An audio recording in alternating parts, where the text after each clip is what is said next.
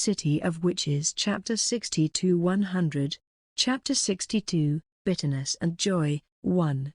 Since you've learned something new, you should try it out, Mr. Assistant, Odile urged Sawu, who kept staring half-dazedly at his palm. She seemed to be curious about his new skill. In fact, Sawu wanted to immediately try out this new shadow magic that he learned. He believed that if he could apply his knowledge of magic into it, he could cast more advanced spells than what the homunculus had used earlier. However, I can't do it. Sawu let out a bitter smile. The magic circuit in my body is tattered. I can't use them even if I want to. Externally, he barely had any wounds, just the 12 holes from the needles he injected himself with and a swollen ankle. However, internally, his condition was considerably worse. He still felt intermittent pain due to his magic circuit overheating from all the mana he took. Well, let's just return to the mansion for now. Alright, I'll ask Master to heal you. Her treatment should make you feel better quickly, and getting her help is more effective than just letting it be. Was that really okay? Letting her heal Sawu's body meant that he'd be revealing the fact that he had used magic. So far, there were already 3 people who knew that he could use magic: Sophia and the twins. After pondering about it briefly, Sawu stated his refusal. Don't worry about it. While it was true that he had saved her precious apprentice witches, the fact that he engaged in a physical relationship with them remained. He pondered about the possibility of them getting out of trouble if they could just keep their mouths shut. Nevertheless, he was still worried about it. After all, a witch who had lived for more than 100 years should have accumulated enough experience to find out whether something was suspicious or not. Are you afraid that someone will find out that you can use magic? You don't need to worry about that. We'll cover for you. You might even get an amazing reward. The twins' excitement to bring him to their master made Sawu wonder whether they had considered the repercussions of that action or not. After once again refusing their offer, Sawu began to sort out the situation. In fact, when he thought about how to cover up this situation smoothly, his head started to spin. Nearly half of the latifundium trees were destroyed and there were clear traces of battle in the area. He wondered how they could cover this situation up. A broken bar. What should we do? How could we return our favor to Mr. Assistant? But, even if we were to tell Master that we've subdued the homunculus, she might not believe us, especially considering that Mr. Assistant took the egg of gnosis. Is there no magic that can restore this place to its original state? This kind of mess is impossible to clean up. To be honest, Sawu didn't hold much hope for a positive response when he asked that question. As the 3 of them stepped outside the Spirit Mountain, they discussed various plots to deal with this incident, but they realized it was too big for them to handle by themselves. It was obvious that the Gemini household would take notice of Sawu in one way or another. A broken bar. I can't come up with anything. Let me think about it a little bit more. Despite them saying that it was okay even if their master found out about this, the twins still looked nervous. Seeing it made Sawu feel anxious. However, their worries immediately became irrelevant. It was because of the people who appeared in front of them after they left the Spirit Mountain. Oh, Master. Hey, you little troublemakers. 2 women approached with quick strides at the same time. They lightly bonked the heads of the twins. What else was it to say? They were the masters of the twins and the current Count of Gemini, Albireo 1TL/N. Albireo is the name of a star system in the constellation of Cygnus. The system consists of a binary star, Albireo and Albireo B, which appear as a single point of light to the naked eye but can be resolved as 2 stars through a telescope, Gemini, and Deneb 2TL/N. Deneb is a name of Arabic origin that refers to the brightest star in the constellation Cygnus. It means tail or tail of a hen in Arabic. Gemini, 2. Since this was an unexpected encounter for him, Sawu could only observe the 2 Geminis, Albireo and Deneb, after boarding the carriage. To be more specific, he could only observe their appearances as they severely scolded the twins. Master, it isn't like what you think. A broken bar. Who told you to enter the Spirit Mountain on your own? Didn't Sister repeatedly tell you that place was dangerous because she sensed a disturbance in the mana flow? We were in the wrong broken bar at first, so Wu wasn't sure what to say. The situation was quite unexpected for him. Because he had only seen the mischievous twins, he thought that Count Gemini would be just as lively and energetic as them. However, now that he saw them in person, he found out that they were dignified ladies. So, a homunculus appeared. While we were distracting it, Mr. Assistant suddenly went a-bang and eradicated it with magic. Look at these little brats, getting excited as if they've done something great. Oh, it hurts, it hurts. Despite her scolding the twins, the master was still a mother-like figure who cherished them like a kid and prioritized them above all else. Go over the, stand up with both your hands up, HNG, yes, a broken bar. After a noisy 30 minutes, filled with explanation and scolding, the carriage quieted down a bit as the twins stood side by side with their hands up. For a broken bar, Deneb, prepare some tea please. Albiru, who seemed furious, tucked a strand of her disheveled black hair behind her ear and approached Sawu, who was sitting frozen like a statue. I heard you saved our two troublemakers, is that correct? She brought up the topic first. Apart from her black hair and purple eyes, which were remarkably similar to Odile's, their appearance was completely different. Her hair, neatly tied in a bun, and her messy dress 3/N. It looks like this, more or less, that revealed every curve of her body, made her look mature. Either that or it was her ample breasts, which were as lavish as sapphires, that gave off that impression. At first, she showed suspicion towards Sawu, but as the twins' explanation went on, the look in her eye changed. They were filled with nothing but goodwill, perhaps due to the twins' fervent attempt to defend him, as they uttered chants of praises upon him. Ah, I only did what I had to do. Oh my, how humble of you. As Sawu respectfully bowed his head, responding to Albiru's words, Deneb poured tea into his cup. The latter seemed to be the younger sister among the two. What surprised Sawu the most after seeing the two counts was Deneb's appearance. Despite them being twins with identical appearances and builds, like Odile and Odette, there was a noticeable difference that was visible between the two. The snow-white hair that distinguished Deneb's appearance from Albiru. Likewise, her eyebrows and eyelashes were also in the same color, giving her a mysterious, almost divine-like aura. This was probably the reason why they were known as the Black and White Twin. Sawu nodded inwardly. You're a slave from the modern world, aren't you? You don't even have a brand, yet you were able to cast a spell of this caliber. Aren't you an impressive one? Tea time started as if it was a matter of course. Sawu felt an inexplicable tension from the two. Two pairs of nearly identical eyes were staring intently at him. Thank you for your kind words, Sir Broken Bar. Hold on, before we continue. We are Broken Bar. Deneb reached out both her hands to his cheeks, as her fingertips, which emitted a pleasant scent, gently touched Sawu's cheeks. He felt the lingering pain in his body completely disappeared. Your body was in a very bad condition, so I treated you. How do you feel? Thank you very much. I feel a lot better now. The result of her action amazed Sawu. In less than a second, all the pain that he had been feeling disappeared. His messy, tattered magic circuit, his swollen ankle, both were healed in an instant. Gemini, the family that was bestowed the noble title of a count, they were well known for their magical tools, but their proficiency in magic was relatively unknown. I appreciate your courage to save our troublemakers, but please refrain from using such reckless magic in the future. Yes, I'll keep your words in mind. Still, it's impressive that you were able to use your wits to take down an homunculus.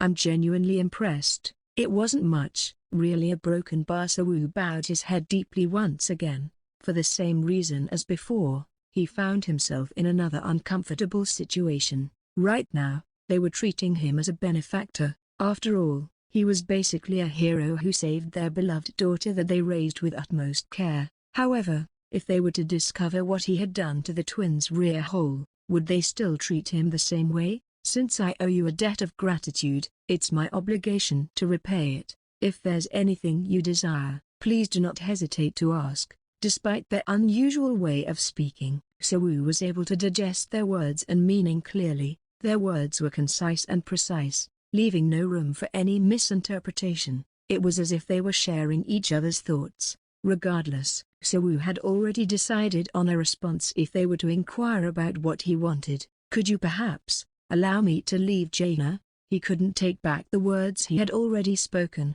but he still felt dejected.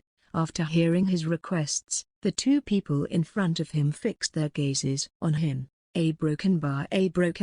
Even though his request wasn't particularly a difficult one, the Count remained silent for a long time, feeling increasingly anxious. Sawu spoke up. "Is it impossible?" "No, it isn't. On the contrary, I can grant it to you easily. Your request is just a little unexpected." "Unexpected? Was there anything surprising about someone getting tired of living as a slave in this place?" As Sawu tilted his head in confusion, Deneb continued her explanation. "I thought that someone like you, who managed to bring down a homunculus in such a difficult circumstance, would have more affection and enthusiasm toward magic, and since there's no better place than Jaina to learn magic, I thought you would stay here." Their words were correct. When Sawu first started studying magic, all he wanted was to get out of Jaina, but as time went by, his thoughts changed. Originally, magic was merely a means to an end for Sawu, but,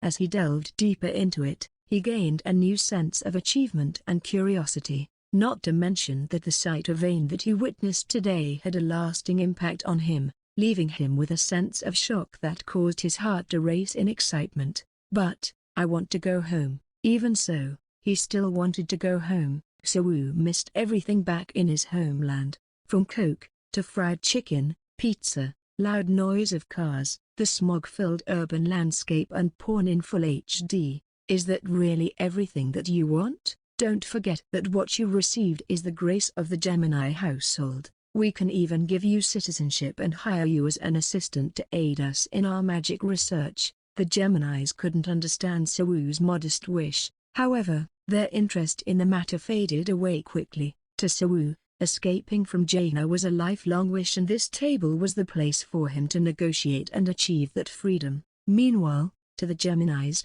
returning one slave to the modern world was merely an errand. It was an easy request that wouldn't leave them with any repercussions. "All right, I'll take care of all the formalities right away. Who owns you? If you're from the academy, then it must be the city hall, correct?" A heartbroken bar at that moment, something that he had overlooked came to mind. "Well, actually, I'm Miss Amelia's exclusive slave. Would that become a problem?" "You're an exclusive slave?" Sawu noticed a momentary look of embarrassment on the Gemini's faces, though they managed to brush it off quickly, perhaps to maintain their dignity. That change in expression made Sawu feel an ominous feeling. "You are broken bar. What to do about these a broken bar?" They let out a light sigh, and Sawu's foreboding turned into reality. In Jaina, an exclusive slave means that particular slave is considered as a private property. If you were owned by the city hall, then I could just pay you to set you free,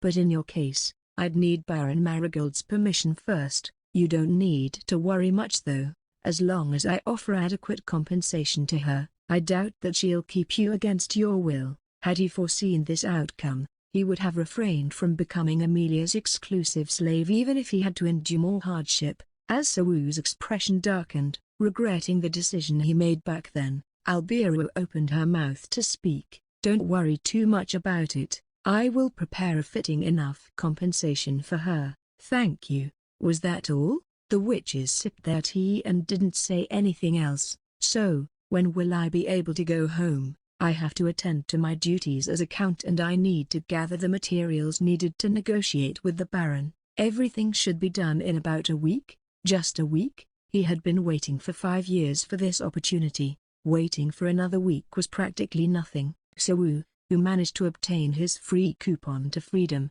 concealed his desire to do a somersault right there and then. Still, it felt like his 3 years of researching magic had been for naught. Then again, without it, he wouldn't have gained this opportunity in the first place. "Thank you very much." "Don't mention it. I'm just repaying my debt." He wasn't sure how Amelia would react to this, but surely nothing unexpected would happen, right? After all, the Count of Gemini was known for their wealth. Even Amelia would be delighted with the wealth they offered as a compensation to repay their favor to Sawu. All right, let's go check on the Spirit Mountain's condition first. Troublemakers. Yes, yes, Master. Odile and Odette, who were still standing in the corner with their hands raised, rushed towards the table with frightening speed as soon as the conversation ended.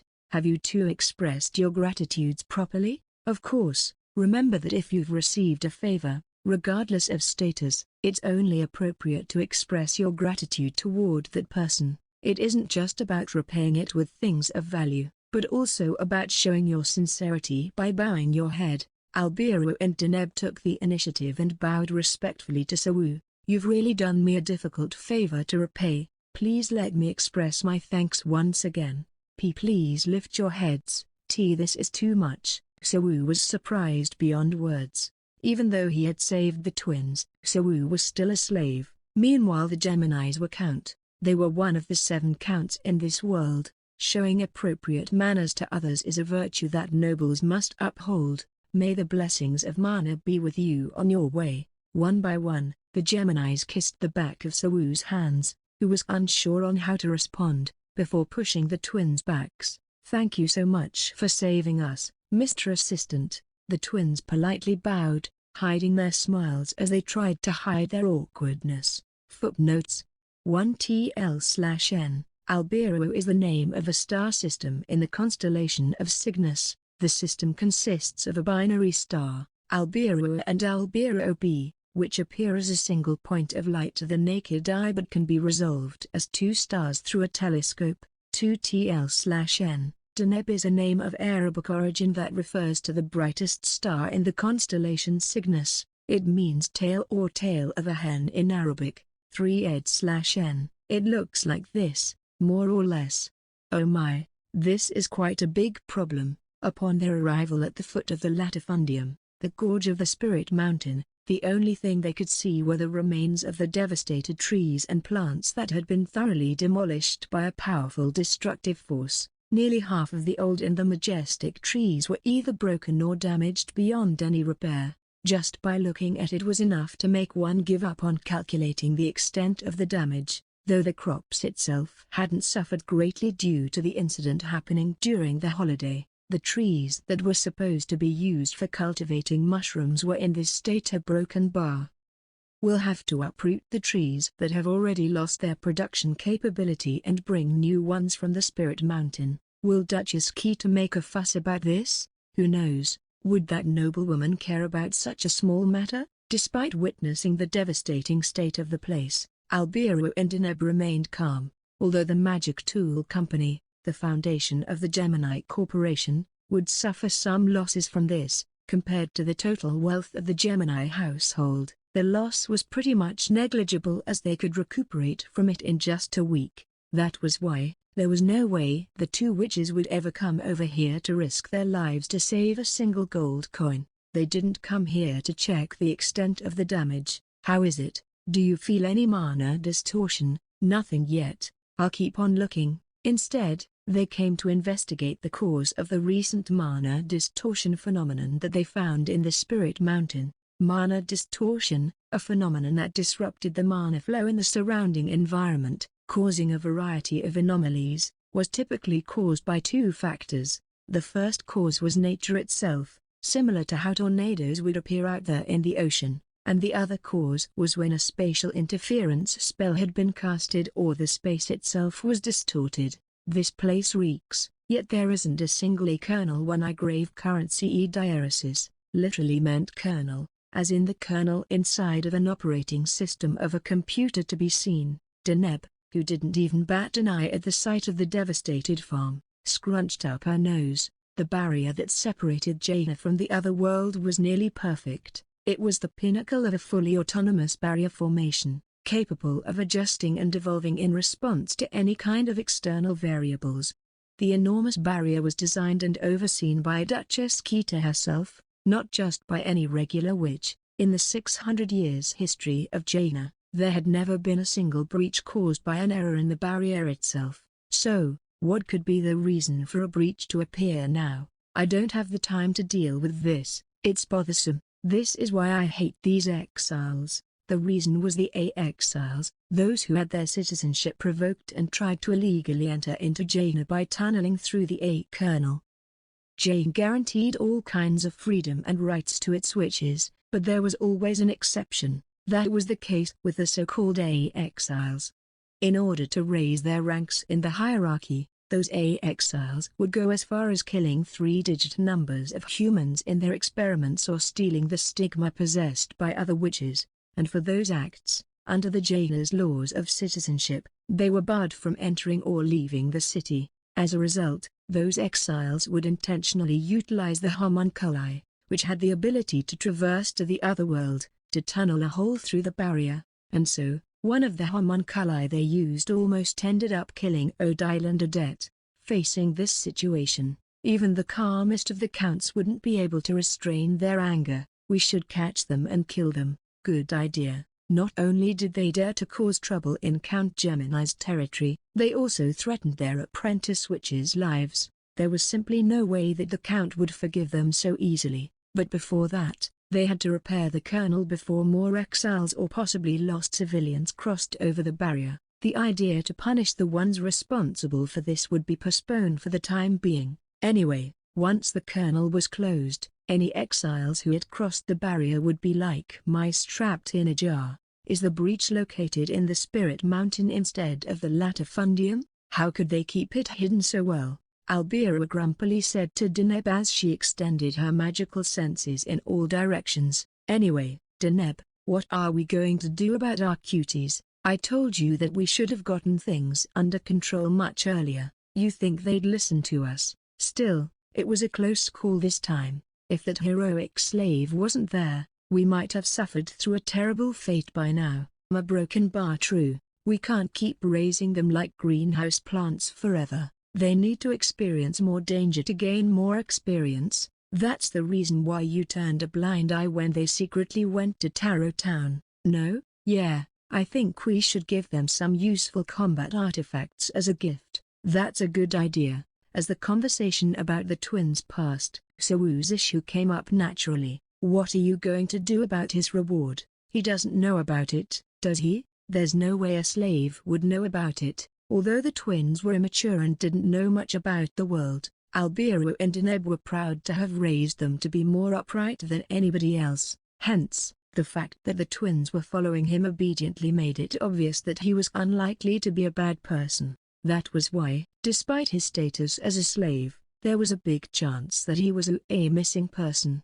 A broken bar, what a predicament. Albiru fell silent at Deneb's words. What if we propose a different form of reward for him instead? If he doesn't like the idea of being a slave, we could take him in as a family chef or something. Certainly, if he misses the modern world so much, it should be okay to make him accompany our little cuties as a guide when they go out to play in that world later. Still, his opinion is the most important thing. Even if they were to send him back to the modern world, there was a chance that he wouldn't be able to return to the life he missed so much. But, it wasn't like they could force him to stay if he didn't want to stay. Let's ask him about it again. Regardless, we still need to prepare some materials to persuade Baron Marigold. If he still insists on going back to the modern world even after we explain the situation to him, we could at least help him to settle down there in the future. Sounds great. We need to do at least that much to keep up our appearance.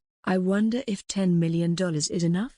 While exchanging various words, Albiero and Deneb continued to fly, covering a wide area to look for the Colonel. 2. Freedom. How sweet of a word was it? Sawu, who got off the twins' carriage and returned home, could hardly contain his excitement. He only needed to wait for a little longer to enjoy the rights that he should have as a man living in modern times, not as a slave. Fuck Jaina. Fuck witches. A city for the witches? All bullshit. Sawu hummed a rap he made on the spot. But, in the midst of his excitement, he suddenly felt a sense of emptiness. For 5 years, living in slavery, he had only thought of escaping this place and nothing else. However, after finding himself in this situation, a broken bar, he felt like the exhausting, difficult military life that he'd thought would go on longer had suddenly been shortened as he was discharged overnight by the new superior who had just taken his office. It felt as though he had lost his way. While freedom brought joy, it also brought the emptiness that existed alongside it. So-woo researched magic, something that he had never encountered before, sitting up late at night, copying magic formulas on paper while being enthralled by the beauty and the mystery that only magic could bring. He could already start to beautify all his suffering in this place. What the fuck, I'm already feeling nostalgic. This was a serious predicament for him. If he kept this up, later he might end up thinking things like, although Amelia is grumpy like an old man, she still has a cute side. But, will Amelia let go of me? Being seized by that sudden anxiety, So-woo shook his head. He realized that he had been overly self-conscious. Amelia was a witch who had lived for 150 years while he was just a lowly slave. Besides, it had already been confirmed that she bore no feelings for him. Since Count Gemini was personally involved in the negotiation, Amelia would probably give them her approval under certain conditions. As he looked up at the sky, he noticed that the sun had already starting to fade into the distance. The first person he went to find was Takasho, who was loitering near the caretaker's quarter, smoking. "Oh, you're back in one piece it seems." As soon as Takasho saw So-woo, he put his hands together, bent his waist and ran over. Seeing his funny appearance, So-woo let out a chuckle. "Let's have a drink, Takasho. It's been a while since we had one. What's the occasion? Finally hooked up with someone?" So-woo then brought Takasho, who showed the reaction that he expected, into his lodgings. A broken bar anyway. That's how it turned out, with cheap alcohol and some dried fish. While sitting on the floor, sharing a cup of alcohol, So-woo spent about an hour explaining everything that had happened until now, from his pursuit of escape, delving into the world of magic, to his incident with the twins. He told him everything, though he left out the 19+ details. And lastly, he mentioned that he had received a guarantee that he'd be sent back to the modern world from Count Gemini. Takasho, who had been listening attentively to his words with folded arms, suddenly jumped up and put him in a headlock. "Ow, ow, what the hell are you doing? You fucker, you hid so much things from me and yet you called yourself my friend? That's why I'm telling you everything right now. Let me go. How the fuck are you this damn strong?" Surprisingly, Takasho was a man of great strength. He released So-woo, who was almost about to pass out from the pressure on the side of his neck. So-woo rubbed his neck and glared at him. Takasho then downed another cup of wine in one gulp before letting out a satisfied sigh. "So broken bar you'll be going? It isn't like I can back down now. I can ask them for a favor for you. By the way, as you've heard, I made quite a big achievement, so it's possible. Unlike me, you aren't under any kind of exclusive contract. You belong to the city hall, so your case shouldn't be more complicated than mine." "Really?" After hearing that, Takasho looked a little sad. So-woo wasn't exactly feeling cheerful either. After all, they were close friends for the whole 5 years of their lives as slaves. They probably wouldn't see each other ever again. "Thanks for the offer, but I'll stay here." "Really? You won't come with me? Stop talking nonsense. You haven't even brought up the idea to the Count yet." Takasho chuckled before plopping down on the bed. In truth, Takasho preferred his life here more than back in the modern world. The reason why So-woo didn't bother to mention him in the first place was because he knew that Takasho wouldn't choose to go back. "Who'll I go to the bar with on weekends when you're gone? Damn it, just go with the witch that you like." The news must be quite shocking for Takasho. He must have thought that they'd stay together as friends for the rest of their lives, but suddenly So-woo told him that he'd be going back to the modern world by himself. Despite his anxiety about being left alone in Jaina though, Takasho sincerely congratulated So-woo. With tears streaming down his face, he hugged So-woo tightly and patted his back. "Still, everything turned out well for you. That's great. You're smarter than me. You'll do well even when you get out of this place." Despite expecting this kind of reaction from him, So-woo still felt a tingling sensation in his nose. "Hey man, I know I used to call you a cloven-footed 2I grave superscript A1 half E diaresis degrees OI grave apostrophe. It's a Korean derogatory term for Japanese all the time, but I didn't really mean it. The truth is that I'm grateful for your presence all this time. Without you, I would have been caught from trying to escape since a long time ago and would have already been dragged to the dock. I'm just grateful that I have someone to talk to. As the passionate embrace between the two men came to an end, with his face still filled with tears, Takasho held back his tears and put on a brave face, though it ended up in his face looking particularly distorted. "Oi, are you crying, Sawu?" After Takasho downed another cup of alcohol and caught his breath, he spoke. "If someone were to cast a spell on me, turning me into a cute girl, and if I were able to become a witch and be able to freely come and go a broken bar." He smiled brightly, the tears in his eyes glistened. "I'll find you and I'll suck your dick." Shivers ran down Sawu's spine after hearing Takasho's joke. At this moment, he was undoubtedly scarier than the homunculus from before. "Stop talking nonsense and drink." "Okay, cheers." They needed a lot of alcohol today so that they could share a bunch of stories they'd never be able to share in the future. Suddenly, Takasho spoke up. Something just came to my mind. What if Amelia doesn't let you go? Then, I'd just have to continue my research." "That sounds dangerous." "It isn't a big deal. I've been doing it all this time. I'd only need to continue it for a little bit longer." The bond between the two men deepened as they watched the sunset together. Footnotes: 1I grave currency E diaresis, literally meant kernel, as in the kernel inside of an operating system of a computer. 2I grave superscript A1 half E diaresis degrees OI grave apostrophe. It's a Korean derogatory term for Japanese. Around 10 o'clock, Sawu didn't have a particularly strong tolerance for alcohol to begin with. He tried to match Takasho's pace, despite him being a skilled host who was used to alcohol, and ended up vomiting all the alcohol he consumed. Still feeling giddy, he stumbled his way toward Amelia's lodgings. Until the moment he saw the building, he had been thinking of turning in early because of his headache, but after he saw it, his nervousness took over. The reason why he felt that way was because earlier, he rejected Amelia's offer and went on a picnic with the twins instead.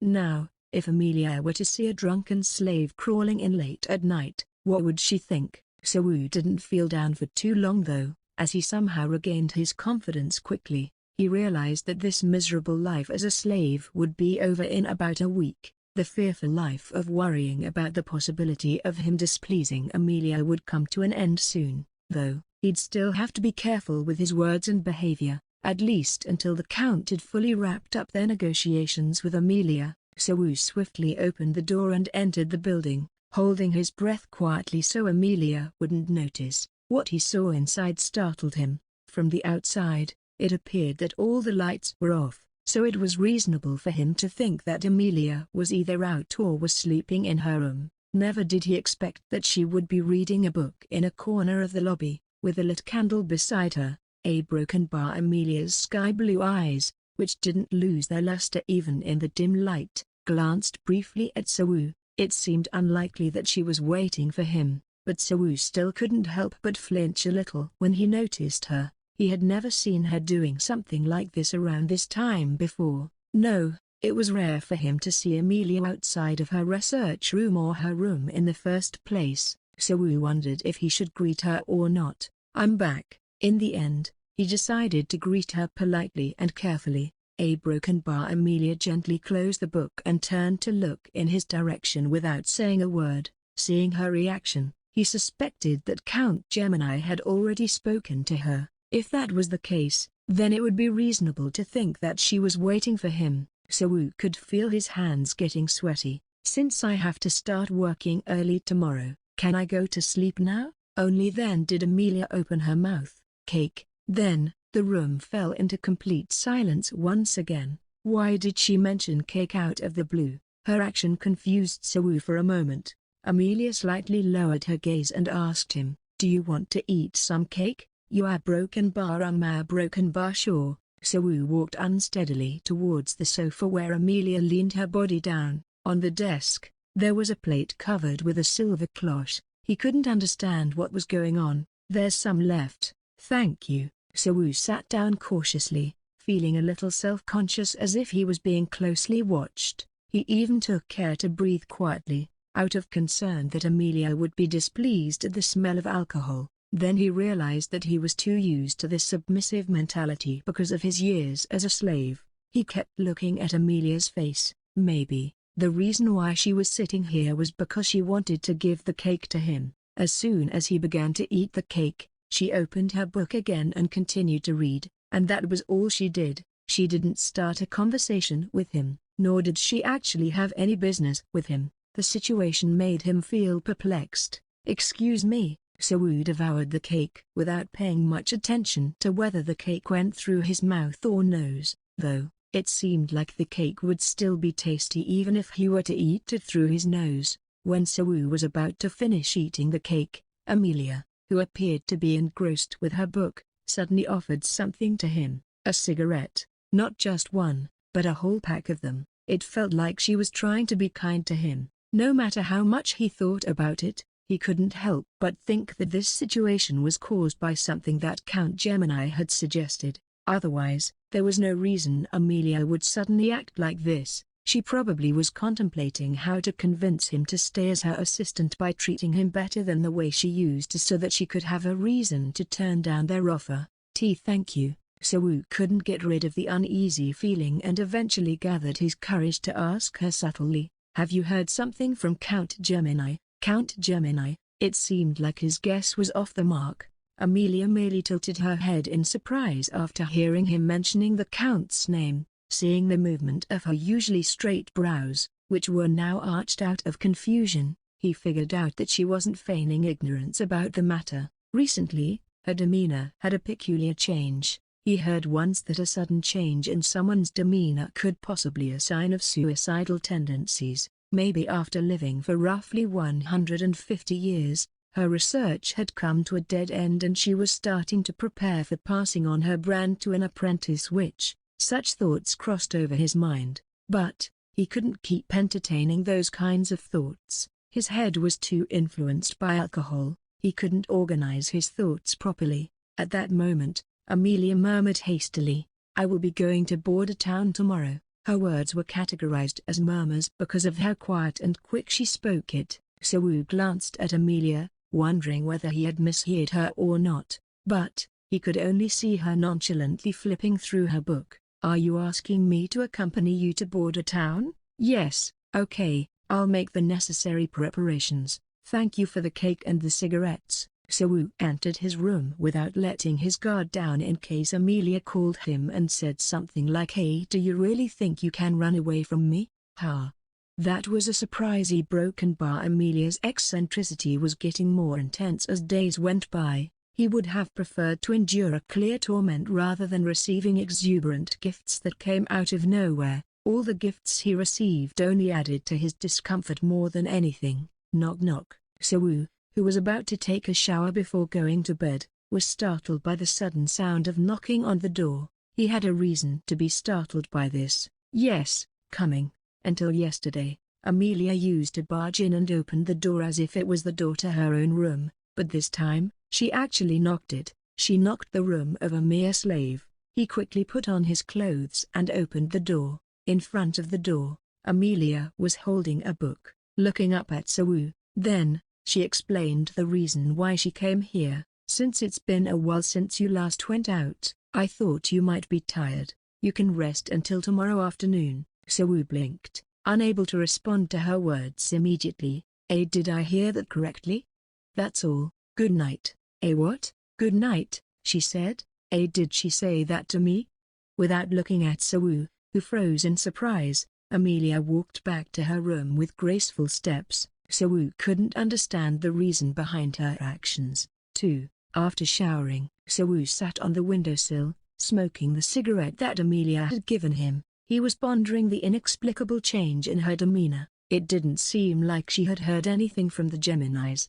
After he became her assistant, she gave him a lot of things, starting from exquisite lodging, tailored suits, pajamas, even cigarettes and cakes. Of course, The amount of money she spent for him was nothing much for her, but the amount of money she spent wasn't important. Her attitude toward him was. For the longest time, she acted as if she could eat him any time she wanted. That was why when she suddenly acted all friendly like this, he was more terrified than anything. There were two possible reasons for this change. 1. She genuinely had a change of heart and was trying to make up for all the trouble she had put him through. 2. While she didn't show it, she might have considered him as her own person and tried to take better care of him as his superior. He couldn't help but wonder what brought this change to her, though he wasn't seriously concerned about it. After all, this dilemma he was facing would soon become irrelevant. For now, he got to feast his eyes on Amelia while waiting for the promised time to come.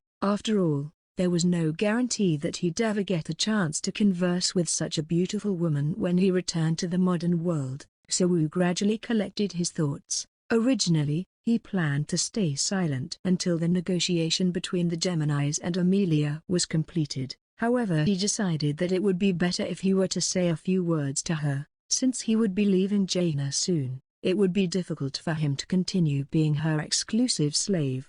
Along with requesting her permission to leave, he also intended to display the minimum courtesy to her. It isn't hard for me to do it anyway. He had gone through a lot of painful things because of her, yet a few days of her kindness could make his heart feel at ease. It was astonishing.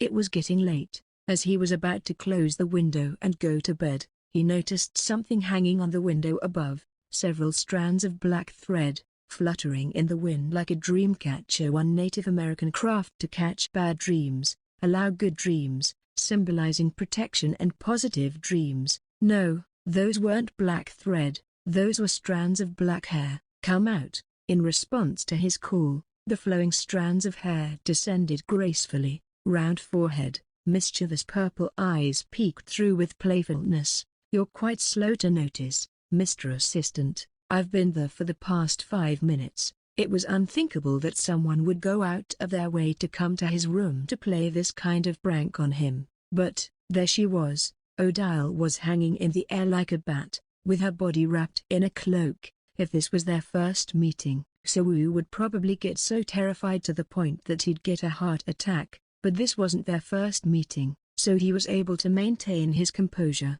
Can't you just come in here normally? Should I go through the front gate right now? I'll greet the professor while I'm at it. Ugh, just come in. As Wu flung the window wide open, Odile swiftly glided into the room. "Tada, I'm here too." Following her from behind, Adet popped out from the window and landed inside Wu's room.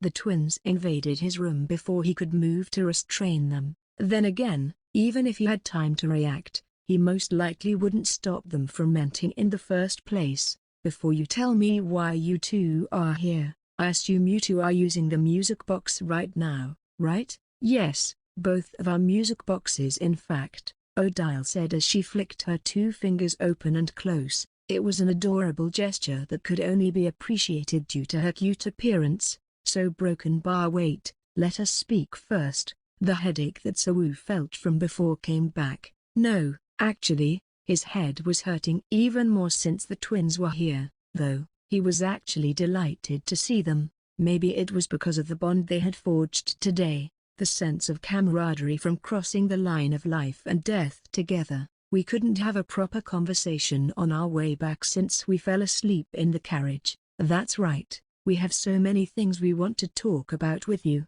Mr. Assistant. Despite the somewhat austere atmosphere of the room due to how old-fashioned it looked, it became more vibrant the moment the energetic twins entered. You aren't going to send us back just like that, right?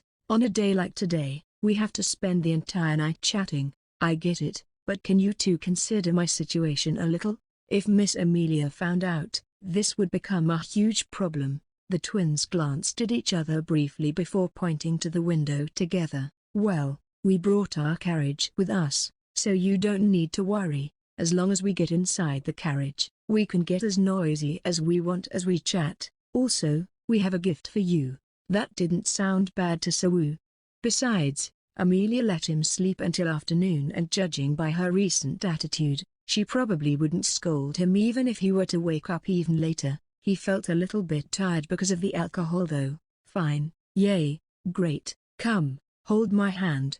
Adette jumped up and down excitedly while Odile reached out her hand as she opened the window. The twins were really carefree.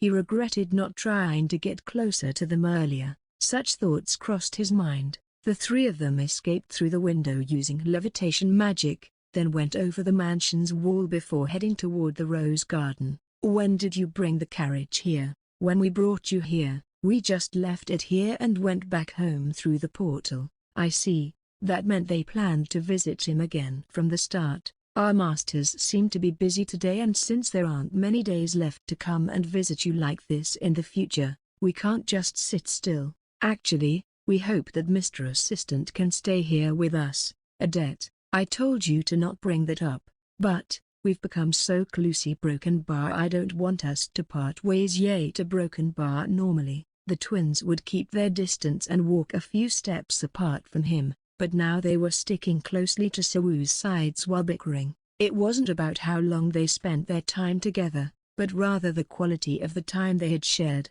After they trusted each other as they put their lives on the line, their relationship had developed significantly. Case on point was Adette, who had never been so affectionate before, but now, she was clinging to Sewu's arm, flowers in both arms. A cliche tilde copyright D scene flashed through his mind. Sewu opened the carriage door, smelling the fresh and pleasant scent emanating from the top of the twins' head. Footnotes: one Native American craft to catch bad dreams, allow good dreams, symbolizing protection and positive dreams. A broken bar. That's why I really thought everything would end there. Even now, I'm still trembling in fear. If I got attacked once or twice more, I'd sure be done for. As soon as they got into the carriage and sat down on the couch, the group began to chat noisily. The topic was obviously the homunculus hunt in the latifundium earlier today. At first, he was concerned that they might have some kind of trauma from getting into a life-or-death situation.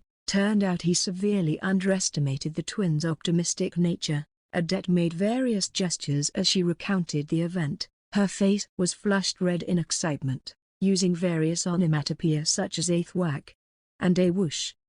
She vividly described the life-or-death situation, and then, the crucial moment came. Mr. Assistant with his ultimate move, a hard spear 1 I grave E diaresis 1/4 E diaresis I my grave I grave degrees 1/2, literally meant spear of Ard appeared. With a masterful strike, the wicked homunculus was shattered into pieces. By the way, I was the one who came up with that name. Doesn't it sound cool? It does. Sewu chuckled and leaned back on the sofa. Although he already knew everything, it still felt fun to listen to them.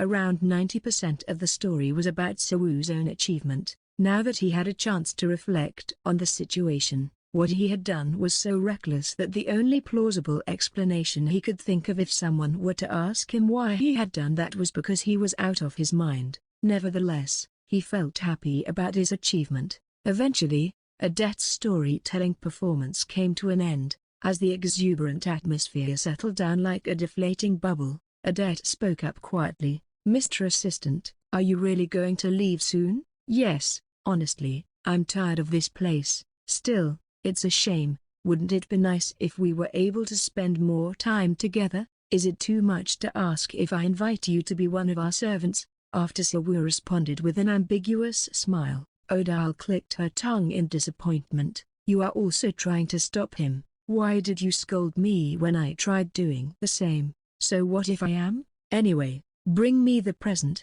Adette. Sure, but you're going to give him the present already? Present? Adette went toward the minibar and came back holding a wooden basket in her hands, the same one she brought to store their sandwiches. You're our savior, Mr. Assistant, so we prepared things that Mr. Assistant would like. Miss Odile Broken Bar. Miss Adette Broken Bar. Considering how eventful the day had been, it wouldn't have been surprising for them to fall asleep as soon as they returned home, but instead of that, they prepared a present for him instead. Amidst all the chaos, it was an incredibly touching gesture of affection. Whether Mr. Assistant is a wizard or not, whether you'll face any adversity or hardship, we swear to be Shin Sewu's eternal friends. Odile and Adette, who uttered words that reminded Sawu of a ceremonial gesture, exchanged small handshakes with him in succession. "Don't be too sad, it doesn't mean he'll be separated forever. Yeah,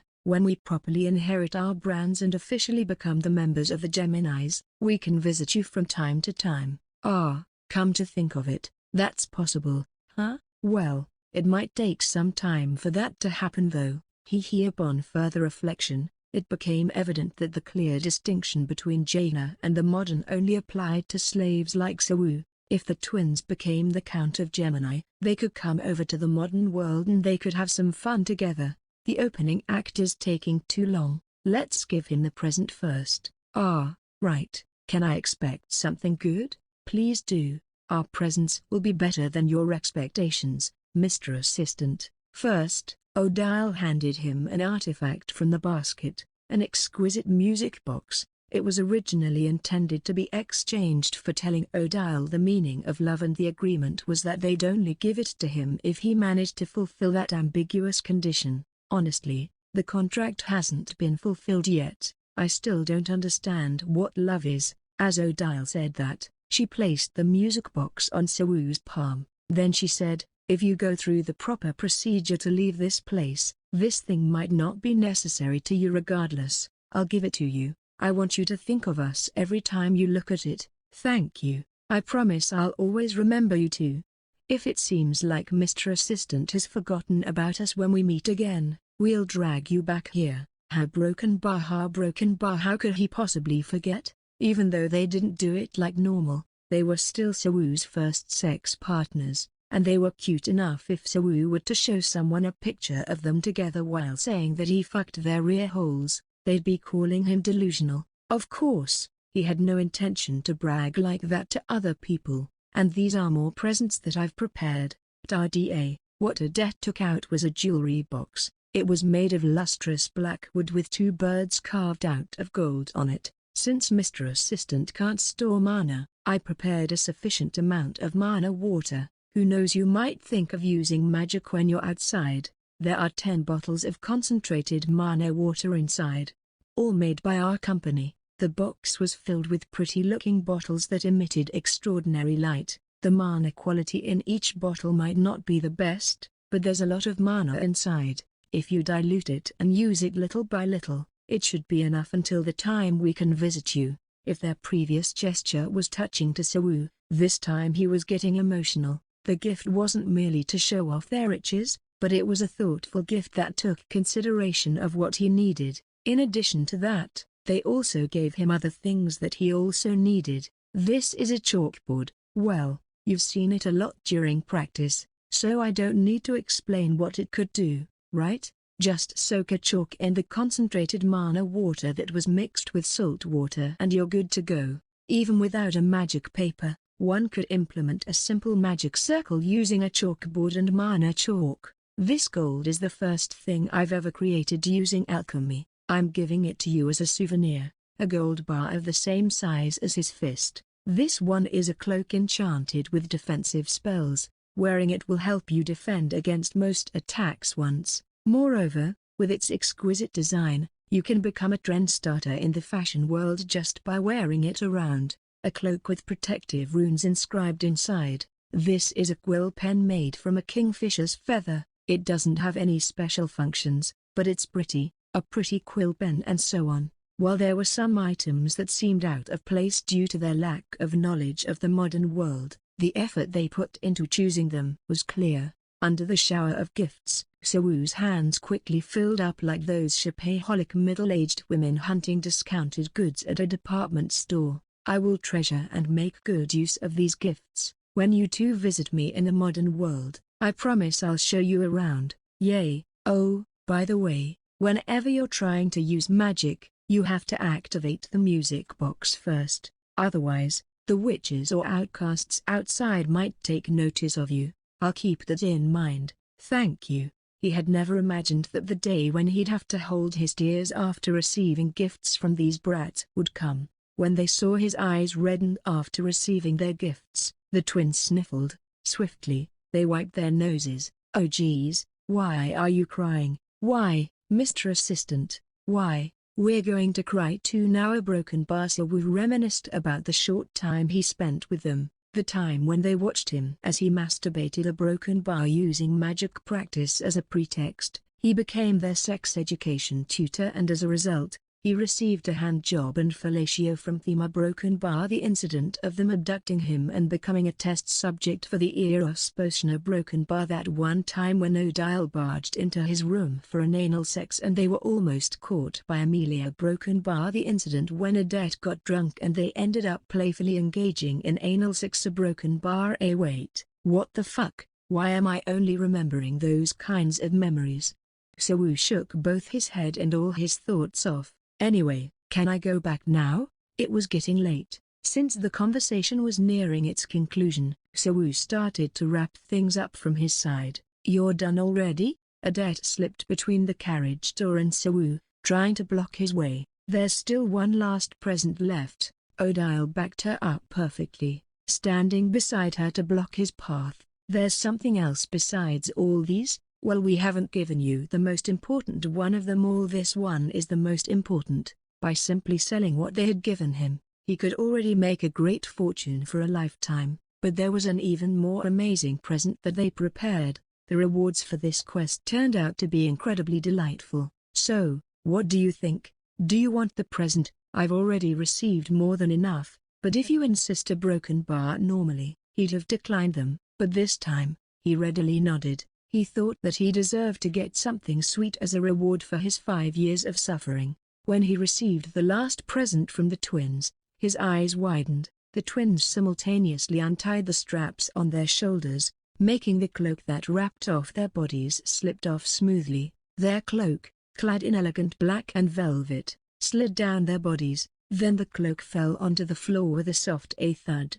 No wonder they were still wrapped tightly in their cloak when they entered the carriage. Under the black cloak were the twins' fair naked bodies. With a pose akin to models, they faced each other, proudly displaying their bare bodies. Were you surprised? Come to think of it, we've seen Mr. Assistant's naked body many times, but he has never seen ours. Odette shyly smiled and subtly twisted her body as if she was feeling embarrassed facing Sawu's piercing gaze, but she made no effort to cover her chest with her hands. On the contrary, she made it easier for Sawu to appreciate her body by relaxing her shoulders and chest. Their pure white skin shimmered brightly in the soft dim light. The noble bodies of the twin, meticulously cared for by the maids every day, emitted a subtle radiance whenever the flame flickered on the candlesticks that were adorned with scattered jewel dust.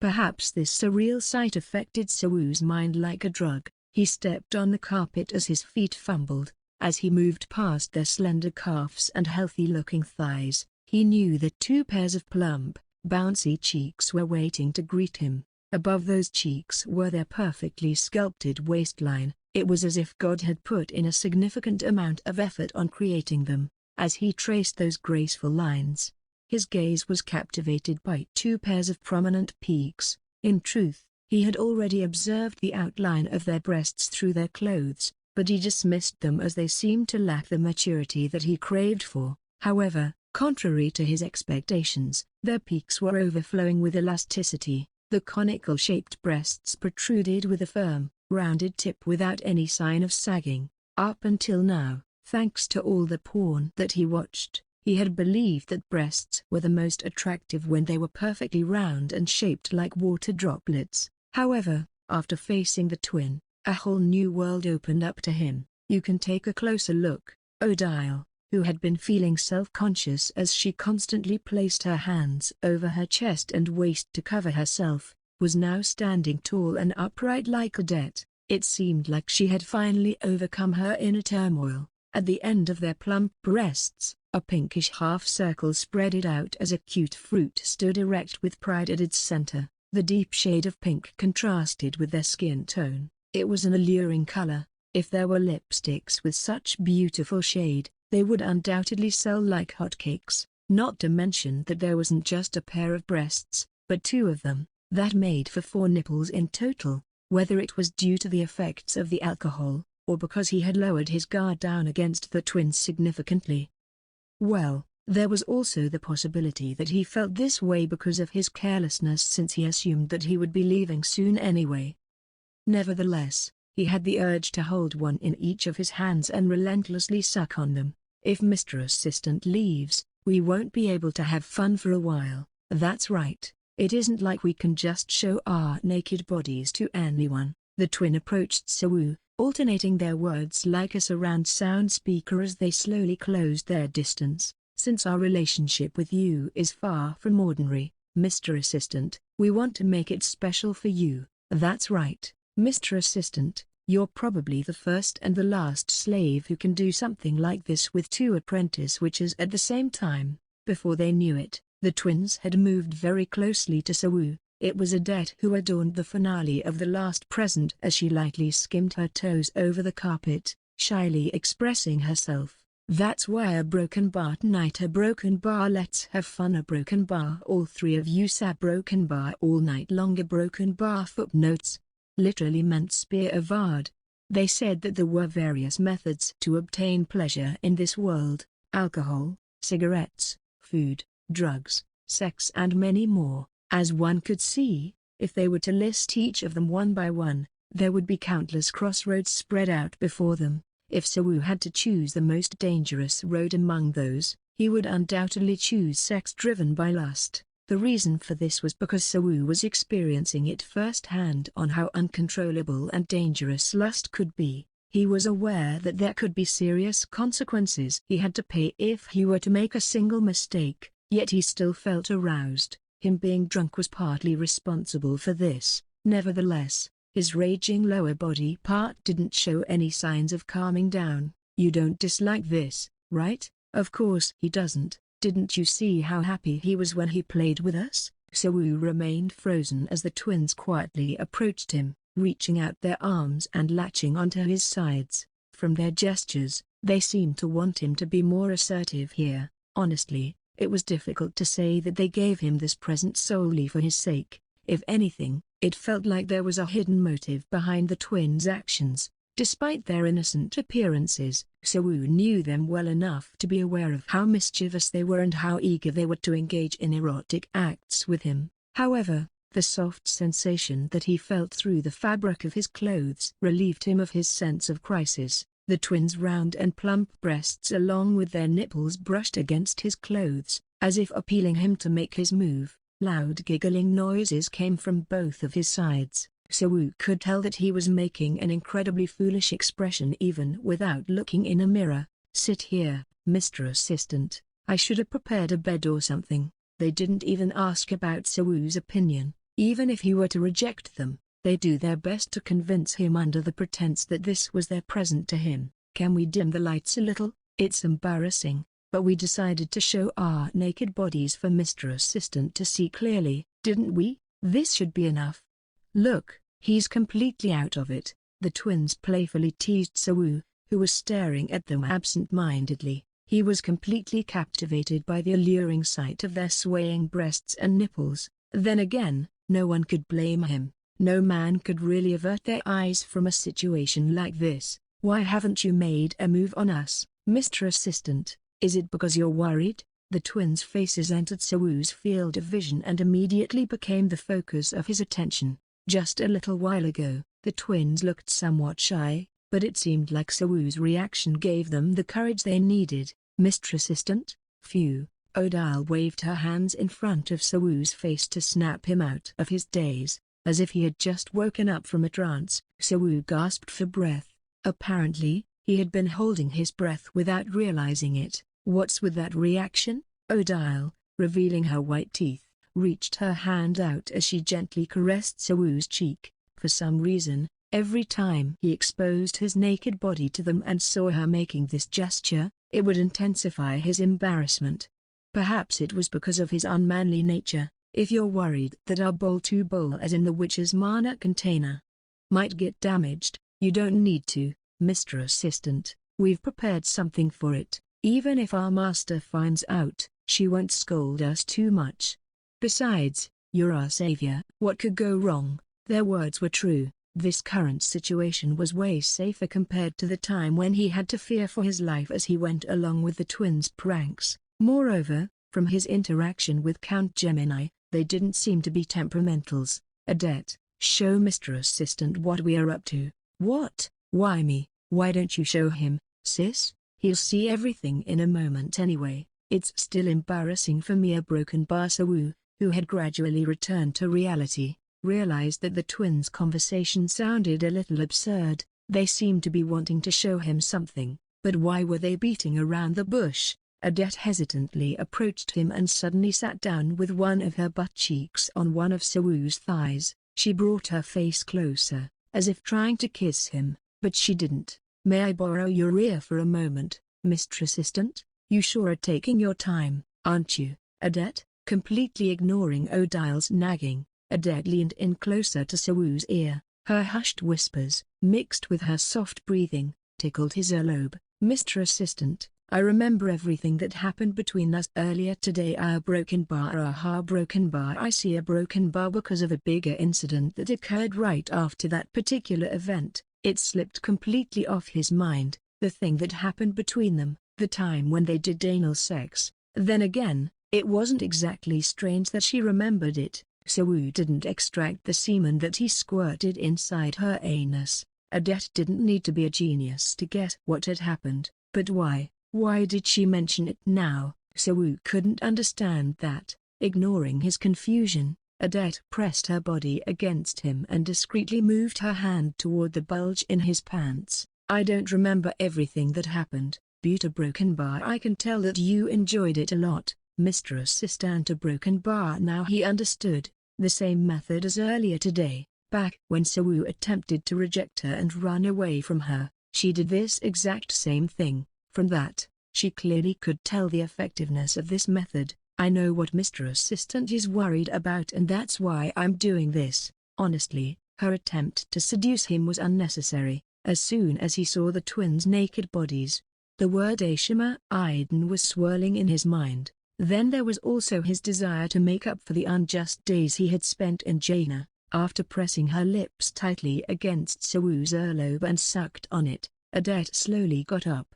She stood up from the couch with one of her feet resting next to Sawu's thighs. Then, she presented her pussy directly to Sawu's eyes, as if she was showing it off to him. Aha, broken bar. There was a sticker attached to it. Number. In this case, calling it a seal would probably be more appropriate. In place of panties, a thin piece of paper delicately clung to her tight pussy. The paper was so thin that it revealed not only the shape of her plump mound, but also the outline of her protruding clitoris. Engraved on it were runic characters that prevented the flow of magic. With this, there won't be any risk of Mr. Assistant's magic flowing in and damaging my bola. Broken bar. I doubt that there's any risk involved with the act, but we prepared it anyway because you seem to be concerned about it, Mr. Assistant. They were completely prepared for this, so there was no need for him to hold back anymore. As Adet said, he could play as much as he wanted with the twins all that night long. A full-course meal, a suitable main dish for his graduation party from Jaina. Aha, broken bar. Mr. Assistant. He pulled Adet's waist, who was showing off the seal on her pussy while half squatting. I'm not a man if I refuse them after they go this far. Geez, you don't need to do this just to prevent me from running a wire. Broken bar. After placing Adet on his lap, Sawu stared at her chest lustfully as they had been capturing his attention since earlier. Are you going to broken bar? With your mouth a question mark? And without any hesitation, he covered her adorable nipple with his lips. Immediately after that, a moan escaped her lips. He could feel the softness of her breast as it was pressed against his nose. There was a refreshing scent emanating from it, compared to her chest that felt as smooth as porcelain. The area around her nipple felt slightly bumpier. Sawu quickly skimmed around the area with his tongue. Haha, broken bar. Adet, who was shaking uncontrollably, embraced Sawu's head. Then, Sawu began to stimulate her sensitive nipple, focusing on the soft mound that had been rolling around in his mouth. A broken bar. Haha, broken bar. Aside from feeling ticklish, Adet also felt pleasure from the act. It was the first time in her life that she ever experienced this kind of sensation. It made her involuntarily widened her eyes and twitched her shoulders in excitement. It feels good. A broken bar. Mr. Assistant. A broken bar. After a while, the delicate bud that quivered as it followed Sewu's tongue's movement gradually stiffened as he continued stimulating it. It felt like the bud was about to blossom. From his prior experience, he could tell that Aved was sensitive. The slightest touch from him would make her react with a pleasant shudder, and unlike Odile, she didn't even bother concealing the fact that she enjoyed his touches. He only sucked her breasts a little, but she had already trembled as if she was about to pee. "How long are you going to keep me waiting?" At first, Sewu wanted to enjoy the moment leisurely as he attempted to use the techniques he had learned from all the porn that he watched, but Odile interrupted him. Sister, a broken bar. Don't scream so suddenly like that, you scared me." As her hazy eyes cleared, Aved, who was being drawn into the world of pleasure, suddenly regained her senses and started to quarrel with Odile. "You were supposed to explain our plan to him, not start playing with him on your own. Besides, you already had your fun with him this morning." Odile pulled Aved away despite the latter desperately clinging to Sewu. "Why do you keep acting as if I'm doing something wrong? Do you think I don't know about you playing around with him sneakily?" What? Hearing that, Odile's face turned bright red. Sewu revealed everything when Aved used the poem of confession on him, a fact that Odile wasn't aware of. "You tried to monopolize Mr. Assistant while keeping me in the dark, but I only got him to insert the tip." "Really? That's on you then. Why would you get a head start without even making any progress?" "Meanwhile, Mr. Assistant pounded me from behind without holding anything back." Her tone filled with arrogance. Aved teased her sister. In response to that, Odile could only pout. The twins had always competed against each other without any particular reason. Odile, with her fists clenched out of anger, walked up to Sewu and abruptly pushed her chest in front of his face.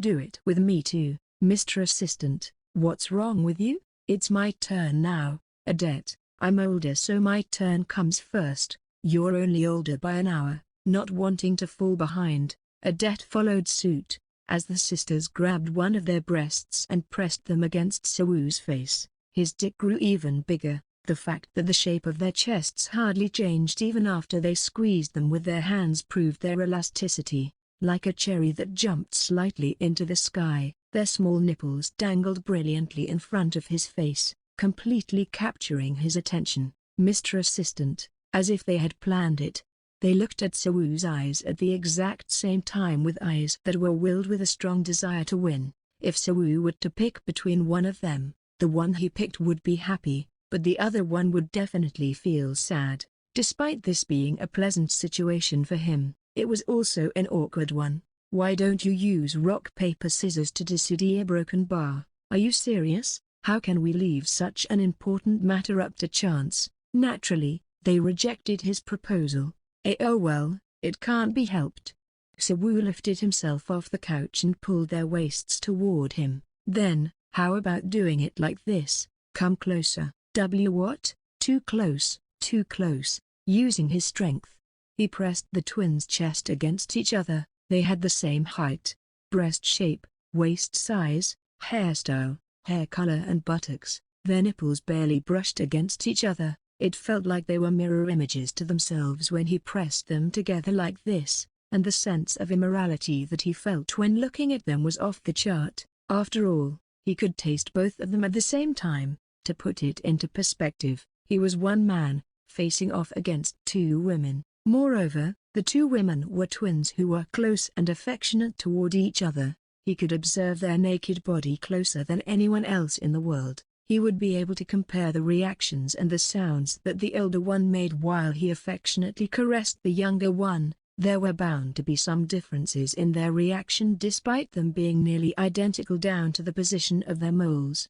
And he could also have sex with the older one before doing it with the younger one to compare the tightness of their holes. How many people in the world have experienced such a luxurious and thrilling experience? Considering that the twins' appearance was second to none compared to anyone in the modern world, Sewu was probably the first person who got to experience this. As his excitement peaked, His rationality left him as his instincts took over. If I can't decide on one, why can't I do both of you at the same time? He licked his lips with anticipation and poked his tongue out through the space where the twins' nipples met. Footnotes: 1. Basically having sex with two sisters at once. 2. Bolas in the witch's mana container. Aha, broken bar, no broken bar. Like rolling two pieces of candies in his mouth, Siwo played with the twins' nipples. In truth, the act of sucking nipples didn't give any pleasure to men. However, the sensation the nipples gave out made them feel an inexplicable urge to keep on sucking them. Our nipples keep touching. Cease a broken bar, it feels weird. A broken bar, the tongue ear broken bar, it's so slippery. A broken bar. 10 minutes passed just like that. The initially restless and chatty twins fell silent. Their once soft nipples had become firm enough that one could tie a string on them. Their playful laughters that sounded so pleasant in Sawu's ears had turned into nervous breathing. Ha ha, broken bar, oh a broken bar. No matter how inexperienced Sawu was, he at least knew the reason why this change happened. He felt increasing pressure in the arms that were wrapped around the twins' waists. It was clear that their legs were gradually losing their strength. A broken bar, aha, broken bar, and a broken bar. Every time their nipples grazed against his tongue or pressed against each other's, their moans of pleasure grew louder. If Sawu were to use Adet's wording, the ape play started light-heartedly, but after a while, it got more intense. Odile, who was watching Sawu sucking her breast with her moist eyes, spoke out at that moment. Unlike usual, her voice sounded unusually weak. Mr. Assistant, a broken bar. Yes, Miss Odile. Should we also use our mouths like you?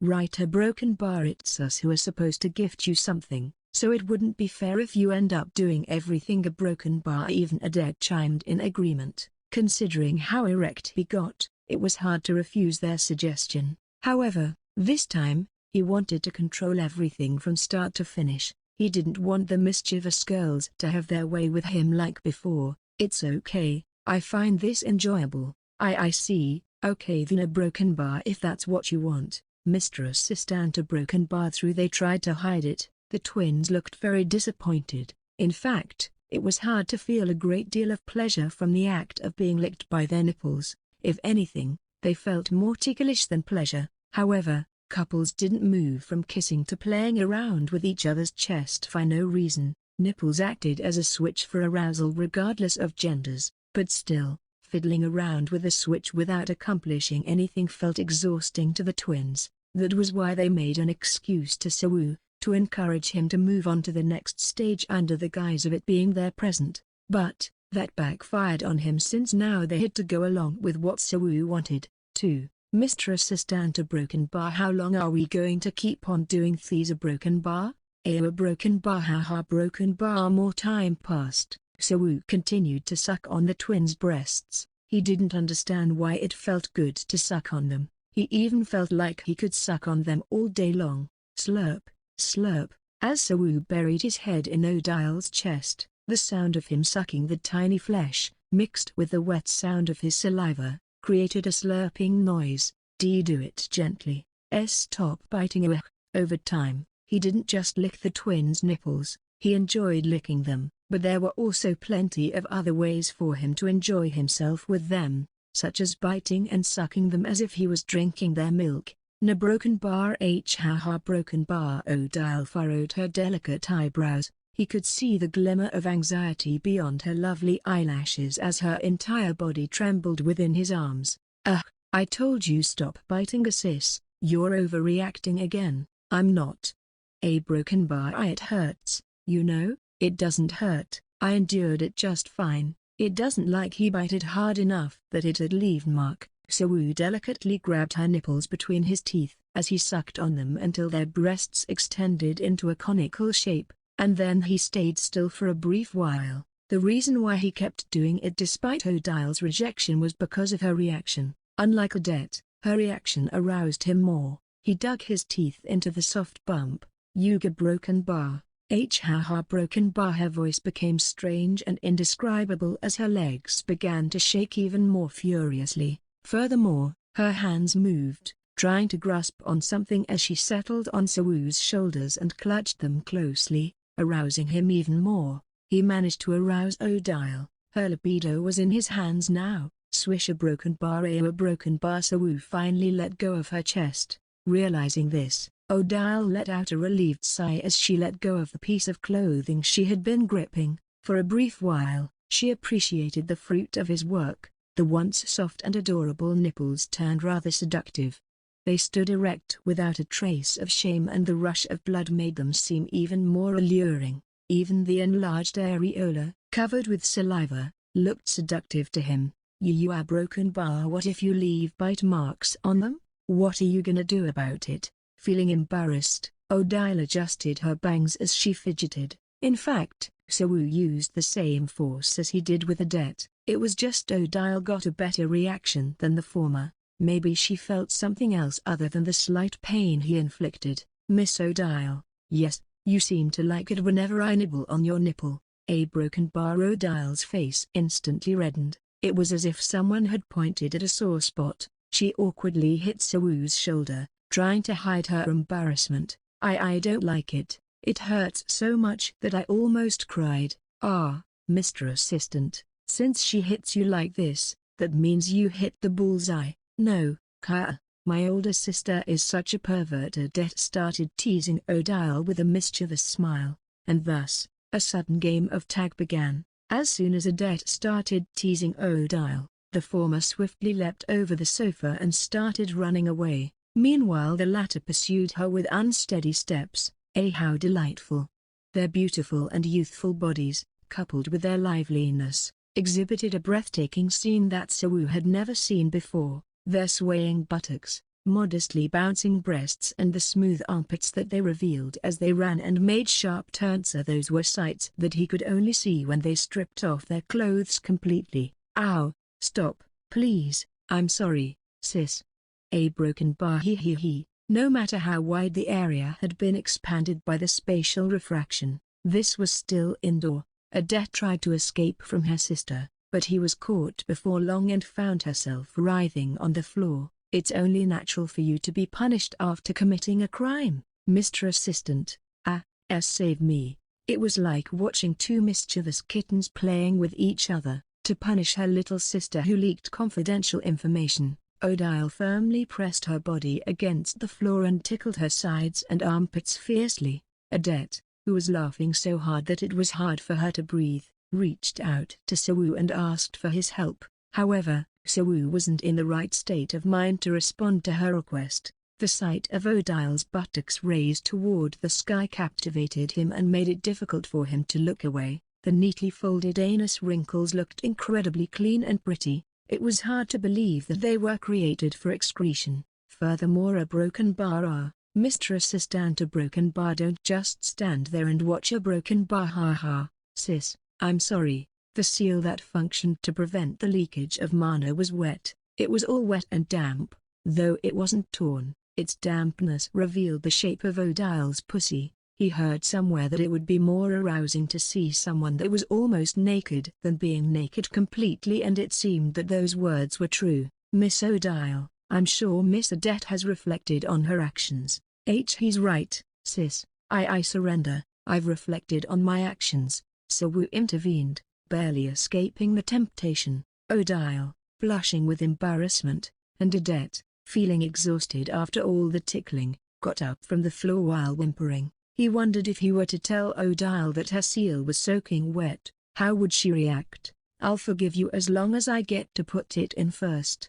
Yes, a broken bar. Sorry, sis, a broken bar. The situation calmed down. They tidied their disheveled hair. Then, Sawu led the reconciled sisters toward the couch. Come here and get down, side by side. A broken bar. He can see everything, can he? Now I feel a little embarrassed. If it's Mr. Assistant, I don't mind if he were to see everything. The twins knelt on the couch, supporting themselves with their hands on the backrest. Two white and well-shaped buttocks appeared in front of Sawu. This scene made him sigh in awe toward the universe's grandeur. How many times had it happened today? He lost count of it. Mr. Assistant, if you look in that basket, you'll find the fragrant soil we prepared. Yes, I saw it earlier. Sawu took out the fragrant soil and applied it to his hands. The twins arched their buttocks like cats in heat, preparing to receive Sawu's rod. Both of them kept their mouths shut, either because they were anticipating something or because they were embarrassed since they were revealing their intimate parts to him.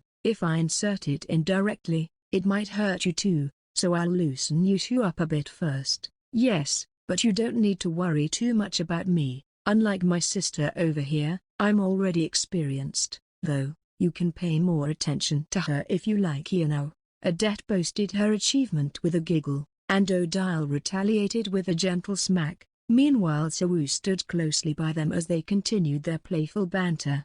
Now, it was time for the performance to start. Symphony of Lust in G-string by the twin sisters who were writhing in pleasure. Sawu, the conductor at the day, checked the condition of the instruments before starting the performance. First, the buttocks texture. He wanted it to have a good sound when he slapped it.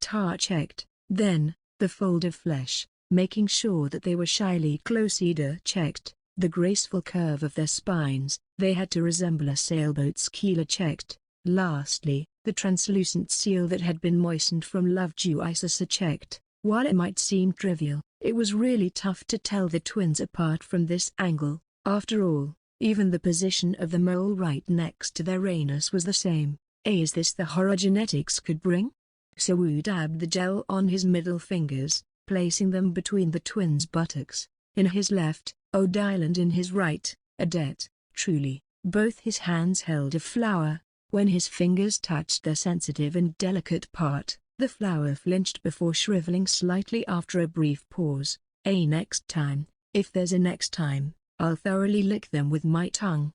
Their holes were clean to the point that Sawu was willing to put his tongue inside and lick them greedily, but he didn't have the time to do that now. Let's begin.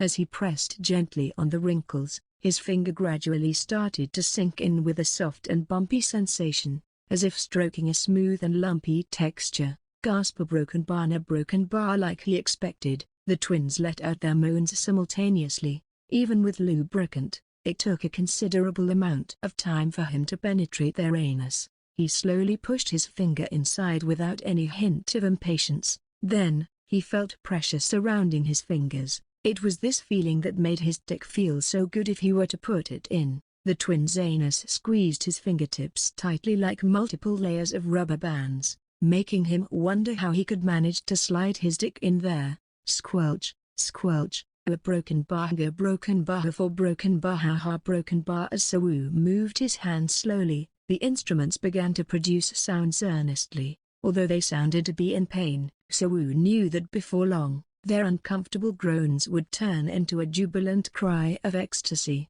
As Sawu witnessed the toes that were presented to him wriggling conspicuously, he intensified his performance with a newfound vigor. In a quaint interior, on the couch, covered with quilt, a fervor of passion gently flowed. Squelch, swoosh, ha broken bar a broken bar a broken bar gasp a broken bar alongside a pair of fingers moving in a constant rhythm like a metronome. The twins took turns singing in a seductive voice. They no longer joked around with each other or talked to Sawu, burying their heads quietly in the couch's backrest. They shook their butts, trying to indulge every drop of pleasure that was given to them.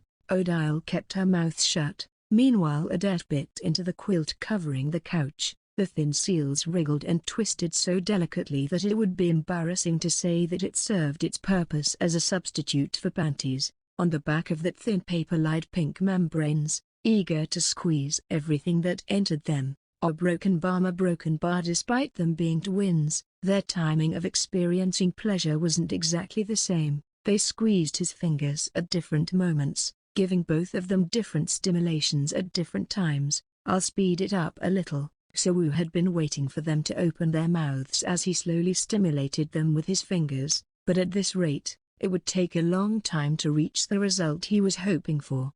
Go on a broken bar higher, do it a broken bar.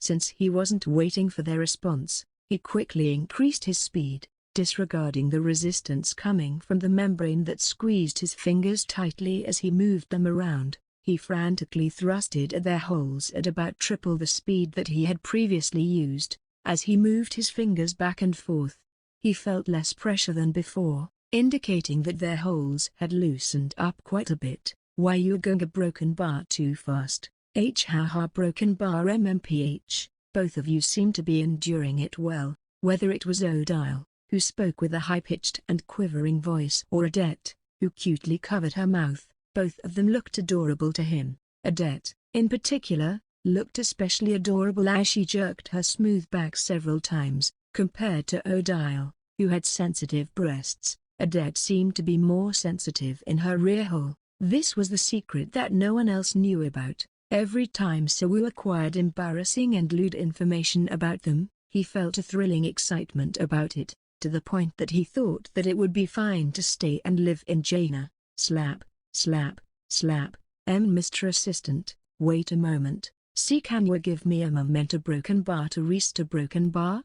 Amidst the vulgar sound of wet skin ramming against each other, Adette's pleading voice quietly echoed. Suppressing her moans to the limit, she blushed with embarrassment. Aren't your hands tired? A broken bar, Mr. Assistant. HNGH. Odile also shot a glance over her shoulder, trying to tell him her agreement to her little sister's words. But, would Sawu stop after seeing such a reaction from them? The answer was an obvious number. It didn't take a genius to tell that they were slowly reaching their limits, and that was why they made such a request in the first place. Okay, I'll increase the speed a little bit more. Knowing this, instead of slowing down, Sawu increased his speed. He exerted all his strength to move his arms. His movement was so quick to the point that he opened the 8th gate halfway. Wait, didn't you hear what I just said? Gasp, a broken bar, Huka broken bar, haha, broken bar. Sawu moved his fingers frantically, as if determined to tear their buttholes open, causing both of them to clench their buttocks tightly. The pressure he received grew stronger and their intermittent spasms occurred more frequently. Too bad for them. His fingers had already found themselves in. No matter how hard they tried to resist, they couldn't push his fingers out. In the end, all they could do was to lower their waist and bear the torrent of pleasure that poured down like a waterfall. A broken bar, Mr. Assistant. A broken bar. Odile bit her lips as she couldn't hold back her moans when he tried to say something. I like it, a broken bar. I love it when you do it from the back. A broken bar, a broken bar, fingers, a broken bar, inside, a broken bar. It feels good, a broken bar. Meanwhile, Adette actively displayed her pleasure while appealing to Sawu flirtatiously, as if a hidden switch in her had been flipped. Feeling that their climax wasn't far off, the twins began to move their waists following Sawu's movements. Ma broken bar, na broken bar, anger broken bar, a broken bar. It feels strange, a broken bar. Something weird is coming. Then their movements stiffened at once. Their waists that had been moving around as if trying to escape from Sawu's fingers were now gracefully arched like a bowstring, forming a smooth curve. Huaha, broken bar. Hey, anger broken bar. An otherworldly symphony burst forth from both of them. Sawu's ears felt an immense amount of delight after hearing the unimaginably obscene voices from them. Oh, whoops, a broken bar. At the peak of their climax,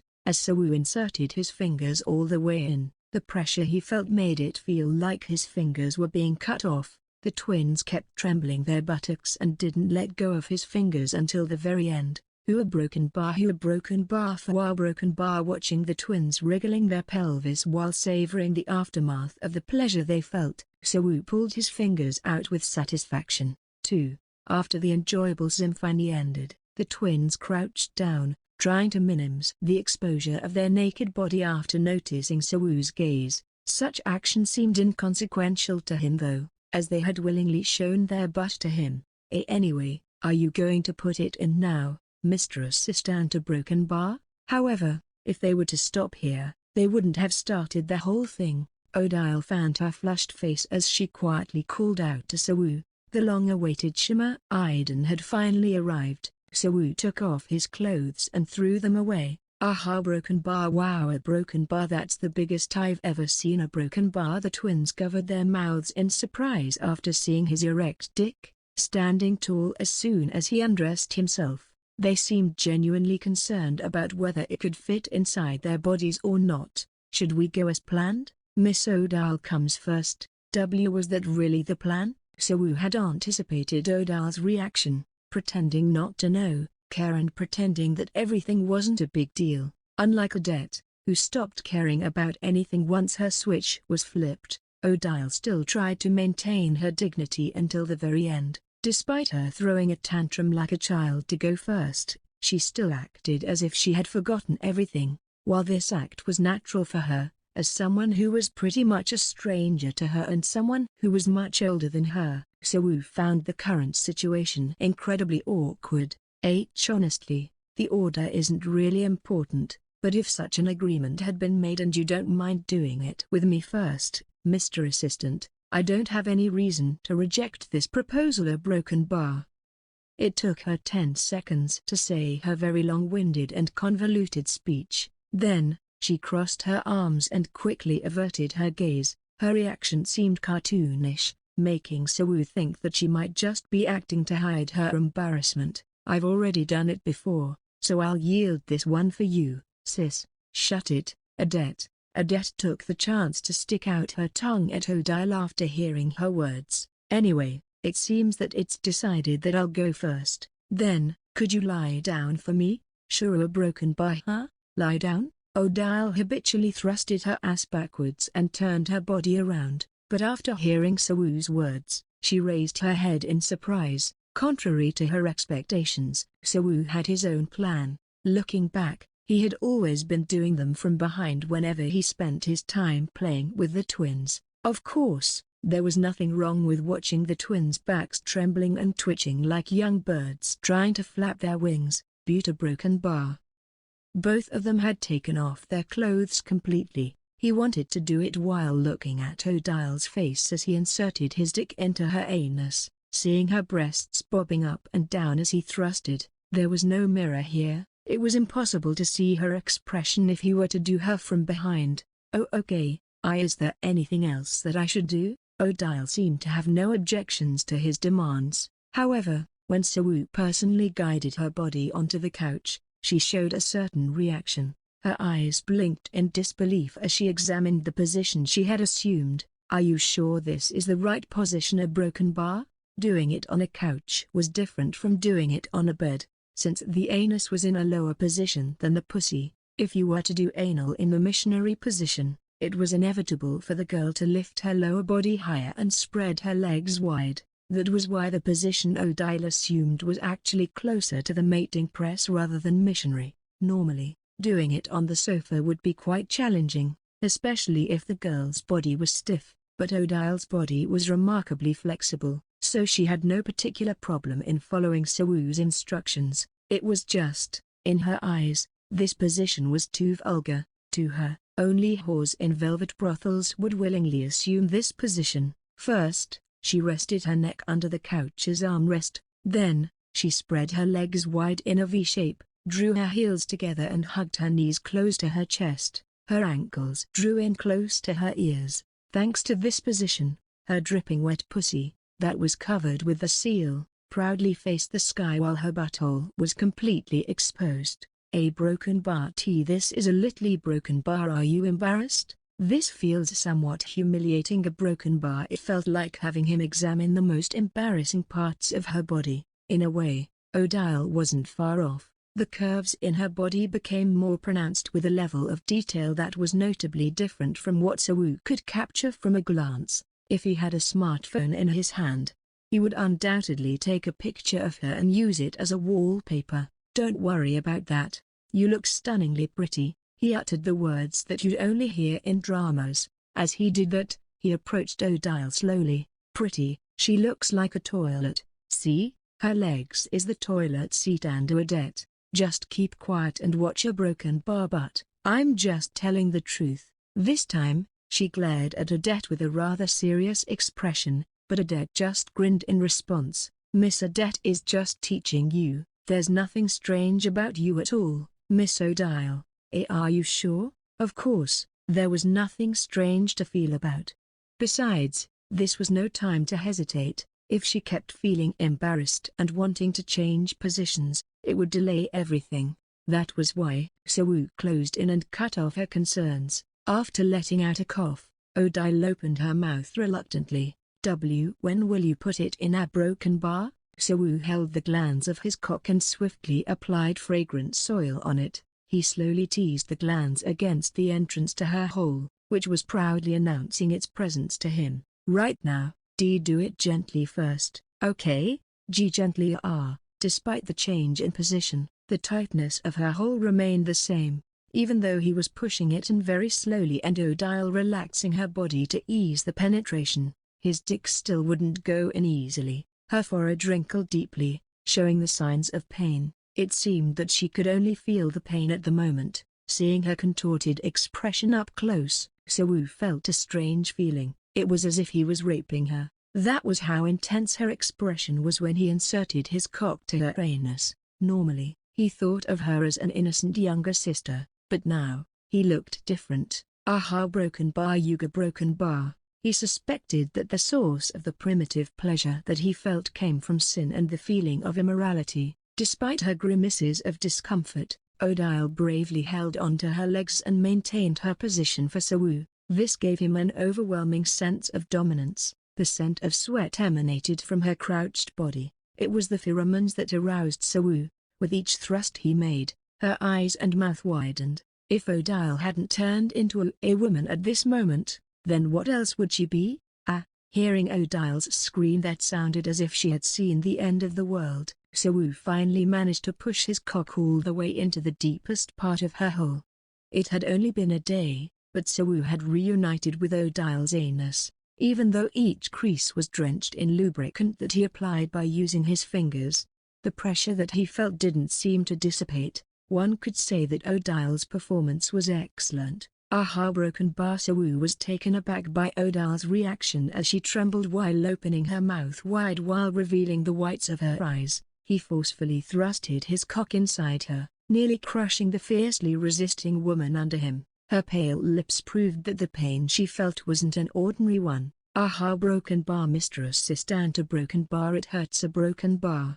Odile, whose body had been stiff like a statue, gasped for breath and complained to Sawu. Her cunning eyes were slanted upwards and their edges were moist from her tears. Although her body was considerably sturdy, it didn't ease the pain that she felt. Why you thrusted too deeply too quickly. A broken bar. I can't. A broken bar. Sorry. A broken bar. He didn't do anything different than back when he did it to Odette. That was why he didn't expect that she would be in so much pain. Perhaps the difference in positions affected her experience. While pondering about that, Sawu tried to pull his dick out, and stop, don't move. A broken bar. However, he couldn't pull it out. Is this what they called vaginismus? An involuntary tensing of the vagina. People experience it at the start of sex, while inserting a tampon or while getting a pelvic exam. A broken bar? No, anal convulsion? Sawu was left stunned as saw Odile huddled before him like a trembling puppy under the winter chill. She gripped his arms tightly while sealing her mouth shut. Seeing that delicate and lovely appearance, his dick reacted reflexively. Don't move, Jay, just stay like this for a moment. A broken bar. The way she shook her head in panic seemed unfamiliar to him, but her attempt to resist only further stimulated his cock. While wondering where she got the courage to order him around from, Sawu pressed his palm firmly against her thigh, like a hedgehog trying to play dead. Her body instantly became limp, unable to resist Sawu's strength. Ignoring Odile's command, Sawu pushed his dick back inside. Broken bar covering her small body. He forcefully pressed down on her by using his body weight to push his dick to the deepest part that he could reach. Feeling her body stiffening, he sealed her lips with his own. He swallowed her soft, whimpering lips as she bit and sucked on his tongue,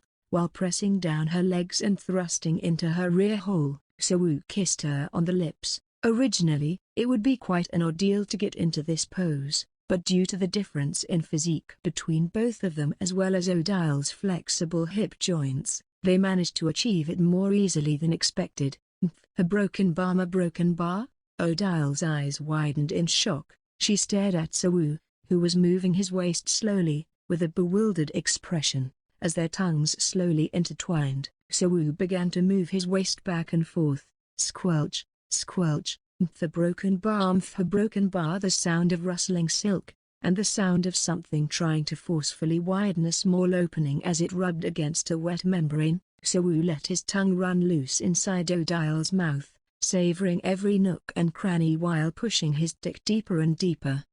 A broken bar as they engaged in a deep kiss like lovers would during sex. Odile felt warmth spreading throughout her abdomen. The actions they had been engaging in were something that she did out of curiosity, but now, there was something different involved. A large, foreign object filled her body then slipped away after a moment. In her mouth, a large and thick muscle flicked against each of her teeth while stirring everything else inside. Everything was on a completely different level from the things that they had done before. For a broken bar then, their kiss came to an end. A strand of silvery thread stretched between their tongues.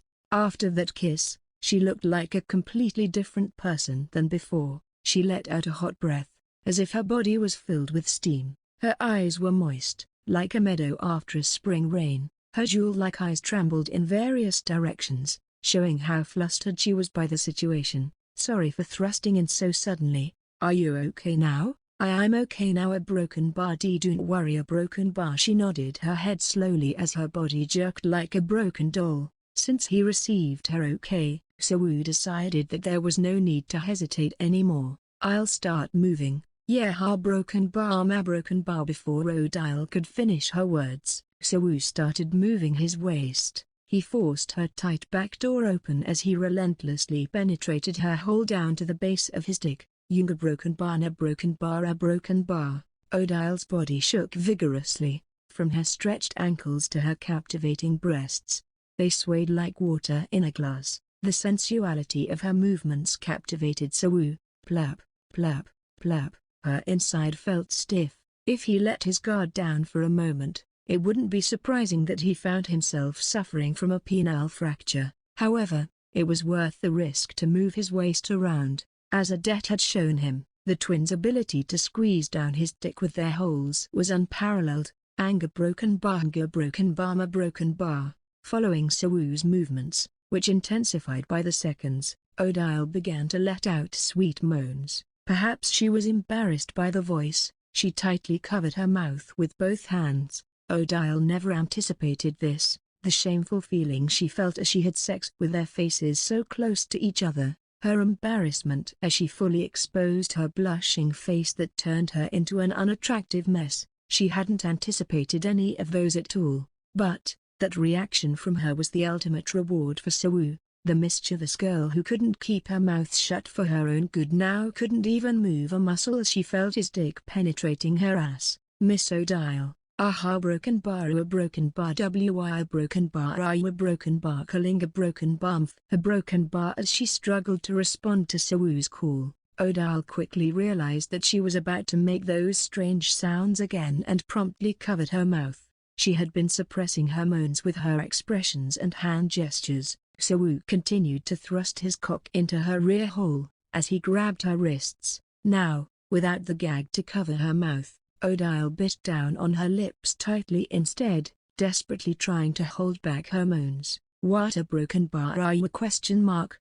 "Let me hear your voice, please." She became unsure of what to do, so she bit her fingertips, covered her mouth and tightly closed her eyes as her face turned into a deep shade of red. Seeing her like this, a wicked thought crossed Sawu's mind. It wasn't really a wicked one though, as he just wanted to mess around with her.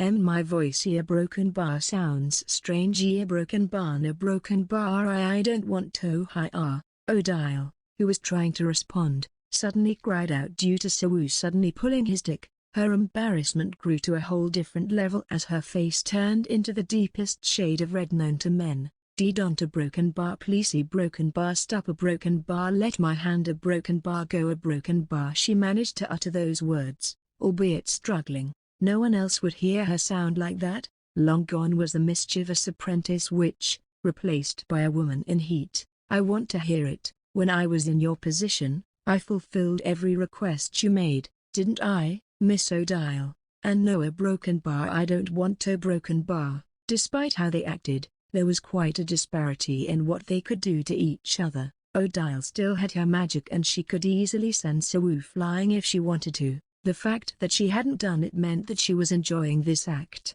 That was why Sawu decided to press the matter further. Plap, plap, plap. You're still trying to resist, huh?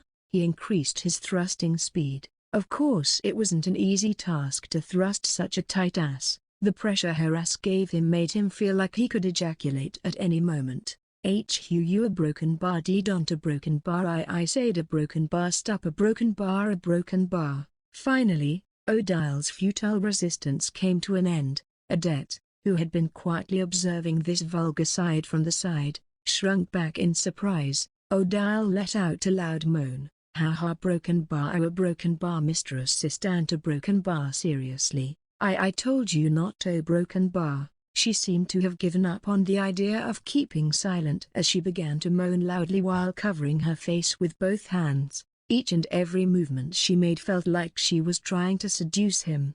A broken bar aha broken bar seriously a broken bar why are you a broken bar so mean a broken bar. I tried to resist a broken bar but a broken bar can't a broken bar. It's because you're cute, Miss Odile. His words were sincere. Odile had never looked this cute and charming before. She looked way more adorable than back when she clung to him after taking the love potion or back when she secretly sneaked into his room. Ha broken bar for broken bar. As soon as she heard the word cute, Odile gasped in surprise and held her breath. Her violet eyes, filled with carnal desire, stared fixedly at Sawu through the gaps between her fingers. Mra broken bar assistant a broken bar she quietly called out to Sawu. At the same time, her anal muscles clenched tightly around the middle of his cock. Sawu remained still as he sensed that Odile was about to say something important. Then, Odile spoke in a very soft voice. I think a broken bar I understand a little about love a broken bar what? When I heard you calling me cute a broken bar my heart started to race a broken bar it's love, isn't it? After saying those words, she covered her face completely with her hands. She was simply stunning, and Sawu couldn't hold back anymore. He resumed the thrusting that he momentarily stopped. Ha ha broken bar a broken bar a broken bar. A soft voice seeped through the gaps between Odile's fingers. Her cute breasts were visible between her elbows. The light-colored folds tightly gripped the bulging veins of his cock. And lastly, her embarrassment and the gesture that clearly showed her innocence were added to the mix. All those things made Sawu feel a desire to dominate her. He couldn't hold himself back any longer. With his teeth clenched, he began to pour his seed deep inside Odile's anus that clung tightly to his throbbing cock. Aha broken bar ha broken bar. The semen he poured flowed inside Odile. After a violent throbbing, the hot fluids poured forth, triggering the climax that had been building up inside her body. Mr. Assistant a broken bar. How a broken bar. Sawu tightly squeezed her thighs that she tried to straighten out, preventing her from running away. He felt a satisfying climax as the tight grip of her anus felt like it was preventing his ejaculation by squeezing his urethra. Aha broken bar it feels amazing a broken bar Mr. Assistant a broken bar for a broken bar Odile called out to him with a trembling voice, like a string instrument producing high-pitched notes, soaked in the lingering feeling of pleasure. With a strong reach of her arm, she pulled Sawu down by the neck and initiated a kiss with him. Sensing their actions resembled that of lovers made Sawu felt a little embarrassed. His goal on doing all these was mostly because he just wanted the physical pleasure, but his heart was beating faster than usual. He finally understood what the word a lust meant. Ha broken bar so this is how it feels a broken bar? Odile murmured something to herself.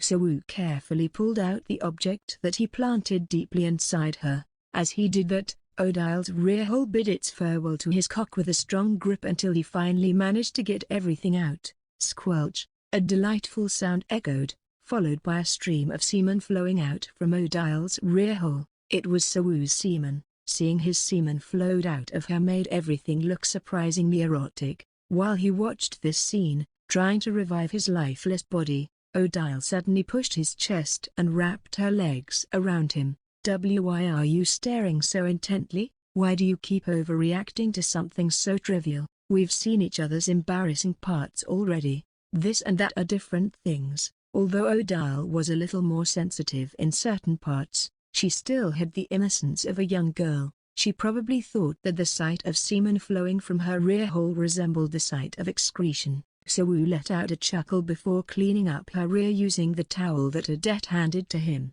Footnotes 1. An involuntary tensing of the vagina. People experience it at the start of sex, while inserting a tampon or while getting a pelvic exam. After Odile, Odette's turn came next. Unlike when she was drunk, she acted a little shyly this time. Compared to back then, she didn't say any lewd remarks like wanting to squeeze his semen dry or anything similar to that. Maybe she felt embarrassed because her sister was here. A broken bar, no broken bar, as expected, a broken bar. I like it, Miss Assistant. A broken bar. Odile's complaints of Odette imitating even the smallest thing about her felt real now. Odette took the exact same position as her sister as she accepted So-woo's cock. Nga broken bar, nga broken bar, a broken bar, s so thick, a broken bar, t too thick, a broken bar, I it hurts, a broken bar. Mr. Assistant. Next to them, Odile, who was wrapped in a blanket, was looking at her younger sister with an uneasy look as she shivered in pleasure.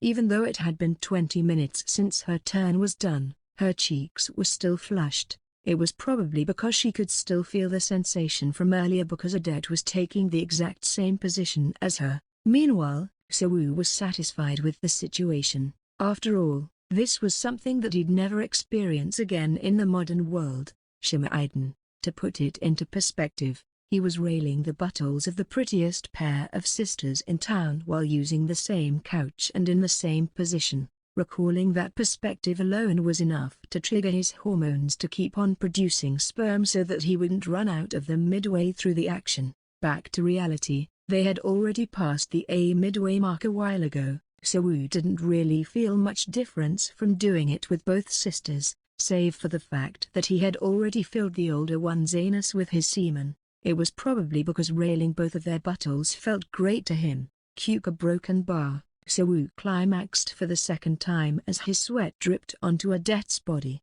Despite it being the second time, he felt that the amount of semen he released was as much as the first time. Aha, broken bar, you a broken bar, you a broken bar. Odette trembled before letting out a hot breath. Like her older sister, after a large amount of semen was being released inside her, she sprawled on the couch with an euphoric expression. The sight of foamy semen dripping from her rear hole was particularly eye-catching. After nearly an hour of intense hip exercise, So-woo's body was drenched in sweat. That was when the exhaustion crept in. Despite feeling an immense amount of pleasure, he didn't feel like doing anything else except to go to sleep right away. Haha, broken bar playing all that night long might be a little too much. A broken bar. What's wrong, Mr. Assistant? Are you giving up already? I thought we agreed to play a broken bar all night long. As he was lying on the couch, gasping for breath, Odile, who was still wrapped in a blanket, teased him. Even Odette, who was still sprawling out, chipped in to support her sister. But, what else could he do in such a situation? Each time he ejaculated, it felt like his soul was leaving his body. It will be difficult for us to spend our time together like today in the future. I know, it will be a shame if we end it just like this. Odette wiped her rear hole with the damp towel that Odile previously used. Then, she snuggled up to So-woo, shivered as she felt the cold night touching her bare skin. Although both of them had participated for a round each, they were still as lively as ever. Shall I use my mouth if moving around is too exhausting for you? Odette asked as she poked So-woo's semi-erect penis with her fingers. She wrapped a towel around his dick, which was glistening with semen, vaginal fluid and perfumed oil, and wiped it clean. Despite it being covered in various bodily fluids that could easily be considered as dirty, Odette still wiped it carefully. It was as if she was trying to take care of his cock. Well, actually there is something I had prepared just in case Mr. Assistant got tired. I won't take any strange potions again. Not that, trust me. Where did I put it again? A broken bar. Odile walked briskly somewhere, searching for something. Meanwhile, Odette had finished cleaning up So-woo's cock. She looked at So-woo with expectant eyes and asked, Mr. Assistant's thing is clean now. I did well, didn't I? Aved linked her arms with Sawu's as she continued to look at his face without blinking. Her gaze was filled with interest. Unlike usual, her gaze felt passionate. It had the right amount of passion in it, neither excessive nor lacking. Perhaps his feat of defeating the homunculus was that big of a positive factor, maybe. Despite her ignorance of the subject, Aved had chosen to give her heart and body to him because of the physical relationship they had just made. "You did well." A broken bar. Aved giggled as she covered her mouth at Sawu's flustered response. Then she reached out and grasped Sawu's cock. Amelia was right, men were truly pitiful creatures. Just a few minutes ago, he thought that his lifespan would shorten if he were to continue to exert himself and go for another round here. But, as soon as he felt Aved's touch again, he was all ready to go for it. "So something this big went inside my rear hole? And not just once but twice? I didn't know how it fit either, but from both experiences, it went in pretty smoothly." She leaned her cheek against Sawu's shoulder, smiling happily as if she was enjoying something she truly loved, like a girlfriend trying to appeal to her lover. The sudden progress in their relationship was so unexpected that her gesture made Sawu feel embarrassed. "Why are you so handsome, Mr. Assistant?" "Sorry, when I look at other men, they don't leave any particular impression on me. But, when I look at your face, I understand that the word handsome is made for someone like you." Is she trying to flirt with me? He couldn't grasp her intention for saying those words. Seeing her rubbing his cock with such care, there was a possibility that she was only doing it because she didn't want to end everything yet. "That's the first time I've ever heard something like that." Sawu scratched the back of his head, feeling awkward because of this situation. Just as Aved was about to say something else, Odile returned. "Why are you two huddling together like that? Go away, Aved. It's my turn. It's cold here. You have a blanket while I don't." "Sis, I'm just trying to warm myself up by using Mr. Assistant's body warmth. Then, take the blanket and buzz off." "No Tilda." Aved tightened her grip as she snuggled into Sawu's side with an intimate gesture. Seeing this, Odile threw her blanket away and pressed herself against Sawu, trying to imitate Aved. "What? You should have just told me that you want to do this too." "No, I am not. The blanket is too damp. I don't want to wear it anymore." So Sawu found himself sandwiched between the twins, with their soft skin and breasts rubbing against him from both sides. His slightly softened penis grew bigger again. "Anyway, Aved, let go of your hand." "Why, it's sticking out." "That means Mr. Assistant is feeling cold around here." Odile seemed to dislike the sight of Aved playing with Sawu's cock by herself. In response to Aved's nonchalant reply, Odile grabbed Sawu's cock and continued to talk. "Well, that aside, this is what I was talking about." Odile showed Sawu a glass bottle containing a brown liquid. She rummaged through the carriage for this. Seeing it, Sawu instinctively became wary as he stared at Odile with a suspicious gaze. "What is this? I told you I don't want any more strange potions. This is something I made with Aved a while ago." "Oh, right, we made that, huh? Okay, so what is it?" With its thick brown hue, the potion looked repulsive, even more so than Eros' potion. It looked more suspicious too as it looked as thick and viscous as nasal mucus. "It's a mixture of ingredients that were advertised as being good for men. Giant sea eel spine, bear bile and Brazilian nut, blended with a bit of magical mushroom. It gives you tremendous energy and vitality. Basically, it's an aphrodisiac." He had a rough idea of what it was after hearing the word eel. "We didn't have anyone to use it on, so we didn't do anything with it. But since you look so tired, Mr. Assistant, a broken bar. There are still 3 hours left until morning, Mr. Assistant." Both of them seemed eager to continue. In truth, Sawu shared the same desire as them, but he wasn't certain if his body could endure it or not. If it was any other man who was in his position, they would definitely be wasted in no time if they were to comply with the twins' anal combo rush. "So, what precisely are the potion's effects?" "Something like, giving you enough stamina to last all night long." "Give it to me." "A wise choice." With a mischievous grin, Odile squeezed a little of the sticky substance onto her finger. It's 15 grams per dose. This should be about the right amount of broken bar. Are you sure that measurement is precise? Don't worry, my sister can measure up to 3-digit decimals just by intuition. Oh, just like a master sushi chef or broken bar as seen from a certain documentary that he had seen before came to mind. A master sushi chef held grains of rice in his hand and each one of them had a consistent weight. Given the necessity for highly accurate ingredient measurements in alchemy, it wasn't difficult to imagine that Odile's talent in this regard was well suited for the task. Open wide, Odile inserted her finger that was coated with the potion into Sawu's mouth. Swallow everything. Each of these ingredients cost a fortune. That's right. At that moment, the distinct aroma of medicinal herbs that he had only smelled in herbal medicine shops entered his nose. The potion was disgusting and tasteless. By the way, the twins spent their money extravagantly, yet they said this thing was expensive. Sawu wondered just exactly how expensive it was. Per broken bar. How does it feel? What does it taste like? Will a change occur so soon? He felt it, the sensation of energy flowing through his whole body. Although the twins' touch made his cock grow bigger again, it hadn't reached its peak state, but now, it stood tall like a pillar. Wow, a broken bar. Did it just get bigger? Its size and length increased to the point where the change was noticeable at a glance.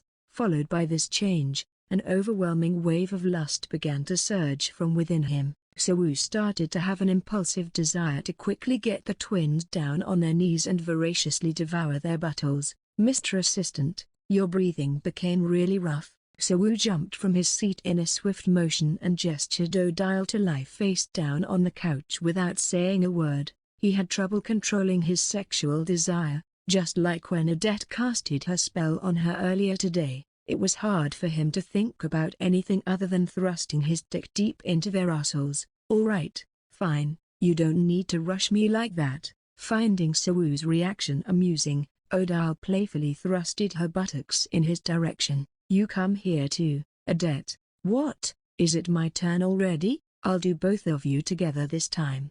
Huh? It wouldn't be shimmer-eyed if he didn't taste both of them together at the same time. You're by yourself, Mr. Assistant, and there are two of us. How could you do both of us at the same time? By taking turns.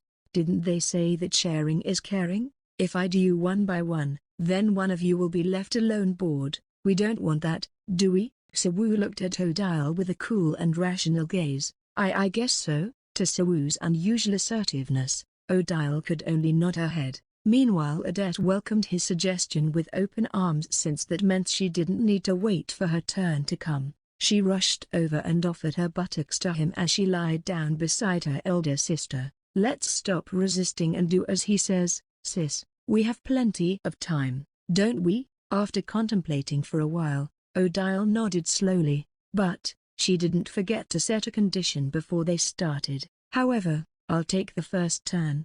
Seemingly understanding her wish, Odette obediently nodded his head. Meanwhile, Sawu took out the scented oil that he used as a lubricant just a while ago and carefully smeared his cock with it. By touching his own cock, he could tell that it was much larger and harder than before. If this potion were sold on the market, every middle-aged man going through andropause 1 refers to a natural decline in testosterone levels that typically occurs in middle-aged and older men.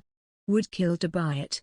Now, it was time to do a real-time tasting comparison. So far, the pleasure he felt from railing both of the twins' anus felt almost identical. From the tight and narrow hole to the temperature of their mucosa felt similar, though there was one difference. With Odette, the pushing force was stronger. He felt easier to pull out than thrusting it in. On the other hand, with Odile, the pulling force was stronger. When he tried to pull out, her hole tightly gripped his dick, as if it refused to let him go. Their faces looked the same, but the sensation of railing their buttholes felt different. With that immoral thought in mind, Sawu firmly grabbed Odile's hips and penetrated her inside vigorously. Footnotes: 1 refers to a natural decline in testosterone levels that typically occurs in middle-aged and older men. She couldn't fall asleep at all. In the first place, Amelia didn't particularly like to sleep, but to clear her mind, this time, she laid on her bed, Her heartbroken Amelia let out a deep sigh and slowly raised the eyelids that she had been closing tightly. Her tangled thoughts, akin to knotted threads that gripped her ankles, seemed impossible to shake off even when with the perfume of fatigue. After tossing and turning for a while, she straightened her disheveled nightgown and tidied her hair before she went to stand by the window. The intense brilliance of the moonlight seeped through the room. Within that baptism of pale light, Amelia absent-mindedly gazed at her reflection in the window. Her heartbroken then, she let out another sigh. For some reason, her heart felt uneasy. It felt like something wasn't being resolved properly. As she reflected on the events that transpired today, the image of her devoted exclusive slave flashed in her head. Not again a broken bar. She shook her head slightly as her words faded into a murmur. However, traces of his presence lingered in her mind. It wasn't easy to shake them away. This had been going on for a while. Amelia wasn't the kind of person who'd randomly remember or think about someone like this. To a witch who pursued accomplishments in magic, human relationships were meaningless. Apart from her occasionally thinking about her master, no one else had ever made their way to Amelia's heart. In that sense, Shin So-woo was an outlier. Even though he was merely a slave, he was shameless enough to humiliate Amelia, a witch. In return, she had tormented him more times than she could count. Her hatred for him came from back when she refused her offer, disguised as an invitation, to serve her during the night. That was the first time she had ever felt such an intense anger in her life, and so, she tormented him. She gave him pointless assignments, made him live in a shabby accommodation and nagged him every time they met. That was when everything started. So-woo began to pop into her head, a place where no one else had entered except for her master. Although the emotions she held for both of them were completely opposite, love for her master and hatred for So-woo. But, if everything ended there, Amelia wouldn't even care about him. Eventually, time would pass and she would end up forgetting about him. However, he was a little bit special. He was different from what she had expected. At first, she tried not to pay any attention to him by treating him as an incompetent man who couldn't do his job properly. But, his performance always exceeded her expectations. He always completed his tasks without saying a word. If she told him to clean the hallway until it was sparkling clean, he'd actually do it. When she asked him to tidy up a large bookshelf all by himself, he diligently spent his time doing it. One day, she sent him to catch a deer with his bare hands out of spite because he kept doing his job perfectly, but he ended up doing it perfectly too. At this point, she wondered if he'd ever rebel against her, but, seeing him covered in wounds with tied-up deer in his hands, she couldn't do much except reluctantly acknowledge him. He was sincere. It was that sincerity that caught her attention. Amelia put on her outerwear. She didn't try to dress extravagantly. Wearing only a black cape over her nightgown, she closed the door to her room and went out. Since she couldn't go to sleep anymore, she decided to take a walk. As she descended the central staircase leading down to the lounge on the first floor, she caught sight of So-woo's room, which was located on the opposite side of the hallway. A broken bar. Suddenly, Sophia's words came to her mind. If you want to get along with someone, you'd have to share positivity with them.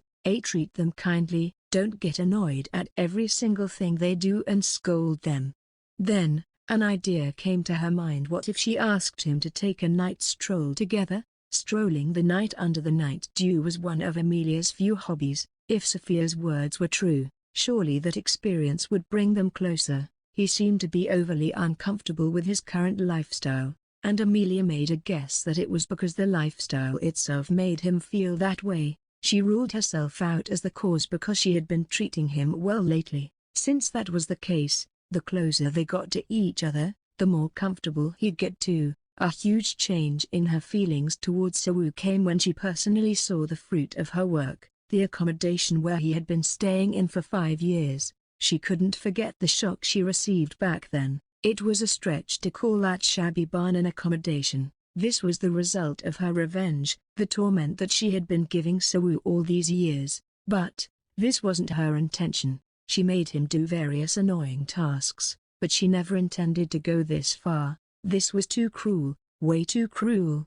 Immediately after that, she made him her exclusive slave and accommodated him as much as possible. As a payment for the mistake she made, though, she didn't call it atonement since it would sound ridiculous. Still, the undeniable fact remained. Amelia had no feelings toward Shin So-woo, not rationally, not emotionally. He was just someone that she'd spend a long time with in the future, someone she'd entrust with various tasks. That was why she wanted to get a little closer to him. As she tried to convince herself with that, she found herself standing in front of the door to So-woo's room. Knock knock. Before knocking on the door, she hesitated. He might have fallen asleep already. If he were that tired, then she could let him rest a little more tomorrow. Shin So-woo, knock knock. She knocked on the door again, but no reply came from inside. So, she thought of opening it. Maybe he really is asleep. Then, wouldn't it be best to not wake him up? Amelia stared at the tightly closed door. Number. Why am I acting like this? He is a slave, my exclusive slave. Why should I mind his feelings? It isn't a witch-like thing to do at all. Amelia straightened her chest and confidently strode forward, as if she were going to break down the door in front of her. A broken bar, however, she quickly changed her mind and quietly opened the door instead. Come to think of it, he went to a picnic with the twins today, didn't he? Now that she thought about it, back when she was an apprentice witch, she despised it whenever someone disturbed her sleep. Should I just walk by myself tonight? But, she had come all the way here, so she thought that she should at least check up on him to see if he slept comfortably or not. Creak. A broken bar. Shin So-woo. After seeing the empty bed, Amelia looked around. She waited to see if he was in the bathroom, but he didn't show up after a while. There was no one else inside the room. She was only accompanied by the loud sound of the wind that came through the open window. I didn't hear the sound of the front door opening. Did he go out through the window? And I let him rest because I thought that he might be tired. A broken bar. She was annoyed. As his master, she even permitted him to leave her to go out with the twin apprentice witches to the Spirit Mountain. And that wasn't the only thing she did for him. She even waited for him to come back and welcomed him with a cake and a cigarette. But when she needed him, he disappeared without saying a word. But, where did he go? Amelia stepped out of the front door and set foot in the mansion's garden. However, there wasn't any sign of him in the vicinity. It isn't like I can do something about it. Just because he isn't here doesn't mean that I can't take a stroll on my own. Who knows, maybe we'll run into each other. With a slight disappointment, Amelia's night stroll began. 2. A broken bar. A broken bar. A broken bar. Wow, your moaning is so loud, sis. Shut up. A broken bar. Hi. The carriage was heated up. Odal's moans echoed inside. She stuck her buttocks out while leaning against the wall. Since there was a difference in their heights, a book was placed beneath Odal's feet as So-woo wanted to rail her while standing. Meanwhile, Adet was crouching down right next to them. She had been closely observing the sight of So-woo's dick stretching Odal's anus out. Broken bar. Broken bar. This time he could move his cock around easier. He moved his hips back and forth inside Odal's small rear hole using the same dick that previously penetrated her younger sister's anus. It had been 2 hours since the shimmer ident started. Aside from the first time, he lost count of how many doses of semen he had shot inside each sister, including the one he had just shot inside Odal's anus. As a result of that, Odal's buttocks and creases were covered in a creamy layer of semen. The sight looked incredibly lewd. A broken bar. Broken bar. So-woo firmly gripped Odal's hips as he vigorously thrusted his cock, ignoring his body that was covered in sweat. Being out of breath, he had no choice but to pause his movement momentarily. How many times have we done it?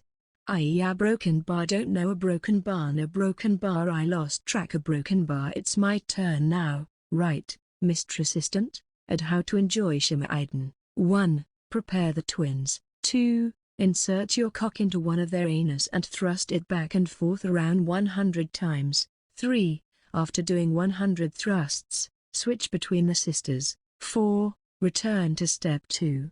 5. Ejaculate whenever you desire regardless of the order. Following the recipe, Sawu was enjoying the shimmer Aiden to the point that he felt his stomach would burst. Alright, I'm going to change our positions now. Haha broken bar. Odal trembled and let out a sweet voice as Sawu slowly pulled his dick out from the depth of his anus. There was something that he learned through anal sex. No matter how tight the anus may be initially, it would gradually loosen up if you kept thrusting into it. It was somehow disappointing that the tight sensation disappeared, but it still had a unique feeling to it, the feeling of his cock being sucked in deeper into the hole. Aren't we going to change our positions, Mr. Assistant? Odile asked with a puzzled look on her face. Honestly, he had already exhausted the energy he gained from using the aphrodisiac. Even though it had only been 2 or 3 hours and he had only done 4 rounds with the twins, in its core, sex was still a strenuous activity. After that long of a time had passed, his body was filled with sweat, his stamina was pretty much depleted and he started to get hungry. No matter how good it felt down there, his limit was approaching soon. I think a broken bar. We're done for the dire broken bar. What? That isn't fair, it's my turn now. Besides, the one who did it first was Big Sis, so the last round should be mine. Adette jumped up and down, clearly dissatisfied. Her throat was hoarse from all the screaming and moaning, yet she still had so much energy left. Her youthfulness made Sawu envious. Why don't we do it again when we have another chance like this? And when will it be? Why can't you just go on a little longer, Mr. Assistant? If you're tired, I will be the one who's doing all the work. Adette approached Sawu, who was standing still, and took hold of his cock, slowly rubbing it against her rear hole. You just need to stand still, Mr. Assistant. I should be able to last if I stand still. Accepting Sawu's silence as consent, Adette quickly began to move her hips and rubbed his cock on her rear hole, lest he change his mind. Both sisters seemed to have developed a trick of their own. In Adette's case, she didn't need to use her hand. She only needed to open her hole slightly before pushing his dick inside her. Broken bar. Haha broken bar. What if a broken bar? I really can't do this anymore. A broken bar?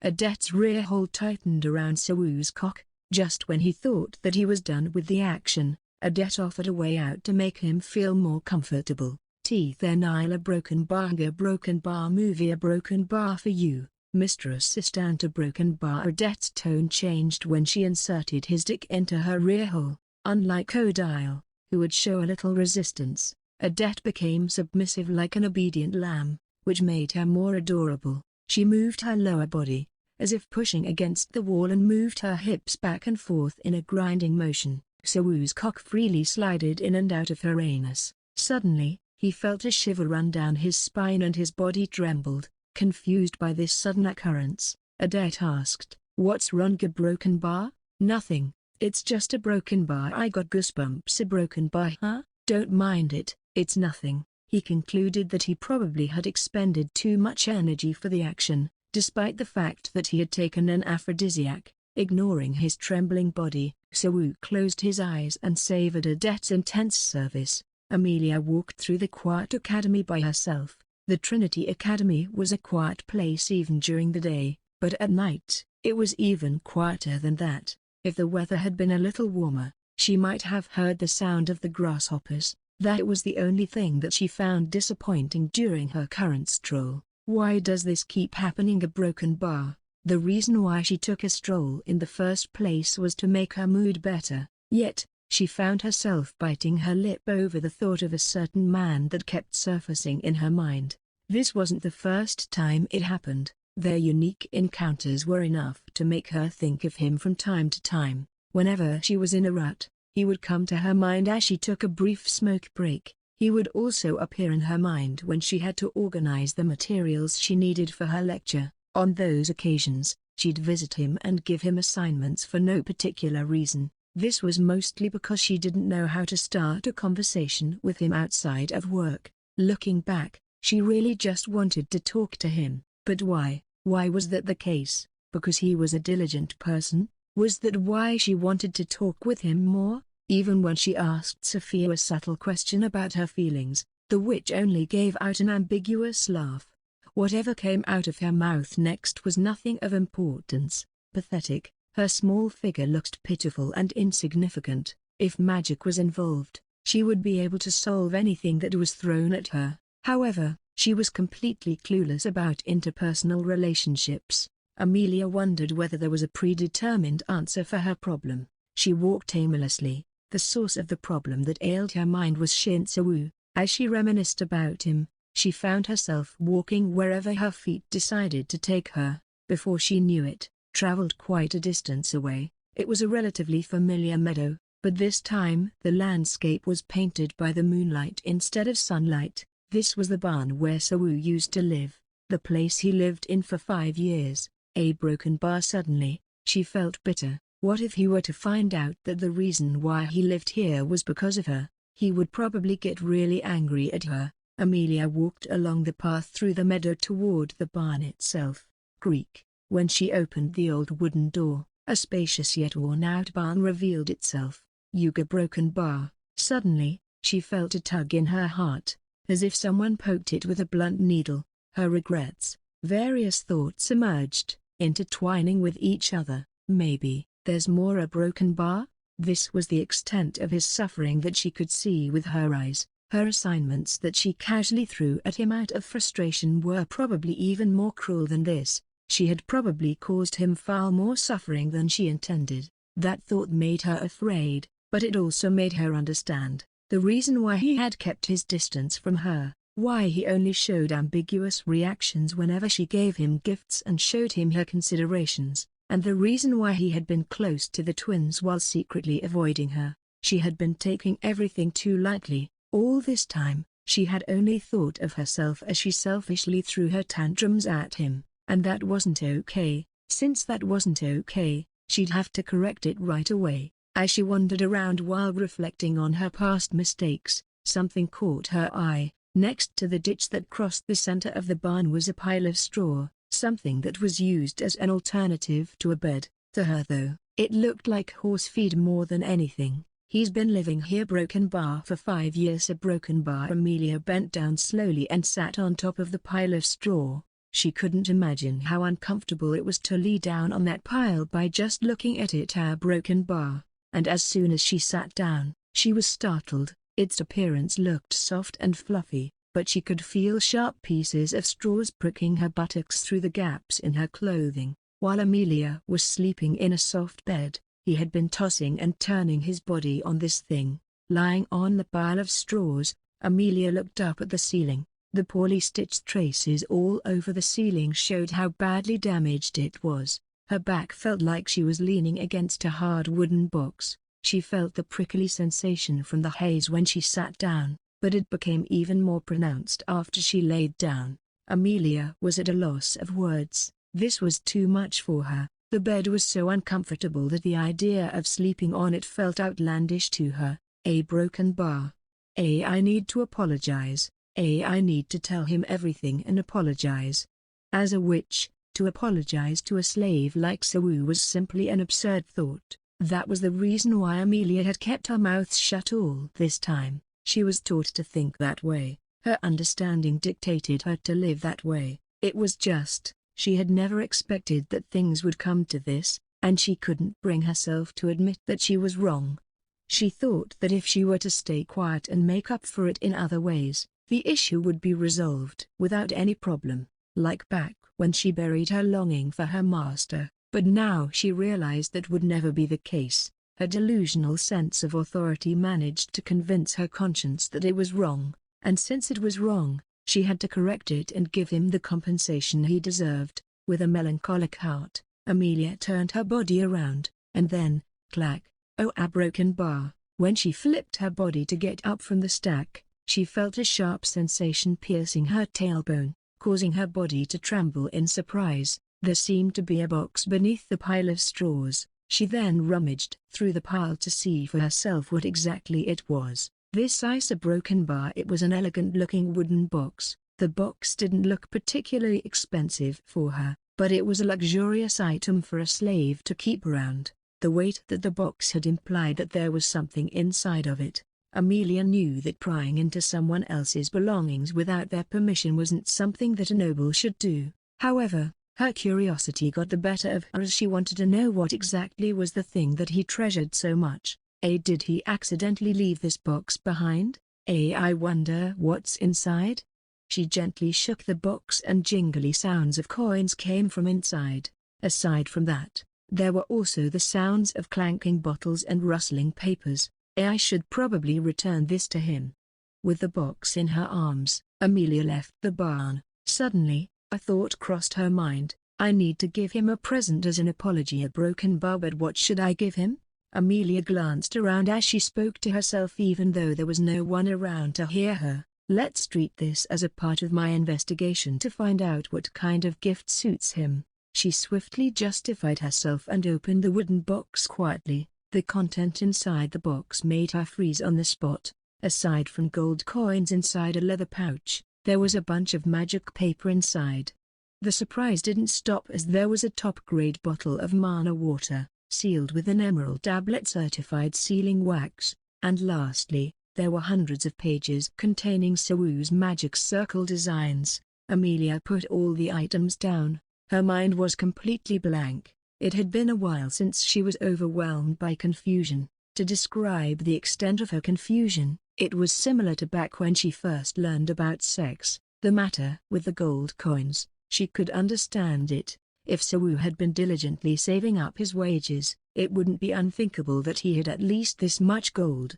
Besides, knowing him, it was unlikely that he had stolen the gold from somewhere. She could also understand the matter with mana water and magic paper. Recently, he had been getting closer to the twins, though she didn't know how or why.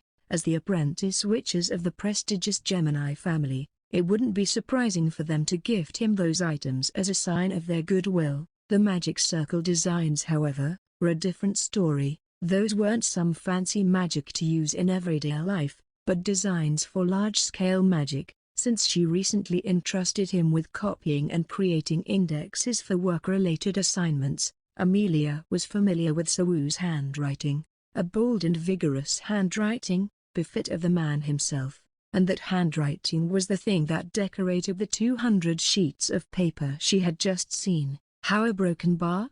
That was the first word she uttered after she skimmed through the sheet of paper and stared at it for a long time. Magic circles were a highly complex and demanding field of study. Being proficient in one thing wouldn't be enough to master it. One had to have talents in various fields for it. It used a whole different language with 128 runic characters, so one would have to be talented in linguistics. The formulas used to calculate the mana that flowed through the circuits demanded one to be talented in mathematics, since one also needed to express their idea using geometric symbols. One had to be talented in arts, and to harmonize everything together, applying each of the elements in creative ways, evoking inspiration that no one had ever thought of. One needed to have the natural talent for it. That was the basics of magic. Apprentice witches who inherited the A-witches lineage naturally possessed the innate talent for it, but they typically still needed at least 10 years to master everything. What on earth a broken bar? But it had only been 5 years since Sawu came to Jaina. If he had only been proficient in the basics,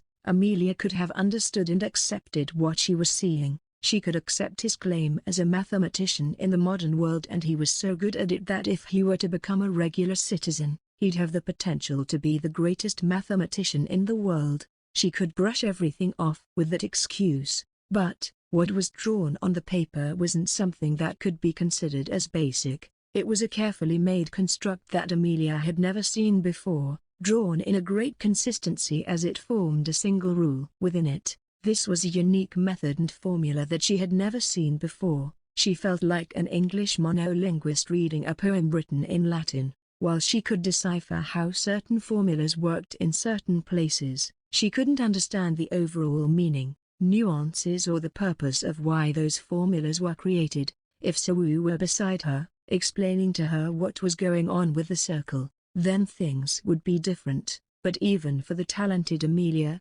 someone who ranked 22nd in the witches' hierarchy, understanding the content of the paper at first glance was impossible. This felt like a self-essence magic, the state of mastering all the basics and pioneered one's own AA in one ain here refers to an individual witch's unique magical abilities. Who would believe that a mere slave who didn't inherit a single brand could achieve all this? The world truly was wide. Sawu's accomplishment was far greater than what the twins could comprehend. Amelia invoked her ability to author didn't specify, but part of her ability is that she's able to visualize certain things in her mind. From the first page to the yet incomplete 228th page, she connected everything like completing a puzzle, and a faint vision of a magic circle appeared.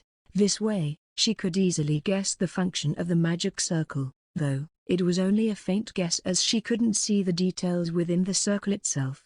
Absorbing external mana like magnets, a broken bar controlling input variable as a broken bar, this ice a broken bar. A gate a broken bar within it seemed to be an attempt to interfere with the space itself. The true nature of Sawu's self-essence magic was the dimensional magic, something that no one had ever delved into since its creation by the hand of Duchess Kita. Knowing this much, Amelia could guess what it was that Sawu wanted. He's trying to run away from Jaina. Whoosh, the unfolded paper gathered back together, returning to its stack. Amelia pushed the stack back into the box where it belonged. She felt dizzy and lightheaded, but exhaustion wasn't the cause of it. He's trying to run away, a broken bar. That wasn't an uncommon wish. Slaves that were captured by Jaina without knowing the reason behind it would naturally look for freedom. But if he were to run away to the modern world, a broken bar. Amelia lowered her head. She couldn't explain the logic behind her feelings or why she was experiencing this kind of feelings in the first place, but the one thing that she knew was that she was afraid, and so she decided to look for him. Mana gathered beneath her feet. Her body bounced like a ball as she started crossing through the academy. Footnotes: 1. Ain here refers to an individual witch's unique magical abilities. 2. Author didn't specify, but part of her ability is that she's able to visualize certain things in her mind. 4. Broken bar. Sawu couldn't hide his admiration as he looked down at the piece of art he had created. The twins were lying on their stomachs just beside the couch with their buttocks raised. Their upper bodies touched the floor in the same position as when they were having sex. They also assumed a cat-like posture. A broken bar. A broken bar. A broken bar. One could see the difference in the width of their buttholes compared to the first round. This showed how hard they had been going. Their lewd holes were intermittently twitching. Semen spurted out of them, as if they were volcanic craters. Sawu could feel the intensity of their action as the heat still lingered in the air. He had heartily enjoyed the Shimmeiden. Again and again, he came inside them. They continued engaging in the action as he kept on ejaculating. As their buttocks were throbbing with pleasure, he'd grabbed them and poured his semen inside. He had ejaculated 10 times in total. A round with the twins consisted of 100 thrusts each. They would get on top of each other, creating a peculiar sight that could be called a butt tower as Sawu alternately thrusted his dick between their two holes. At one point, the twins compared their orgasmic expression while they were lying in the missionary position. Though they didn't do anything else besides having an anal sex, the experience left them intoxicated with pleasure. Sawu's legs were trembling. If it weren't for Odil's aphrodisiac, or rather, potion, he might have started spurting out blood instead of semen a while ago. It was so good. Mr. Assistant, a broken bar. Broken bar. I also had a wonderful time. A broken bar. The twins spoke without even trying to control their twitching holes. They probably wouldn't mind if Sawu were to write a mission accomplished on their buttocks. My back. A broken bar feels like it's going to give out. A broken bar. A broken bar. Mr. Assistant, can you help me? A broken bar. I think I passed out for a second. A broken bar. Seeing this sight, Sawu suddenly felt that he could go for another round, but since it was already this late, he thought that he should go to bed soon. He soaked a towel in water and began wiping the twins' bodies. Sweat and every other kind of bodily fluid ranging from saliva and semen were all over their bodies. He would need a separate towel for each of them. Please clean my face too, Mr. Assistant. They could clean their body with magic in an instant. But after such an intimate experience with them, Sawu felt like cleaning their body with his own hands. Adet, who was smiling bashfully as she enjoyed Sawu's touch, suddenly leaned her face forward.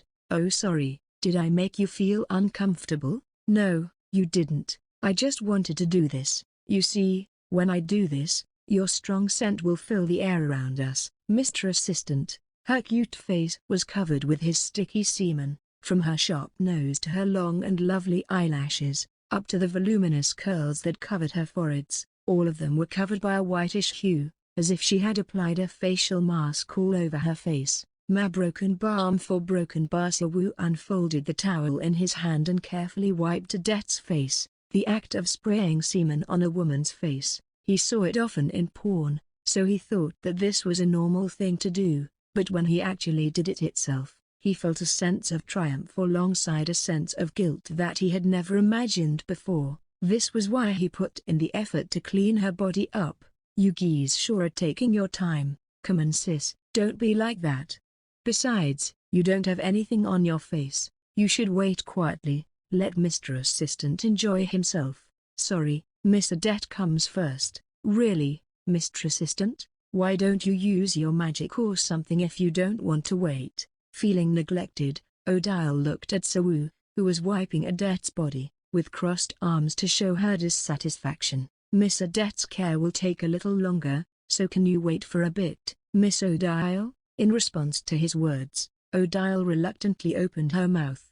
"In that case, do it to me too." "Sorry, do the same thing with my face, but you have to wipe it afterwards." Odile raised her finger and pointed it at her own face. She had an elated look on her face, as if she was bestowing him with a great favor. Seeing her telling someone else to smear semen on her face with that kind of expression, a broken bar, Sawu couldn't help feeling weirded out a little. "A broken bar, but my member is already closed for business." He ignored Odile and continued to wipe Adet's face instead. Is this why people say you can strengthen your bond with sex?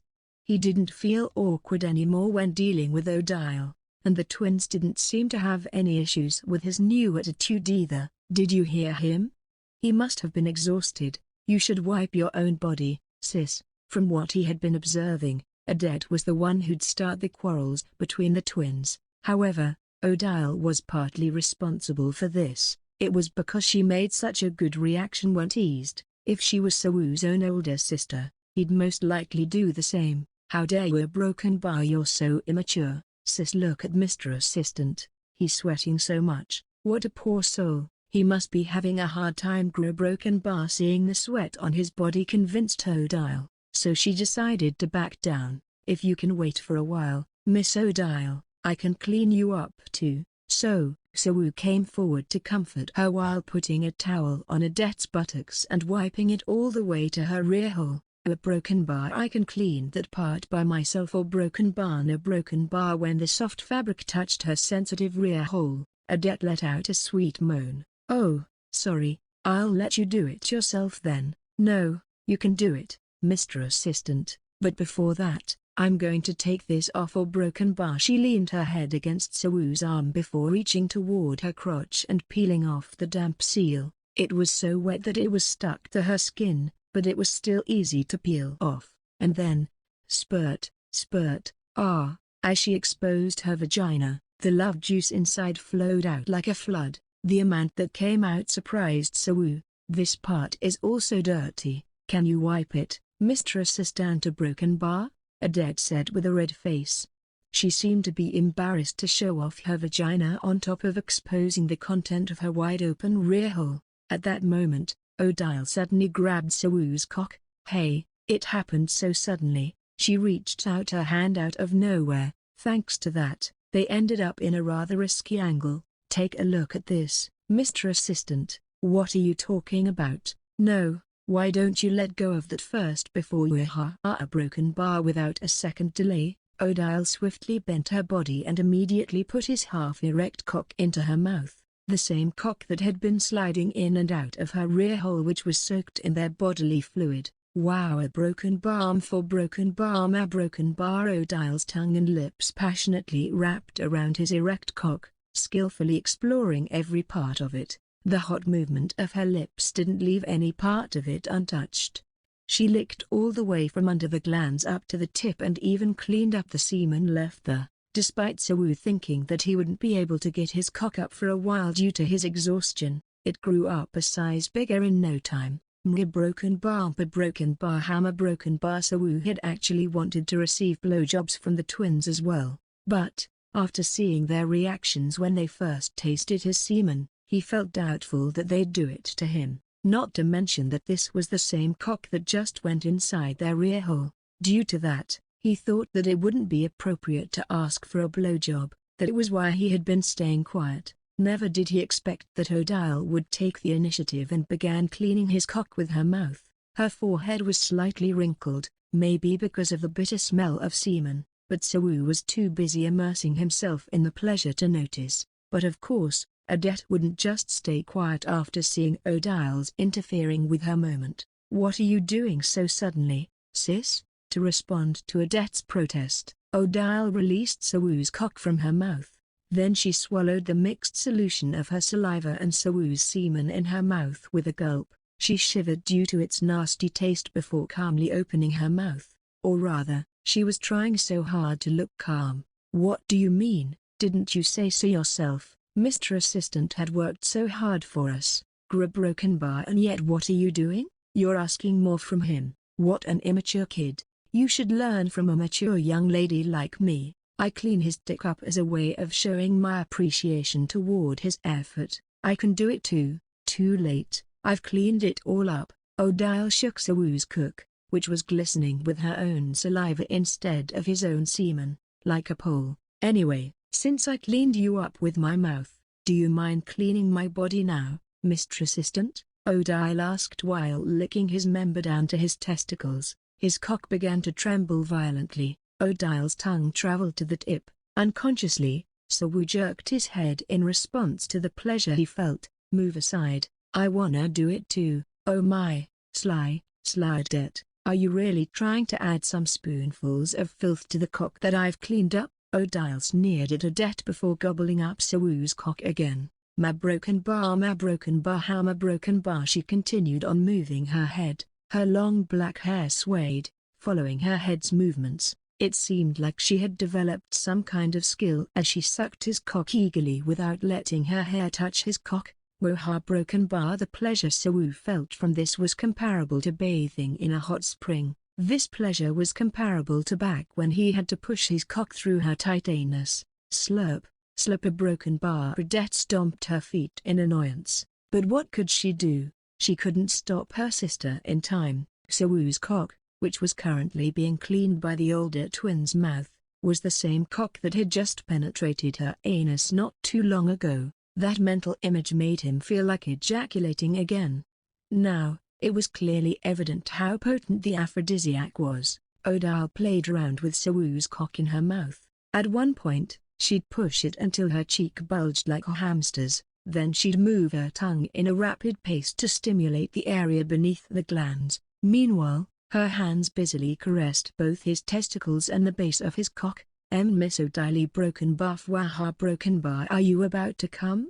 After she let go of his cock, she gripped it tightly with both hands and shook it. She didn't seem to mind her hands getting smeared with saliva. It was hard to believe how skillful she had become. "I will especially allow you to sprinkle your seeds onto my noble face." She let out a playful chuckle without stopping her hands' movements. Then, she brought his cock closer to her face and adjusted it so he could let out his semen easier. "Yuga broken bar." With a groan, he poured out another dose of semen. Despite achieving an unprecedented record of 11 ejaculations, the volume of semen he spurted out didn't seem to be diminishing. On the contrary, this time it seemed to be thicker and more viscous than before. "Aha broken bar ma broken bar." Surprised, Odile closed her eyes tightly and huddled her body. She didn't expect the semen to pour out fiercely like that. Spurt, spurt. Her face was too small to receive everything.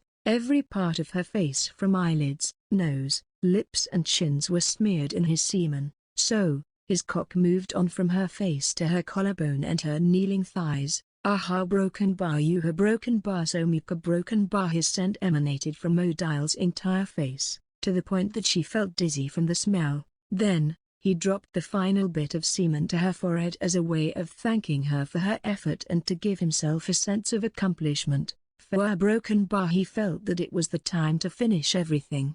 Feeling his cock go limp, Sawu took a glance at Adet. Do whatever, I don't care, he apologized to the pouting Adet before wiping away the semen on Odile's face with a new towel. Creak. At that moment, a voice echoed through the carriage, the voice of someone closing the door in a hurry. With a single step, dozens of meters passed. Amelia dashed up the hill, her cape, along with her nightgown, fluttered in the air. If anyone from the academy were to see her in her current state, they'd bound to be surprised. The elegant and noble Amelia sprinted under the moonlight. It was something so surreal that people would gossip about it. Maybe it would even make it to Jaina's list of scandalous occurrences created by the idol witches. However, Amelia didn't have the time to worry about such trivial matters. She was too occupied over the fact that Sawu was able to use magic, and it wasn't any ordinary magic, but an advanced self-essence magic that Amelia couldn't immediately understand. Moreover, he intended to use that magic to escape from Jaina. In essence, this wasn't such a big deal. He was merely a slave who was trying to escape from slavery. There was no need for her to make such a fuss about it. It was a completely normal behavior. But, despite her brain understanding this fact, her heart couldn't accept it. Because of this, her mind was in a state of chaos, and so, she decided to ask him about this directly. Maybe after that, she could learn something significant. Until then, every attempt of her trying to come up with an answer with her own would end up with her going in circles. A broken bar. She took a shortcut from the barn directly to the mansion. As she leapt over the rose garden, she suddenly stopped moving. She had caught onto something. The witch hadn't noticed it previously because not only had she taken a different route earlier, the thing that she found was also quite hard to notice. Amelia released her water lizard's stride and landed on the ground. In the garden, next to the fountain, a carriage was parked there. She could immediately tell who the owner of the carriage was. A beautifully carved family emblem, depicting two twin birds, Count Gemini. A broken bar. Under normal circumstances, she would have just passed by without paying much attention. Amelia was indifferent to most things around her. A count's carriage wouldn't even leave an impression on her mind. That was probably the reason why she passed through it once. However, Sawu's words earlier flashed through her mind. Did you hear anything from Count Gemini? After he returned to her lodging, Sawu mentioned Count Gemini while he was eating his cake. At that time, Amelia dismissed it thoughtlessly. But there's something unsettling about his remark. He mentioned the Count of Nowhere, disappeared through the window in the middle of the night, and then she found the Count's carriage parked near her mansion. She knew Sawu had been on good terms with the twins lately. A broken bar. Her intuition was screaming at her, warning her that something might have happened. She calmed her pounding heart down. It shouldn't be anything serious. Amelia failed to understand the reason why she felt anxious so suddenly. In any case, she brushed the feelings aside, took a deep breath and held the handle to the carriage's door. She decided to go inside and take a look. If the Count was there, she could come up with a suitable excuse and start a conversation with her. If it was the brats who were there, she could scold them and give them additional tasks. There's no reason to be afraid. There's nothing to be anxious about. Creak. Amelia opened the door as quietly as possible. The carriage's interior seemed much more spacious than its appearance due to the space magic applied to it, but there was a curve placed in the entrance. She couldn't see the insides immediately thanks to it. Gradually, she felt a lukewarm air flowing out from inside. The air felt damp and moist, contrasting the rather chilly weather outside. She unintentionally furrowed her brows. There was a strong scent of chestnuts, sweat, and a dense, unfamiliar odor that she wasn't familiar with. Amelia opened the door a little more while making sure that she wouldn't make any noise that would reveal her presence. Then, she could hear the sound leaking from within as the soundproofing barrier that surrounded the carriage was disrupted. Slip. A broken bar. Ma broken bar. Ha. A broken bar. But The sound that she heard was unfamiliar to her, like the air that she felt. It felt damp and moist. It sounded like a broken bar. Something being vigorously sucked. And those smacking sounds, a broken bar, they're smacking their lips. What on earth are they doing? Amelia frowned and tilted her head in confusion. Suddenly, someone's voice reached her ear. For a broken bar, Mr. Assistant, a broken bar, do a broken bar like a broken bar. Odil's voice. She couldn't catch everything she said due to the distance though. Mr. Assistant? At that moment, Amelia felt a chill running down her spine. Her intuition told her that something was wrong, so wrong that she couldn't understand it even if she tried. Despite that, she leaned closer so she could hear their conversation properly, ignoring her heart that was beating even faster than before. After coming so much, you still got this hard. Do you really want to smear my face with your cum that badly? Honestly, a broken bar, it's a little harder. Broken bar. Coming so much, wanting to come on her face? A series of incomprehensible dialogue entered her ear. The man who replied to Odil's words was Sawu. As expected, it couldn't be anyone else. Amelia recognized his voice way too well. Apparently he was spending his time in the carriage with the twins at this late hour. Amelia clenched the edge of her cape tightly. She couldn't find him anywhere earlier. Who could have guessed that he was here, having fun with other witches while leaving his own master behind? Her intention of apologizing to him quickly faded away, replaced by an inexplicable rage that surged from the bottom of her stomach. This, too, was an emotion she had never felt before. Slap a broken bar, Mr. Assistant. You look so happy. I love it. Yet, somehow, she didn't feel that it would be right for her to barge in. What can I do if I get in anyway? That thought made her feet stop in their tracks. Moreover, if she were to come in while showing her anger, wouldn't it imply that she was running around the neighborhood trying to find her missing slave all night long? Despite all these thoughts lingering in her mind, her curiosity won her over. What's going on inside exactly? She realized that this would be a foolish action, but she unleashed her magic anyway. Sensory perception magic.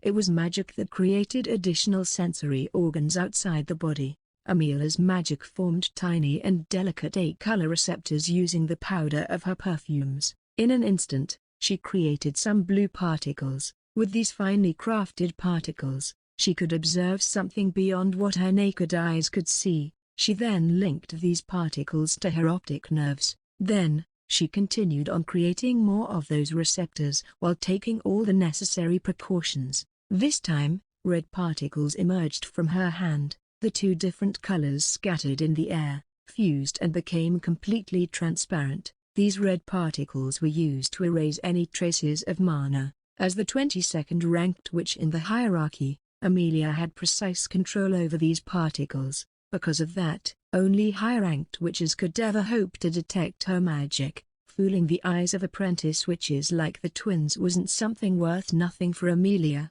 Through her broken bar, Amelia softly blew air through her lips and pushed those particles inside. When enough particles got inside, it became possible for her to see every nook and cranny as if she was looking through surveillance cameras. A broken bar, and then she saw them. She tightly covered her mouth to prevent herself from making any sounds. Like she expected, there were 3 people inside, Shinsawu, Odile and Adet. All 3 of them had one thing in common: they were buck naked. There wasn't a single strand of clothing on them. But, that wasn't the thing that surprised her. If they were politely sipping tea and having a naked banquet, she could squeeze enough brain power and understand the meaning of their actions. Buta broken bar. She found out the source of the slurping sound she had been hearing, and she almost let out a scream when she did. Odile was sucking Sawu's thing, his cock, with her mouth. She wasn't doing it carelessly. Instead, she vigorously shook her head back and forth while using her tongue and lips to passionately suck on his cock.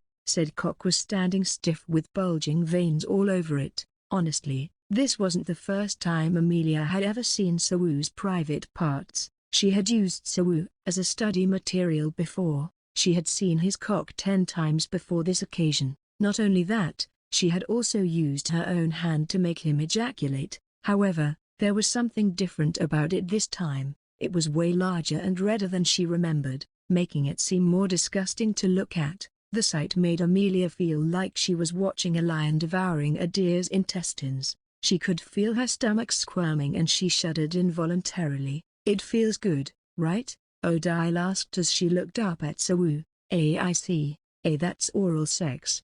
Amelia finally recognized the grotesque act unfolding before her eyes. It was the act where a woman tried to bring pleasure to a man with her mouth. She remembered seeing it in a manual she had read a long time ago. It was hidden inside a small room in a hut where she used to seclude herself. That same manual was used as firewood as she lost interest in it pretty quickly after briefly skimming through it. To her surprise, the act that she judged as frivolous and nonsensical was playing out right in front of her. Odile, an apprentice witch of the Gemini household and her own student, was kneeling before a mere slave while giving him an intimate service. Yuga Broken Bar Miss Odile Broken Bar. Amelia had been trying to distract herself from the reality that was happening in front of her, but Sawu's voice dragged her back. "Fwaha Broken Bar, are you about to come?" Odile, who had just held his cock between her lips while sucking and licking it, whispered those vulgar words, as if enticing him to ejaculate. "I will especially allow you to sprinkle your seeds onto my noble face." Once again, Amelia was a little too late to comprehend the words she had just heard.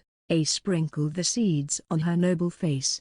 As she recounted the words Odile just said, she finally understood what they intended to do. At that moment, like a downpour, Sawu's semen splattered all over Odile's face. Odile didn't try to avoid those impure fluids, neither did she show any sign of disgust toward it. She just accepted everything obediently. It was as if she had yearned for it. Amelia withdrew her receptors, though she didn't do it consciously. The scene that she saw caused her concentration to break off, and because of that, the receptors vanished into thin air. She stood there in a daze as the subsequent conversations between the people inside passed through her ears, but she couldn't comprehend a single word they said. There were a lot of things that she wanted to say to Sawu. Firstly, she wanted to ask him about the matter of him learning magic in secret. Secondly, she wanted to apologize for the harsh treatment she had subjected him to. However, the moment she saw what was happening inside the carriage,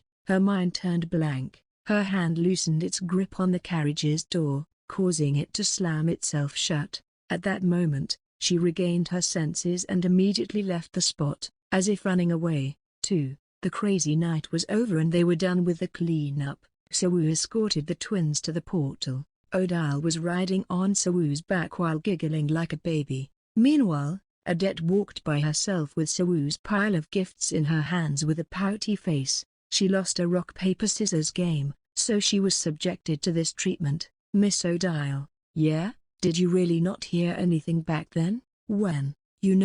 Back when your face here broken bar." "What about my face?" With a mischievous smile, Odile teased Sawu. "When I ejaculated on your face here broken bar, I think I heard the carriage door being slammed shut." "Don't be silly. Who would be loitering around there in this late hour?" "I thought so too." Buta broken bar. Nevertheless, he couldn't shake the feeling that he really heard that sound. He found himself unconsciously glancing in the direction of Amelia's lodgings. No way, it's her we're talking about."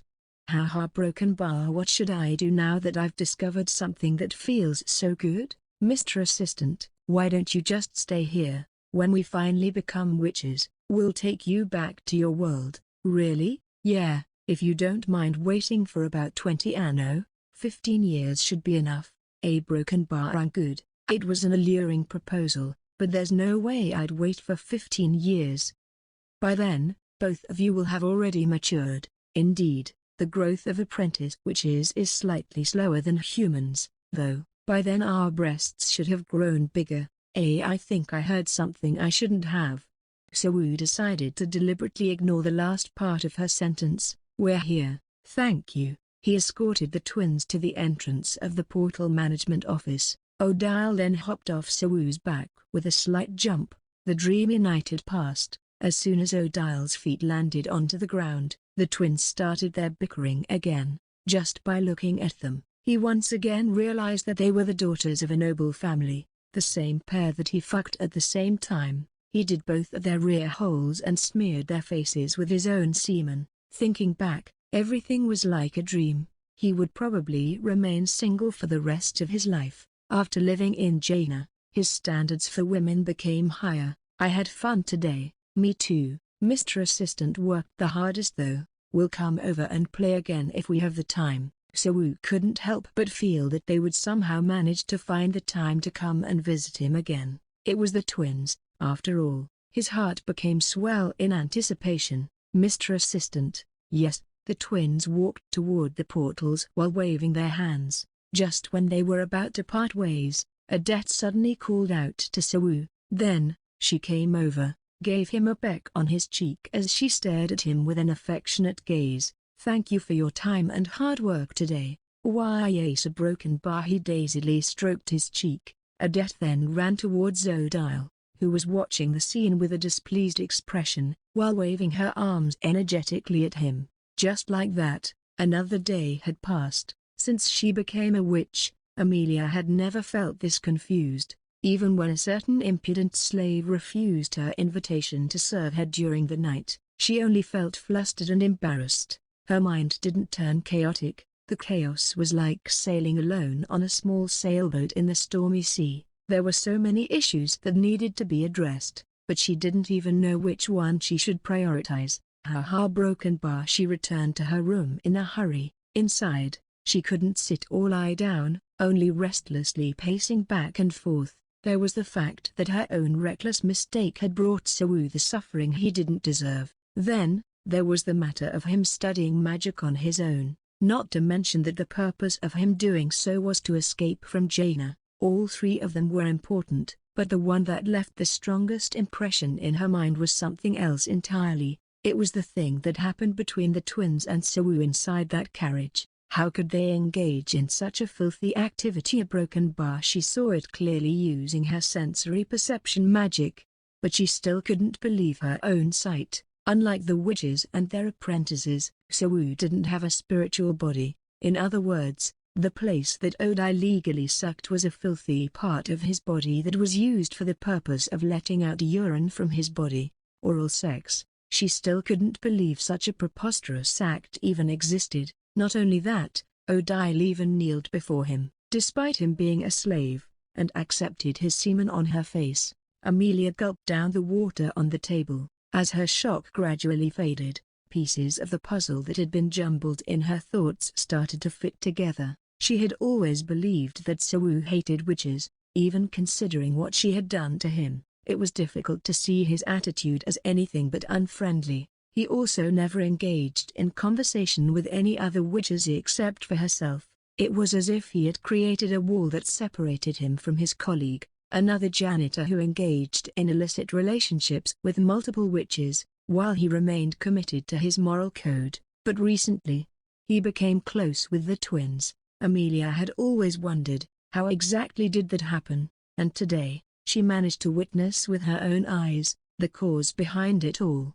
They were engaged in a physical relationship between the opposite sexes. The three of them were involved in such an affair, performing such a dirty and disgusting act without hesitation, showing each other's naked body without any concern.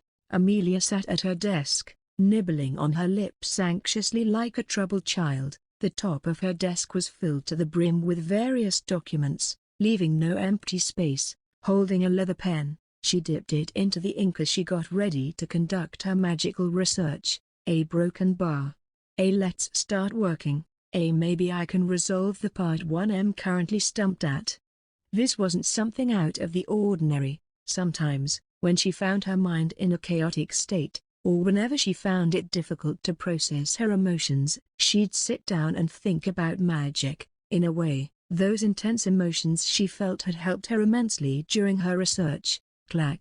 But, before 10 seconds had passed, Amelia slammed down her pen to the table. When they went on the picnic together, a broken bar, that fact popped into her mind. Soo turned down her invitation and went on a picnic to Spirit Mountain with the twins. What could have happened there? The answer to that question should have been obvious. She imagined the scene of the three of them buck naked while staring at each other's naked bodies. The twins got down to lick and suck on his cock. A broken bar. Amelia's delicate fingers were clenched into a fist. Rage surged from the bottom of her stomach. Why am I so angry? Suddenly, she found herself yet again confused by her own feelings. It was like being trapped inside a vortex with no exit in sight. Wait, a broken bar? She suddenly realized something. Her confusion had been enveloping her that she forgot about a certain fact. Apprentice witches couldn't engage in sexual intercourse with a man. If a man's mana entered their wombs, their bowl would become distorted, causing them to be unable to bear their soon-to-be inherited brands. Despite this being such an obvious fact, she had forgotten about it completely. That was how much shock she received after witnessing the previous scene. If that's the case, he broken bar, they probably hadn't engaged in direct sexual intercourse with him. No matter how naive the twins might be, there was no way that they'd sacrifice their future of being a witch to have a sexual relationship with Sawu. As she recalled this fact, the impatience in her heart started to subside. Amelia then took out a cigarette and lit it. The atmosphere she exuded had become noticeably calmer. Her composure gradually returned as she felt the hot smoke seeped into her lungs. The twins had been particularly interested in the classes that Sawu attended as her assistant. Dense as she was, even Amelia managed to sense that their curiosity wasn't directed toward the pursuit of magic, but rather toward his body. Maybe he was being forced by the twins?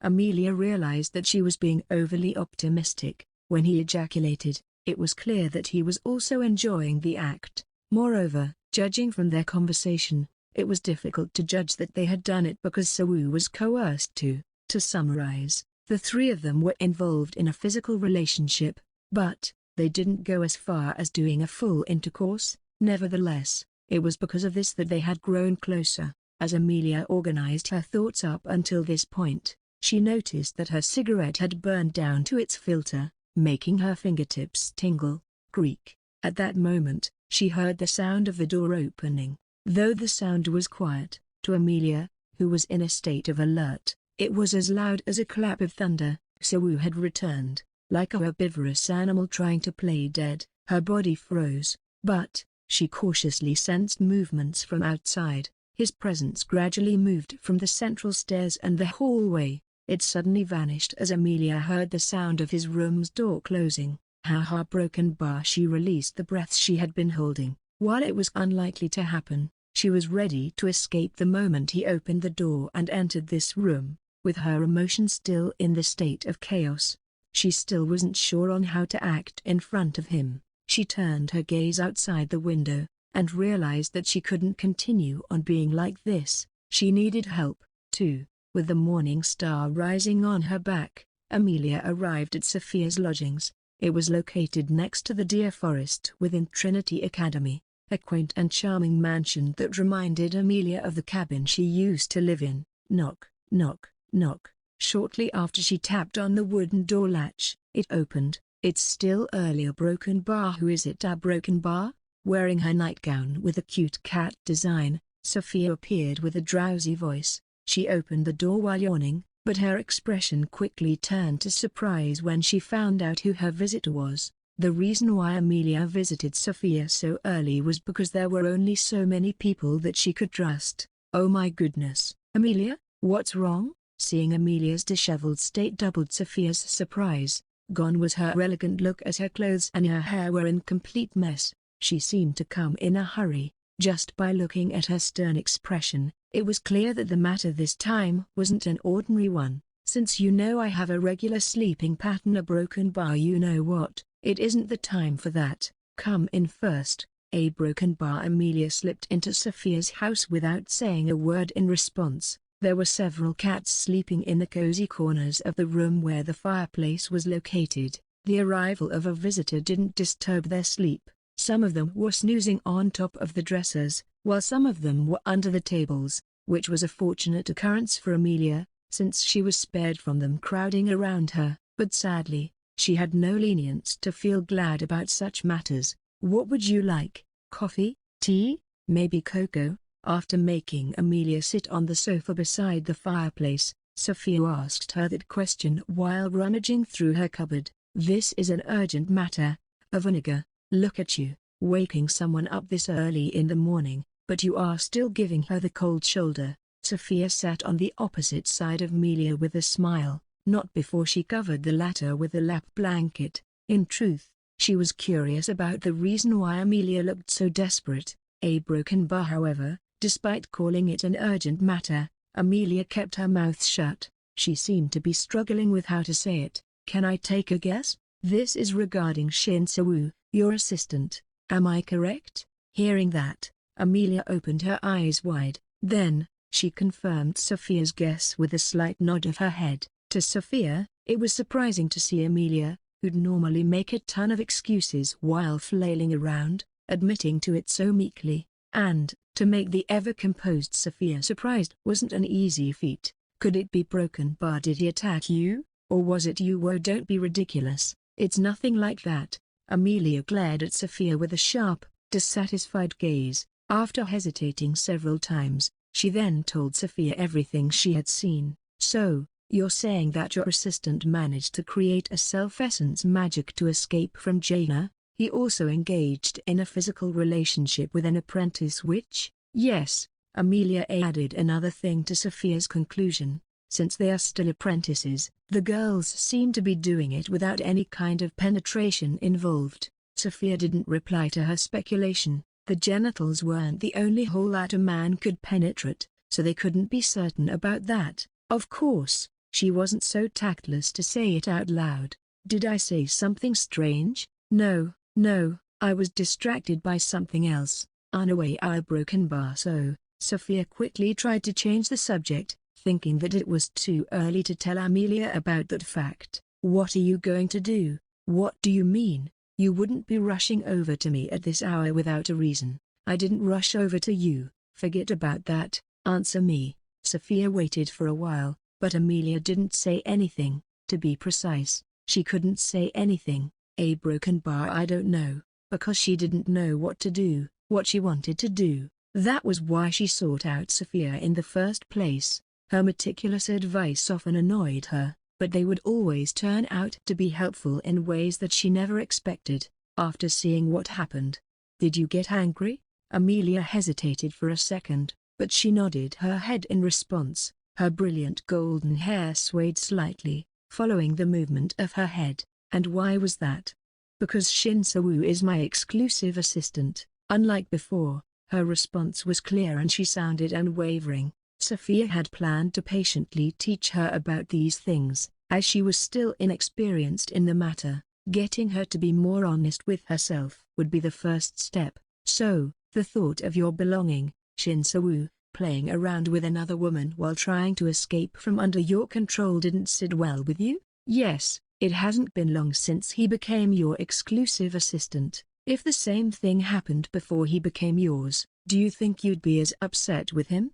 Of course he broken bar not. Even if she had witnessed such an incident before Shin-Soo became her exclusive assistant, Amelia would still feel just as confused. Her thoughts would turn as messy and her rage would also soar as fiercely. Her pupils started to tremble greatly. She discovered the contradiction in her own thinking. Seeing this reaction, Sophia let out a slight smile. Human heart is so strange, isn't it? A broken bar. According to your words just now, there shouldn't be any reason for you to be angry, but look at you now. A broken bar. Even before he became my exclusive assistant, I would also be angry. I had been keeping my eyes on him for so long to be my exclusive assistant. Under Sophia's warm gaze, Amelia clumsily found an excuse for herself.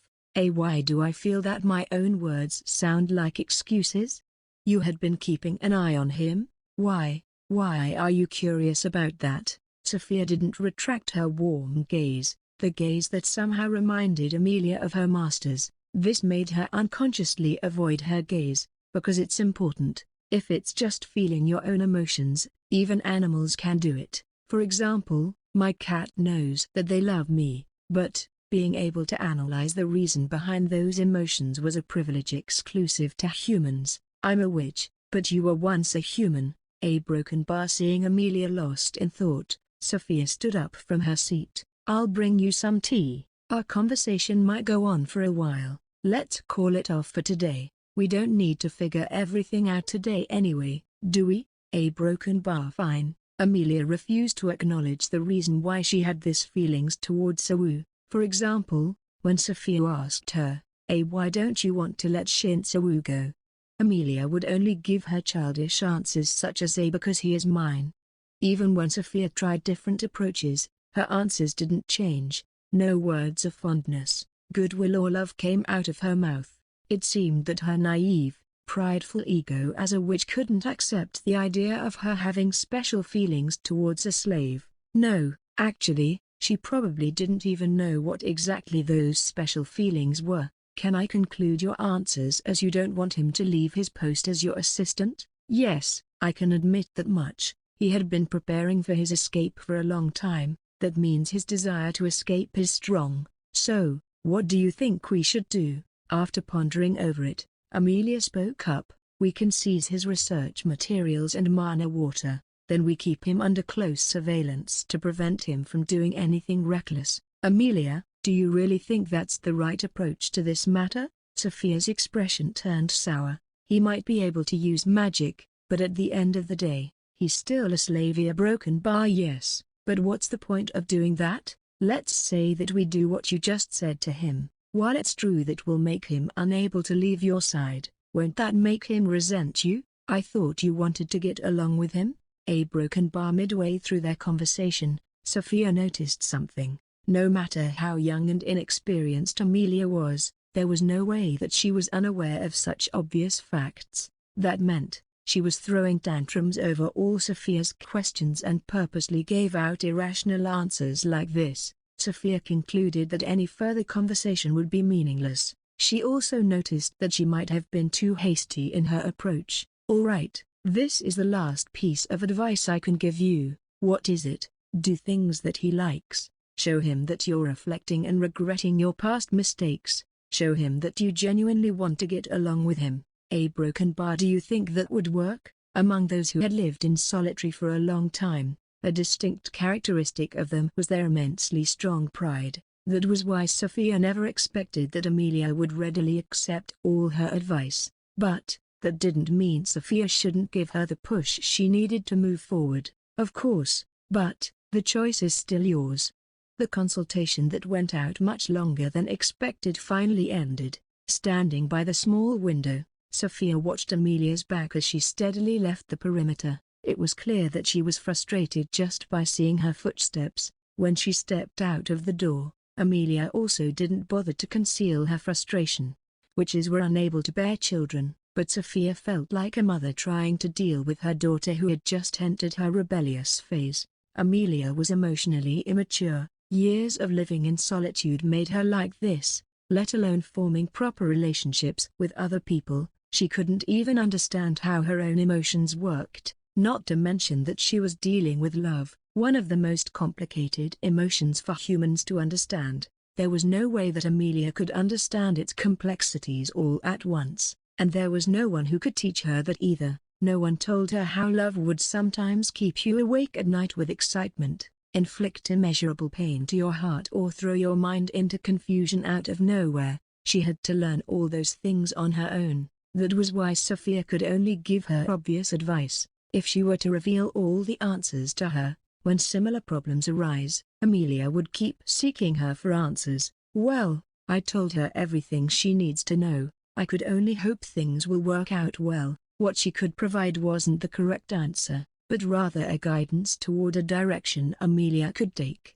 Whether the witch would follow her guidance or not was entirely up to her. Doing it like this, it was inevitable that mistakes would happen along the way. Unexpected accidents might occur and the situations might develop differently than what she intended. I'm still anxious, Buta broken bar.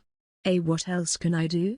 Such is love, too. Amelia thought that meeting Sophia would improve her mood a little. Although she had a higher rank than Sophia in terms of magic, the other witch was wiser than she was, having traveled through the world and gained a lot of experience from it. However, after the consultation, Amelia's mind turned even more complicated. It felt like she was shouldering an extra burden than she never considered before. As she returned to her mansion, She climbed the central staircase that was illuminated by the morning sun. To her left was her own room, and to the right was Sewu's room.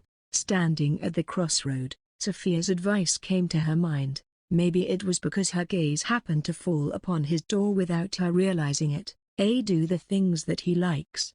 Something that he liked. What played in Amelia's mind was the image of Sewu enjoying himself while receiving a blowjob from Odile. Can I do that to him? She replaced Odile's image in her mind to her own image. Unpleasant. Amelia approached her room with a furrowed brow. No way I'm going to do something like that, she huffed after muttering to no one else in particular. The act she enacted in her mind was a vulgar act, kneeling in front of a man and sucking on his dirty part just for pleasing him. A broken bar, but Sewu seemed to be enjoying that act. That was probably the reason why Sewu, who had never even attempted to get close to a witch, suddenly became closer to one. Amelia was caught in a dilemma. She wouldn't suck on his dick even if the sky was split open, that much was certain. The witch averted her glance. A broken bar. What caught her eyes was a glass bottle in the shape of a blunt cylinder. It was sitting inside her cupboard, filled to the brim with a certain liquid, an ingredient she needed to create her perfumes. It was an oil that was directly extracted from various plants. Amelia took it out of the cupboard. Its round shape, thickness and length, though it didn't resemble a turtle's head, the object looked similar enough to Sewu's member. Last night wasn't the first time she had seen his erect penis. During their lessons, she had multiple chances to observe it closely. Do the things that he likes. Do the things that he likes. Do the things that he likes. Do the things that he likes. Sophia's advice echoed in her head. Neither cigarettes, clothes nor cakes could bring her closer to him. What about this then? Maybe Sophia was right. I'm just being stubborn for no reason. Amelia gulped before opening her mouth slightly. This wasn't a practice. As a witch and a baroness, there was no way that she'd kneel down to do such a vulgar act for him. This was just a way to satiate her curiosity. With that thought in mind, Amelia extended her tongue and licked the bottom of the bottle containing the oil. Her soft tongue glided over the glass smooth surface, but she didn't feel anything from doing it. So, she increased the intensity of her own action slightly. Using Odile's actions as a reference, she began to move. She held the bottle with both hands before carefully pushing it into her mouth. It was hard. She had to open her mouth wide enough to the point that her jaw ached. Since there was less space in her mouth for air to come in and out, she could only breathe through her nose while doing it. For broken bar, ma broken bar. Is this the right way to do it? Amelia tilted her head slightly while keeping a firm grip on the bottle. If she were to ignore the unpleasant sensations from the glass brushing against her mouth, the movement itself wasn't difficult to perform. Slip a broken bar, slip a broken bar. Speaking in terms of difficulty, the action wasn't particularly hard. After thoroughly licking the whole thing, all she needed to do was pretend that this glass was his member and start to suck on it. His hard, large and strangely erotic member. She could still remember its sensation from the time when she held it in her own hands. A broken bar. Suddenly, she felt a strange feeling, a feeling she had never experienced in her life, a tingle, as if a horde of insects were crawling through her veins. The tip of her fingers tingled as she felt a strange twisting sensation in her lower abdomen. A broken bar, ma broken bar. With the glass bottle still in her mouth, she pondered. Then she began shaking her head back and forth vigorously. Slurp, smack, slurp. Sounds similar to when Odile sucked on Sewu's member began to emerge. Due to the discomfort caused by the glass touching her teeth, she was forced to keep her mouth wide open while moving her head. With each movement, the strange sensation that she felt grew stronger. Amelia used her imagination to perfectly recreate last night's intimate encounter, a feat that a first-rate witch like her could effortlessly do. As Odile moved her head back and forth like this, Sewu's face would contort in delight. If she were to keep stimulating him, he would scatter his seed soon enough. Perhaps it was because she had been moving while holding something in her mouth. Her breath started to become ragged. It felt as if the air only entered half of her chest. She wasn't aware of this, but she had assumed a somewhat unsteady posture as her thighs clenched tightly together. Her hand instinctively reached toward the area between her legs. For some reason, she felt a sudden itch coming from that area. Scratching such a place wasn't something considered dignified for sure, but she had a feeling that she would feel pleased if she were to do so.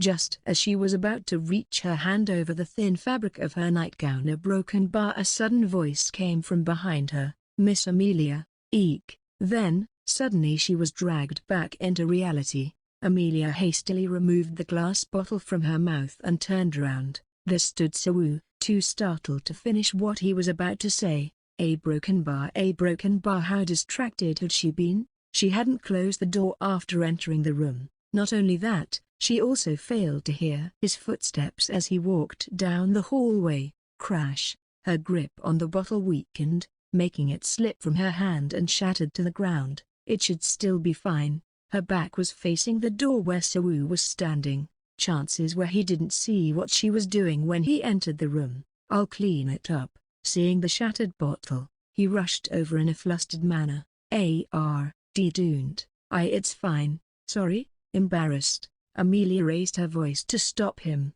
Sawu was taken aback by her unusually jumpy reaction and stopped in his tracks. Since the bottle was completely shattered, there wouldn't be any evidence remaining of what she had done. But she had coated it thoroughly with her saliva, and there was a chance that he might discover that fact if he were to clean up the glass shards. If that were to happen, even if he hadn't seen what exactly had transpired, he could make a guess from that. "I'll clean it up myself." Amelia casted her spell and the scattered shards and oil puddle on the floor were transported into the trash bin. She let out a sigh of relief inwardly. What happened? Amelia tried to maintain a composed expression as she crossed her legs and sat down. Unfortunately, it wasn't a chair that she sat on, but a small table, and in the part of the table she was sitting at, there happened to be a lamp. Crash. The poor lamp was pushed by her buttocks and fell to the floor like the shattered bottle. Unluckily for it, the floor it fell into was part of the floor that wasn't covered by a carpet. A broken bar. After letting out a sigh, Amelia once again used her magic to tidy up the mess she caused. Then, she casually crossed her arms again before looking at Sawu. Sawu had been hesitating since earlier, but after a while, he decided to speak up. "I have something to tell you. But, since you seem busy, I don't think this is the appropriate time for it." "A broken bar. Sorry, I'll tell you about it later." "A broken bar." "A broken bar.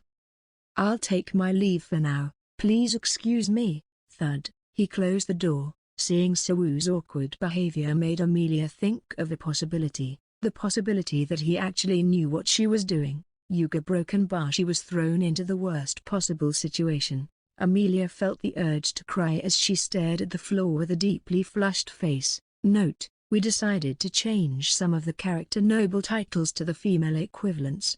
For example, Count, Countess and so on. It's more fitting to the context. After escorting the twins to the portal, Sawu immediately fell into a deep, long slumber on his bed. Or not. I think I slept for about 4 hours. Thanks to his regular habit that he maintained for 5 years and the morning sunlight pouring through the window, he woke up from his sleep earlier than he'd like to. Creak. He heard the sound of the door opening and closing. Aside from Sawu, there was only one person who was living in this unnecessarily huge mansion, Amelia. His drowsy eyes quickly opened. He remembered the plan he had been thinking about since yesterday, the plan to inform Amelia about the truth. Countess Gemini told me that as long as I hide my ability to use magic, they would allow me to go back to the modern era. As long as Miss Amelia gives her consent, I should be able to go back. While I'm grateful for everything that she has done to me for the past few days, my desire to go back home is still stronger.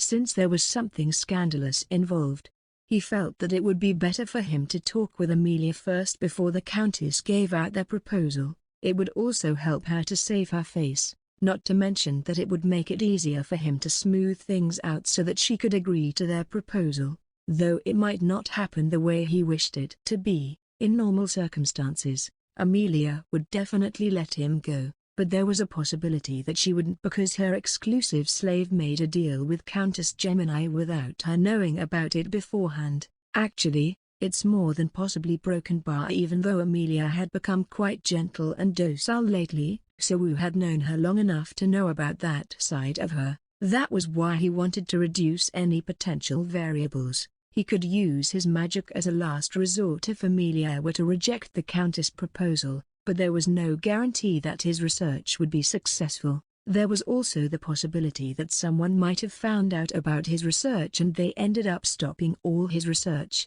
Even if that wasn't the case, if Amelia were to reject the proposal, his escape would be delayed for at least a whole year. That was why he'd rather come clean now than having to deal with a year delay. Heartbroken, Sawu rushed to the bathroom, splashed water on his face and tidied his hair. Don't get too worked up and just speak properly.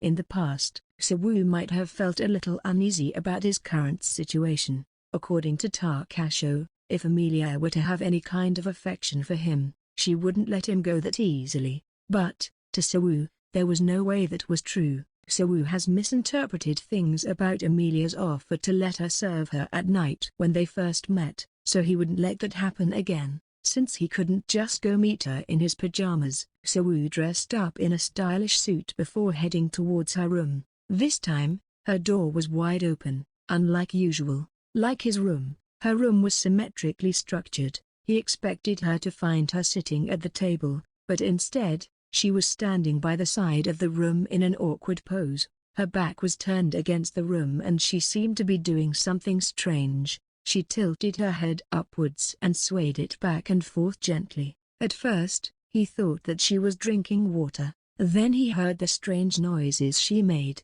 slurp, smack, slurp. His pupils narrowed in surprise. What had just passed his mind was an act that had no connection whatsoever with her. But, before Amelia could show him an even more unsightly scene, Sawu instinctively called out her name, Miss Amelia. As one might expect, chaos transpired afterwards, too. The plan for him to go to Border Town with Amelia was cancelled. When Sawu was tossing and turning on his bed with a troubled mind, a folded letter flew toward him. It contained a note saying that all of their plans today were cancelled. Thanks to that, Sawu got another day off that he could use to spend his time lazily on his bed. But, he couldn't stay calm at all. What was it? He spent the day recalling the incident he accidentally witnessed. Why was she doing something like that?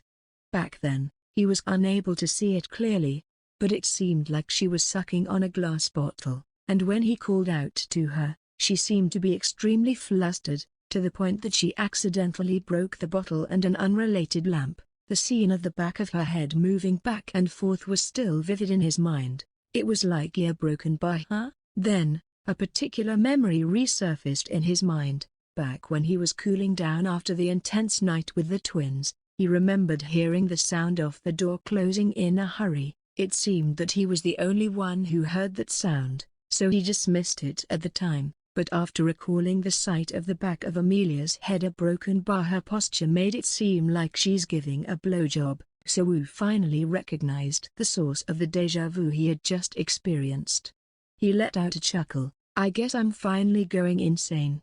Perhaps the excitement about the newfound freedom he would soon experience caused him to lose half of his sanity. I need to stop deluding myself. There were more than a few things that didn't add up to his previous speculation. I say that she really witnessed me and the twins doing all that, then why did she just let it be and went to sleep? She's their professor, is she not? The issue doesn't only concern the fact that we were engaging in an immoral activity, it also concerns the twins' future as witches. There's no way that she would stay silent after witnessing that scene. The thought of her trying to imitate a blowjob while sucking on a glass bottle feels even more ridiculous. Come on, Sawu burst into laughter. It would be more realistic for Tarkasho to become a girl, turn into a witch and come to suck his dick. If that's the case, then a broken bar her action must be related to some kind of magical ritual that was related to her research. If it wasn't that, then it was probably some kind of strange habit she developed. I recall someone told me that children who couldn't suck on breast milk when they were young would yearn for motherly love as adults. A broken bar. Maybe her case is similar to that? Truth to be told, it was hard to imagine that either case was the truth either. That was why it would be better to keep his mouth shut so that he wouldn't unintentionally set off a landmine. After all, when he caught her in that state, she displayed the most flustered expression he had ever seen in his life. It was like an expression that someone would make when they found out that they weren't alone inside the lift they were in after letting out a big nice fart. I'll just pretend that I didn't see anything. There's no need to make a fuss and create unnecessary tension before the big event. With that thought, So-woo suppressed his sense of curiosity. It seemed too early to talk to her right now. She was probably too embarrassed to talk with him after being caught in such an awkward situation. So, So-woo decided to take a nap and wait for the right time to talk to her. 3. Amelia spent the whole day cooped up in her room. She couldn't figure out how to face him after that incident. Remembering the vulgar action she had done, her face was burning with embarrassment. There was no way that she could face him in this state. The scene of her sucking on a glass bottle. What came to his mind when he saw her in such a foolish state? Whatever it was, her dignity as a noble witch had been completely shattered. You are broken bar. Trying to forget all the shame, she sprayed the perfume of fatigue on herself and laid down on her bed. She decided to take a nap. With sleep, she could momentarily forget everything, but even under the perfume's effect, she couldn't fall asleep. Instead, she found herself tearing the clean bed sheet in frustration. A lot of things had fallen apart in just a few days, everything that she had believed in and taken for granted, and amidst the chaos, she found herself creating a dark history. Her mind was in a disarray, her mood was akin to a shake that was being trapped inside a blender. This can't go on. Amelia abruptly sat up from the bed. One thing was clear: if she left things as they were, she would forever be branded as a weirdo in So-woo's mind. That was the least of her worry. He might even think of her as a pervert or a mentally ill person. I can't let that happen. A broken bar. I need to give him a proper explanation. A broken bar. As she pondered such, a thought suddenly popped out in her mind. A broken bar? Why was she so concerned about how Shin So-woo perceived her? When it came to rumors that were circulating in the witches' social circles, or whatever gossip that was being talked about by the witches behind her back, Amelia never gave them much of a thought. To her, someone who wavered under other people's judgments wasn't fit to be a noble. She didn't need others' acknowledgement, just herself. In her eyes, someone who didn't have confidence in themselves was merely a coward and nothing more. That was why her current thinking was strange. After all, what transpired was merely him catching her acting a little weirdly. Regardless of what he might think of her, it didn't matter. A broken bar. As she was lost in thought and immersing herself in self-reflection and anguish. A broken bar. Knock, knock. The sound of her door being knocked echoed through the room. For someone like Amelia, who had no friends other than Sophia, this was an incredibly rare occurrence. The reason why she knew that the person outside the door wasn't Sophia was because Sophia would never knock on her door. Instead, she'd transform into a crow and tap on her window. Well, this is a good thing. Though she might not know who it was, she needed a distraction because her mind was so tangled up that she couldn't know how to describe it. Snap. With a flick of her finger, the perfume of fatigue lost its effect.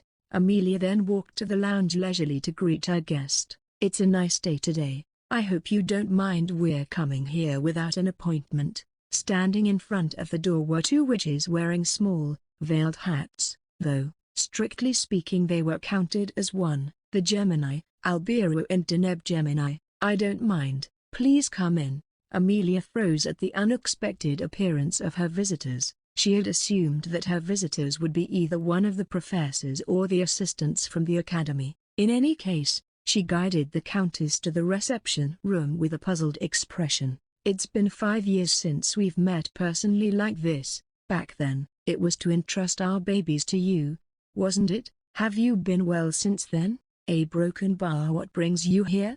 Although it would have been appropriate to call So-woo and make him serve the guest, Amelia didn't want to show him to the Countess. She had an intuition that there was some kind of connection between them judging from their past interactions, so she didn't even try to hide her suspicious gaze. There were multiple suspicions that she could bring out from her mind. Their gazes met. Realizing that Amelia displayed a more hostile attitude than they expected, the Countess spoke up. They knew that Amelia wasn't exactly the sociable type, so they went straight to the main point. "Have you heard anything from Shin So-woo?" "No, I haven't." "Let me cut to the chase then. I want to obtain the ownership of Miss Marigold's exclusive slave, Shin So-woo." Hearing that, Amelia's eyes widened. She wondered why they suddenly visited her. Never did she expect that they wanted to seize the ownership over So-woo. But, why? She responded with a sharp tone without her realizing it. The Countess ignored that and continued their words. During their previous picnic trip, Shin So-woo saved Ode Island a debt from a homunculus attack. So, as a reward, we offered to grant one of his wishes and he expressed his wish to return to the modern world. It's an unprecedented situation, but we can handle it on our end. A broken bar. Not only that, we also plan to provide sufficient support for his reintegration to the modern world. However, as he is your exclusive slave, Miss Marigold, we can't just arbitrarily decide that. That's why we've come here, to seek your consent." She had no idea that such an incident occurred during the time they went on a picnic. Amelia already knew that So-woo wanted to leave Jaina so badly to the point that he conducted a whole research about it, but she never expected things would progress to this extent without her knowing. "We are aware that you assigned him as an exclusive slave because you want to keep him around as your assistant. That's why we've prepared adequate compensation. We don't have any ulterior motives, we simply want to grant his wish." The Countess placed a jewelry box that they had prepared in advance on the table. "You may check it if you don't mind." Clink. Deneb took out a very small wooden box from her bosom and placed it on the table. Amelia could tell the shabby-looking wooden box wasn't something ordinary. There were 3 layers of enhancements for shock absorption, another 3 for theft prevention, 4 for sealing and 7 for internal preservation. In total, there were 17 layers of protective enhancements surrounding the wooden box. Such a sophisticated security mechanism was installed on it. She wouldn't be surprised if the small box had the ability to freeze the flow of time of its content. If someone were foolish enough to steal it and tried to take a peek inside, their body would probably rot away from countless curses. There was a tiny key in Albiro's hand. When she touched the box with the key, a specific pattern appeared and the flow of mana of the box was temporarily frozen. The box made a sound that was similar to that of rattling chains. Then, the barrier surrounding it was lifted.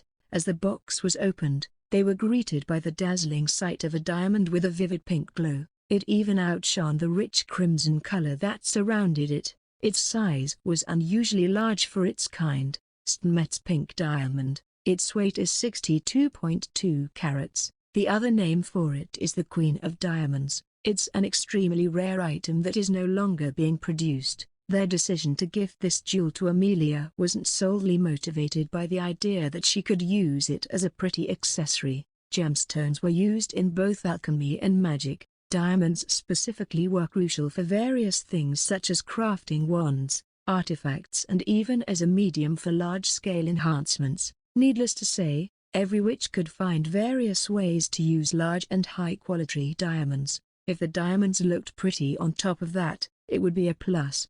Based on the size and the rarity of the pink diamond, it wasn't a far stretch to call it priceless. It was simply incomparable to the price of a single slave. Sad it may sound, but even if one were to combine the value of all the slaves in Jaina, it wouldn't be enough to compare to the price of this pink diamond. In other words, the Countess was telling the truth. They were really trying to accommodate So-woo's wish to repay their favors. A broken bar. The Countess were confident in their choices as they briefly explained about the gem to Amelia, but after seeing her blank stare, they realized that they may have made a mistake. If the item doesn't please you, we can offer artifacts or magical items with similar prices. Alternatively, we can also offer enough gold coins for you. Maybe you prefer art pieces? We possess works by renowned artists that haven't been known to the public. such as Van Gogh's paintings. They spoke as Deneb closed the jewelry box. However, there wasn't a single trace of greed or hesitation in Amelia's eyes. Normally, one might naturally feel greed after facing such a precious item, but Amelia remained unaffected. "Does Shinzo know? We've already finalized our agreement with her." "That isn't what I meant." Amelia no longer paid any attention to the box. "Does he know what kind of reality awaits him once he leaves Jaina?" "That part her broken bar, we haven't explained it to him, but we intended to provide enough funds for him to survive." "There's no need." Countess Gemini had negotiated with numerous conglomerates, CEOs of multinational companies and higher-ranking businesses. Based on their experience, they were aware a broken bar from Amelia's words, a broken bar that she had no intention of letting Sawu go. Even if they were to present several more diamonds similar to what they have, she would react the same way as she did. They were mistaken. Amelia's relationship with Shinzo wasn't just a simple relationship between a private slave and a witch. A stronger emotion was involved in that, but, judging from Sawu's desire to leave Jaina as soon as possible, it was clear that Amelia's feelings toward him were one-sided. "I apologize for wasting your precious time." Sure enough, Amelia attempted to end their conversation right then. "What a pity. We wanted to try and satisfy your demands as much as possible, but it seems like it isn't enough. In exchange, could you arrange a private conversation with him for us?" Given the circumstances, they needed to propose an alternative compensation to him. Of course there was no way to know if he would accept it willingly. What to do now? "You don't need to. I'll explain everything to him." Amelia's behavior was something that could be considered as rude in most cases. She completely disregarded the Countess' position as a noble. However, the Countess understood what was going on. Sometimes, emotion took priority over losses and gains. Even a child could see that the jewel they offered was far more valuable than the price of Sawu's ownership. But, to Amelia, the Countess' actions of offering the jewel to her could be considered as rude. "Then, we'll take our leave." Amelia didn't even see the Countess off. Instead, she sat by herself in the reception room while drinking her tea. It should be that, right? Most likely. Albiro and Deneb, who were driven out of Amelia's mansion, strolled through the garden. Upon hearing the rumors that Amelia Marigold, someone who was notorious for her limited social interactions, had acquired a personal slave on her own, they became suspicious. That meant, this particular slave either had a high value or possessed exceptional qualities as an assistant. It was the reason why they chose such a grand and luxurious item as an exchange. Oh, my, she must be falling over heels for him. But, they didn't anticipate this outcome. Who would have thought that a witch would fall in love with her own private slave? Not to mention that she wasn't any ordinary witch. The witch who managed to increase her level by 2 in the short span of 150 years. Her rank in the hierarchy was 22nd, surpassing even the Countess themselves. Although they couldn't confirm their assumption yet, the circumstantial evidence was too strong to ignore, and so, they found themselves in a difficult situation. Are we going back just like this? What else can we do? Baroness Marigold is known to be stubborn. Still, we should at least let him know that things aren't going well for us. Maybe we should arrange for him to receive a different form of compensation. If we were to directly gift him with something, the Baroness might feel offended. It would be better for us to send it through her instead. However, the matter wasn't of that much importance that the Countess would ponder over it for more than 10 minutes. After all, it was common sense to not carelessly meddle in matters between a man and a woman since ancient times. She should be able to handle it on her own. I feel bad for her now. After their idle chatters ended when they got into their carriage, they brought up a new topic. It was about the witch who recently sneaked into Jaina. By the way, have you caught her tail? In response to Albiro's question, Deneb shook her head. No luck in that regard. I've even dispatched our spies and hired several witches to track her, but there's no news yet. Is there a chance that she has already returned to the modern world? Unlikely. She hadn't seemed to make any moves yet. If an exile was spotted in Jaina, they would be eradicated without exception. Since they still insisted on coming despite such risks, it meant they had a goal in mind. But no disturbance happened in Jaina so far, indicating that the exile was still laying low somewhere in the blind spot of their surveillance network. I'll contact Countess Adonai to investigate Jaina's financial flow. We might find her records of purchase. All right, I'll send 3 people to go to the Red Roof Salon. The thoughts about Sawu and Amelia quickly faded from their minds. With so many matters occupying their minds, the Countess were having an incredibly busy day. Even after working diligently as a slave for 5 years, Sawu still couldn't overcome the rules of nature. After doing lewd things with the twins and coming 11 times in succession, he only managed to get about 2-3 hours of sleep. It was only natural that when he found himself lying in bed with nothing to do, he'd fall asleep and wake up in the evening. My daily routine is a mess. When he opened his eyes, the sun was already starting to set. The crimson sunset was painting the drifting clouds with a pastel-colored palette as it rolled above the grassy hill. Somehow he had a feeling that tomorrow would be a long day. Yuga Broken Bar Sawu stretched his body. He felt like royalty because hadn't felt such luxury in a long time. Rustle. At that moment, he heard the sound of rustling paper. It came from his own bed, so he quickly sat up. What is it? Sawu looked at this bed. There was something familiar placed on it, so he picked it up. A broken bar. Those were sketches for the magic circles that he had been painstakingly researching. Around 200 sheets of paper were scattered all over his bed. Instantly, his mind woke up. There was no way that those rough sketches could crawl out on their own to find their way to their creator. That possibility was already a horror in itself, but the more realistic possibility was even more terrifying than that. Sawu looked at the rough sketches with trembling eyes. Since he felt all his senses were working properly, this obviously wasn't a dream. Then, who brought it here? No, rather than saying that they brought it here, it seemed more like they had thrown it here. He gathered all the rough sketches and neatly organized them before shoving them into his drawer. For a broken bar, cold sweat trickled down his forehead. The magic circle was his only insurance. Even if someone were to discover the fact that he knew how to use mana, they must never discover his plan to use that magic circle to escape from Jaina. That was why the barn was the safest place to store the sketches. No one had come there for the past 5 years, and even if a witch happened to visit it, they wouldn't go out of their way to dig through that stack of straws to get it, especially not with the nauseating smell coming from that stack. Who could have done these? A broken bar?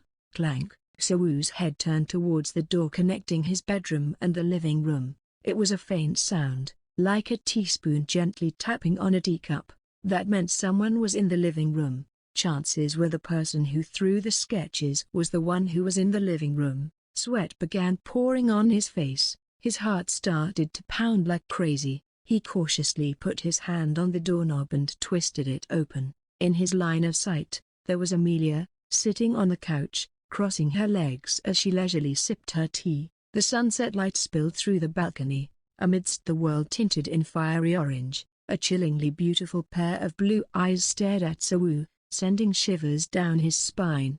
"Take a seat," Amelia said to Sawu, who was frozen stiff like a log. It was the worst situation possible. If it were Amelia who found those sketches, she would have interpreted to some extent what the magic circle was created for. Sawu felt his mind going blank. The plans he had meticulously drawn up until now crumpled before him. I should have concealed it more thoroughly. But it has been 5 years, and no one had ever found out about it in these 5 years. Maybe she already knew from the start? Watching me acting like a lab rat trying to escape to satisfy her voyeurism tendencies? There was a Kaipushis cherry cake on the table, but he didn't even glance at it. Next to the cake was a stack of paper and a pen. Amelia flipped the paper over. There were densely written magic formulas on it. She selected one among them and handed the paper to him. "Try to solve it, Miss Associate Professor Broken Bar. Do it." Her voice was firm, refusing to humor him with any kind of conversation. After hesitating for a while, Sawu reluctantly picked up the pen. Sawu's thoughts went awry. Amelia knew everything, even his last resort to run away from slavery. But why is she asking me to solve a magic problem in such a situation? A broken bar. I understand. However, he knew that Amelia hated repeating herself. Before he tried to figure out what was going on inside her head, it was more important to prevent her from getting mad. That was why he glanced over the problem in front of him. It was a picture of a magic circle, but Amelia hadn't told him what was needed to be solved. Countless straight lines, curves and arrangements of 12 runic characters messily covered the white paper. He carefully visualized the magic circle in his mind by redrawing it through meticulous calculation. If there was one remarkable ability Sawu possessed, it was his ability to concentrate, regardless of the situation. His previously pounding heart gradually turned tranquil as he concentrated even deeper. As he had seen in the Ain, the principles and manifestation of a magic circle occurred on a three-dimensional level. Magic circles were merely a medium for the witches to inscribe or record the three-dimensional magic into two-dimensional form. It was similar to how humans turned the abstract phenomenon known as a sound into what was known as a musical sheet.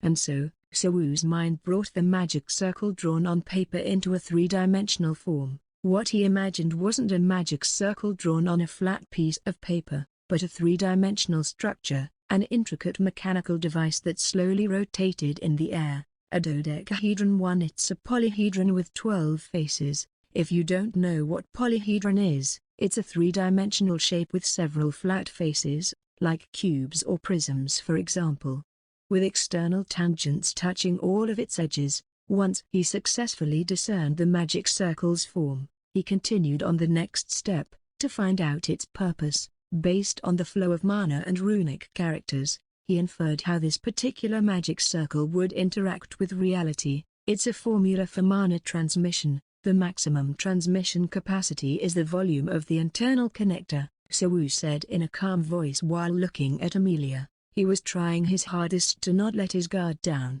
After all, he still didn't know what Amelia wanted yet. Is that all? No, it wasn't. The formula she gave him wasn't perfect. There was a part of it missing. At its current state, there will be too much mana leakage during transmission. Whether the leakage is 50m or 30m, the formula won't fulfill its intended purpose if we let it be. He picked up a pen and wrote some runic characters in 3 different places. This way we can transmit at least up to 100m without any transmission leaks. Amelia glanced at the equation that Sawu solved. She didn't give out a big reaction before handing him another problem. Try this one too. The magic test came out of nowhere. Amelia threw problem after problem at Sawu. She pretended to be calm as she observed the situation, but inwardly, she couldn't help but feel amazed. In terms of difficulty, the problems she threw at him weren't the ones that could be considered challenging. Even the twins could solve them all within a day. However, Sawu's pace on solving each problem was extraordinarily fast. After skimming through the problem just a few times, he'd grab his pen and write down his answer. In magic, there was no definitive answer. Even if one was working on the same spell, there could be thousands or even millions of possible answers. That was why, the aspects that needed to be judged from the answer were how effective and logical the answer was. However, even under Amelia's strict standards, Sawu's answers were accurate and logical. If Amelia were the one who was solving the problem under the same amount of time, she would probably write similar answers to his. This made her certain it wasn't a coincidence that Sawu completed his self-essence magic. She also knew that he hadn't received anyone's help. He was just that skilled. Finally, all the problems that Amelia had prepared were solved. All of them were finished in a little more than 3 hours. A broken bar. Amelia checked his answer to the last problem. The problem revolved around attempting to gauge the complete structure of a barrier formula using a partial observation. The difficulty level of the problem increased as they went further, so this problem was at a level that even the twins would find it hard to solve. However, Sawu managed to find an answer to the problem in 15 minutes. The moment Sawu handed his last answer to Amelia, he felt a burning thirst. His stomach felt like it had swallowed hot coals. Even the soft couch felt like a bed of thorns to him. Why is she acting like this? If she found my magic circle sketches, she could just order me to stop my research. She could also confiscate the sketches and send me to the labor camp. I can't think of anything. There's too little information. Sawu couldn't understand why Amelia was doing this. When he snapped out of his thoughts, her beautiful eyes were staring at him. Her gaze was so intimidating that it was hard to believe that she was the same person who he caught doing something stupid this morning. Miss Amelia, speak. There's something I haven't told you yet. It's related to Countess Gemini. A broken bar. Amelia averted her gaze, either because she was trying to say that she didn't want to hear his words any further or because she was distracted by something. I rejected their offer. Sorry? She then turned her gaze towards Sawu again as she gave out her reply. Her gaze was strong and daring. Its intensity matched the phrase "a staring daggers" well. This morning, Countess Gemini came to visit me and offered me the proposal to transfer your ownership to them, Assistant Sawu, and you refused their offer. A broken bar? Correct. Countess Gemini said that they would prepare a gift that Amelia would accept as a compensation. Considering the gesture of courtesy they had shown to Sawu, it was unlikely that they were telling him an empty promise. That meant Amelia had refused their gift. But, why? For what reason? A broken bar. May I ask why? This time, it was Amelia's thoughts that were in turmoil. She already formulated her answer while he was still asleep, but now that she was facing him, her tongue turned weak as she hesitated to answer his question. Because you're still useful as an assistant, Amelia said dismissively, like a child trying to come up with a reasonable excuse to protect something that they didn't want to be taken away. That line was the only thing she could come up with. A useful assistant? If she refused the Countess' offer for such a reason, that meant she had already discovered the sketches before their meeting this morning. Sawu's expression stiffened. Seeing his expression, Amelia hastily added an excuse to emphasize her point. It wasn't like Amelia was unaware of his desire to leave Jaina. She could tell from his research how much he wanted to leave, not to mention that when he was in the perfect opportunity to get whatever it was that he desired, he still chose to leave Jaina. That was why Amelia quickly made up an excuse, to persuade him to follow her decision. Of course, I know what it is that you want, Assistant Sawu. A broken bar, but I can't grant that request for you. Your talent in magic is exceptional. A slave achieving such a level of magic proficiency entirely through self-study is unprecedented. Letting that kind of talent to rot as a slave would be a huge waste. Amelia took a deep breath, then she slowly recited the words she had prepared and memorized in advance. So from now on, I'll personally guide you in your studies of magic. You will no longer be a slave. I'll welcome you as a member of the Marigold family. Sawu felt a sudden surge of anger. Is she telling me to give up and forget about my goal just because she wants to teach a lowly slave like me magic? She thought bestowing me with a noble status would be enough? Amelia continued her words with a gentle tone, focusing only on what she wanted to say, as if she hadn't noticed Sawu's state. Shin Sawu, you belong to me. Sawu bowed his head deeply after hearing her words. I can't tolerate you leaving my jurisdiction without permission. Therefore, I will take appropriate measures regarding your unauthorized escape plan. That meant, not only Sawu was unable to run to the modern world by using the Countess' favor, he was also unable to leave using his magic circle because Amelia had discovered its purpose. Furthermore, she also declared that she wouldn't let him make another plan to escape in the future. It was as if the whole world had collapsed. Sawu felt that everything didn't matter anymore. A broken bar. Amelia glanced at Sawu, who remained silent. She felt nervous. It was obvious that his condition didn't look very good, though he didn't say anything. His eyes were empty and devoid of emotion. He didn't react in any meaningful ways. From now on, you'll live in a favorable environment. You can request any materials that you like from the academy by using my name. The same goes with any experimental tools that you need. Meals, desserts, cigarettes, clothes, anything you desire, just ask me for it. You don't need to hold back. I will provide them all for you. Amelia believed those conditions would be enough to convince him. Exquisite meals, sweet desserts, freedom from slavery, cigarettes and clothes he liked. Furthermore, though he was a man, he had the chance to walk the path of magic with dignity. There was no reason for him to miss out on the golden opportunity to directly receive guidance from the Baroness. He only needed to sacrifice a little bit of his freedom.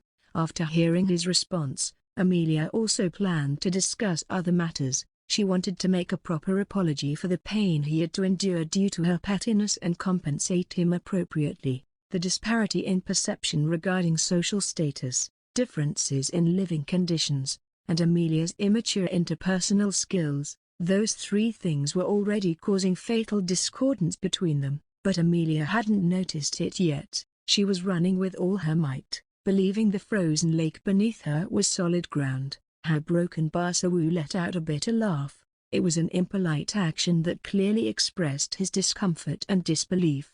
Seeing this, Amelia raised her brow in confusion. Shin Sawu continued to laugh. He couldn't suppress it anymore.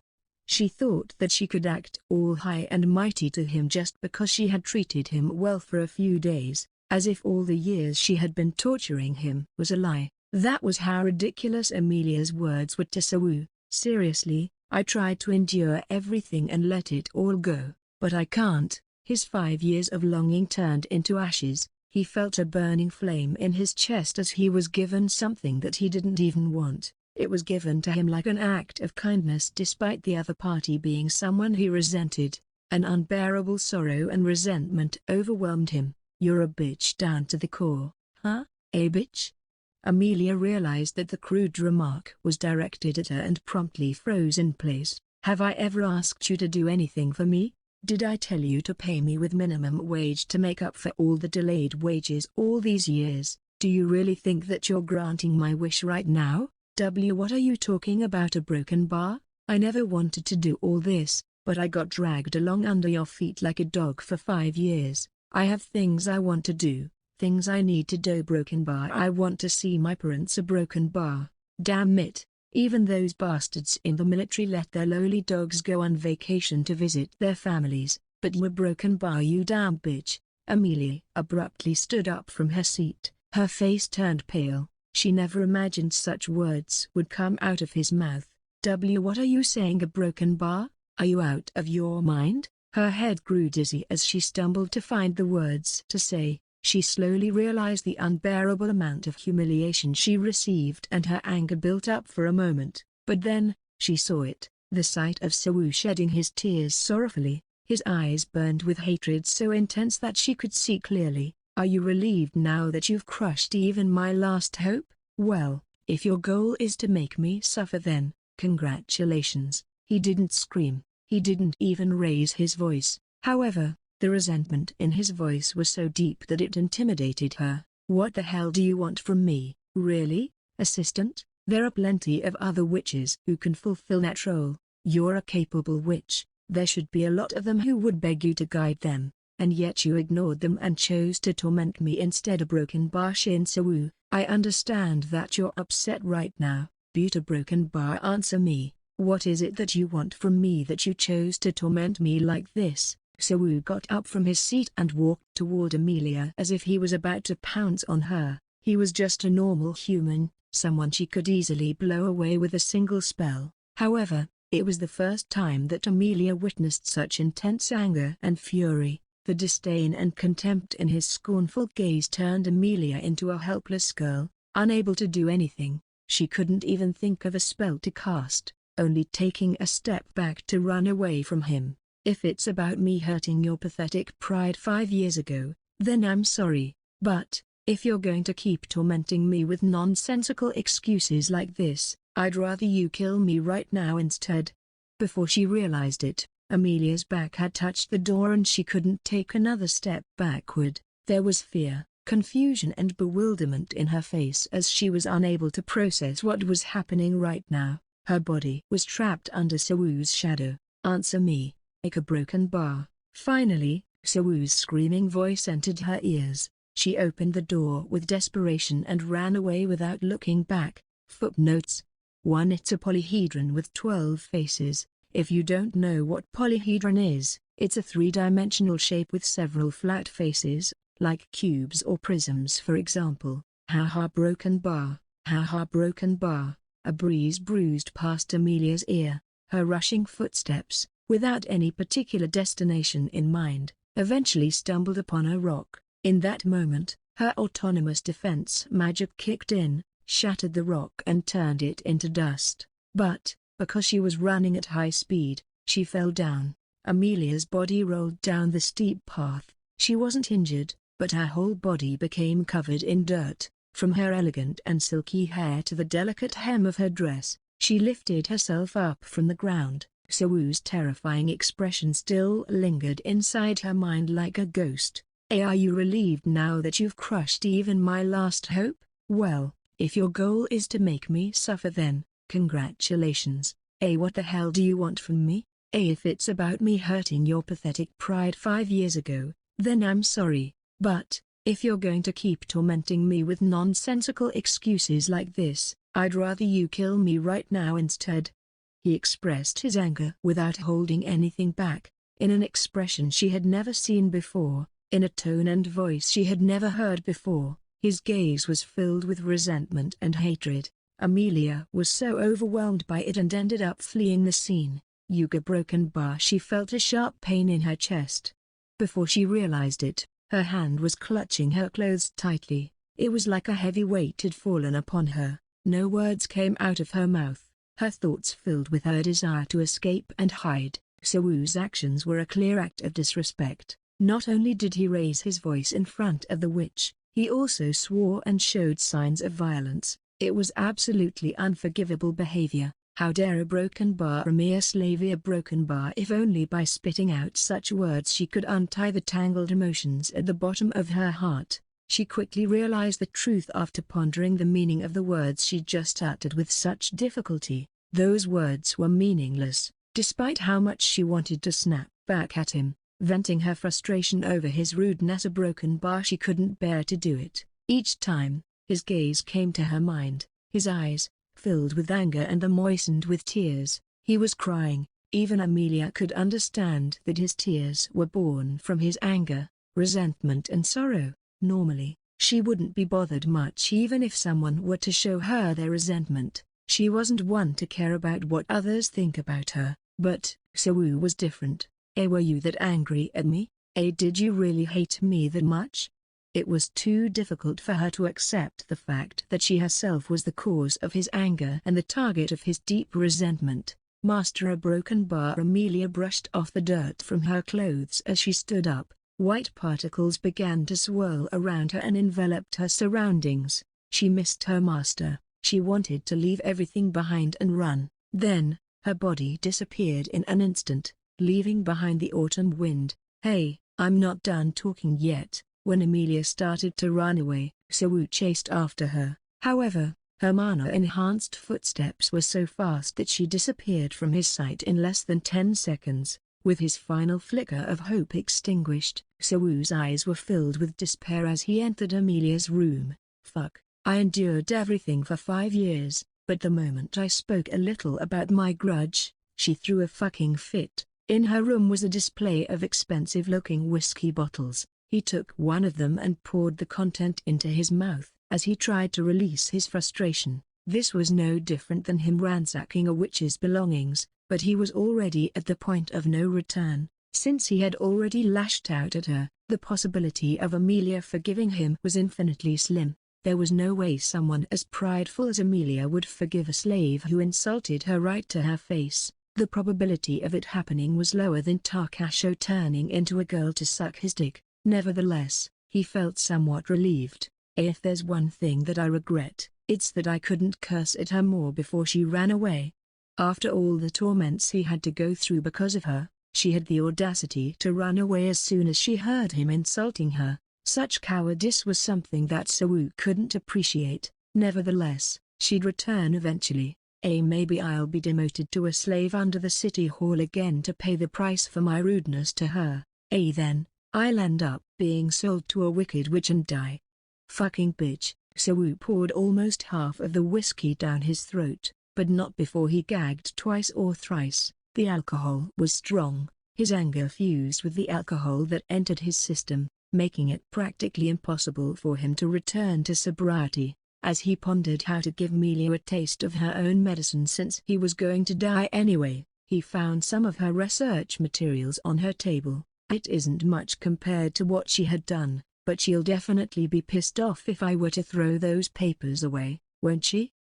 Fuck off, you bitch. Let me bless your precious research materials with my glorious urine. Sawu, who was pulling down his pants so that he could pee on the stack of papers, barely managed to stop himself with his dick still sticking out. A broken bar. Let's just stop. Still, as a scholar himself, there was a moral code that he didn't want to cross. After all that happened, that wicked witch Amelia still refrained from confiscating Sawu's research paper. If she had planned to do so, she would have disposed it while Sawu was still sleeping. There was no need for her to spread the paper around his bed. However, that didn't mean he would forgive her. He made an oath to God, when Amelia returned, he would smash her head with the whiskey bottle, no matter what the consequences were. Amelia, you fucking bitch, a broken bar, stupid blonde-haired cunt, a broken bar. I bet even the hair on your pussy is as thorny as your heart is. Sawu plopped down on the table as he unleashed a torrent of curses at Amelia.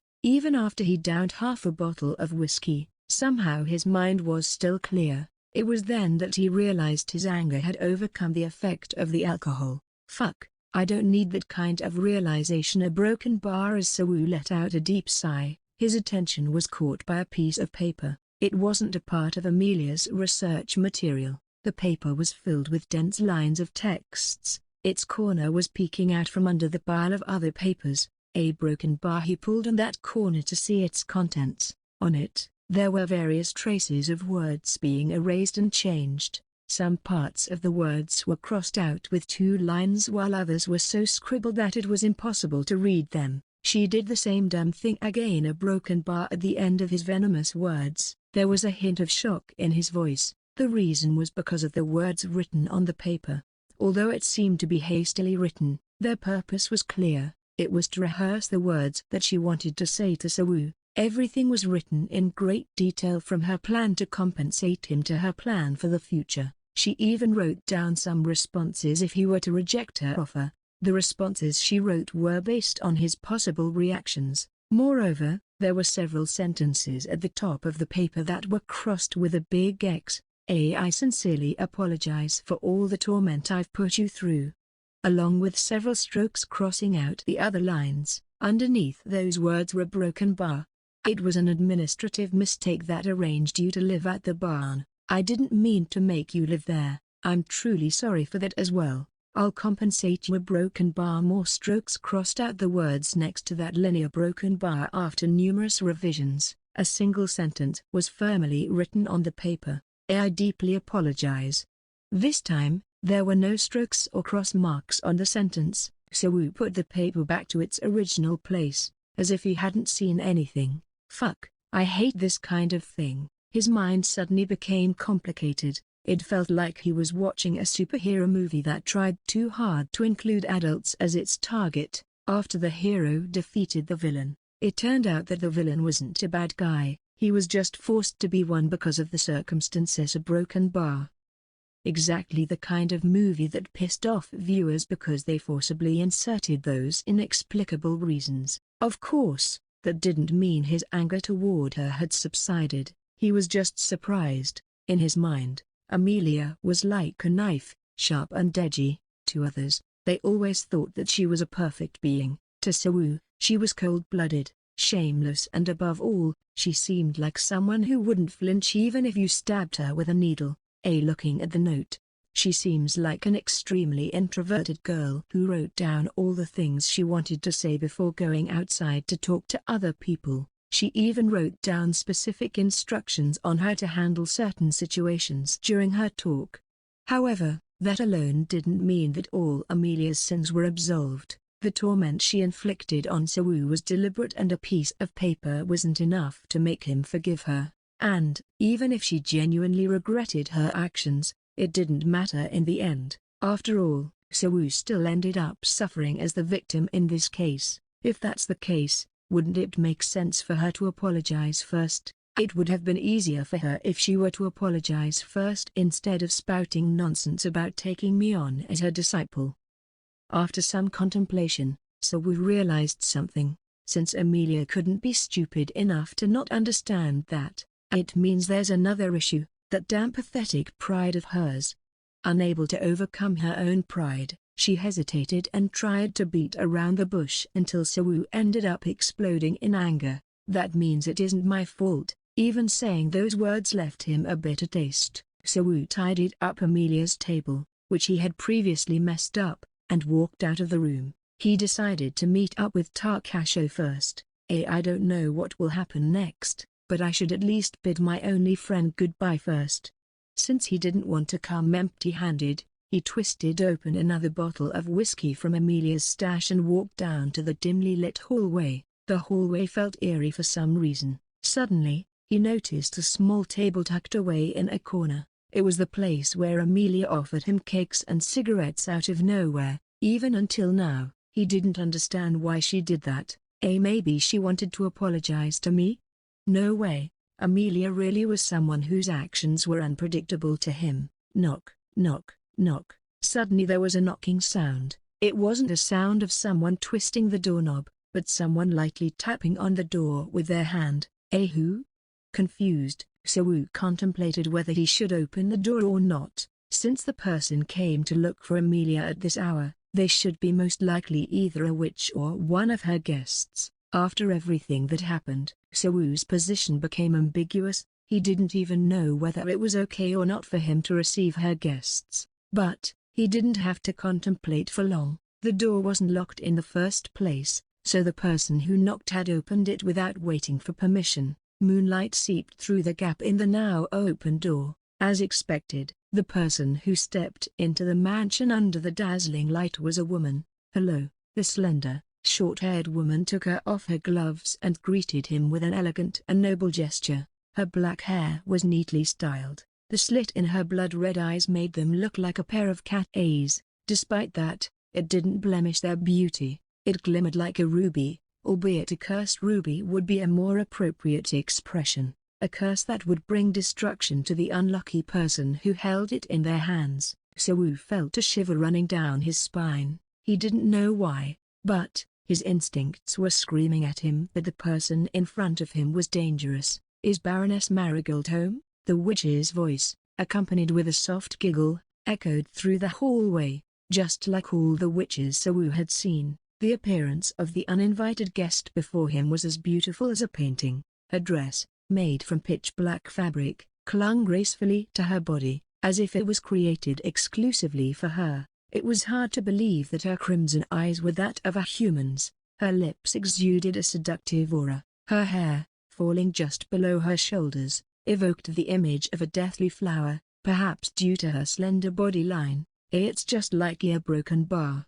The Higginbon, a broken bar, the flower that bloomed at the bank of the river that ran through the underworld. Sawu felt a shiver run down his spine. What was reflected in her eyes when she calmly interacted with him wasn't a form of respect one would show toward another human being. It was an indifferent gaze, as if she was looking at a worm incapable of communication, though she probably hadn't realized it herself. Even her excessively sweet tone felt incredibly nauseating. No witch he had encountered so far had this kind of gaze toward another human. What he felt from her was an instinctual fear that one could feel from facing a natural predator. That fear overcame the effects of the alcohol he just consumed. The sense of crisis he felt dragged his consciousness to sobriety. Though he still didn't know the reason why he felt this unsettled, he lowered his head anyway, before carefully asking, "My name is Shin Sawu, an exclusive slave of the Baroness. Have you made an appointment in advance? Would it be okay for me to inquire what kind of relationship you two have?"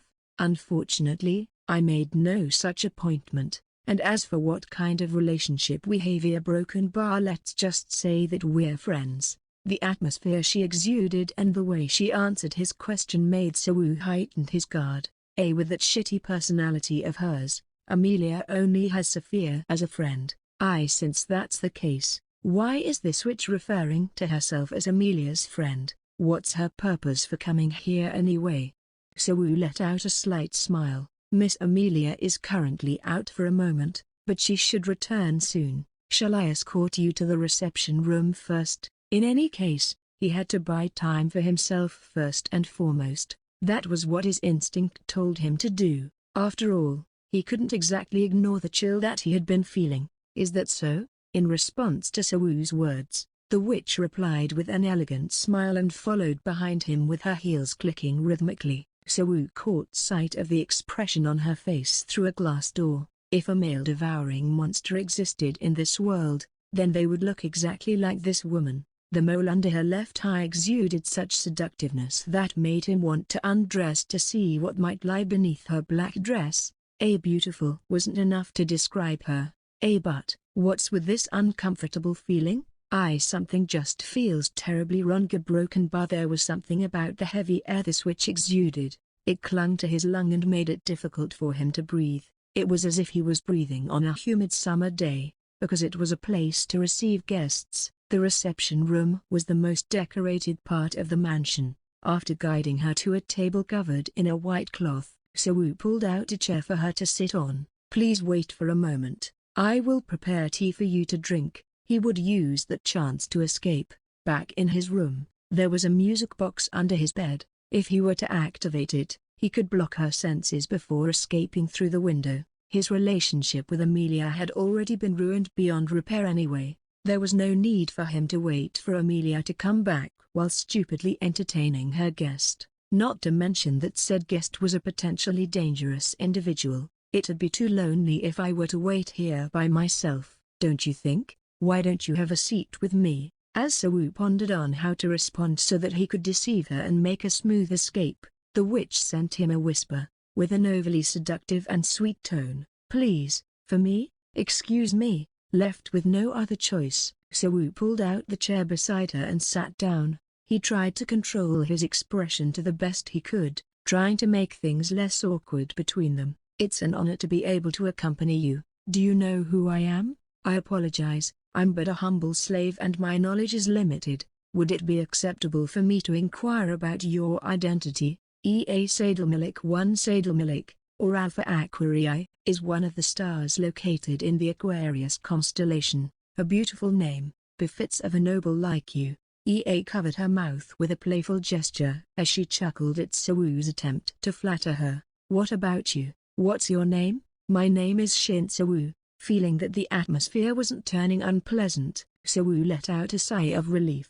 In truth, he was worried that he might have overdone it a little when he talked to her. However, judging by the flow of the conversation, it seemed like he had handled it well. It seems like the Baroness won't be returning any time soon. Indeed, a broken bar considering how she rushed off so hastily. It didn't seem like Amelia would come back soon. Even after contemplating it, Sawu couldn't understand the reason why she had fled. If he was in her shoes, he would have definitely disposed of himself right there and then without any hesitation. With an intrigued expression on her face, scrutinized every inch of Sawu's face. She licked her lips before opening her mouth to speak. I hate waiting in boredom. A broken bar. Why don't we have some fun to kill time? A thick and dense scent permeated through the air. It was as if the wind had intentionally shifted direction to fill Sawu's nose with her subtle, yet distinct feminine fragrance. Can I know what do you mean by having fun?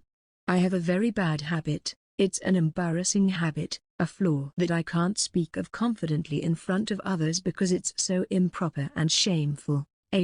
Seriously?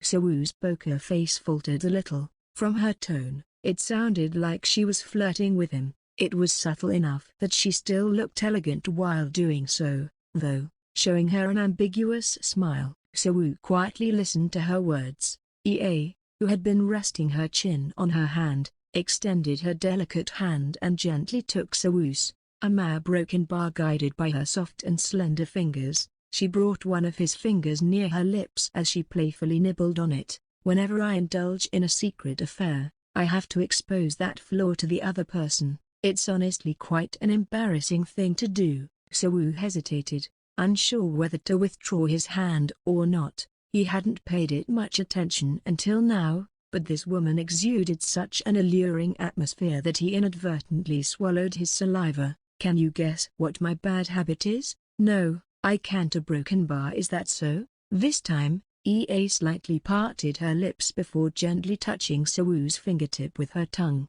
It wrapped around his fingertip surprisingly quickly. Up until today, Sewu had never known that someone's tongue could move so delicately yet so quickly like this. You a broken bar. When he tried to resist this terrifying witch, she stuffed his fingers into her mouth. She doesn't show any shame even after doing all these. A broken bar. With a playful smile, she started sucking on two of her fingers with her lips while licking them intensely with her tongue. It was as if she was sucking on his dick. However, despite this arousing situation, his cock didn't even move. Rather than getting aroused, Sewu was just scared to death. My bad habit. Ice a broken bar. I keep wanting to steal another woman's man. Oh, I feel so embarrassed now. A broken bar. What the hell is this nutcase saying? Ea let out a smirk as she cupped both her cheeks with her hands. A blissful smile as if she was melting from pleasure spread across her face. Not soon after, Sewu's statistical assessment was correct. Witches like Ea were likely to be either a nutcase or batshit crazy. Even if Sewu's status was nothing more than a slave, what Ea was trying to do was considered a taboo. It was like a man trying to spend a night with an emperor's cherished concubine. Proposing such nonsense when Emilia might return at any given moment was a clear proof of her insanity. Wait, is she even a proper guest to begin with? First, she lied about being friends with the clearly friendless Emilia, then she openly declared that she was into a broken bar, not to mention the suffocating atmosphere he had been feeling for a while. Her sweet scent reminded him of a carnivorous plant that exuded its fragrance to ensnare the insects around it. Don't you like me? Are you maybe thinking about your master? I'm just feeling lost at this undeserved attention being directed at me. Come on, tell me, are you thinking about Marigold right now? Ea seemed to be extremely excited for some reason. She leaned in closer to Sewu. Half of her buttocks were already off the chair as she positioned her face just a few inches closer from his. Sewu's dilated pupils were reflected in Ea's blood-red eyes. Honestly, I can't blame you for thinking about her. Is it even something you can blame me for? Her words confused him, but he just obediently nodded his head, though he wasn't sure that he could get away with lying right to her face when their eyes were locked to each other like this. Yes, what part of her are you thinking about? Her voice, face, or possibly her naked body? Ea started speaking rapidly, clearly excited, while Sewu was startled by her change. He really couldn't understand where all her excitement came from. However, it wasn't like he could just tell her that all he could think about Emilia was his hatred toward her. I think you misunderstood something. A broken bar. The relationship between Miss Marigold and I are merely that of an associate professor and her exclusive slave. Oh, is that so? Hearing that answer, Ea's excitement waned and she leaned back against the backrest of her chair. She had no intention to hide her loss of interest to him. What a shame. It would have been better if there's something deeper going on between you and her. I apologize for not meeting your expectations. In any case, he wanted to gradually distance himself from her. He felt like there might be sparks flying for no reason just by being next to her. If possible, he didn't want to be by her side at all. His instincts were telling him that this witch was dangerous. Aha! Broken bar. At that moment, Sewu happened to notice something and stopped in his tracks. On the edge of her dress, there were intricate black laces made by twisting fabric. It formed a certain pattern. At first, he thought it was either something like flowers or vines, but after seeing it closely, the pattern resembled a water jug. It depicted water pouring out of the jug. The fact that he couldn't tell such an unnatural pattern showed exactly how skilled the weaving techniques used for the dress was. At that moment, two words came to his mind: an exile. In truth, he considered this possibility because of her distinctive aura. However, it was hard for him to imagine that an exile would boldly visit Emilia's house, so he buried that possibility deep into his thoughts. Sewu remembered what Sophia had said on the night when Emilia was almost kidnapped. Back then, she referred to the mastermind behind that incident as the Witch of Aquarius.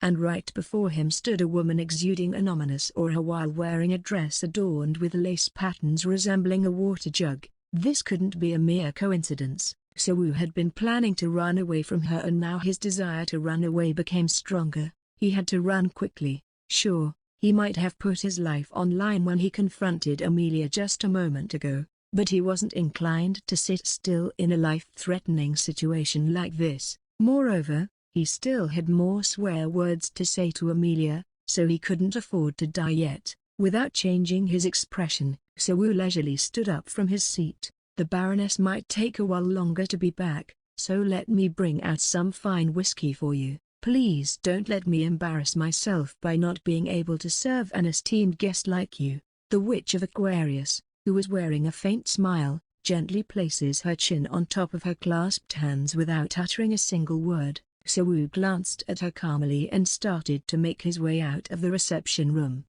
Then, he felt a dull vibration from behind. Sewu was familiar with that sensation. He could immediately tell what it was, a unique phenomenon that emerged when someone moved the mana around them. You sensed it, huh? In an instant, magical waves flowed from the witch's cat-like pupils. Behind her back were several layers of fluttering black ribbons-like objects. Sewu could sense an overwhelmingly high concentration of mana. It felt like it could take a chunk of a mountain just by grazing it. His thoughts moved quickly. If a witch bothered to go out of her way to confront someone who was ranked 22nd in the hierarchy, that meant she was confident that she was at least a match for the latter. Sewu could tell that she didn't bring out those black ribbons out of good intentions. Fuck, run. It was time to escape. Footnotes: 1 Sadalmalake, or Alpha Aquarii, is one of the stars located in the Aquarius constellation. A black ribbon swayed in the wind. Like its sinister color, it maliciously wrapped itself around Sewu, as if it was a net capturing a fleeing bird. Instinctively, Sewu tried to decipher the rule behind it as he looked at the part of the ribbon that was blocking the door out of the reception room. Magic was an intricate field of study. Regardless of the purpose of the spell, there were certain rules and principles that needed to be followed. What Sewu sensed upon casting his eyes on it was the waves of radiating mana. The sequential waves descended from top to bottom, signified that this ribbon would be blocking the door from above to below. Fuck. Sewu's body slid down as if he was attempting a baseball slide. It was a close call, but his attempt at making a dramatic escape succeeded. He watched the ribbon pass over his head. He hastily got back on his feet before looking behind him, to see that the ribbon had completely covered the door he just passed. If he had hesitated even slightly, he would have been captured without any chance of escaping. A crazy witch obsessed with magic, infamous for her heartlessness and lack of emotion, an exile. The moment he got caught by her, it was clear what kind of fate would befall him. Sewu sprinted through the central staircase and dashed into his room without a second thought. It was impossible to escape from a witch without revealing his magic. On his bed, there was a high-grade bottle of mana water and 10 vials of concentrated mana that was given to him by the twins. It might be difficult to outrun that wicked witch even if he were to use a water lizard strides, but it was still better than trying to do it by foot. Besides, that exile wouldn't even imagine that a mere slave like him could use magic. If I can take advantage of that carelessness, get to the music box and successfully activate it, I should be able to get enough time to ask help from the surroundings. Why now of all time as a broken bar? There was no way that the exile would come to seek Amelia for a decent reason, not to mention that she was already involved in Amelia's kidnapping incident. If only Amelia met her by accident on her way out, he could enjoy an epic magic battle while clapping his hands on the side. After all, no matter how strong EA was, Amelia herself was a highly experienced witch. I'm screwed, a broken bar. Fuck. Panting heavily, Sewu rummaged beneath his bed. He could hear footsteps gradually getting closer. As he expected, she didn't seem to be in a hurry. Like a cat toying with its prey, she spent her hunting time leisurely. He nearly overturned the bed as he retrieved the items he needed. The twins gave him a lot of things, so he couldn't just take everything with him. So, he only took the cloak with powerful enhancement on it, the music box and the mana water. At that moment, the curtains swayed like skirt being blown up by the wind. Did I leave the window open?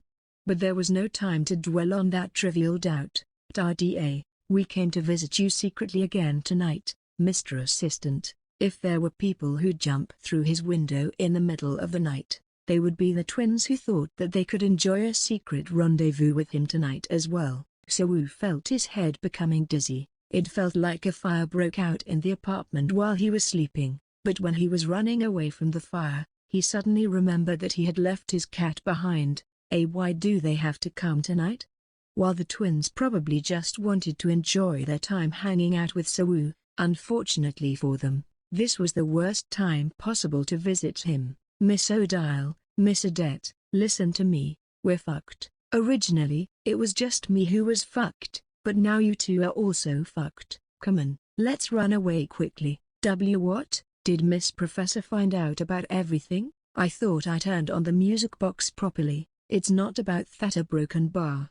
In hindsight, it would be better if it was Amelia who was chasing him right now. It wasn't unusual for an exile to kill an apprentice witch and take their able away. At this rate, the twins will get caught in a broken bar. Sawu's reaction left the twins bewildered. His gesture and manner of speaking gave off the feeling as if he was getting chased by a ferocious tiger. "What's going on? There's no time to explain. We need to run away now." Because of their momentary hesitation, EA managed to catch up to them. The ribbons on her back still fluttered like wings. "Do you really need to run away? I just wanted to talk a broken bar. Now I feel heartbroken." EA entered the room while humming a tune. Her pupils narrowed slightly. Her eyes caught the sight of two apprentice witches who clearly had a youthful atmosphere surrounding them. The corners of her mouth formed a crescent moon shape in response to her unexpected stroke of luck. She licked her lips like someone discovering delicious sweets at a buy one get two free promotion event. "I've been a good girl lately it seems. I was supposed to taste just a single slave, but now I got to taste two apprentice witches too." Sawu's pale face, a witch they had never seen before, the magic behind her, that seemed to brim with malice, not to mention that she was talking about killing, a taboo act in Jaina. At that moment, the twins finally realized the gravity of the situation. Could it be broken bar? An exile, correct. There was no precedent to its movement. A single strand of black ribbon that had been twisting and turning in the air suddenly surged forward. They didn't have time to observe its movement, let alone react to it. Luckily, Sawu was lifting his cloak to shield them, not because he managed to read the ribbon's movements, but because he sensed danger coming from her. Bang! A deafening sound echoed through the room. On the other side of the cloak, a defensive barrier was spread out, but, even that tightly woven, three-layered magic formation was shattered into pieces after receiving a single strike from that ribbon. The cloak tore into pieces, turning into mere scraps. Amidst the scattered remains of the defensive barrier that resembled glass shards, Sawu could see EA's disappointed face. "You thought that scrap could protect you? That was why you ran away to this place?" Dozens of ribbons vibrated in response to EA's laughter, as she mocked her prey's cute effort to escape. "I'll stop her, Mr. Assistant." To hell with that, just run." He boldly grabbed Odile, who was trying to block EA's attack, and the trembling Odette's waist before jumping outside the window. In this desperate moment, he felt like another worldly power surged from within him, making it possible for him to do such a feat. Despite their awkward position, the twins still managed to cast levitation magic so that they could land safely on the ground. What are you doing? We should do the same thing as last time, divide our roles. I'll buy us some time. How are we supposed to beat that monster? Escaping together is our best option right now. After he calmed Odile down, Sawu grabbed a bottle of mana water and drank it as it was before looking up at the window. There, EA calmly observed the three fleeing figures without any sense of urgency. "Your name is Shin Sawu, isn't it?" Despite the considerable distance between them, Sawu could hear EA's gentle voice as if she was speaking right next to him. She probably directed the sound directly to his ear, giving him the impression that only he could hear it. "Stop your futile resistance and give me the apprentice witches. In exchange, I'll grant you the ultimate pleasure. It isn't like you'll be able to escape." At that moment, Sawu noticed something.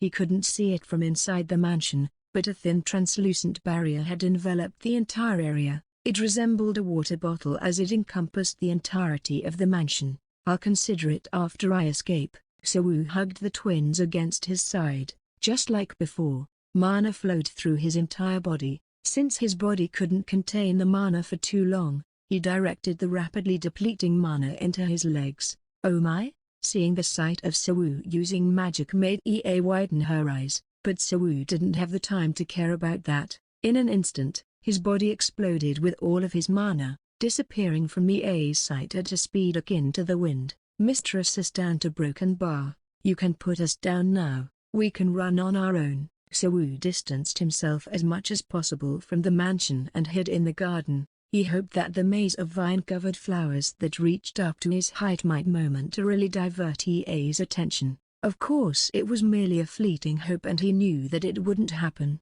Drenched in sweat, he gently put the twins down. He stopped here instead of hiding deeper because this spot was where he came into contact with the translucent barrier's boundary. What was that all about? Is she an exile? Yes, we're stuck in a situation similar back when we were in the latifundium. Do you have a way to contact someone outside? Sawu asked Odile while picking up a twig nearby and touching the barrier with it. He didn't do this for no reason. This was so that he could confirm what kind of effect it had. So Broken Bar immediately, the twig started to melt away. It was as if an unidentified liquid flowed steadily from the tip of the twig, like metal making contact with a highly corrosive acid. What would happen if I had rushed forward and collided with this barrier without knowing this? Sawu could feel his blood run cold. As expected, a broken bar, we can't get out. A broken bar, are we being trapped again? This whole situation was reminiscent of when they were chased by a homunculus in the latifundium. The only difference was that, this time, their pursuer was an even more dangerous being than the homunculus. Yes, so can you contact her? I gave you 10 seconds, yet you could only make it this far? Sawu's stiff neck turned toward the source of the voice, like walking on top of a sturdy brick wall. Ea's figure gracefully perched on a thin vine with ease. From where he stood, he could see her panties beneath her fluttering dress. "You filthy traitor, do you know who our master is?" "I know, of course, you're the cheeky offspring of the arrogant Gemini who's always been a thorn in my side." Ea descended with a cold face, stepping on the ribbons that she laid out like steps of stairs in the air. Seeing her draw near, the three of them found themselves completely powerless. They could see the malice exuded in her breath, as if it was a tangible thing. Her mocking smile and her exceptionally casual tone emitted an immense sense of terror that made them feel deep despair. "Do you know, the witches that you called exiles are especially skilled in barrier magic, as it's something that severs one's connection to the outside world." Exiles, among them were the witches who harmed other witches or apprentice witches. They were considered as public enemies and were the main targets of witch hunts. Ea was notorious for her wickedness, and she was able to traverse through the modern world with ease due to her proficiency in barrier magic. She was able to produce a barrier that rivaled even the music box. "You're already inside my bottle. You're basically inside my mouth already, ready to be chewed. If you find my words hard to believe, you can raise your voice and call your master's name. Might as well do it while crying to make it more entertaining." The normally lively and spirited Odile became meek the moment Ea turned her sharp gaze toward her. She grabbed Sawu's sleeve while holding her breath. She could tell that the exile's words weren't empty boasts. Such a large-scale barrier was set up, but there was no sign of other witches nearby. It meant the barrier didn't only act as an unbreakable wall, but also as a cradle that kept the outside world from peering inside. This was the reason why the Wicked Witch dared to commit such atrocities in the middle of Jaina. "Which one of you is the older sister, and which one is the younger one?" Odile faltered at the unexpected question. However, she quickly steadied her breathing and answered that question with a trembling voice. I am the older sister." Odile's decision was a calculated one. She could only tell Ea's magic level faintly, but she was aware that the Wicked Witch wasn't someone that could be beaten with small tricks. After all, this was the same witch who had shattered a Kotridden with the highest grade protective enhancements in one effortless strike. and she was wielding dozens of ribbons that could produce such an attack. Let's make a deal.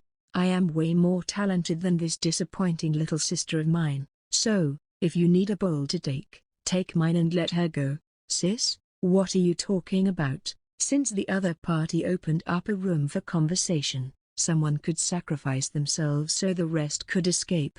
Odile thought that she should take on that role. EA showed a hint of interest in Odile's words as she licked her smiling lips before opening her mouth to speak. That's a good idea. Trying to catch energetic little brats like you all is a little bothersome. It's hard to capture a group of ants without killing them, after all. Then, she tilted her head gently before showing them a cruel smile. Since that's the case, why don't you all consider my proposal as well? Since that's the case, why don't you all consider my proposal as well? EA readily responded to Odile's suggestion. The tone of her voice made it sound like she was singing. The fortunate part about their ordeal was that their opponent was someone who wasn't completely unresponsive when they were trying to talk to her. The Wicked Witch frowned, as if lost in thought for a moment, before opening her mouth. I really hate those Gemini bitches. Can you believe it? They destroyed my mana plant, the main source of my income, 5 years ago. Like thick mud being severed, her voice rippled with viscous malice. Her accumulated resentment was so deep to the point she broke her pretentious facade, revealing a twisted expression on her face. What's your name? As if she was performing a play, EA took a deep breath and changed her expression. Odile, trying to not let her guard down, straightened her shoulders and spoke. Odile Gemini, all right. If Odile here sacrifices herself and obediently follows me, I'm willing to let the rest of you go. What about your proposal? What is it about? A suspicious smirk appeared on EA's lips. Firstly, I need to verify that the courage you're showing me is genuine. No need. I'm not afraid of death. Calm down first and listen to me. These are the things that you'll experience from now on. Sometimes courage is bred by ignorance, so who knows whether your courage will persist or not after hearing what I have to say. EA, who had been absent-mindedly tapping her fingers, calmly began to lay out her words that were filled with a cruel, brutal scenario bred by vengeance. First, I'll extract your uterus alive. Oh, I won't apply any anesthesia on you if that isn't obvious already. An apprentice witch's womb isn't that useful as a brand, but it's still a precious research material, so you don't need to worry about me wasting my effort on this. This is not my first run, okay? By the way, you won't die. No matter how much pain you suffer, you won't die. I'm looking forward to the lovely screams that you'll make. Her words were just words, but her threatening tone carried a tangible bloodlust as she scanned over Odile's lower abdomen. Having to face that penetrating gaze, Odile's body trembled uncontrollably. After that, you'll be left with a small scar and an attractive body. Now, if I were your usual exile, I would have disposed of you immediately. But as I mentioned before, I have quite a bit of personal grudge against the name Gemini. With my nature as a thrifty person, I will make use of all of your beings cautiously and frugally. She licked her lips. The Wicked Witch writhed her body. It was as if she was experiencing multiple cathartic orgasms from her imagination alone. You see, my hobby is to travel all over the world. Getting traveler funds is always tricky, but this is where you come into play, Odile. I can put you to work. Using your beautiful appearance, you should be able to sell your body to the locals and earn me money this way. What a great idea, right? Generally, witches possessed substantial wealth. The moment they inherited their brand from their predecessors, they automatically inherited their assets as well. Even if she was in exile, there was no way a powerful witch like her would lack expenses for traveling. In other words, her actions were solely driven by her own sadistic tendencies and her desire to gain entertainment in such cruel ways. Since there are 24 hours in a day and you still need to sleep because you're an apprentice witch, 20 people per day should be a reasonable enough workload for you, right? EA proceeded with her monologue at her own pace, as if she had already received Odile's approval. Oh, I'm so excited. My heart is pounding. Ah, right. Every time you fail to meet your quota, you have to receive a punishment from me. Okay, a toe every time you fail. When your feet have lost all their toes, I'll move on to your fingers, arms, legs, eyes, tongue, ear. Broken bar. Little by little, I'll break your body apart. Her flushed cheeks weren't caused solely by her active imagination, there was her sexual arousal mixed in there as well, inhumane ecstasy and sadism that was incomprehensible to Siwoo and the twins, bloomed like poisonous mushrooms in the midst of her words. Odile's legs were trembling, as if they could collapse at any moment. Meanwhile Odette was whimpering with her eyes already leaking with tears. So, what do you think of my proposal? As cold as they are, wouldn't the Geminis be surprised if they find out that their apprentice which became a traveling whore? You crazy bitch. A broken bar. Blurg. A broken bar. Siwoo unintentionally cursed under his breath. Meanwhile, Odile couldn't bear the thick malice she exuded and ended up vomiting on the ground.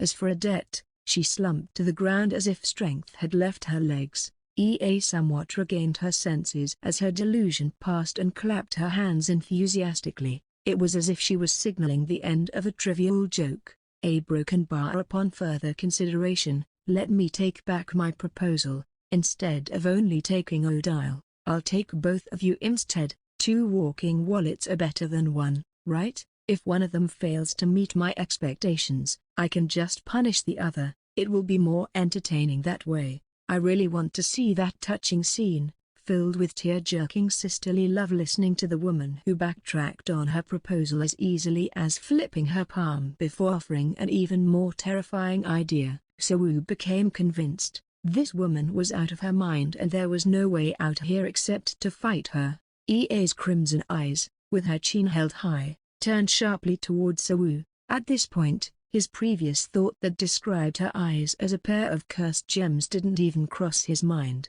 All he could feel was a nauseating repulse toward her, as if his internal organs were being scooped out and clumped together. Siwoo twisted open another bottle of mana water. He swallowed every drop of it from that bottle. In his mind, his life was as good as gone anyway. There was no need to plead for mercy anymore. This wicked witch wasn't someone that he could negotiate with. I'll fight. Even if my efforts end in futility, like trying to crack a rock with an egg. A broken bar. I'll fight. While clinging to this tiny shred of hope. Bloom. Siwoo found himself frozen in the chilling terror where even the air itself turned cold. He lifted the spear, knowing that his resistance was futile, but it was the same spear that he honed and polished to escape this absurd life he had for the past 3 years, and he aimed the spear at the enemy, the evil that stood in his sight. Amelia crouched down. It was a nameless beech forest in Jaina. There was a small cabin where she left her memories of her master buried, with her limbs curled up on the rocking chair, where her master would sit while reading her books. She clung desperately like a baby digging into her mother's embrace. Her nose was buried in the blanket she always covered herself with. Master. A broken bar. No matter how troubled she felt, the moment she came here, all her troubles melted away, replaced by the transient warmth. This was the place where she could escape in the dreams of her past, where she basked in both joy and sorrow. No matter how much time had passed, the memories of her master's kind touches never faded. In fact, she could feel as if her master was stroking her head right now. I'm back, Master. A broken bar. I don't need anything. Where there is a pile of sweets that could make my eyes spin due to how numerous they are, the fragrant smoke of the cigarettes I always tasted, or the splendid garments everyone else yearns for. I need none of them. Even relationships with other people. It only brings me more pain. Her heart felt as if it were about to tear apart, so she clutched them while reminding herself that this was the place where she should be. I won't go anywhere, ever again. A broken bar. Crouching and pressing her cheek against the blanket, Amelia closed her eyes tightly. At that moment. A broken bar. Haha, broken bar. I knew you would do something like this. The moment she felt that she could be happy again, a resolute voice suddenly dragged her back to reality. She swiftly turned her head to look at her back. There stood Sophia with her arms crossed. A hint of pity was mixed in her expression. Who let you come here? No, more importantly, how did you know I'm here? Just a guess. If your work went well, you won't be here, so I can just go back to my mansion. In that case, But if it doesn't, with your personality, you won't come to visit me, so I figured that I'd just come here. In fact, if Amelia had followed Sophia's words closely, her reconciliation with Sawu would happen without much trouble. However, Sophia knew how bad Amelia was in conveying her emotions. That was why she transformed into a crow and flew here, just in case things went awry. The fact that she was already inside meant things were even more disastrous than she predicted. I want to be by myself. Leave, please. Sophia noticed the tears in Amelia's puffy eyes. She took a deep breath before approaching the blonde witch. Tell me what happened. Why should I tell you? Because we're friends.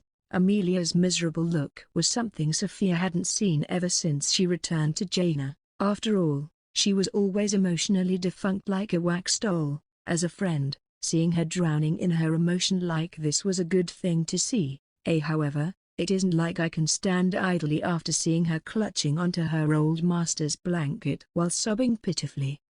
Tell me, I'll listen properly. I won't laugh at you. A broken bar. Well, if there's something I need to criticize, I assure you, I'll point it out to you. But, I promise you, hearing my harsh words will be much more comfortable than bottling your feelings away. Sophia sat down on the floor, matching her eye level with Amelia, who had laid down her head to the armchair for comfort. Amelia's lips, that trembled so much that it was heartbreaking to see, slowly parted. A mere slave. A broken bar. How dare he? A broken bar used such foul words. A broken bar to speak to me. A broken bar. He cursed me even though I offered him gifts. A broken bar and proposals that he might like. A broken bar.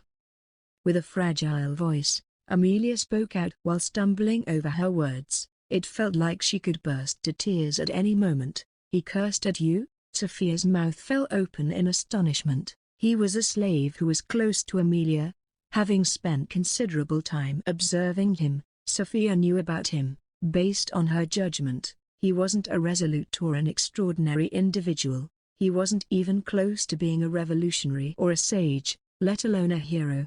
Besides his intelligence, he was merely an ordinary individual who could feel fear, cautious and with the right amount of kindness that she could find anywhere. With that in mind, it was hard to imagine how he could swear right in front of Amelia's face.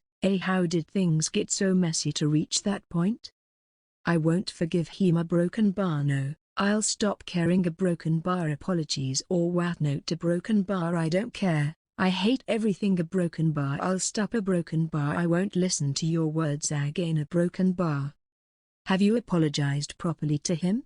A broken bar. I was going to. A broken bar. I wrote my apology on paper. A broken bar. Practiced it. A broken bar. Beauty. Broken bar. Amelia poured out the full story of what had happened to Sophia as if she was emptying her heart. Roughly speaking, she offered her compensation to Sawu with a near dismissive tone. Not only that, she also put off on her apology and instead focused on endlessly expressing her own thoughts. A broken bar. With his only chance of returning to the modern world gone, she offered compensation to him to show him her goodwill, but he reacted aggressively to her. A broken bar. I couldn't get angry at him. A broken bar. I wanted to be, but I couldn't. A broken bar. He was crying. A broken bar. Because of me. A broken bar. I made him cry, didn't he? A broken bar. Finally, the teardrop that had been clinging to the corner of Amelia's eyes trickled down her cheeks. A poor girl. Sophia extended her hand and pulled Amelia into her embrace. Amelia, dear. A broken bar. I really should have explained it to you more. A broken bar. A broken bar. Sniff. A broken bar. Under normal circumstances, Amelia would have pushed Sophia away because of her pride, but this time, she quietly nestled into her arms without resisting. Sophia gently stroked Amelia's small head. Now I don't know how to look at him anymore. A broken bar. Even though I hate him. A broken bar. When I remember his crying face. A broken bar. I feel strange. A broken bar. My heart throbs so hard that it hurts me. A broken bar. My mind became a mess and I can't think about anything. A broken bar.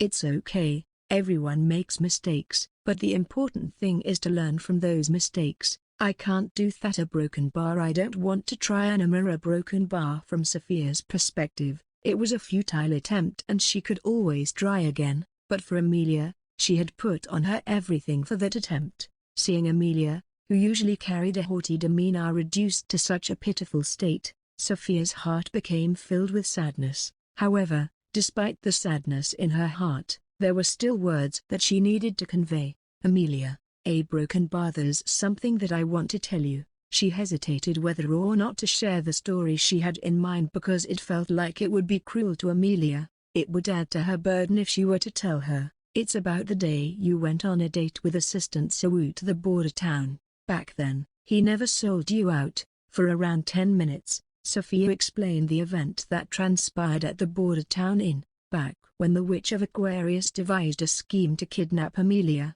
Despite the whole crew colluding with the witch, Sawu stood firm as he made a rescue request that ultimately allowed Sophia to save the day. He even made sure to handle any sensitive matter that could potentially affect Amelia in any way. Even when there were no other options available to him, he still concluded that it was unnecessary to add to the confusion back then. To him, the term "a inevitability" and "a extenuating circumstances" did not serve different purposes. A broken bar. Upon hearing Sophia's words, Amelia froze in place. She barely managed to bring up a question to ask Sophia, "If that's true, then why did you keep it a secret from me?" A broken bar? At the time, I didn't know all the details. Maybe he did it because he was worried that you might catch on to his escape plans. Still, don't take it the wrong way. Back then, he could have just chosen to betray you and run away on his own, but he didn't. In fact, Amelia wasn't afraid of death. Her sole reason for living was to carry on her master's legacy. Even if she were to suddenly pass away because of an unfortunate accident, the most she would do would be lamenting the circumstances briefly. Perhaps, she'd also feel a little pissed because her inheritance would fall into the hands of other people. But, she wouldn't feel fear at the prospect of death. After her master's departure, she was empty, and she couldn't bear that emptiness. So she ended up imposing the obligation to delve into magic research for herself. It was akin to climbing a steep path, but Sawu was different. A wasn't the reason why he had studied magic was because of his desperation to survive and escape. Yet, he still confronted death to protect Amelia, disregarding the fact that he was merely a human, not to mention that he was doing this for a witch he disliked, all while sacrificing his chance to escape this place. This put Amelia in a tremendous debt to him. A broken bar. He had shown his courage for your sake, yet here you are, trying to run away from him, even though you still haven't told him everything you wanted to tell him. Why did he a broken bar to such an extent? A broken bar? Wouldn't it be better to ask him instead of me? That way, you'll get a direct answer from him. Amelia stopped crying. This wasn't the time to cry. The compass within her heart, which had been spinning aimlessly, was now pointing in one direction, urging her to go back to where he was, so she could tell him that she was both sorry and thankful to him. His face, which had seemed so frightening just a few moments ago, appeared in her mind. I miss him. Broken bar. A sudden burst of joy surged forth from her chest like pollen. She thought that would only receive resentment from him. Rejection was the only thing that she would get. However, a new notion, an audacious one that made her think that Shin Shawu valued her enough to not hand her over to the group of people with bad intentions, kept the corners of her mouth raised. At the same time, this newfound joy made her feel embarrassed. In contrast to his actions, her selfish and narrow-minded words resembled those of a child throwing a tantrum. A broken bar. I want to apologize to him. A broken bar. Yes, that's a good decision. I'll follow him to the modern world. A broken bar. Sorry? Sophia was taken aback. This was the first time Amelia had ever expressed her desire to come to the modern world. Those who had been confining themselves in their own world for a long time tended to hesitate to step out of their comfort zone, be it exploring new emotions or trying out different experiences. For Amelia, the modern world should be an unfamiliar and scary place.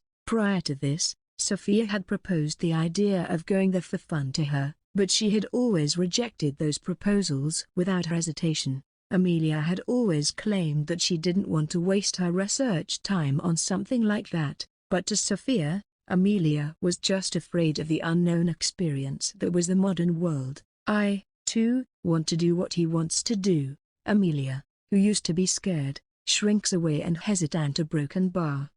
How could I not smile after witnessing her taking her first steps like this? Sophia wore a proud smile. Thank you, Sophia. As if responding to Sophia's smile, Amelia wiped away a droplet of her tear from her cheeks with her sleeve. Throughout their relationship, it was the first time that Sophia had ever heard her expressing her gratitude properly. However, this wasn't the time to cuddle and pinch her cheeks, no matter how cute she currently looked. Go.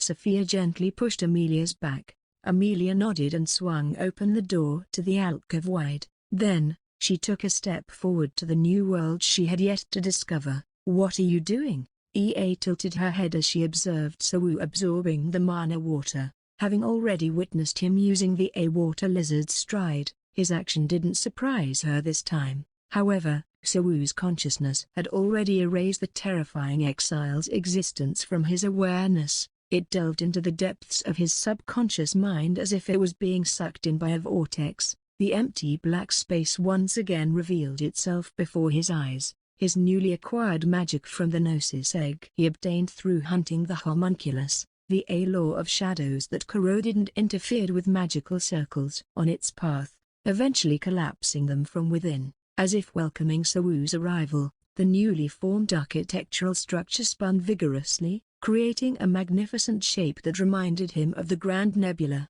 With just a single step, Sawu closed the distance between him and the new structure. This place was Ain, the realm of consciousness and concepts. In this realm of freedom, there were no limitations of physics. Woo! A low humming sound echoed from the law of shadows that stood before his eyes, like a reproachful voice questioning him. Why did it take so long for you to come? Prompting Sawu to let out a wry chuckle. If only I had the time. If he had known that something like this would happen, he would have split the non-existent time that he had to build up his skills. Lend me a hand for a moment. The shadow began to coil itself around Sawu's outstretched hand, as if it was shaking his hand. Sawu then took control of the shadow by utilizing the magic circle. Though, the term takeover wasn't exactly accurate. It was supposed to follow Sawu's commands obediently in the first place. Nevertheless, it had come under his full control now. The shadow that enveloped his entire body began to flow like a snake, moving freely and effortlessly like his new limb. It moved perfectly according to his will. However, a broken bar this alone wouldn't be enough. After all, his opponent was an exile who boasted the power that rivaled Amelia's. If he wanted to buy some time against her, he'd need a more thorough preparation. What first came to his mind were an armor and a spear. He molded the shadow like kneading dough, covered his body with it alongside creating a pair of spears. At the same time, Sawu's mind returned to reality once again.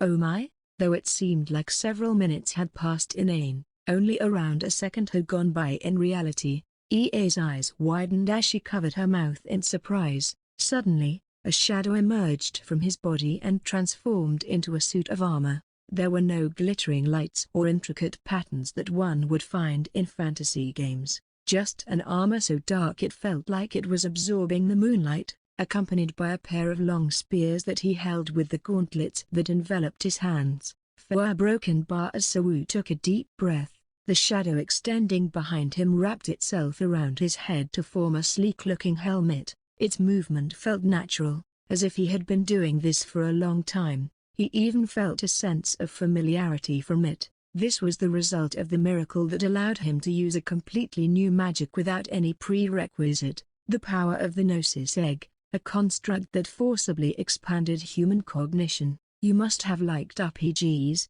huh? Yes, though it was a dead game already the last time I played it. Now that I hadn't touched it for 5 years, it must have been deader than dead already. Although Ea didn't show any kind of surprised gesture, inwardly, it was the complete opposite. She was so surprised that she didn't even pay attention to Sawu's blunt response. While it wasn't completely impossible for a slave to use magic, the shadows that rippled like fine powder over the armor that covered his body wasn't a mere manifestation of magic. Each tiny particle it had was a tiny spell in itself. Despite her being an exile, essentially, she was still a witch. She couldn't help but feel intrigued by this new form of magic she witnessed for the first time. Originally, I was only interested in your body, but now I'm interested in you as a whole. I'll take you with me and use you as a subject of my research." Looking at the ribbons fluttering in the sky, resembling underwater seaweeds, Sawu called out to the twins, "Jump backwards, now." "What?" Then, he immediately threw one of the two spears at EA while the other one towards the barrier behind him. Shing! He didn't use his arm strength to throw it. Instead, he used his mana and imparted kinetic energy into the shadows themselves through motion energy conversion. As a result, the spear accelerated swiftly without any forewarning. One spear flew a short distance, contacting the barrier that resembled a water bottle, creating a shockwave that spread through its surface in an instant. As contaminated shadows spread like paint melting into the delicate barrier, the entire water bottle swayed greatly. Crackle. In the meantime, EA looked at the other spear that flew toward her with an indifferent gaze. How foolish! The ribbon writhed like a tentacle, surged forward aggressively from behind her as if trying to guard her. It was her autonomous defense mechanism that would activate to intercept any magic that would threaten its owner,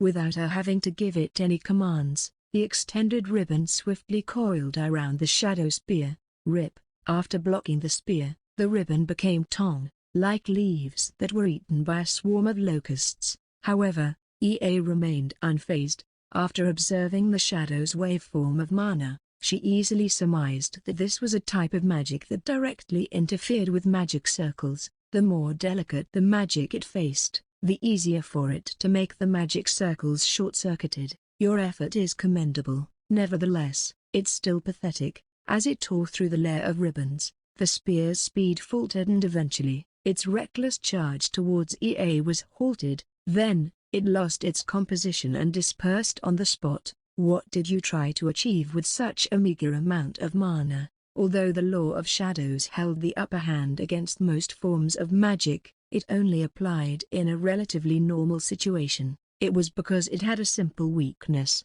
which was it couldn't stand facing an overwhelming amount of mana, something that Sawu did to crush it in the first place.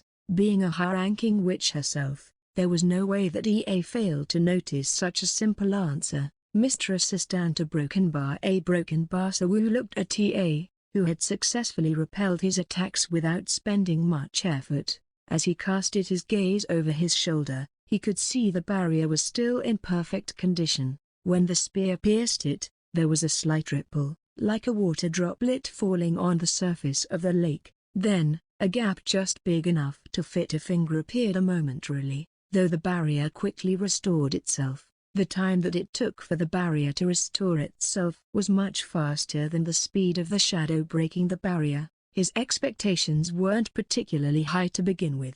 He had a rough understanding about the situation they were in. Still, he had hoped to at least buy some time so that the twins could escape. As if sensing Sawu's intention, EA offered another proposal. "Still, it has been a while since I had this much fun, so I'll give you a chance. A golden opportunity to gain some time. Don't give up, Mr. Assistant. We'll help you." "That's right. As long as we're together, we can win this. Just stay still for a moment." Sawu stepped forward and stopped the twins from trying to recite their chants. He realized that they wouldn't be able to solve anything by acting recklessly. "Since you offered so, I'll gladly take your offer." Judging by her confident demeanor, EA Sadalmalik was undoubtedly a formidable opponent. Every action of hers was based on the premise that she could overpower Amelia head-on. Even if it was only her delusional thinking, there was no doubt that Sawu and the twins were nowhere near her level to confront her directly. "Since we still have time, I figured we could do this. Let's see how many of your limbs would remain by the time Marigold returns." "A chance? I must use her complacency to its utmost advantage. Then I'll take you on instead." Odile grabbed Sawu's arm and stepped forward. In response to this sight, EA let out a disdainful sneer. "I have no interest in watching a Gemini's boring magic. Besides, this won't be something more than a flashy show by a worthless pair of twins. What I'm interested in is the slave's magic, not yours." While Odile was unable to retort her words, Sawu held onto her shoulder and tried to persuade her. Although he appreciated her intentions, He couldn't overlook the fact that they had to count on EA's own whim for this opportunity. Miss Odile, no is not the time. But, Mr. Assistant, you did this before to a broken bar. This time, I'll be the one who'll protect you. A broken bar. We have to follow her demands. That's our only chance. Mr. Assistant. A broken bar. With tears streaming down her face, Odile tightly embraced Sawu's waist. He gently stroked her head. Let's make sure we survive this time too. A broken bar. If we survive, I'll let you smear your cum on my face again. Sawu pushed Odile, who made that joking remark with a serious face, behind him before stepping onto EA's experimental platform. Are you done with this boring drama? Sawu nodded. With a determined gaze under his helmet, he stared at the Wicked Witch. All right, shall we? EA's hand drew a horizontal line. In response to her gesture, a ribbon twisted and turned in the air.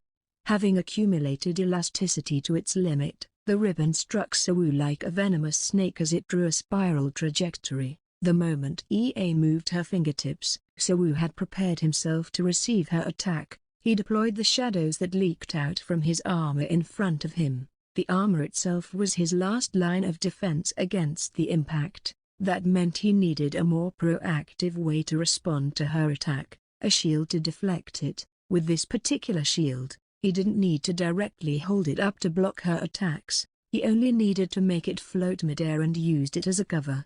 The shield of shadow took a broad conical shape with radial pattern on its surface to disperse the impact it would receive. With the shield's inclined surface, Sawu planned to redirect the ribbon's attack. He lowered his body, opened his mouth, and then a broken bar. The anticipated impact came. Bang! Arc! The clash between his shield and the ribbon resulted in a fierce collision of mana, causing a tremendous shockwave. The impact reverberated back to his body. He felt an intense pain that caused his internal organ to contract and gastric acid surged up his throat with a gurgling sound. Even though he clearly had defended against it, it still felt like he was engulfed in a bomb blast. Mr. Assistant, a broken bar. Don't. He instinctively stopped the twins, who were approaching him, with his hands. The reason why the twins weren't in particular danger at the moment was because of this unfair confrontation between him and EA. But, even this moment of respite could go away in a heartbeat at EA's whim. I should consider currying favor with her while preparing an alternative strategy. Can you block this? EA's nonchalant voice pierced through his heavy heart. Everything went according to plan. The shield's tilted surface effectively dissipated most of the impact and the remaining force was dispersed as the shield of shadow shattered like a pizza. However, Sawu hadn't anticipated the extent of EA's cruelty and ruthlessness. If Sawu hadn't improved his mastery over the A law of shadows, she would have torn off one of his limbs by now and he'd end up writhing on the ground. She was definitely holding back on him, but only so that she wouldn't end up killing him. Other than that, she had little interest in the damage his body would receive from her actions. Alright, let's start another round. Twang. Once again, the ribbon twisted and spiraled through the air. A sound of taut bowstring being drawn to its limit resonated through the air, causing it to tremble. But this time, it wasn't only one ribbon that moved, not two either, but three. A total of 3 ribbons were aimed at Sawu and the twins. This bitch. Sawu gritted his teeth and consumed his second bottle of concentrated mana water. Bloom. Shadows erupted from his palm, weaving through the air like an octopus ink. Its form was different than before this time. Instead of having radial patterns, it took the more intricate and compact shape of honeycombs. Moreover, he deployed 3 sequential layers to add to its defensive capability. Considering the impact he just felt, anything more would be unnecessary. Besides, this much was his limit as he needed to have extra mana and mental strength to recover from the damage he would receive. I can't afford to die here, can I? He was done calculating everything. The only thing he needed to do was take on the gamble. Sawu tapped his knee with his finger as he waited for the right timing. There was no need for the shield to maintain a consistent level of toughness, because it would be a waste of mana. He just needed to concentrate his strength at a brief instance, the moment of collision. This way, he'd be able to defend against her attack with much higher mana efficiency. However, If he were to time it wrong even slightly, the shield would be torn apart like flimsy scraps. Following that, the shield owner's flesh and blood would dance through the air. Bang! A loud sound like a piece of metal being struck by a hammer echoed. Without a second's delay, the ribbons struck the shield relentlessly, but they ultimately failed to reach Sawu's heart. An even stronger shockwave reverberated through his body. The pain he felt was excruciating, as if his whole body was being struck by a baseball bat. Nevertheless, his gamble was successful. With a precarious momentum, the ribbons grazed his cheek, but after that, they lost their ominous force and returned to their original fluttery form. Cough or broken bar, you managed to block this too? Too bad you seem to be spent after just 2 strikes. Despite merely being struck by the shockwaves, the garden had turned desolate, as if an air bombardment had swept through it. As the dust, which was thick enough to obscure one's view, flew away with the wind, Sawu's body could be seen, kneeling on one knee. He calmly assessed his condition. Warm blood trickled from his left ear canal. It was as if his left eardrum had burst out. He couldn't hear anything from that side anymore. He could feel a sharp pain on one of his eyelids as it was grazed by the impact of the clash just now. A single trickle of blood was flowing out from his mouth, and lastly, his clear vision became blurred, as if he was looking through a stack of lenses. I'll try to endure another strike. With a determined resolve, Sawu grasped his thigh and rose to his feet. Honestly, I'm surprised. How could you cast such a spell when you're just a mere slave? Well, its efficiency seems poor. Or a broken bar. For a broken bar. Sawu ignored EA's words. He had no time to pay attention to her at the moment. Instead, he needed to calculate the mana and mental strength he'd allocate to endure her next attack. Alright, there are 13 of them this time. An unlucky and a very tragic number. As EA clenched her fist, a total of 13 ribbons clustered in the air were directed towards Sawu. She started with 1, 3 and suddenly 13? Sawu felt a surge of anger toward the bitch for increasing the difficulty as she pleased despite the fact that he hadn't even struck her yet. He desperately pondered about the structure of his next shield when EA let out a mischievous smile and offered him a suggestion. I'll give you a way out. She stretched her arms out like a theater actress as she revealed a bright smile. Her eyes flickered with a feverish radiance, as if she was unable to contain her excitement for the game she was playing. It was to the point that anyone could find her gesture unsettling. You should have figured it out already. You'll lose an arm or a leg from this attack. A broken bar. Yes. As much as he wanted to deny it, her words were right. There was no other way around it. If he wanted to block her next attack perfectly, he had to sacrifice something. Look at those twins over there. Don't they annoy you? While you're out here fighting with all your might, they're just trembling while sucking on their fingers. I can't blame them. If they made a move, you won't stay still. Alright, let's focus on other thing, then. He didn't have enough time to begin with. He wouldn't be wasting more time to nitpick about what other people were doing. Then again, since she was going to keep spewing this crazy psychopath-like nonsense, it would be better for him to just play along to some extent. Among those twins, which one is the younger? The older sister said she'd sacrifice herself and fight in her place, but the younger one just stood there sobbing without saying a word. Didn't she? Aha! Broken bar. As soon as Odette caught sight of EA's gaze, she shrank back. Even though Odile was embracing her shoulders, her trembling didn't subside.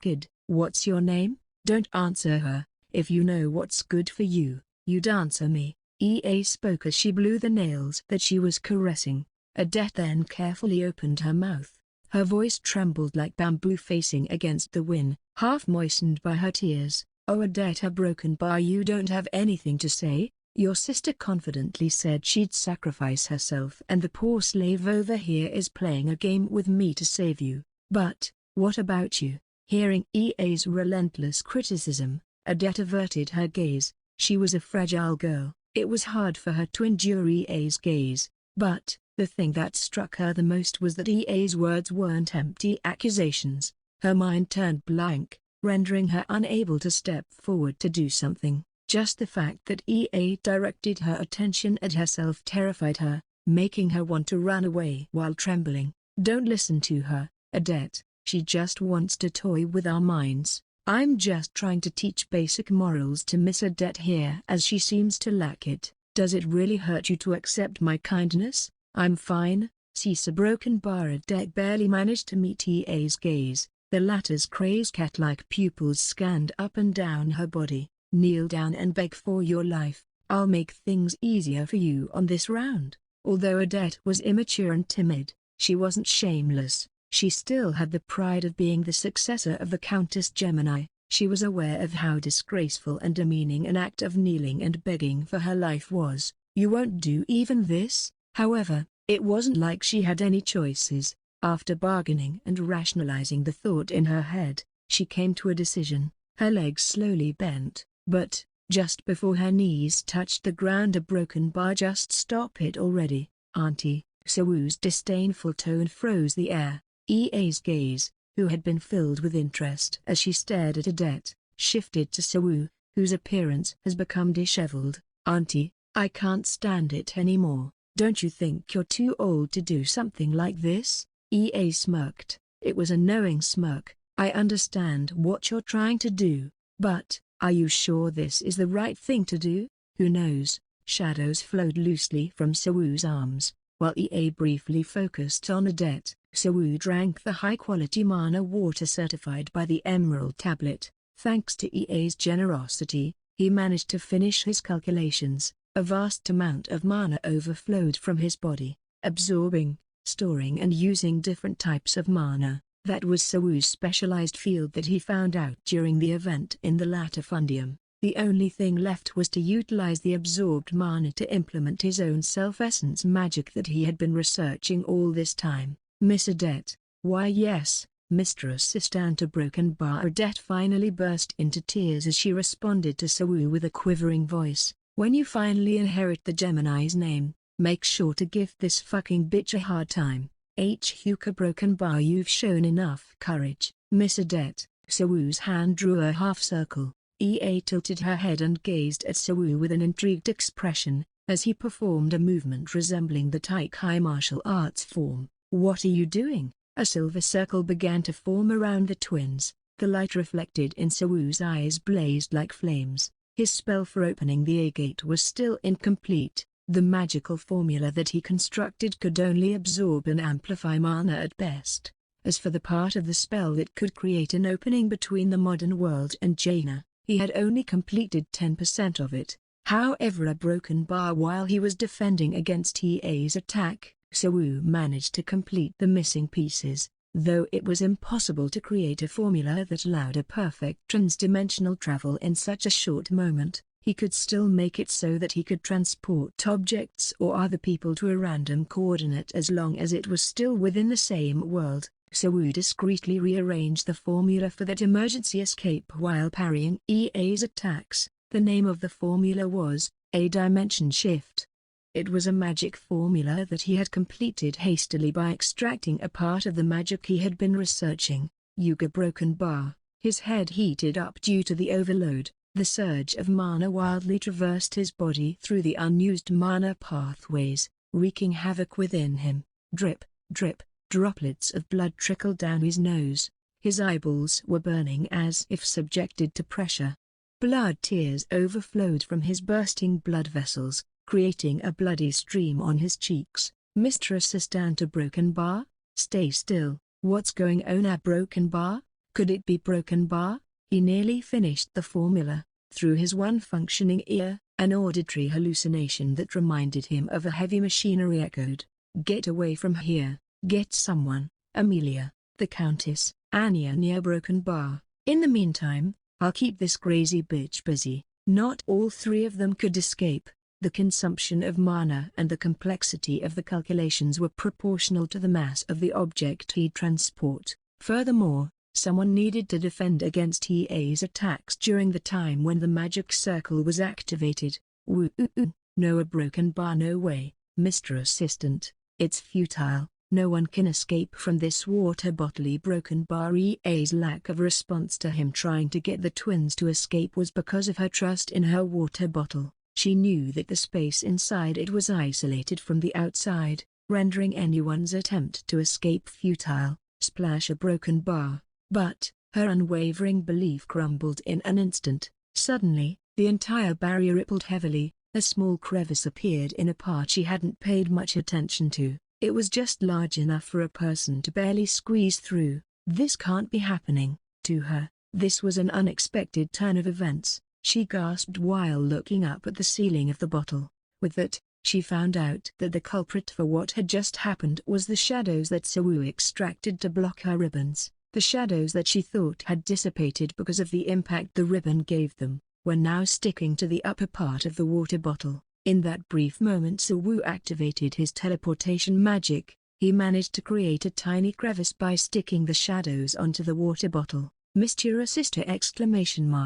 The twins' desperate cry disappeared into thin air. They managed to teleport away safely. Along with that, the narrow crevice was sealed shut once again. By using as little mana as possible to defend against EA's attack, he managed to deceive her and lull her into complacency. He stealthily withdrew his shadows to widen the crevice in the water bottle. At the same time, he reconfigured his self-essence magic to teleport the twins away, adjusting the variables to match their current conditions. Sawu knelt on the ground, collapsing into a sitting position. He had no strength left. When his unsteady body was about to fall down, he summoned every last ounce of strength, gripping his trembling legs and forcing himself to stand. He still didn't know where the twins got teleported to. Despite the random coordinates that were used, they should still be inside Jaina. There was a possibility that they didn't get teleported too far away from here, and so,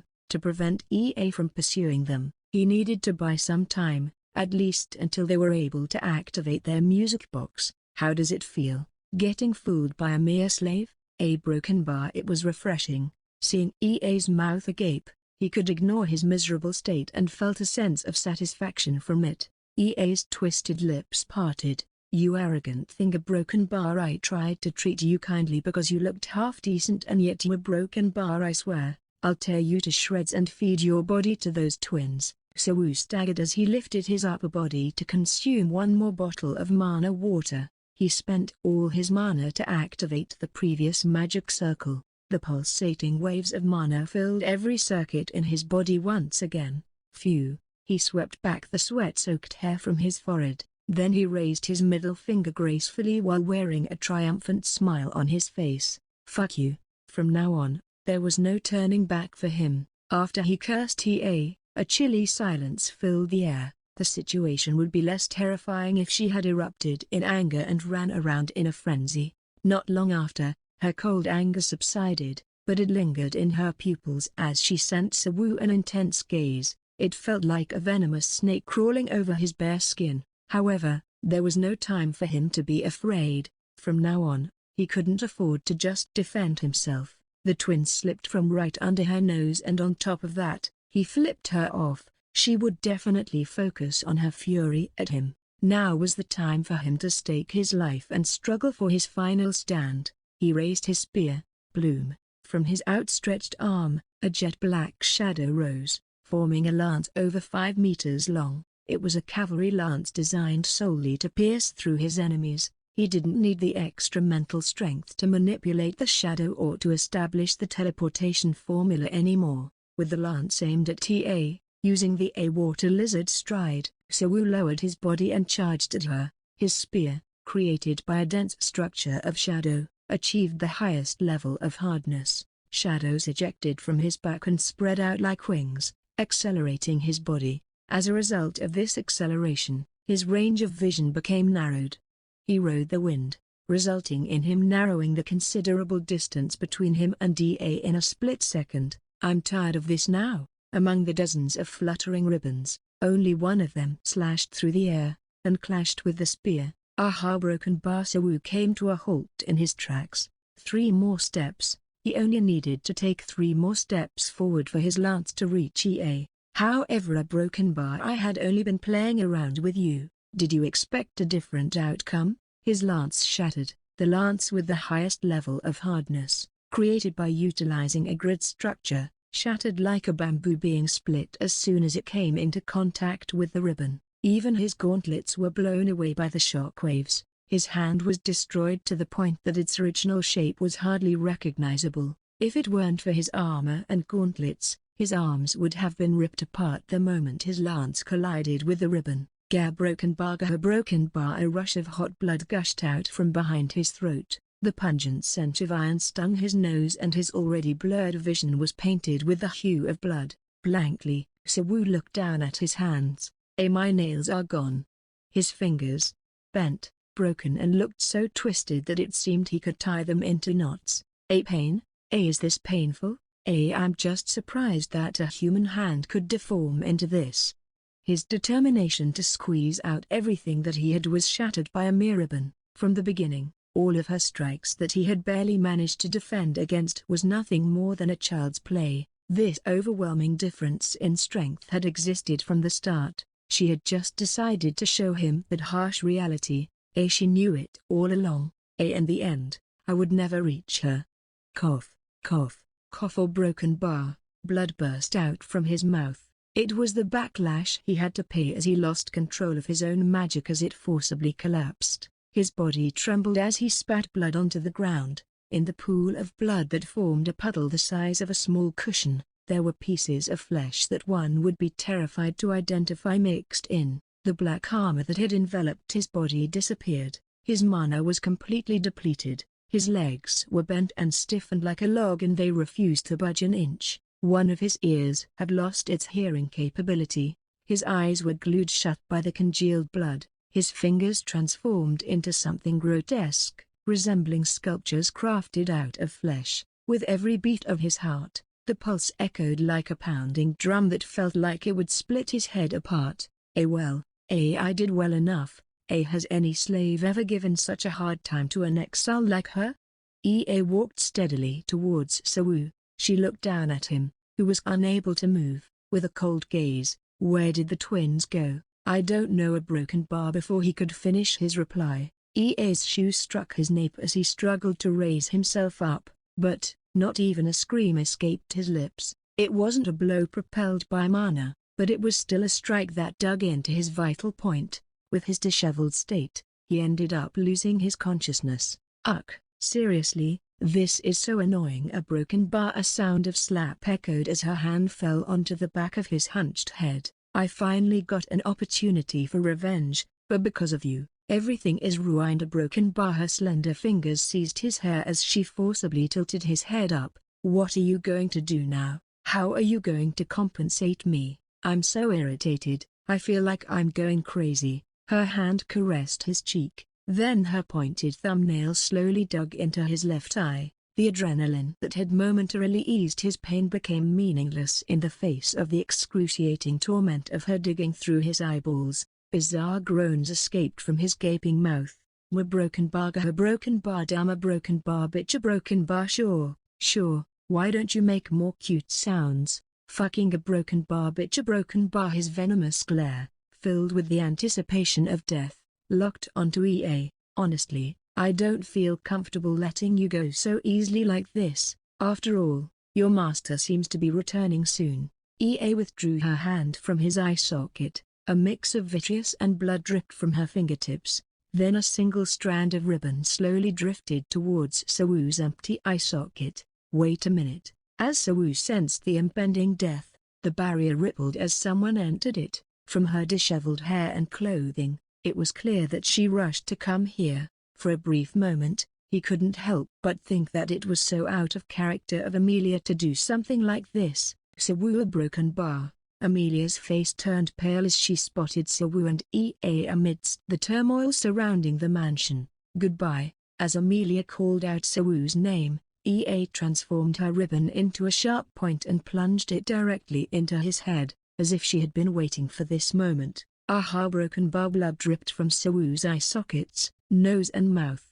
Within the torrent of blood that poured out like an open tap, there was a slick, transparent liquid mixed in. In Sawu's dazed mind, thoughts emerged like fleeting whispers. Shin Sawu, the twins who crossed the barrier, Sadal Malik, who was at the edge of the fountain. I'll make you come on my face. I want to drink cola. How does human thirst get quenched? There's always a full moon in Jaina. The beauty of creation, the value of intricate circles. A pi 141591653555820. A broken bar 3025. A broken bar. What came next? Aha, broken bar. Did I memorize up to 152,674,450? Finally I reach the first 999,999, Feynman's point. I open my eyes, whispering, and if I rewind my memories, I'm free, singing, shadows, be reborn within the world of zeros, consume this body for eternity. Then, his consciousness was engulfed in total darkness. Nice to meet you, Baroness Marigold. EA pierced through Sawu's eyes all the way to his brain before flinging his body aside like a ragdoll.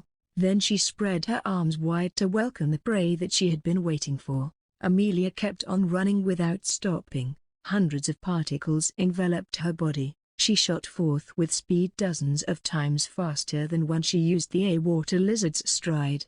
Something urged her to hurry as she continued running. The urge intensified as a single determination arose strongly within her mind. Sawu, a broken bar, Sawu, a broken bar, Sawu, the name she kept uttering on her lips. She wanted to convey her newfound emotion to him, gratitude, apology, and a broken bar. She was no longer scared. Her anxiety and unease were quelled by the warm light that swelled up from within her chest, leaving only her overflowing confidence. With each step, countless particles of light converged and exploded. Like a bird, she soared through the sky. The mansion was in her sight, the same mansion where she had been living with Shin Sawu for a brief period of time. Is he still here? Maybe he ran away already? Amelia quickened her pace. Then, something caught her eyes. Ripple, a barrier in the shape of a water bottle surrounded the mansion. It briefly became translucent before returning to its originally transparent state. A broken bar? Without slowing down, Amelia sprinted across the field. It wasn't hard to recognize the identity of the transparent barrier, an interdimensional barrier. Within it, embedded a unique magic formula that separated everything that was inside the barrier from the outside world. Considering that she hadn't detected any feeling of discomfort until the barrier was hit with some kind of interference, it seemed like a high-level barrier with a well-crafted formula. A broken bar. Anxiety surged from within her. Interdimensional barriers were something that was mainly used by the witches in the modern world to avoid getting into trouble. It was also used to hide the fact that one was a witch, to avoid catching the eyes of an exile, or to minimize the damages to the modern worlds when one was hunting for homunculus. However, this was Jaina. There was no need to do any of those. Then, why would a barrier suddenly appear around her mansion? Because someone wanted to conceal the fact that they were using magic. Sawu, a broken bar. But, who in Jaina would want to hide their magic? They would be the exiles, the wicked witches whose hearts were filled with malice. Amelia felt like she was falling into a world of darkness. Regardless, her body raced through the air at a much faster pace than usual. The appearance of the mansion was the same as usual. However, she knew that it was a disguise so that one couldn't tell any abnormal situations happening from the outside. As Amelia reached out her hand, countless clusters of particles emanated from her fingertips and tore the barrier apart. What greeted her inside the barrier was a garden that seemed like it was hit by a typhoon. Various plants in the garden were yanked out by their roots. The grassy lawn was turned upside down, revealing the soil underneath. In the middle of that, an unknown witch was holding Shin Sawu captive. Miserable wasn't enough to describe his appearance. There wasn't a single spot on his body that wasn't touched by blood. Sawu, a broken bar. Amelia extended her hand to cast her magic. The mana contained within her womb surged all at once and formed droplets on her hand. She couldn't think of anything but to get him away from that witch's grasp. As she burst in, Sawu looked at her with his remaining eye. Goodbye. Sawu parted his lips to say something, but before a word could come out of his mouth, the ribbon that had been aimed at him struck his head deeply. It pierced through his face effortlessly like a fork skewering a steak. There wasn't enough time to stop her. Things were happening too quickly. Amelia couldn't protect him with her magic. As the witch stood up, Sawu's body dangled at the ribbon's end. His wrecked body was discarded by her and flew towards Amelia. Amelia instinctively extended her arms and caught it. "Nice to meet you, Baroness Marigold." In Amelia's arms was a body drenched in blood, sweat and an unknown viscous substance. It convulsed like a dying insect. Blood foam oozed from his mouth while crushed vitreous, nerves and blood vessels tangled in his empty pupil. Aha, broken bar, aha, broken bar, a broken bar. It was like a scene out of a dreadful nightmare. Why is this happening? I haven't apologized to him yet. I haven't thanked him yet. I haven't told him that I want to go to the modern world with him and stay together with him in the future. Please wait, a broken bar, I'll heal a broken bar. A broken bar. White particles emanated from Amelia's body towards Sawu's body. Amelia wasn't skilled in healing magic. No, even if a more proficient witch was placed in this situation, it would be impossible to heal such injuries without proper equipment. The unknown substance mixed with his blood that flowed out from his nose and mouth was the cerebrospinal fluid. The blow from the exile had pierced through his brain. As she held onto him, his life force continued to drain away. Aha, broken bar. Why now a broken bar? When I finally have a broken bar, something a broken bar that I want to say a broken bar. All she could do was to embrace him. Her ethereal dress was drenched in blood. My name is Sadal. I'm here to take your brand away. I hit a roadblock in my research and I acquired your perfume by chance, so I figured that your brand will be useful for me. A broken bar. I see you seem to hold that slave quite dearly. That's great. Until the moment of his death, he cried, Miss Marigold, please save me. It hurts so much. He kept on crying your name while moaning pitifully. I should have shown you that scene, shouldn't I? Sawu's body stopped convulsing, while continued to chatter away. Amelia gently caressed Sawu's cheek. His once rosy complexion had turned terrifyingly cold. It felt like she was touching a plaster statue, not a human's skin. Her chest felt suffocated by her anguish. The suffocation didn't even allow her to think about her agony. It ended up like this again, a broken bar. Am I being left alone again, a broken bar? She hugged Sawu's body dearly in her arms. The familiar feeling of solitude and loneliness blossomed into a single black rose within her heart. Within that rose, the venom of anger became crystallized like dewdrops. Her eyes began to emit a sky blue light, accompanied by her chants. Indeed, to Amelia Marigold, magic was always a poem of tears, written to mourn those who had departed. Sadal, the Witch of Aquarius, her cruel demeanor and danger level were notorious even among the exiles. Whether it was indulging in brutal torture in matters unrelated to magic or killing innocent people, she had no qualms about it. One would think that she survived for a century after killing the apprentice witch of Duchess Typhoreth. 1 Typhoreth times superscript A00 1/4 times currency O degrees times O pilcro times diaresis O pilcro times superscript A in Hebrews, the sixth Sephir in the Kabbalah's tree of life, oftenly associated with beauty, compassion and miracles. Only because she was a witch of a high rank in the hierarchy, but that assumption was wrong. Sadal was a meticulous hunter. Her method to drive her prey into a corner was thorough and relentless, not to mention that if she ever sensed the slightest hint of being caught, she would flee without hesitation. After her successful escape, she'd wait for another opportunity to begin her next hunt, like a leopard stalking its prey after a blood-spattered escape. Shall I find out how good the Witch of Perfumes is? The ribbons in EA's back began to multiply, from 1 ribbon, splitting into 2, to 4 and to 8. In less than 3 seconds, dozens of ribbons multiplied into thousands. Each and every ribbon was imbued with enough strength to destroy an entire building and more. This was the combat prowess of a high-ranking witch. It rivaled even natural disasters. According to research, Amelia Marigold held the 22nd rank in the hierarchy. On the other hand, EA held the 21st rank. Numerical-wise, there didn't seem to be much difference between the two. However, what if one were to consider how much effort and talent were needed to raise a single rank? Using a crude analogy, It would require as much effort as someone doing a whole research and building up a rocket to launch a satellite without anyone's help.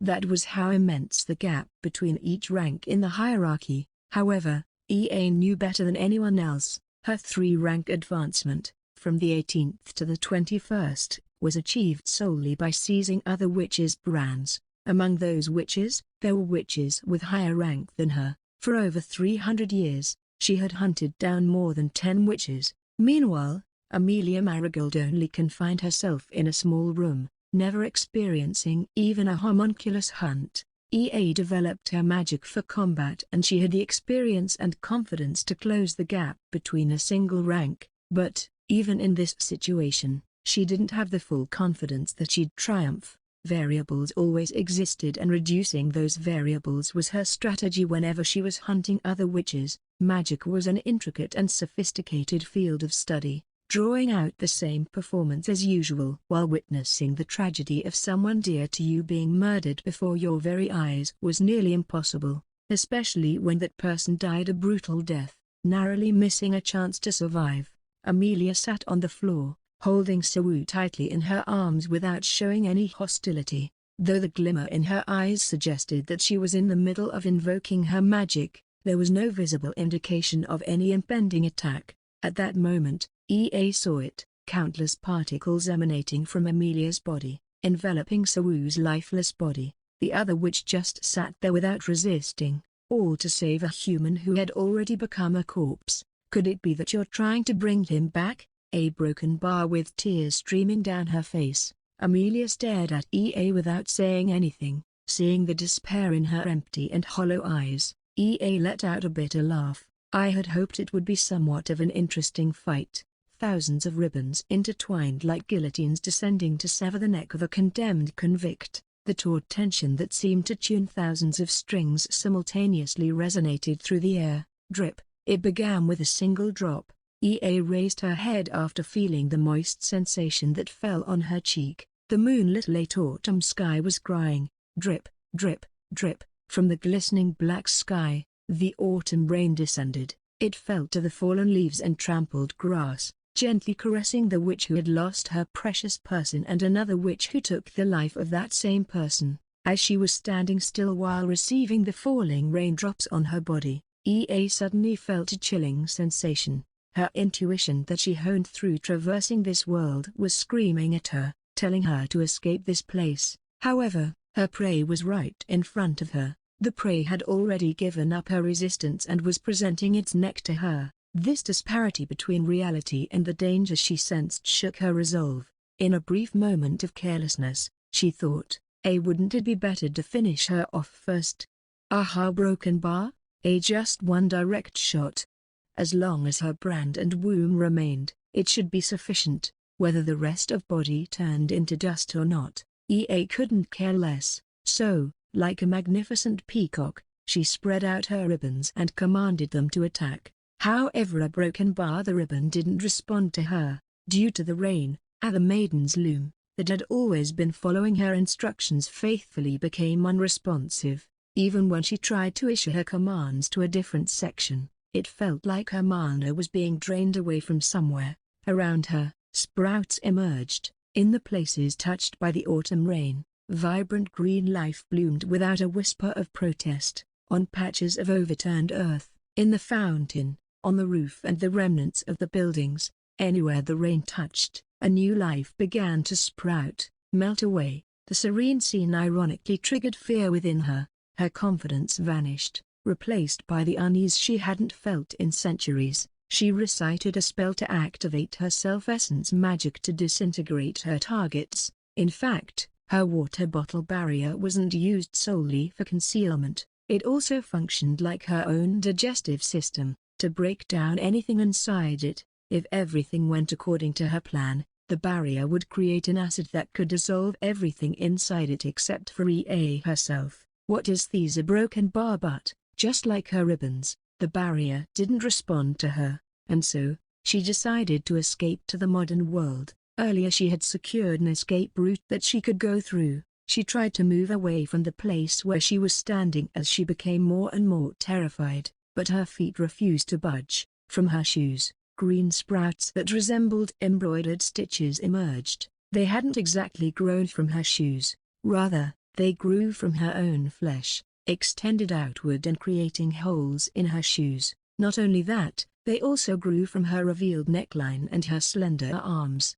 Seeing this, she felt a sense of fear. Even the ribbons that had elegantly spread wide behind her were covered in lush emerald leaves. The raindrops falling from the sky weren't just whimsical showers, they held a purpose. Those newly sprouting beings weren't your typical plants either. As soon as they rooted in something, they absorbed all of its mana, growing like tumors with rapid growth. Wait. Is this what it means to possess the 22nd rank in the hierarchy? But she doesn't even have any significant combat experience. There's no way this could be happening. She had already attempted to take control of the mana away from those plants, but all of her attempts were futile. The more mana she released, the faster those sprouts grew. Had experienced this sensation prior to this, back when she was clashing against Typhoreth, the Duchess with the 23rd rank in the hierarchy. Despair, the feeling of helplessness when all her attempts of resisting ended in vain. Back then she barely escaped with her life, leaving behind everything that she had built. Meanwhile, Amelia had broken through the limit that held her back for decades, resulting in her creating a considerable gap of power between herself and The difference between what happened back when barely escaped with her life was the fact that she couldn't escape at all this time. Amelia's magic had deeply corroded her body. Please wait. I'm sorry, I admit I made a mistake. A broken bar. I'll give you a proper compensation and apology. I'll give you all the slaves that I own. As screamed in terror and begged for forgiveness, Amelia stood while holding Sawu's body, not paying any more attention to the wicked witch. Wait, I told you to wait. The spot where Amelia was sitting was now adorned with blooming flowers, like a decoration one would find on a queen's throne. Various small flowers with different colors swayed and danced with the wind. Amelia turned her back to and began to walk. With each gentle step she took, the sprouts she passed by bloomed into wildflowers. From her footsteps, the wave of new lives began, like raindrops falling onto a still surface of water. They marked the beginning of life. Sprouted wildflowers grew rapidly upwards. Pleasy broken bar spare mere broken bar flowers bloomed in every place where sprouts had emerged. The mansion and the area around it, even body, from her arms, legs, stomach, chest, eyes and nose, no part of her body was spared. Each of the fragrant flowers condemned the ruthlessness without giving her the time to utter her final words. Eventually, under that heap of flowers, only silence remained. The rain had stopped. Odile and Odette, having successfully escaped with Sawu's dramatic intervention, returned to Amelia's mansion with the Geminis. Meanwhile, Sophia transformed into a crow and flew from the cabin after sensing Amelia's intense mana presence. What appeared before them and a few curious onlookers was the sight resembled the heavenly garden. Various colorful wildflowers bloomed closely, leaving no gap between them. Suddenly, the structures that spread out in a fan shape fell apart, creating a beautiful rain of sparkling petals. In the midst of that picturesque landscape, Amelia was embracing Sawu while crying out in anguish. After spotting Sawu, the twins rushed forward. Realizing his condition, Odile stood frozen like a statue as tears streamed down her face. Meanwhile, Odette fell on her knees and sobbed uncontrollably. Even Countess Gemini couldn't suppress their sorrowful sigh, and Sophia tried to hold Amelia, but her arms were shoved aside by the latter. Year 1886. Since the war with the exiles, it was the first time that an exile infiltrated Jaina and caused such a significant incident. Given its magnitude, the Witch of Aquarius attack garnered heated attention, enough for the citizens of Taro Town, from the first Red Roof Salon to Alevana public bathhouse, to become aware of it. I heard the fearsome exile had targeted Countess Gemini's apprentice witches. The furious Baroness Marigold, angered by the exile's actions, managed to subdue her in a matter of days. Thankfully, the casualties were limited to just a single slave due to her actions. I heard the slave bravely protected the twins and managed to help them escape. In honor of this, Countess Gemini intended to bestow the honorary witch title upon the slave. To prevent a similar incident from happening, a meeting at the Tree of Sephiroth was convened. 10 baroness, 2 countesses and 1 duchess attended, while Duchess Kita of the Ivory Palace remained indifferent.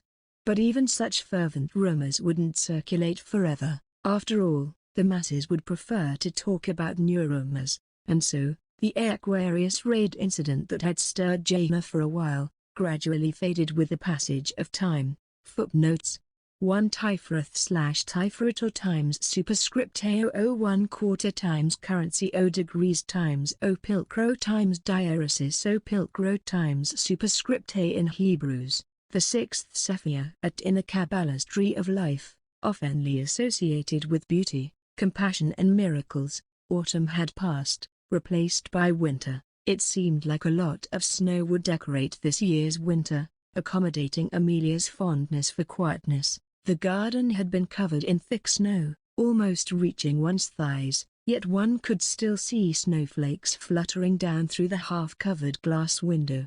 Perhaps the snow would heavily fall throughout the night. Sigh broken by a sigh escaped Amelia's lips. Even though she was indoors, her breath was visible. She gazed at her misty breath for a moment before adjusting the shawl draped over her shoulder. Knock, knock. Out of habit, she knocked on Sawu's door, but just as she expected, no response came out. She twisted the cold doorknob and stepped into the room. Inside, it was densely adorned with magic circles, stretching from the ceiling to the floor. The purpose of these magic circles was to sustain one's life. Each day, numerous vials of high-grade mana water were being consumed to maintain them. On the shelf, piles of cigarettes, Amelia's presents for him, were stacked. In the center of the room, Sawu's body, looking disheveled, was laid down on the bed, covered by a thin blanket, as if he was frozen in time during the 89 cycles of the sunrise and sunset. His appearance remained unchanged.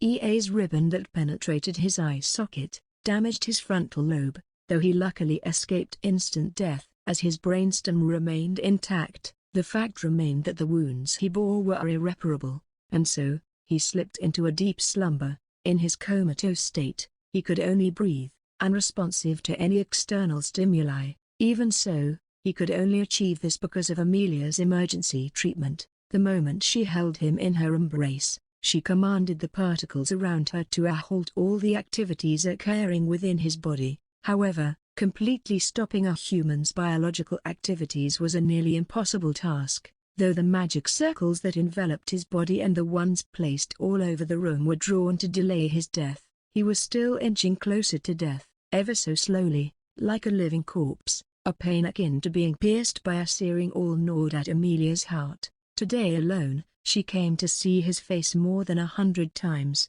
Every time, countless regrets spread across her heart like stains on a white cloth. That night, she recalled the tragic autumn evening when everything took place. What if I hadn't made him my exclusive slave? What if I had agreed to hand him over to the Countess when they came to me with their proposal? What if I had given him a genuine apology from the very start? What if I hadn't run away when he approached me and faced him properly instead? What if I hadn't run to my master's cabin? What if I had calmed down my heart a little sooner and returned to the mansion a little earlier? What if I had put all my strength when I was running to meet him?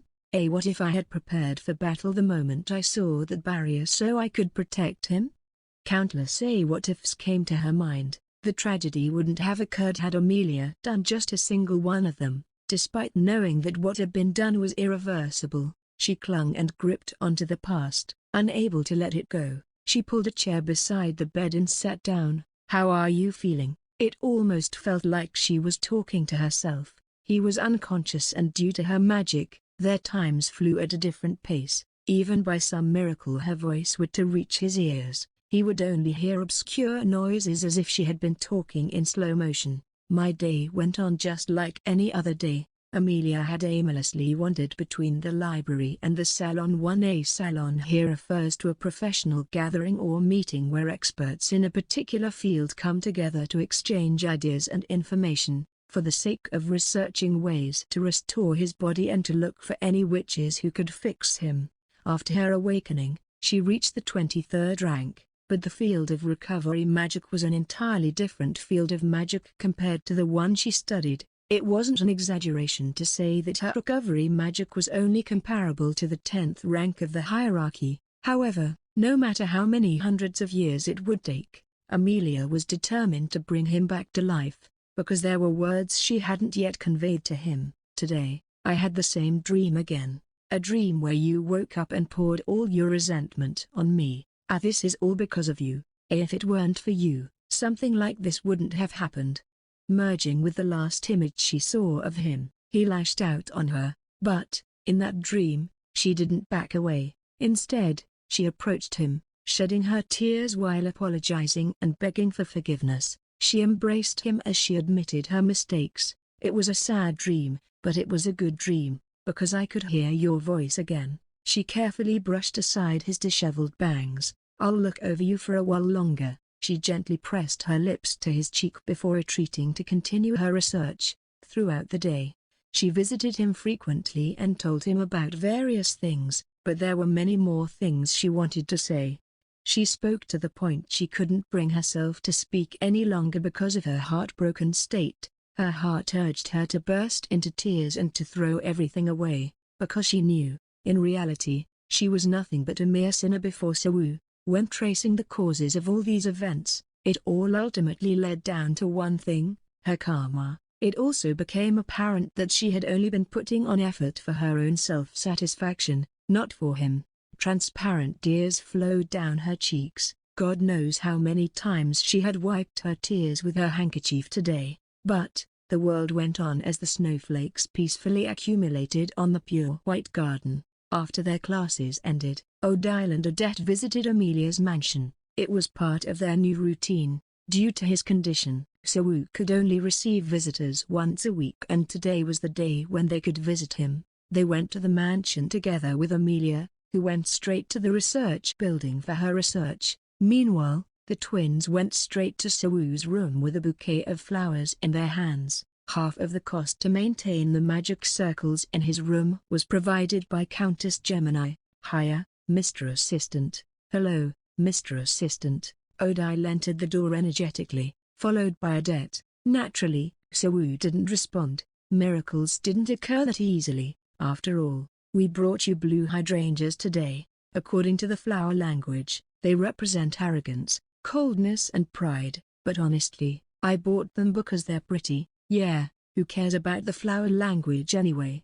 Odette took out the withered flowers inside the vase sitting on the table and replaced them with fresh ones. The twins grabbed the chairs and sat on his sides, snugly pressing their buttocks against him. They gazed at his sleeping face for quite some time. That night, he risked his own life to save them. Even when they were on the verge of giving up everything and were about to kneel down to the wicked witch, he encouraged them and confronted that witch until the very end. They couldn't forget his broad back as he boldly taunted the formidable witch. But, when they had called their master and returned, his appearance became utterly miserable. His injuries looked so painful to look at. Each of them looked so severe that he could die just from those wounds. He knew that this outcome was inevitable, yet he still decided to protect them. Though he had the option to run away by himself, he didn't even consider it. Thanks to you, Mr. Assistant, I was able to study hard today too. With her tears welling up uncontrollably, Odette tightly grasped his hand. It felt rough, though all the fractures that barely held his bones together were fully healed. Crooked scars still remained. Let me tell you what happened this week, Mr. Assistant. You might be bored from lying around all day. After all, the twins had taken turns sitting in Amelia's residence, weeping and wailing, but as time passed, they were able to come to terms with this reality, their powerlessness and inability to do anything back then. They could only sit around waiting for their lives to be saved by him. That same feeling became a driving force for them. After all, they couldn't just sink into sadness forever. That was why they started to study magic more diligently than ever, so that when he woke up, if another incident like this were to happen, they'd be able to protect him instead. The twins started to recount everything that happened in the past week to Sawu. Something that will make you proud happened this week, Mr. Assistant. Yes, we received compliments from Miss Professor today. It was the first time we received less than 10 corrections in our assignments. They had been studying magic passionately recently. Somewhat disappointing incident also happened, though. Becca caught a squirrel on Wednesday at a broken bar when Odette opened the cage to feed it. It ended up running away. Yeah. But it was partly your fault that it ran away, sis. You're fawning over how cute it was. Startled the poor thing. That's why it ran in fear. Oh, really? But, when I touched it, it was pretty well behaved. Are you sure it didn't run away because your aura was too hostile? From casual everyday talk to their usual bickering. However, since there was no one listening, their bickering quickly died down. Sawu, who was supposed to intervene between them with a bitter smile, remained silent, making the mood around them quickly grew gloomy. In an attempt to clear that sullen mood, Odile spoke up. Why don't we tell him a slightly more intriguing story? An intriguing story? You know what I mean. Odile lowered her upper body then extended her arm beside Sawu's pillow. She climbed up onto the spacious bed, gently placed her hand on his chest before whispering her words softly. Mr. Assistant, I told you that if we meet again, I'll let you come on my face, right? Sadness was mixed in her sweet, cutesy voice. I changed my mind. I'll let you come not just on my face, but anywhere you want. Actually, we've been practicing lately. Seeing Odile's proactive approach, Odette also stuck closely to Sawu with the same posture. Their hearts raced with anticipation. Odette glanced towards the direction of the door from time to time, because if Amelia were to see them in this rather intimate position, she'd give them a bunch of assignments on their next lecture. Yeah, so, what we've been practicing is a broken bar just like Odile. Odette leaned in close to Sawu's ear. A broken bar, a spell to create a thin barrier to prevent mana from seeping into the womb. It was a magic to block the release of mana from a male's genitalia by spreading a thin wavelength of mana like what a tokamak to. A tokamak is a device which uses a powerful magnetic field to confine plasma in the shape of a torus. Was for plasma confinement. The twins were diligently researching this magic, which was something that nobody had ever created due to the risk it carried and how useless it was. They intended to give it to him as a present as it was something that might like when he woke up. After you wake up, a broken bar or other hole will be ready to take your thing. A broken bar exactly.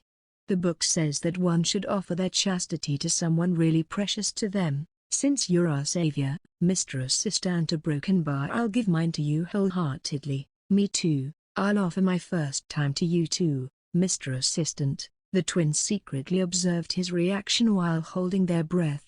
What if Countess Gemini found out? She'll cut me to pieces either way. It's too dangerous. They anticipated that answer to come out of his mouth, but Sawu's condition was that of one where his heart would only beat once every 3 minutes. They couldn't even hear the sound of his breathing. Will he ever open those eyes again? Will our promises stay as promises forever?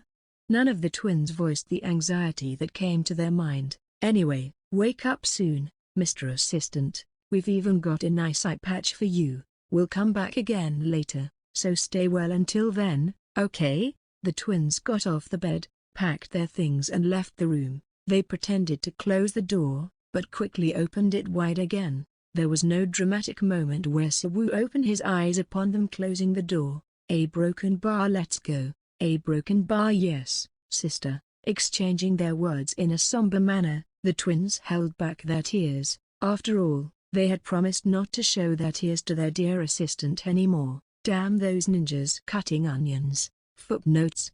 1a salon here refers to a professional gathering or meeting where experts in a particular field come together to exchange ideas and information. 2a tokamak is a device which uses a powerful magnetic field to confine plasma in the shape of a torus. Note, previously, there's a mistranslation regarding Duchess Kita's noble title. She's a duchess, not a countess.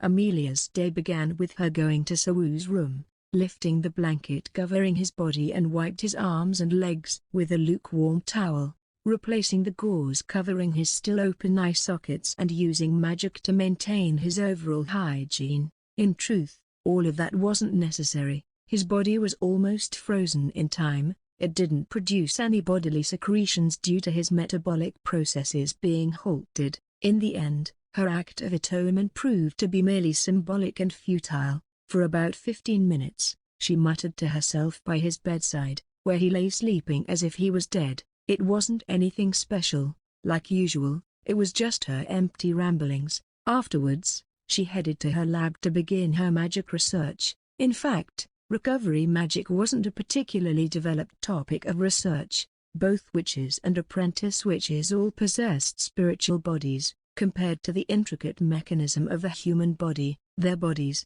which were composed of mana and consciousness that centered around their brand, were considerably easier to restore. Even if their arm was severed, an organ was to be ripped out, as long as there was sufficient mana, they could restore them. Issues that were caused by something like virus or tumor weren't even worth mentioning. In such circumstances, who would go out of their way to develop a magic that would only benefit humans? The highest recovery magic in the hierarchy was only in the 10th tier. That level was sufficient for the witches, but there was a part that even a witch's spirit body couldn't easily heal: the brain, the place where someone's senses, reasons, thoughts, concepts and ideas were accumulated. Humanity had broadened the horizons of science to the extent of being able to travel back and forth to the moon, but they still hadn't fully understood that particular organ yet. Electrical signals and chemical reactions taking place between billions of neurons were beyond the scope of the 10th tier recovery magic. Receiving damage to their brain meant death, even for witches. Moreover, considering the fragility of the human body, a broken bar, it was uncertain how high the tier needed to awaken Sawu from his slumber. As she faced countless walls obstructing her progress, Amelia felt helpless. Even so, she never considered giving up. A broken bar, even though she felt helpless and there was nothing that she could do, compared to the day when her master left her side, this level of despair was nothing. Unlike when she had to helplessly accept her fate, this time, she had a means to resist it. There was still a way for her to make amends, regardless of how painful and tough the journey could be, that wouldn't make her give up. Creak. Amelia, when she heard the sound of approaching footsteps, the door to her research room swung open. With her flowing purple hair swaying in each step, Sophia appeared. She was Amelia's longtime friend and someone she could confide in. "What's wrong?" "I found it." Sophia couldn't hide her excitement as she bounced around energetically. Although she had a somewhat frivolous air compared to an average witch, this was the first time Amelia had seen her lose control of her emotions. Amelia's pupils trembled. "What did you mean? What did you find?" "I found a witch who might be able to cure Assistant Sawu's condition." "Ah, really?" Amelia grabbed her chest in response to the sudden surge of hope that made her heart flutter. However, it was too early to celebrate. Sophia pulled out 2 stacks of crumpled paper from her embrace in a hurry. "While searching through the discarded archives, I found a thesis written by a witch about brain regeneration." Among the stacked papers was a thesis. Amelia quickly took them from Sophia's hand and read the title: "A Brain Regeneration Through Human Transmutation, Multi-World Psychology Interpretation and Entropy Recovery."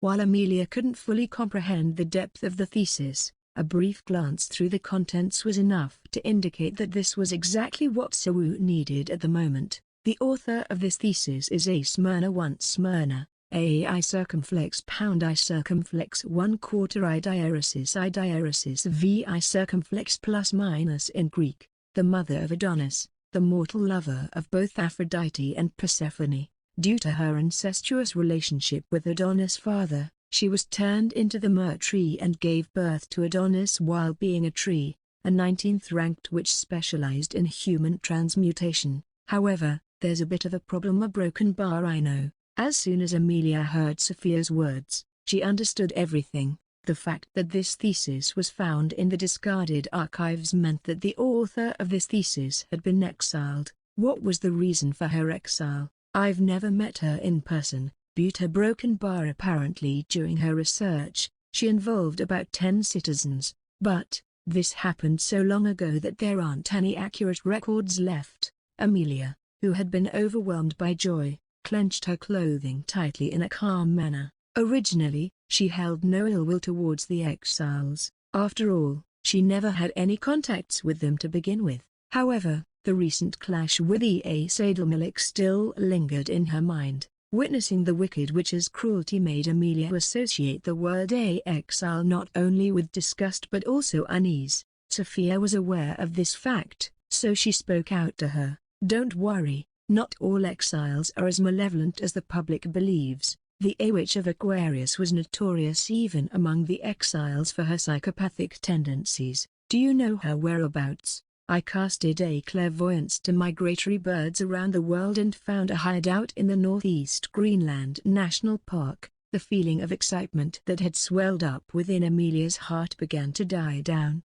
She cautiously inquired, "Still, wouldn't it be too risky?" She couldn't hide her concerns. After all, this wasn't just for anyone, this was for Sawu. She had to entrust another witch to restore his brain. Considering that witch was an exile, it wasn't a wonder that she couldn't make up her mind. "Amelia, I understand that you've been putting your effort into this, but there's a possibility that you won't make it in the end. Broken Bar, you know that his condition is gradually worsening, right? Even if you somehow are able to cure his wounds someday, it might be too late." Broken Bar. Sophia's words were right. What Amelia was trying to do was akin to an astrophysicist suddenly enrolling in a medical school to study until they became skilled enough to perform the most complex brain surgery in the world. There was no guarantee that her patient would still be alive by the time she was done studying everything. What about Duchess Kita? You still can't reach her? If it's her, she should be able to help you.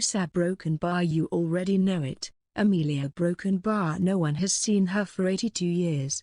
Duchess Kita had secluded herself in the ivory tower. She was the highest ranking, and the oldest, witch who managed to reach the 30th rank in the hierarchy all on her own without ever inheriting or passing down a brand. Someone who was revered by all the witches. If there was anyone that could change this current reality and restore Sawu to his original state, it would be her. In fact, after the incident, Amelia immediately visited the Duchess' ivory tower. However, the Duchess was known for her indifference to worldly affairs. Throughout the month, without skipping a single day, she diligently sought her out, but the only person she encountered was only a two-digit ranked witch who loitered in front of ivory tower, eagerly awaiting the slightest morsel of advice from the Duchess. Since the metaphysical barrier laid out at the tower rejected anyone who wasn't invited, Amelia could only go back without any results. Afterwards, she still sent her messages every day, but she didn't receive any replies. "We need to make a decision. The longer we delay his treatment, the lower the possibility of him recovering." Sophia wasn't unaware of Amelia's concerns. She knew that Amelia's hesitation came from her traumatic experience of losing an important person to herself. Having to place another important person's life in another witch's hands was an obviously difficult decision for her. However, being excessively cautious didn't always lead to the best choice. Amelia needed to make a decision now, so that she wouldn't be left with regrets. Considering all possibilities carefully, Amelia pondered, and finally, with difficulty, she opened her mouth to speak. "Have you?" Broken Bar tried to contact her. "I received her reply this morning. I inquired about getting her a temporary permit with Countess Gemini as well, and they said that they'll give us their active cooperation." Broken Bar. "Actually, in the last 2 hours, they've been pushing it so she could restore her citizenship status. They needed the witch named Smyrna to be brought directly into Jaina. The current Sawu wasn't in any condition to go to the modern world through a portal. In the first place, the act of letting an exile legally set foot in Jaina was unprecedented. Countess Gemini aided them in this matter because they owed Sawu for risking his life for their apprentice witches twice. They were even arranging a rather radical compensation for the exile, offering her citizenship for treating Sawu. For now, let's just confirm her credentials. To do that, I need to confirm her abilities with my own eyes." "Yes, that's the way to go. But, what's your plan?" "I'll summon her immediately." Between the modern world and Jaina, there was a gate connecting them. To travel through it, 3 things were required: unpolluted, clean rivers or oceans, Jaina's citizenship, a powerful shockwave. With those 3 requirements fulfilled, one could enter Jaina through the A gate from anywhere in the world and conversely, move to any place in the world through it. In the VIP lounge of the Immigration Control Office, Amelia stood with her hand clasped, waiting for the person who'd come through the gate. 3 hours had passed since the appointed time, but Smyrna was nowhere to be seen. Sophia had constructed an image with her clairvoyance, so Amelia had an idea what the exile looked like, though the quality of the image was poor due to Sophia borrowing the vision of a migratory bird, a broken bar. However, even as several witches passed through, her figure was still nowhere to be seen. Maybe she felt suspicious due to the sudden invitation, and she decided to hide herself? Even in her spiritual form, Amelia felt her throat growing dry. Unable to hide her impatience, she nibbled on her lower lip. Would it have been better if I were to go to find her myself? Did I ruin things again with my hasty judgment? Amidst her growing mold of unease, the door to the Immigration Control Lounge was opened. For a broken bar, she let out an involuntary sigh of relief. The person she had been waiting for had finally entered the lounge, albeit timidly, as she had previously seen in the image. The exile was of Asian descent, though the racial classification of a yellow-skinned seemed irrelevant due to her snow-white skin. Her jet-black hair was tied into a chignon bun, fully exposing her nape. Her dark, shimmering eyes didn't conceal her unease as they wandered around. She wore a checkered rustic skirt, a furry coat with floral patterns and white boots. On her back was a backpack that was larger than her own upper body that seemed to be filled with various things. Regardless of who wore them, her fashion sense seemed so out of place. Is that a broken bar? The fashion sense of the modern world a broken bar?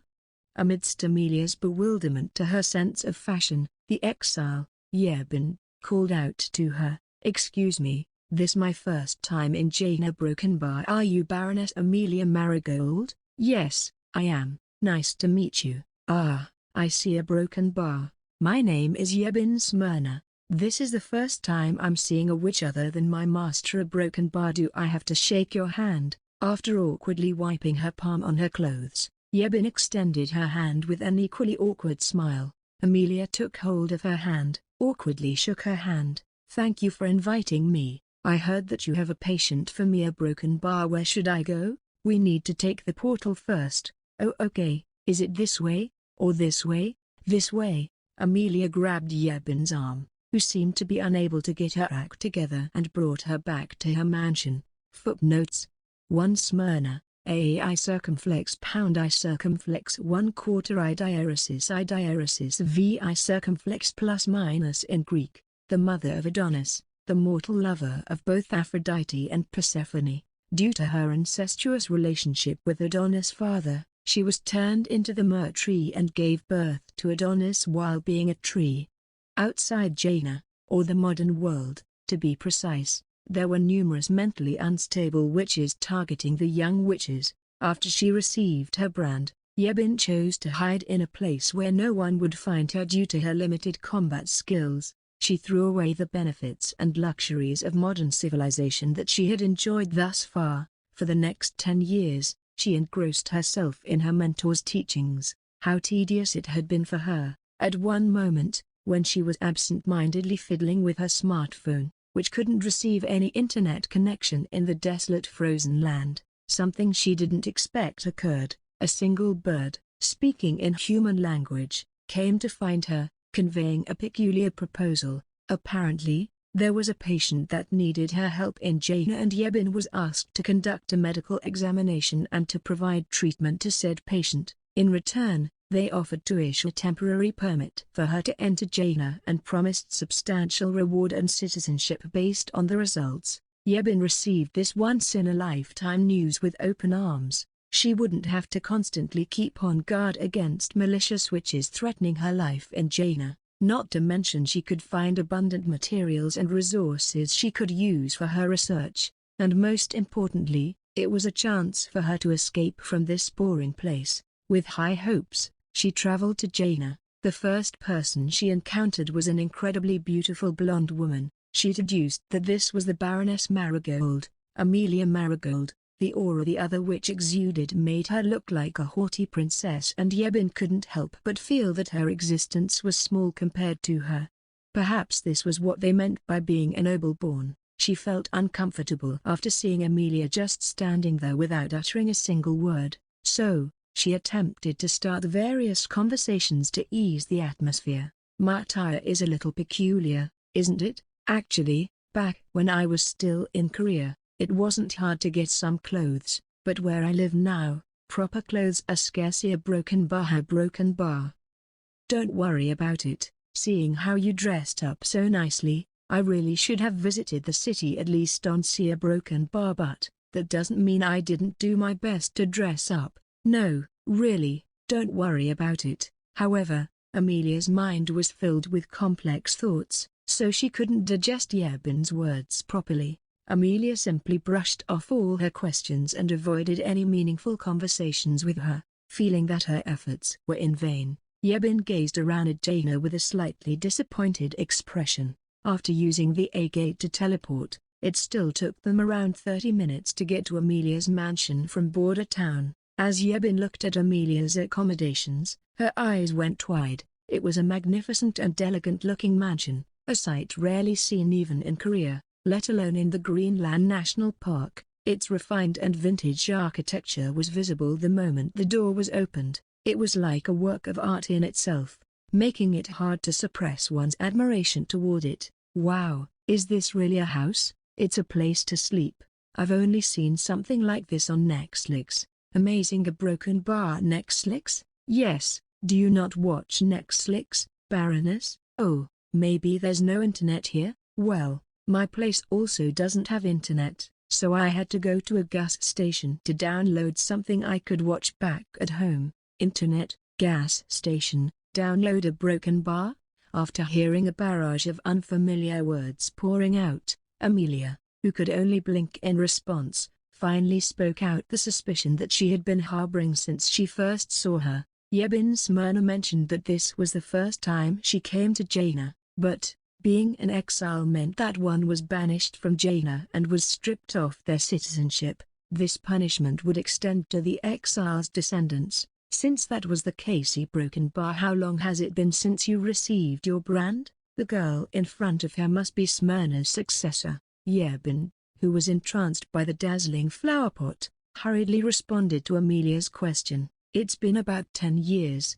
A realization struck Amelia. Because everyone was desperate in trying to save Sewu, they rashly invited Yebin without confirming first that she was the exact person they wanted. In the first place, they had no intention to ask a young witch, who had only received her brand 10 years ago, for help. What they wanted was Smyrna herself, not her successor. With this revelation, things had turned a little troublesome. Inheriting the knowledge a brand possessed would take about 10 years on average. This situation was akin to inviting a doctor whose ink on their medical license hasn't dried yet. "Before receiving the brand from my master, I was studying medicine in Korea. After receiving it 10 years ago, I hid in a vacant workshop at the national park to avoid the eyes of other witches." Seeing Amelia's vague response, Yebin thought that her explanation was inadequate, so she added more to it. "I see a broken bar. I've heard a lot about Jaina from my mentor, so I really want to visit at least once. Thanks to you, I got the chance to come here, but, more importantly, I'd like to check on the patient's condition now. Which way should I go?" To summarize, back when she was an apprentice witch, Yebin studied medicine in Korea and later hid in a remote place to avoid confrontations with malicious exiles. Exiles were known to often engage in conflicts among themselves, making them dangerous to each other as well. In truth, Amelia was disappointed. Even if she was an exile, Amelia would have preferred the predecessor to come here instead, because she would have had accumulated a vast amount of experience and that would add to her credibility. After all, a skilled doctor with a shitty attitude was still better than an incompetent doctor. "Follow me." Yes, nevertheless, even if it was her predecessor who came here, they'd still need to conduct a preliminary examination before anything else, and so, Amelia, suppressing her dejection, led Yebin to the room where Sawu was sleeping. As Yebin quietly entered the room, Amelia heightened her senses. The possibility was low, but she still needed to be prepared just in case Yebin attempted to harm Sawu. This was the proof of how much Amelia distrusted exiles. "Is this the patient?" "Yes, as you can see, he's a human. You don't have to worry about that." On the bed was a man with his eyes bandaged.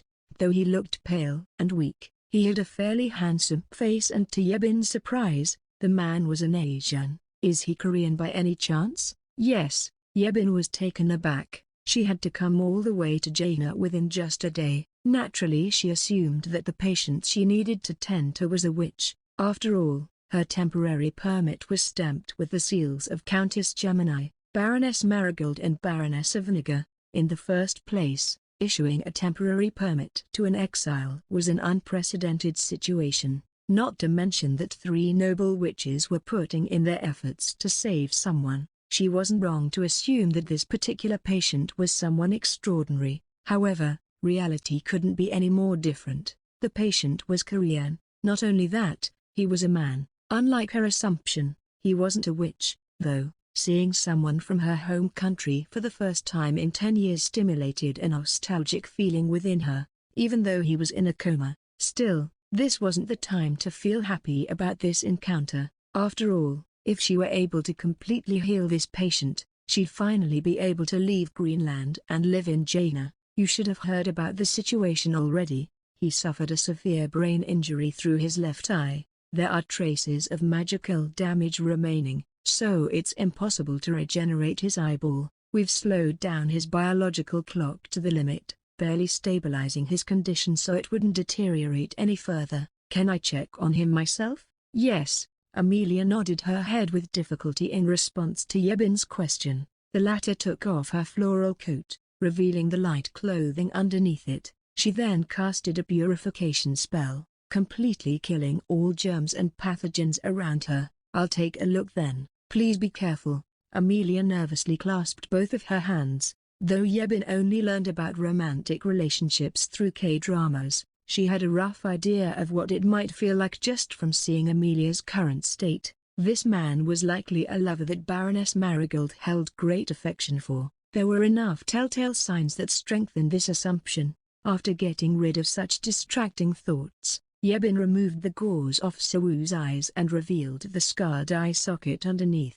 Even at a glance, it was an unsettling sight. No wonder such an esteemed witch from Jaina went out of her way to invite an exile. Yebin was confident in her abilities. Despite the gruesome wound, she didn't even blink an eye as she heightened her senses onto her fingertips. As she reached forward, a tendril of magic squirmed into Sawu's eye sockets. This allowed her to examine the wound with minimal adverse impact on her patient's body, boasting more precision than any modern device. A broken bar. Seeing Yebin's serious and focused look that was rare to see in a witch as young as her, Amelia felt surprised. In contrast to her unreliable first impression, when she started her work, she practically turned into a different person. The examination itself didn't take a long time. She only spent around 30 minutes thoroughly assessing the man's overall condition. Focusing on his frontal lobe, carefully, she retracted her heightened senses. "How's his condition?"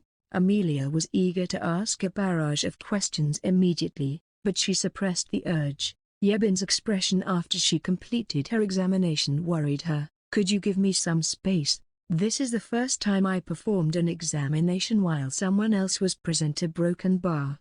Did she tell me to leave the room? In a situation where I don't know what she'll do to Sawu."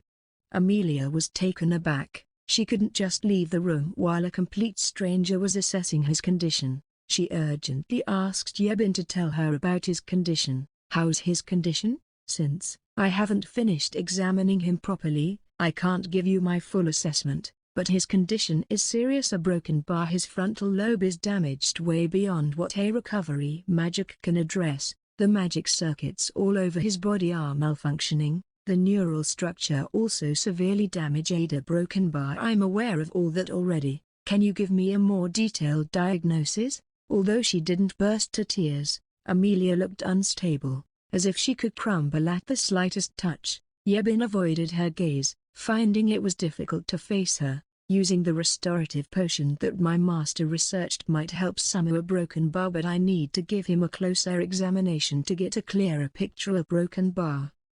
Amelia steeled her heart when she saw Yebin's burdened expression. The young witch had just arrived here. After all, she had waited for 3 months already. It wouldn't hurt to wait just a little longer, would it? Amelia decided to trust her for now. Her proficiency in handling her magical senses was on par, if not better, than most witches she knew. She took a step back. A broken bar. Sorry for rushing you. Would it be alright for me to wait outside the room? Yes, I'd appreciate that. A broken bar still. Leaving Sawu alone with an exile left her worried. Wasn't it because of her running away on that fateful night that made his condition like this? She knew this line of questioning was baseless, but the memories of that night haunted her mind. Please take care of him. Amelia clasped her hands together respectfully and bowed down towards Yebin. This trivial thing was the only thing she could do for Sawu at the moment. Please see broken bar, save him. A broken bar. Please don't do this to me, Baroness. Amelia's 90-degree bow startled Yebin. Prior to this, she had heard her master cursing the noble witch's lofty attitudes. Although she knew that part of her master's rant was likely filled with her envy and inferiority complex, her own opinion of noble witches wasn't all that positive. In fact, she felt the same way toward the class system back in Korea, the place where she was born and raised. She felt that it was vexing and unjust, but never did she expect that a baroness would bow her head down for the sake of a mere slave. Suddenly, the weight of responsibility she felt became twice as heavy, leaving Yebin with her gradually increasing burden. Amelia left the room and leaned against the door. Then, her legs gave out and a stream of tears flowed like a bursting dam. She had thought that she had come to terms with it over time. Maybe it was because of the faint glimmer of hope that she had seen in the midst of the darkness, or the sense of foreboding she felt from Yebin's stern expression. Nevertheless, she felt like her heart had been wrenched, the same feeling as back on the day when she almost lost him. If this sliver of hope completely vanished, if Sawu were to disappear and never return again like her master, could she endure the agony of such a loss again, especially when it was the result of her own actions? Amelia held her mouth with both hands as she swallowed her tears, worrying that the sound might bother the examination that was going on next door. She shook her head wildly. She didn't need to feel the sadness now. What she needed to do was to think positively, focus on joyful and happy thoughts, like what they'd do together when he woke up. First, she'd explain about the pain she had caused him and apologize to him. He'd probably be angry at her, like in her dreams. He might even scream at her, but it would be alright. Even if he ended up never forgiving her, it would be alright. Compared to his well-being, everything else was irrelevant. But if the slight chance of him forgiving her actually happened, what would they do? Maybe travel to the modern world together? While holding each other's hands, they'd travel to the homeland that he desperately wanted to go back to. Then, she'd tell him a broken bar. Please, he broken bar, stay with me from now on. A broken bar. She leaned against the wall with tears streaming down her face. For over 5 hours, she waited for Yebin's examination to finish. Chapter 91, Treatment 1. Treatment 1.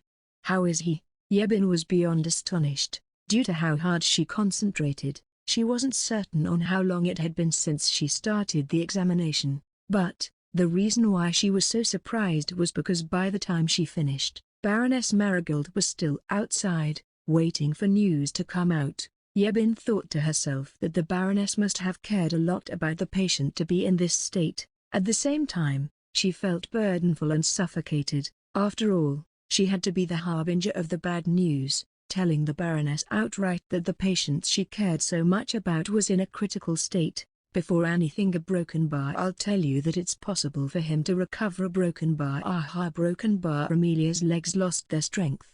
If it wasn't for the fact that she met Yebin for the first time today, she would have collapsed on the floor already. But his whole body is a complete mess. His vital organs are injured badly. His mana circuit is in an even worse state. If he didn't receive any first aid back then, it would have been impossible for him to recover a broken bar. Thankfully, It wasn't the case. What exactly did you mean when you said that he has a possibility of recovering? Can I write the details down first? I'll present it to you after I'm done organizing everything. Yes, you can. Thank you for your hard work. The long examination had tired her and she still had to write down a detailed explanation of its result. Because of that, their conversation would only continue after they were done eating their dinner. At the restaurant, Yebin showed Amelia a stack of charts detailing the results of her examination. This chart is a very brief summary of all his organs that need to be healed. A broken bar. I believe that we need to heal the injuries that riddle all over his body before we could move on to his brain. A broken bar on the chart with a human anatomical system on it. Lines were traced, displaying each of his organs and the drawn circles that represented his injuries. It was easier to look for a spot that hadn't been circled. From his head to his toe, there wasn't a place that was uninjured. Though she was aware of how severe his condition was, Amelia's mind still went blank when she saw exactly how bad it looked on a chart like this. Our priority should be to rebuild his body so that recovery magic could work on it. A broken bar and a broken bar. The next part is a little hard to say. A broken bar. Please just tell me everything honestly. I need to understand his condition in detail. Then, I'll move on to the state of his brain. Yebin hesitated, but Amelia's determined expression seemed to urge her to continue. Seeing this, she pulled out a second chart, a 4-page diagram of the brain structure. As you can see, his meninges 3 layers of membranes that protects the brain and spinal cords are damaged. Then, as seen in sections BA 57, 54 and 44, his lateral ventricles 2 paired C-shaped structures which produces the cerebrospinal fluid, which is a fluid that provides the brain with protection and nourishment, also functions as a waste removal. That were connected to his prefrontal cortex 3, the front part of the frontal lobe, also known as the A personality center. It's the place where we process real-time input for our surroundings, compare that to our past experiences and give out a reaction based on the result of the comparison. Are also severely damaged. His orbitofrontal cortex 4, the front part of the prefrontal cortex, it's involved in someone's decision-making process, is almost completely gone, probably because he received the damage through his left eye. A broken bar. It's safe to say that his brain is in critical condition. Yebin paused in the middle of her explanation because Amelia was gazing at her as if the sky had collapsed. It seemed like it would have been better if she were to present the result of her examination before dinner. The rare feast that she had just eaten was twisting her stomach, making her feel constipated. But, of course, witches wouldn't get constipated. Then, what's going to happen? A broken bar? After the surgery, there may be various changes. What kind of changes? Firstly, the orbitofrontal cortex. A broken bar. It's part of the brain that's connected to numerous different sensory organs, such as receptors and pathways for taste,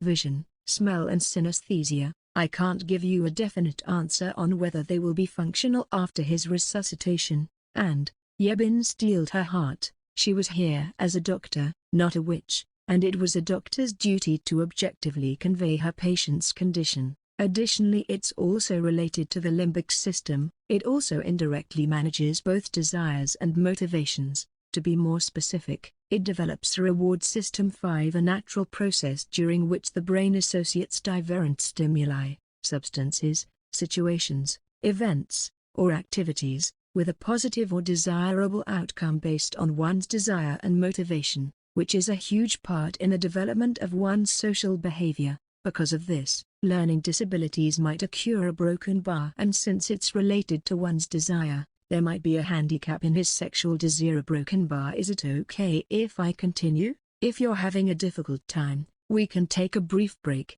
Amelia, who had been desperately holding back her tears, couldn't hide them in the end. Even as droplets trickled onto the back of her hand, she shook her head firmly. Yebin let out a deep sigh as she continued. A broken bar. In the case of the prefrontal cortex, it's mostly responsible for execution, as in decision-making, situational behavior coordination, verbal expression and critical thinking. I've read some papers on patients with injuries to their prefrontal damage and after their recovery.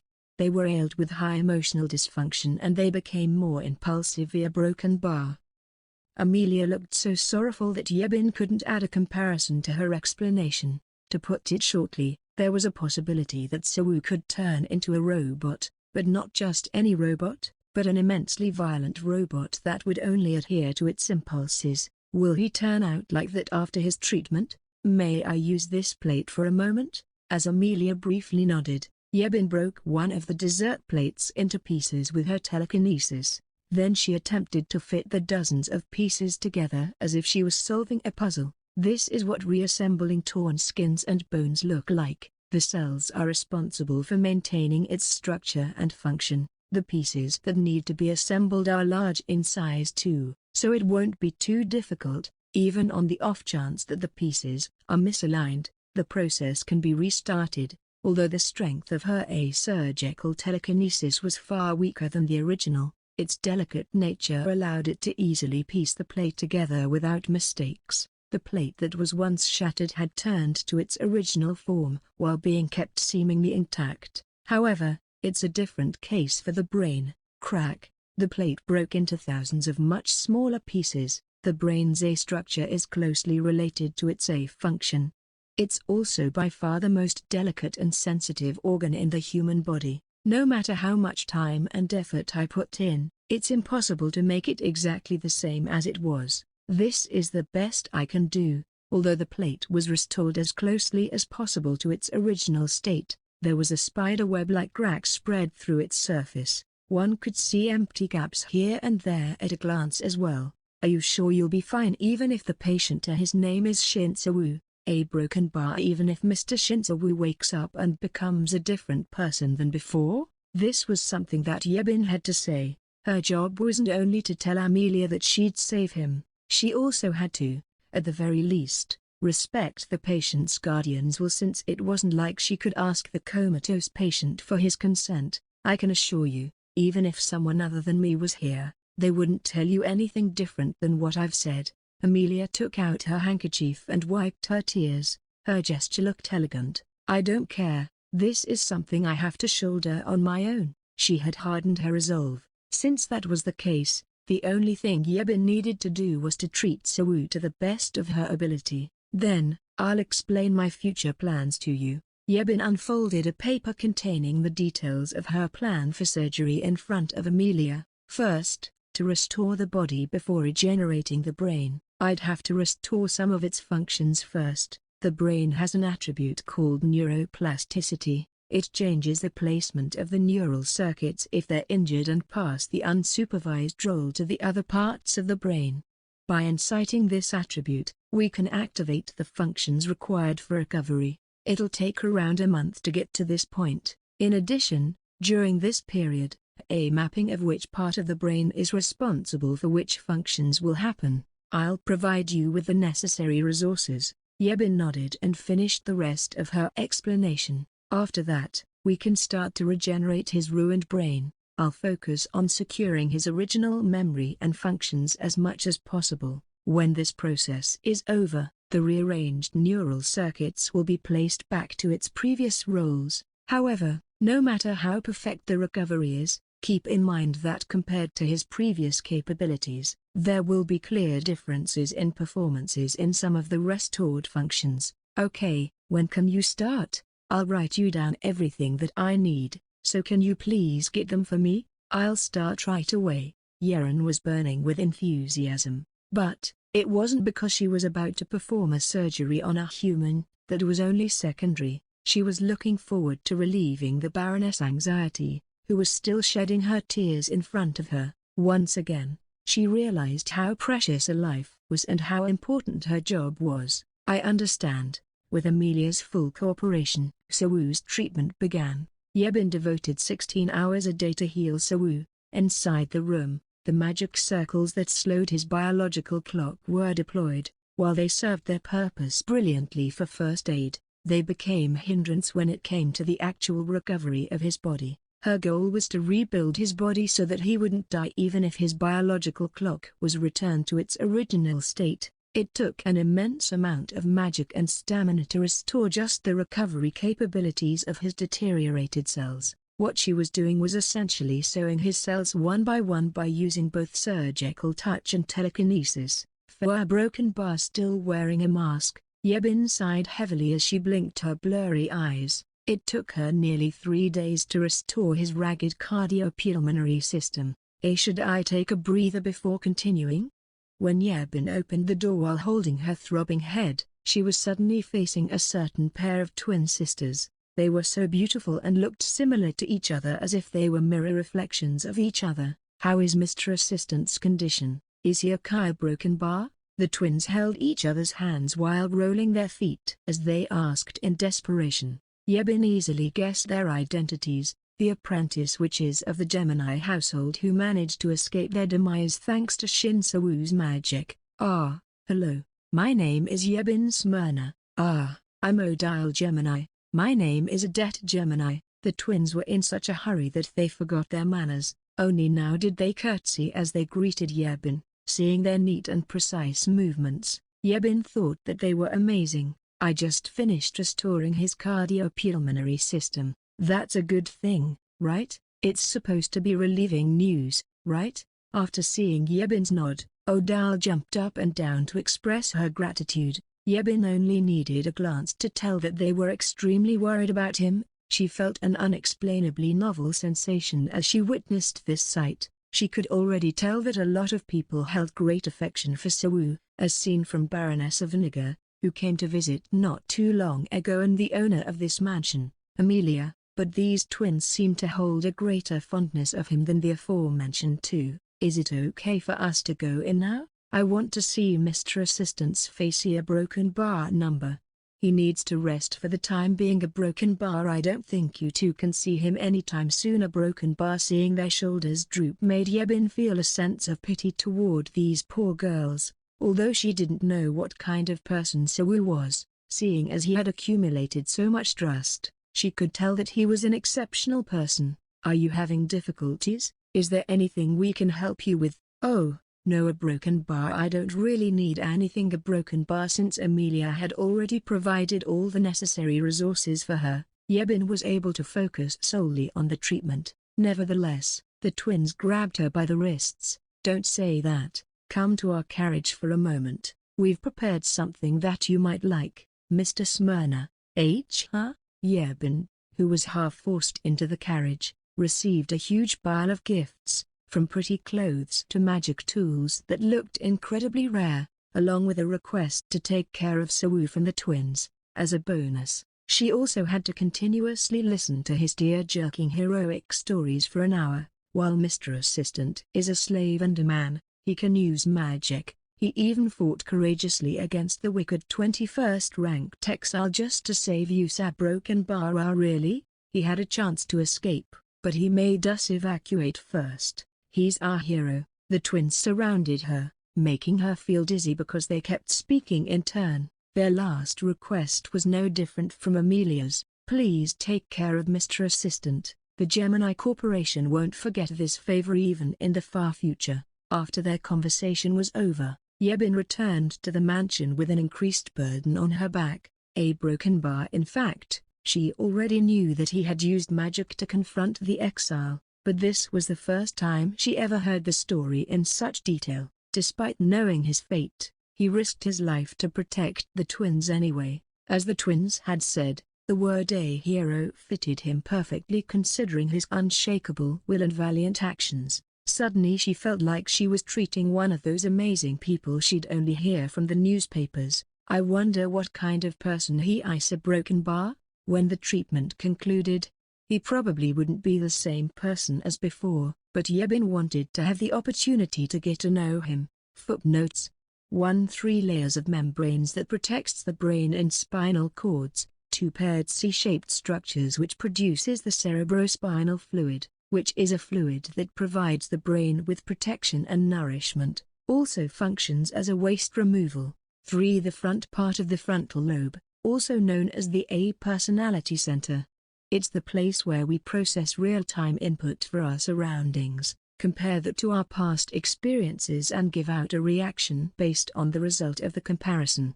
4. The front part of the prefrontal cortex, it's involved in someone's decision-making process. 5. A natural process during which the brain associates divergent stimuli, substances, situations, events, or activities, with a positive or desirable outcome.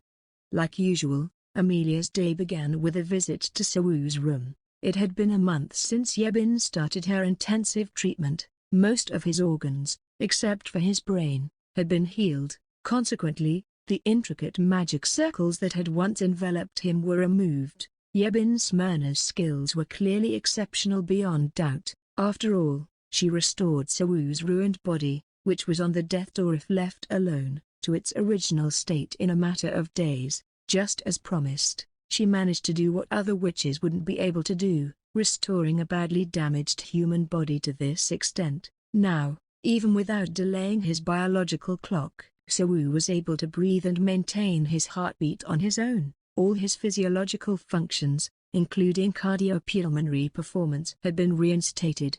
Amelia could finally let herself feel a glimmer of hope that he might survive. When she saw color returning to his skin for the first time, she grasped his hand to feel his pulse for a long while, but Yebin's suspicions regarding how he might turn out to be different than before weighed heavily on her chest. Nevertheless, she repeatedly muttered to herself, just him being alive is in or for broken bar, as she carefully counted the calluses that permeated his fingers one by one. Oh, I apologize here broken bar, I didn't realize you were here. No, it's fine, please come in. The door swung open as Yebin entered the room. Compared to the strange attire she wore the first time they met, she looked more like the impressive witch that she was. Amelia quietly and gently released her grip on Sawu's hand. Yebin's effort and dedication had been so remarkable that Amelia, who had been watching from the sidelines, had nothing to nag or be concerned about. Not only did she devote 12 hours a day on his treatment alone, she also dedicated another 8 hours immersing herself to research on amagnetism magic for the sole purpose of recovering his brain. She only had 4 hours allocated for rest, practically committing her entire day to Sawu's treatment. Amelia was well aware of this, that was why she refrained from constantly asking Yebin for details on his condition. However, in moments such as these, her desperation for answers couldn't be contained. How is his condition? Well, everything except for his left eye, which I intentionally didn't heal to make room for the brain surgery, has returned to normal. His condition has stabilized too, turning him from a half-dead, brain-dead state to his current condition was nothing short of a miracle. It was an achievement that even modern medicine would have deemed implausible, if not straight-up impossible. Now, all the preparations have concluded. We will proceed with the reconstruction of his magic circuit as well as regenerating his brain in 3 days. Amelia rose from her seat, approached Yebin and enveloped her in a deep embrace. Thank you so much. Truly a broken bar. Why you don't need to go this far, Baroness. Your support was, Thank you, a broken bar. Yebin barely managed to escape her tight embrace that pretty much suffocated her. If she said she didn't feel a sense of accomplishment, she would be lying. Nevertheless, there was still something that she had to convey to Amelia. You can spend more time with Mr. Sawu. I'm only here for a brief checkup. I'll take my leave now. A broken bar. Okay, a broken bar. Yebin sighed as she closed the door and returned to her room. A large table, brought from the dining room, was swamped in a hill of brain models and thousands of sheets of paper. If Shin Sawu had been one of many irrelevant animals, she wouldn't need to do this much preparation. She already restored the necessary functions for his survival, as well as inciting the neuroplasticity. All she needed to do would be to wake him up from his coma, but it was her duty to restore him as closely as possible to his original state, to maintain his thoughts, memories, ideas and behavioral patterns. Additionally, her plan, which had been cruising smoothly like a sail in a tailwind, had come to a halt. Despite receiving her master's papers and meticulously reviewing the knowledge passed down to her through her brand, she could only come to one conclusion. She decided on a 3-day buffer period so she could explore other options, but realistically speaking, the probability of finding an alternative to her original plan was dreadfully low. But how am I supposed to convey this to the Baroness? A broken bar. Yebin slumped onto the table, The medical procedure itself was complicated and her shyness made it difficult for her to articulate the problem. Above all, she didn't know how to bring this solution to the Baroness. This was her biggest concern, something she worried the most about. It would have been easier if she hadn't witnessed the Baroness' affection and treatment towards Sawu. She recalled Amelia, who spent hours each day just holding his hand by his side. He means so much to her. How could I possibly suggest that a broken bar, whether she'd accept this surgery method as inevitably due to necessity remained to be seen. But seriously, what am I supposed to tell here? A broken bar? Yebin's dilemma deepened even further. In a pitch-black space, Sawu's consciousness sluggishly swam aimlessly, drifting without anything to grasp or hold on to. Below it were two. No, they had merged into one whole structure by now. It was everything that Sawu had built up in his life, but it had crumbled into mere wreckage, as if they had been struck by bombardment missiles. However, these wreckages still shone so brilliantly even though their functions should have ceased. A broken bar. Sawu closely examined this sight. After scrutinizing it, he understood it. However, his train of thoughts was interrupted. To bridge the gap of his severed throughs, he could only rely on unrefined reasoning and instincts. His eyes unwavering, undisturbed by anything, fixing themselves on the pile of debris that was once a magic circle.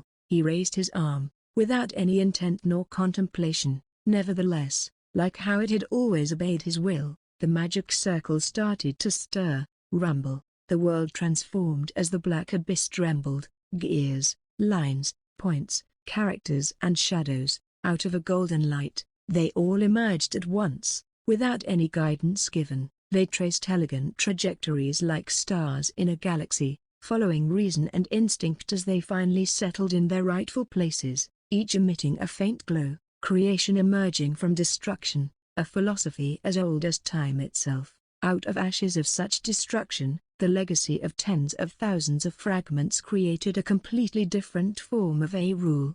In his pupils, a beautifully shining golden orb materialized. Like an egg bearing infinite truths, new rules birthed within the midst of shadows. A broken bar treating as if everything was meaningless. He waved his hand as everything collapsed once again. New rules were formed, unrestricted by any existing ones. Such a contradiction disintegrated into the abyss. The shattered debris spread beneath him, just like before, awaiting for the command of their master. Within the space, resembling a boundless sea of a dark abyss, Sawu raised his hands, creating and destroying laws with every wave of his hands.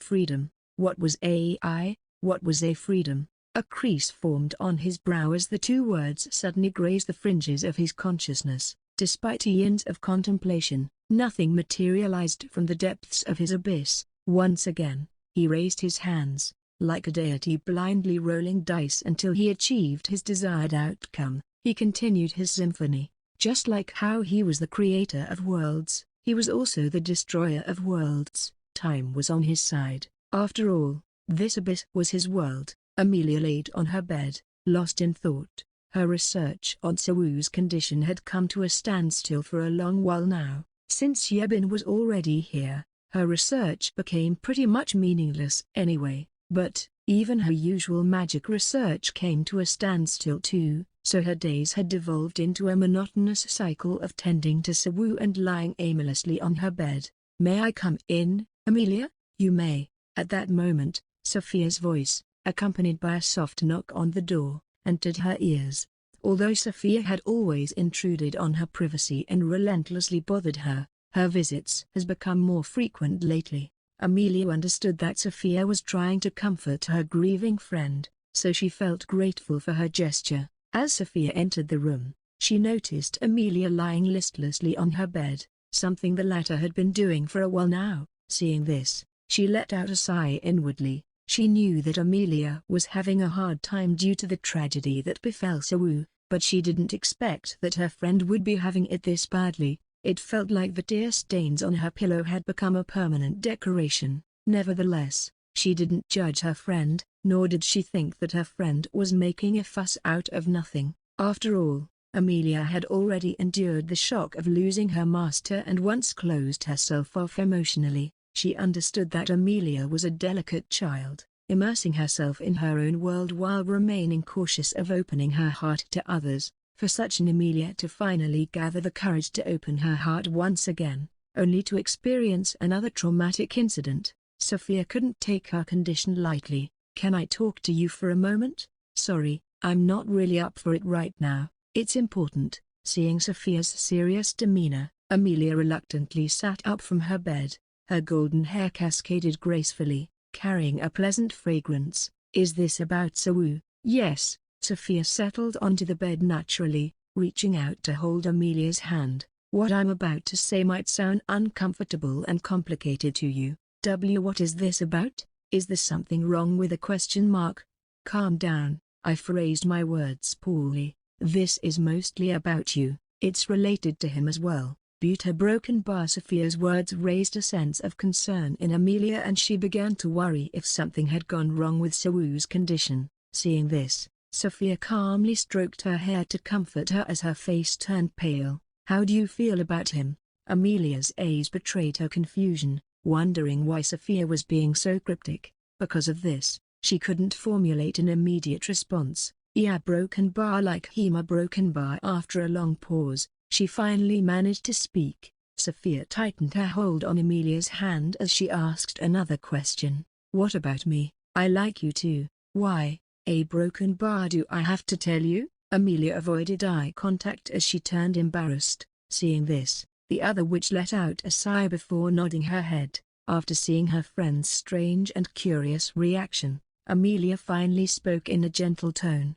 "Because you're always helping me always the for me Also, because we're friends then, what about Sawu? Do you like him as a friend, or do you like him as a man?" As expected, Amelia couldn't provide a clear answer. In truth, Sophia had noticed something quite peculiar. Certainly, Amelia's opening up to someone and becoming aware of her emotions was a positive development for her. Part of the reason why Sophia was trying to pair her with Sawu was to assist her emotional growth. However, she failed to factor in how complicated Amelia's current state was. Were her feelings for Sawu simply a gesture of goodwill, or was it love? If the answer was neither of those, then perhaps she had misunderstood her feelings. Nevertheless, Sophia couldn't be sure about it. It wasn't like she didn't think Sawu could become Amelia's partner. A kind and respectable man like him wasn't easy to come by. Moreover, though she cherished Amelia,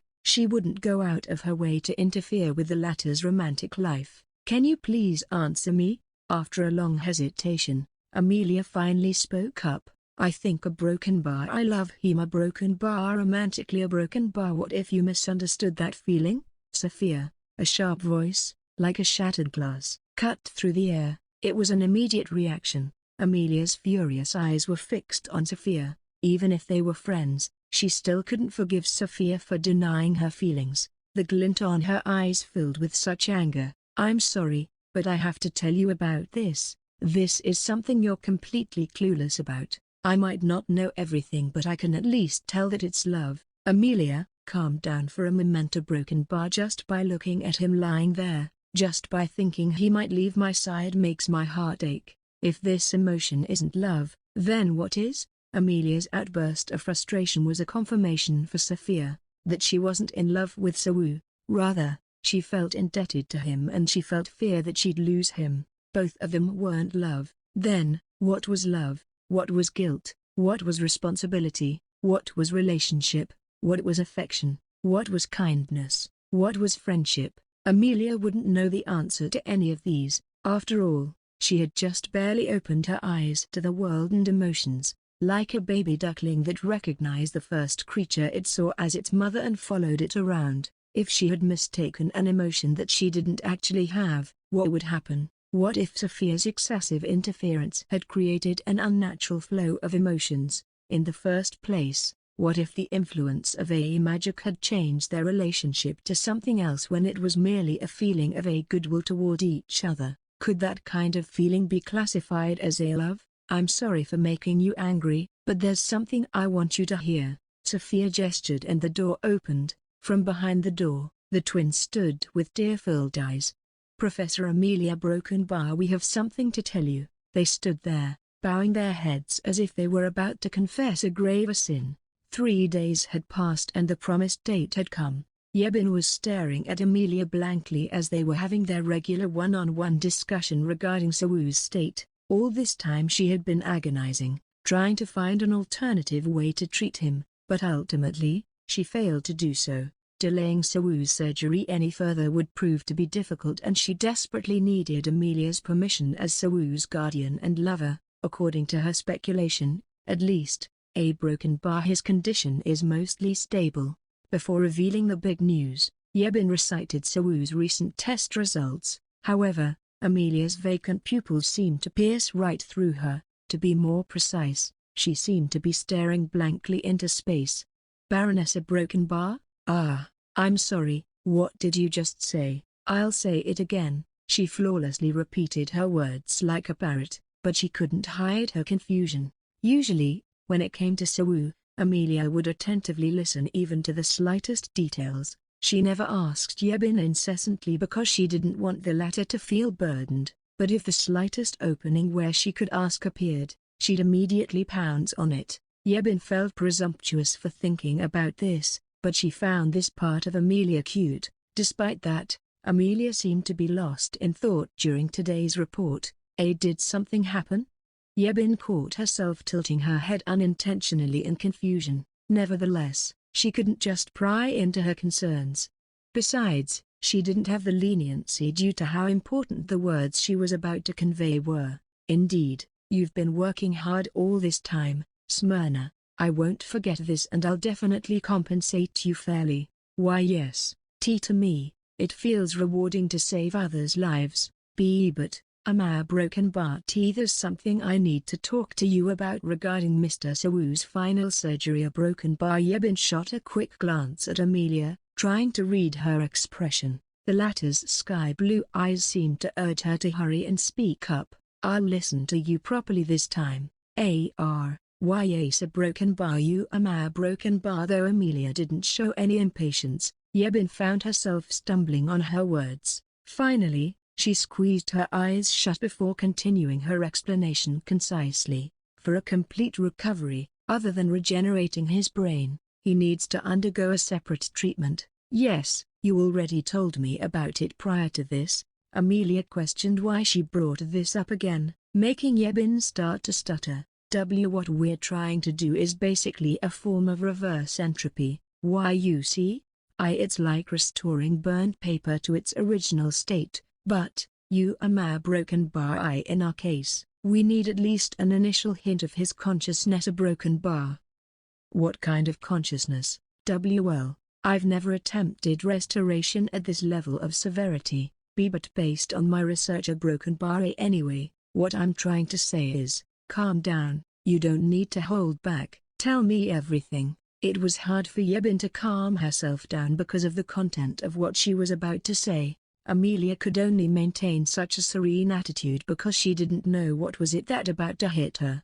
For the restoration, we need an indicator. A broken bar. And what you're trying to say is a broken bar, just like how the edges were necessary components to complete a complex and intricate puzzle. Yebin needed information about Sawu's original state. What I'm trying to say is a broken bar. The methods for collecting that indicator. There are 2 of them. One of them is a broken bar to awaken his consciousness in his current state and use a spell called a memory regression. Basically I'll merge with his psyche, observing his life experiences and memories and reconstructing everything based on that. A broken bar. However, this method involves peeking into his memories without leaving a single one unobserved, so there's a possibility that I'd be invading his privacy. A broken bar. A broken bar. Letting someone read all his memories without his consent felt so wrong for Amelia. But, there's an issue with this method. What is it? It blurs the boundary between the caster's and subject's consciousness. During the process, the subject's magic circuits will become a significant hindrance. A broken bar. That's why, before starting the spell, we have to remove all of his magic circuits. A broken bar. That means a broken bar. Sawu would no longer be able to use magic. Hearing this, the first thought that came to Amelia's mind was a broken bar. Won't this prevent him from using dimensional magic to escape whenever he wants? A ridiculously selfish thought. Heartbroken by realizing her own wicked thoughts, Amelia sighed and shook her head. She felt embarrassed for thinking like that. No, that can't happen. Amelia firmly rejected the idea, though. Her rejection wasn't some incredible accomplishment, as it was a basic human decency to not proceed with something like that without Sawu's consent. What about the second method? Amelia hesitated before she asked. This time, Yebin stuttered even more. She cautiously drew out her words after repeatedly glancing at Amelia's expression. In truth, Yebin wasn't convinced that this was the right method, not to mention that this method was heavily related to ethics before anything. A broken bar s sexual intercourse. Broken bar T to stimulate one of the most instinctive physiological functions, sexual desire. Sexual intercourse is needed. This will in turn activate his dormant limbic system. If it proceeds smoothly, it's likely that it'll greatly alleviate the expected after effect of his whole treatment, the emotional numbness. A broken bar. Yebin rambled on and on. Just seeing Amelia's expression terrified her. Even if this was inevitable, she was still talking about having sex with Amelia's man. She didn't want her to think that she was some slut who'd steal someone else's paramour, so she clarified her purity and innocence first. However, I broken bar actually don't have any experience. A broken bar me neither. I see a broken bar. They hadn't engaged in a physical relationship yet? The situation was even more complicated than Yebin initially thought, which led her to an even deeper despair. But Amelia regained her composure rather quickly and proceeded to take the lead in resolving the tension. I'll give you my full cooperation in that aspect. Amelia had been studying about sexual relationships between men and women, how it was conducted and what mindset and emotions were necessary throughout the process. Basically, she only knew it by the book. After hearing what the twins had to say, she became unsure about her feelings for Sawu, but she was determined enough to do what she needed to do. No, I haven't finished speaking yet. A broken bar about the intercourse. Broken bar I'm the one who has to do it. A broken bar. What? A broken bar? Because I need to provide healing while having on a broken bar. Intercourse. Broken bar W with Mr. Sawu. Broken bar Y. You see, during erection and orgasm, there are fragments of information embedded in the waves of magic that both processes let out. A broken bar. And during the process of the emotional and instinctive connection as the male and female genitalia came together, I have to use the moment to trace and reconstruct his neural circuitry system into one suitable for his mental state. A broken bar. Yebin continued her explanation, which sounded like excuses more than anything, for another 10 minutes, but Amelia was half listening to her words at that point. To allow him to mix his flesh with another woman for the sake of saving his life, according to Amelia's usual conventional wisdom, this wouldn't be too much of an issue. In the first place, she had never thought of him as a potential subject for sexual attraction, and she was even skeptical about linking emotional and physical love. After all, the latter was no more than a bodily connection for reproduction purposes. But, for some reason, Yebin's proposal shocked her and roused a sense of rejection from within her, even though she clearly knew it was for the purpose of saving his life. I'm sorry. A broken bar. Feeling guilty, Yebin bowed her head and apologized. There's nothing else we can do. Broken bar. I suppose. Broken bar. Why did she feel this way? Was this really her own emotion? Amidst her doubt, Amelia asked another question. How many times do you need to do it? A broken bar. At least 3 times. A broken bar. I think a broken bar. Amelia nodded as she felt that she lost her footing. Then, please proceed with that method. Why? A broken bar. I have to prepare something, so I'll proceed right after dinner. Okay. Yebin left Amelia, who was standing stiffly, and hurried to her own room. Broken bar. I said it. A broken bar. Yebin felt like her body went limp. It came from the sense of relief she felt after mulling over how to deliver this news to Amelia for 3 days. Was she angry at me? Unlike her passionate demeanor during their first encounter, the Baronet only had subtle changes in her expression, so she couldn't tell her reaction clearly. It wasn't that Yebin was afraid of the aftermath. She already figured that Amelia wasn't a bad person. Despite what her master had taught her about the malicious nature of the noble witches in Jaina, Amelia had always treated Yebin well. But, is this really the right thing to do? Broken Bar?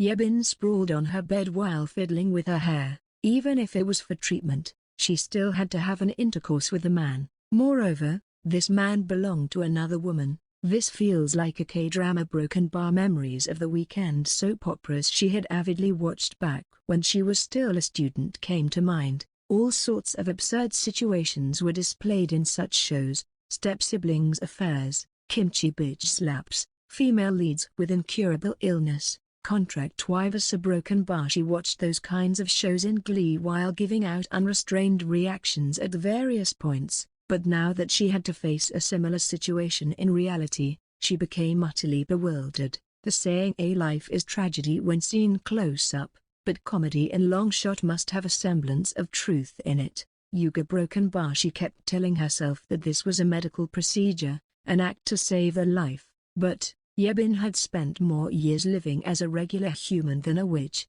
She masturbated more than a few times, and she also had fantasies about a romantic and exciting first intercourse. In her imagination, someday she'd meet a man she liked, then they'd flirt, go on dates and eventually become a couple. After a grand confession, after around 300 days of going out, they'd share a passionate night in a fancy hotel, though she hadn't imagined the fine details because she had been practically stuck in the middle of nowhere without any suitable candidates to be found for years. Up until now, she had gathered bits and pieces of information from her surroundings and concluded that Shin Se-woo wasn't a bad person and he also had a fairly handsome face. But, they still hadn't conversed directly yet, so it was unthinkable that she had to have sex with him. In truth, she had thought that it was unnecessary to go to such length for this treatment. Ugh, I'm a real piece of shit, Yebin scolded herself.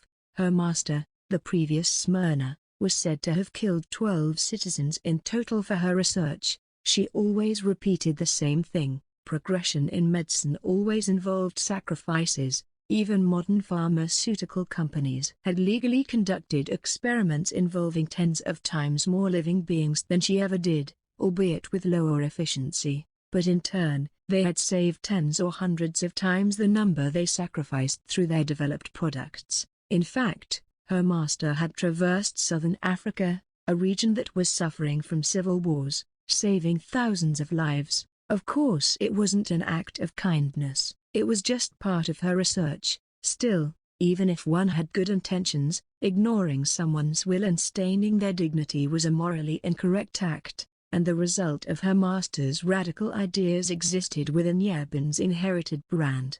Thanks to that, she carried a sense of burden. As such, she had pledged to save and help as many people as possible. But, here she was, trying to avoid this situation by whining about trivial things such as her first experience and such. She couldn't help but feel disappointed in herself.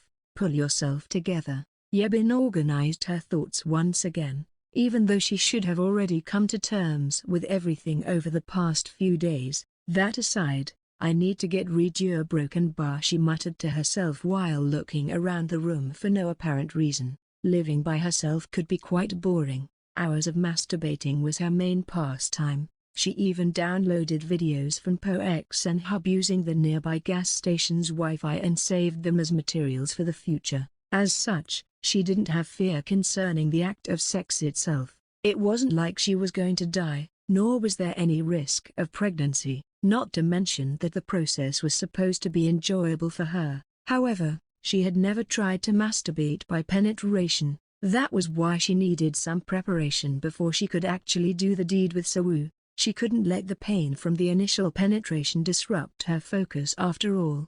Yebin looked down at her two long and slender fingers. Will these work, a Broken Bar?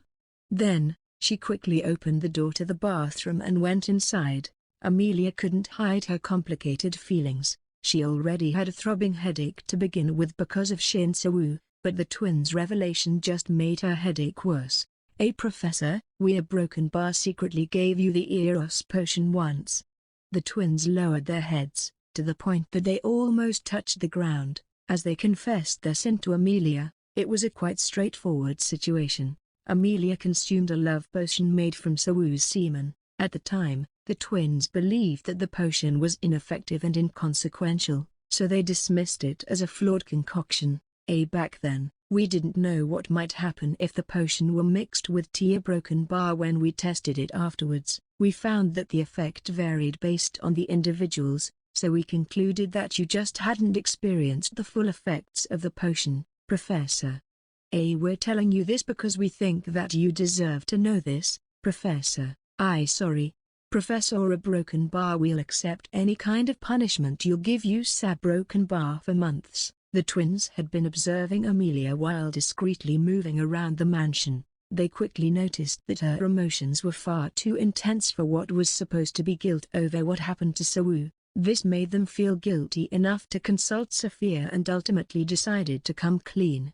The effects of the potions varied from person to person. Unlike drugs, one couldn't verify its result chemically, so it was nearly impossible to discern it completely. If it had been a poison, Amelia's autonomous defense system would have filtered it out already, but elixirs like the Eros potion acted as a form of an emotional buff. It couldn't be detected, yet alone taken care of by her autonomous defense system. This stunning truth made Amelia's body feel weak. It meant her feelings had been nothing more than an illusion. The discomfort she felt when watching Sawu talking with the twins, the helpless feeling she felt when directly facing his wrath, the sense of liberation she felt when she realized her feelings for him, the sadness she felt when she thought that she had lost him, the fear she felt when she heard that he might become a different person, the apprehension she felt upon hearing that he needed to have an intercourse with Yebin for his treatment. They were all merely illusions caused by a potion she took without knowing. But your feelings aren't necessarily all as a broken bar. The potion's description stated that its effects wouldn't manifest on someone who already had feelings for the other person. Adet quickly added that explanation at the end. The effect wouldn't manifest if the one who consumed it already had feelings for the other person. Was it a broken bar? Does that mean I already loved him when I consumed the potion? Amelia raised her head, trying to recall the time when she briefly became interested in the audacious slave who dared to refuse a witch's night invitation. She noticed his diligence in fulfilling her orders, him undertaking them with sincerity instead of trickery, though she occasionally would complain by saying things like, impudent slave," she didn't actually find him infuriating. And the more time passed, the more often his face came to her mind. However, that was how far her feelings went. She never felt such an intense emotion like what she was currently experiencing. Leave me alone. Shaken by the revelation, Amelia couldn't even muster any anger and simply urged Sophia and the twins out. Her heart became a mess thanks to the confusion she felt. Maybe it was just as the twins had said, she was feeling this way towards Sawu because of the portion. Maybe it was just as Sophia had said, she was feeling this way because it was the first time she had ever experienced this kind of emotion. Maybe she was just a fool, someone who kept on being deceived by her own lies. A broken bar. Understanding the exact effects of the potion was difficult, but, once she managed to identify them, dispelling them wouldn't be difficult. Just like how she dispelled the effects of her own perfume of fatigue, she could dispel the potion with a flick of her finger. Amelia interlocked her fingers. She just needed to do one single gesture and everything would go back to how it was before. The heavy feelings in her heart, the guilt of not being able to protect him and being the source of his suffering,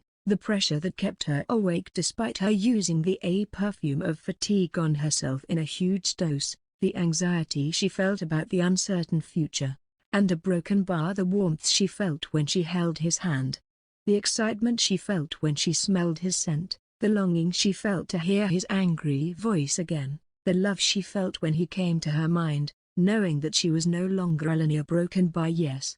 The word love expressed so many of her emotions. She imagined that everything would disappear, like dandelion seeds being blown away by the wind. Sawu would go back to being a mere slave and Amelia would only become his master and superior. She lowered her raised hand and rested it to her chest. I don't want to lose any of it. Our broken bar, even if this feeling started from a lie, even if she suffered because of it, I don't want to forget any of it. Our broken bar, this feeling still belonged to her, to Amelia Marigold. No one was allowed to take it away without her consent, especially when she couldn't even do it with her own hands. Tap, tap, tap. At that moment, she could hear footsteps coming from outside. It came from the central staircase, the guest room on the first floor, meaning that the owner of the footsteps was none other than Yebin. Without realizing it, Amelia had stuck her ear to the door, listening to the footsteps carefully. Tonight, at midnight, Yebin would perform the surgery as planned. Amelia slightly opened the door, catching the sight of Yebin's back as the latter stepped into Sawu's room. A broken bar. Yebin wore a thin white gown that shimmered under the moonlight. Amelia had only superficially understood it so far, but after seeing this scene, it finally clicked in her heart. The fact that Yebin would mix her flesh with Sawu, she'd allow Sawu to mingle with the deepest parts of her body, performing an exchange of their bodily fluids. Thud. The door to Sawu's room was closed. After biting her lips in hesitation several times, Amelia left her room quietly. As she entered Sawu's room, Yebin let out a deep sigh. She spent over 10 hours a day in this room for his treatment, yet it felt strangely unfamiliar to her today. Maybe it was because today was the day she'd finally become an adult. No, she came here as a doctor about to perform a surgery. Ah, what a troublesome situation. A broken bar. Yebin muttered to herself as she looked down shyly at her attire. Since she didn't consider this as a real sexual intercourse, she picked the most comfortable outfit provided. After all, she had no intention of going fully nude during the act. However, her current attire completely exposed her healthy thighs. Not only that, it was also a sleeveless outfit with loose shoulder straps, making it seem like it could fall off at any moment. On the bright side though, it was easy to do the deed wearing the nightgown, as she only needed to remove her panties. Should I have at least worn something over this? The air was a bit chilly. Even though she had firmly resolved herself, compared to usual, her thoughts were in a complete mess, probably because she kept telling herself, this is how my first experience is going to be. Broken bar. Nevertheless, it wasn't like she could go back at this point even if she was having second thoughts. She had already removed her hymen in advance for the efficiency of the surgery. When she remembered herself sitting in the bath while shoving her fingers into her crotch, a broken bar. It was pathetic. A broken bar. She suddenly felt a little depressed. Hymen structure varied from woman to woman. In Yebin's case, her hymen barely let out any blood after it was penetrated. Also, she didn't feel any pain when she tore up her hymen. After that, she showered without using magic for the first time in a while and tied up her long hair into a ponytail. Are you nervous, Mr. Shin Sawu? Because I am a broken bar. She'd be lying if she said that she wasn't nervous. Moreover, the thought of her lewdly shaking her hips on top of a lifeless man made her shudder in embarrassment. That was why she decided to talk to reduce the awkwardness of the situation. Since she had been living on her own, she had already become accustomed to talking to herself. I'm going to take off your pants now, okay? Yebin began to lower the patient's loose pants. When his lower garment came down, it briefly got hindered by something before his entire lower body was revealed for Yebin to see. Wow. A broken bar. She had already examined and observed his body several times prior to this, so she knew the exact size of his genitalia. But back then, let alone blushing, she didn't even have any strange thoughts. After all, someone's life was on the line. It was absurd to be concerned about his penis in that kind of situation. However, today's case was different. The object that she had always dismissively thought of as a male genitalia looked much more novel than before. Yebin stretched out her hands to measure the size of his rod. I already knew,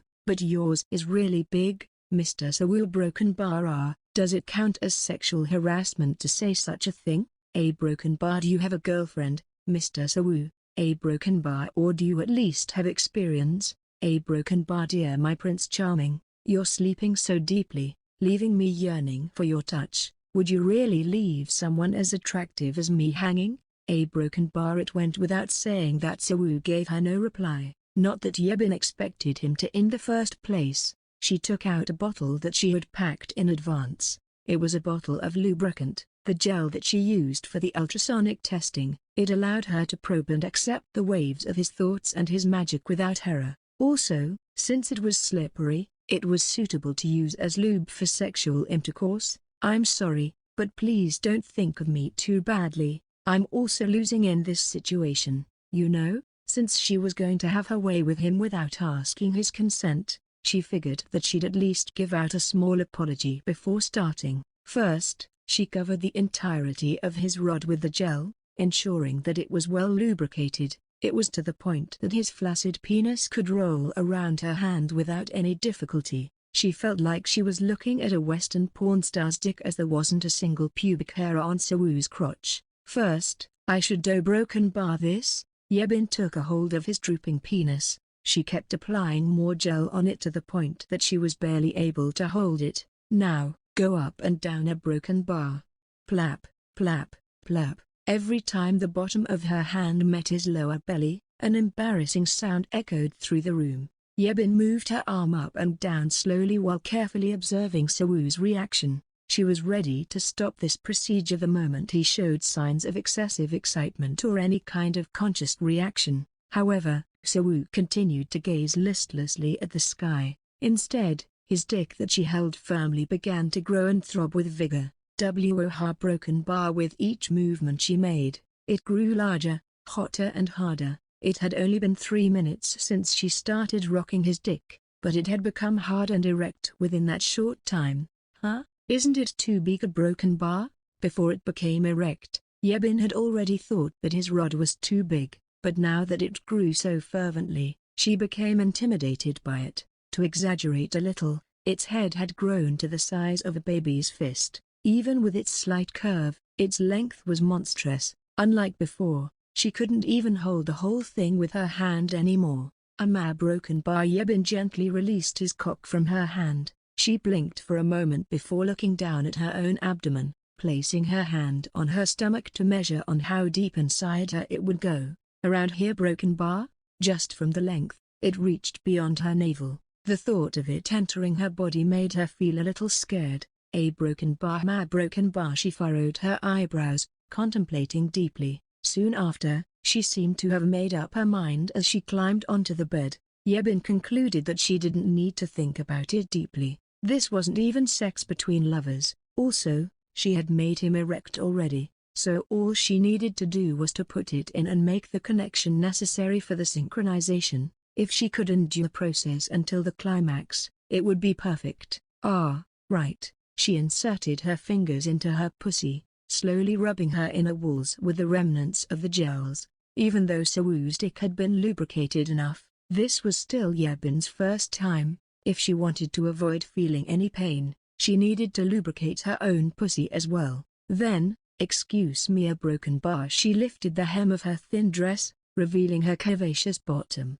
Her healthy thighs led up to a subtle tuft of hair. Among the slightly moist pubic hair, an unsoiled vagina was waiting to be penetrated. "Is this the right position, a broken bar?" She reached behind her butt, aiming to put Sewoo's dick between her legs. His hot head teased her petals, causing her heart to tremble. After making a pose as if she was about to pee, she straddled Sewoo and began lowering her hips slowly and carefully as she tried to recall on how to proceed.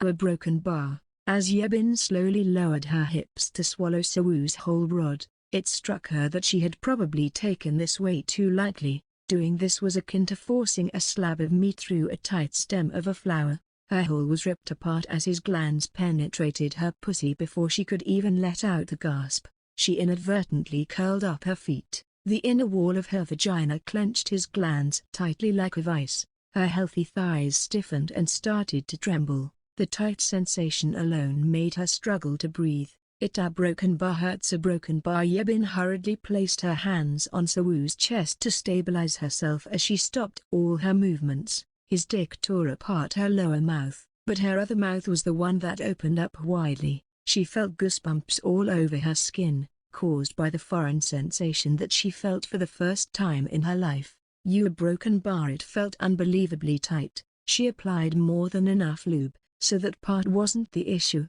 The issue was that her hole, which had never allowed anything inside prior to this, was unprepared to take on something as thick and hard as his meat. For anyone else, this was an obvious outcome. Even if she had played with herself enough for her pussy to be dripping wet in her own cum and sweat, she'd still feel the pain because this was her first experience. After all, for her inner wall to grasp onto Sawoo's penis and gain even an ounce of pleasure, she still had to use muscles she had never used before. Just using a handful of gel as a preparation to take on Sawoo's thick rod was a gross overestimation of her own capabilities. I am a broken bar screwed a broken bar because of this. She was stuck in an awkward situation. She felt that if she were to push further, she'd start getting vaginal cramps, but, due to her awkward sitting position, her legs started to feel numb.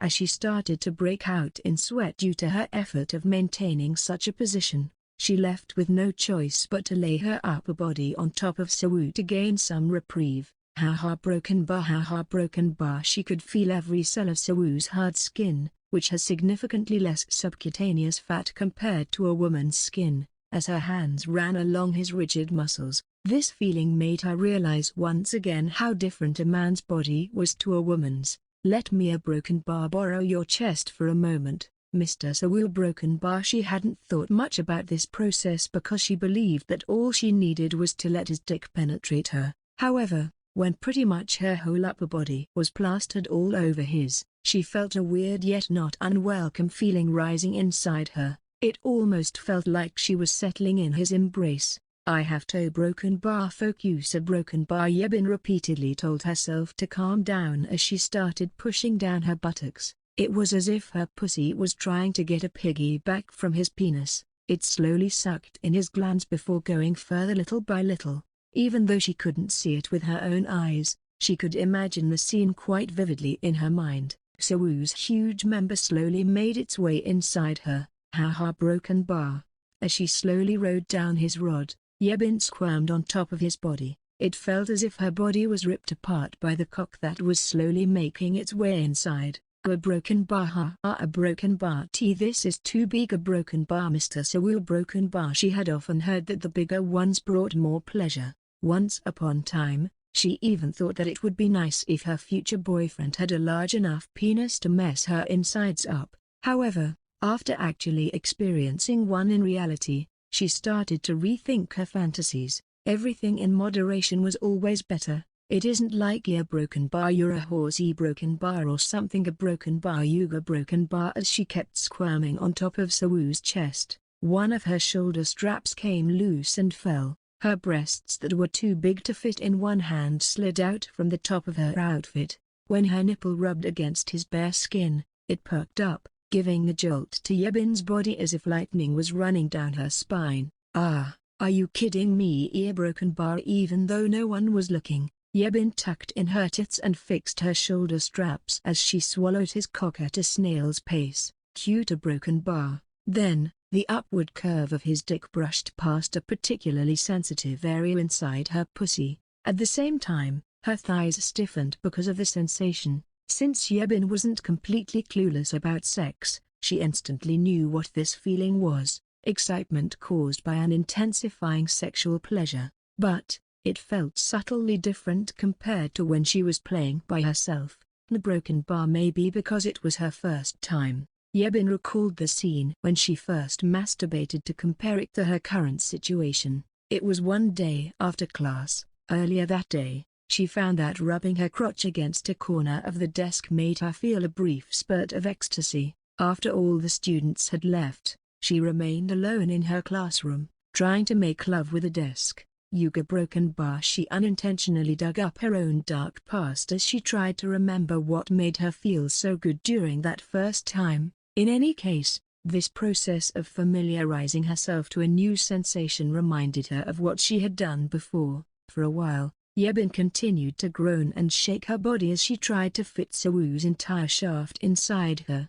As she moved her butt back and forth, it seemed like his huge penis was gradually getting swallowed by her vagina, except that there was a slight problem. You a broken bar. How a broken bar. A broken bar. Are you kidding me? A broken bar. A broken bar. This was supposed to be a surgery. She shouldn't have been affected in any way. But, Every time she moved her body to take him in deeper, his rod kept scratching an itch within her pussy that made her lower belly start to burn with pleasure. Not long ago, the tightness was the only thing bothering her, but now, every little movement she made caused waves of terrifying pleasure to sweep through her body, making her scared of losing control. She clenched her lips so hard that it started to turn white. Desperately, she tried to keep her rationality and concentration. I'm not doing this to pleasure myself or broken bar in a piece. In a piece here broken bar, get yourself together. A broken bar. However, just because she was doing something like that,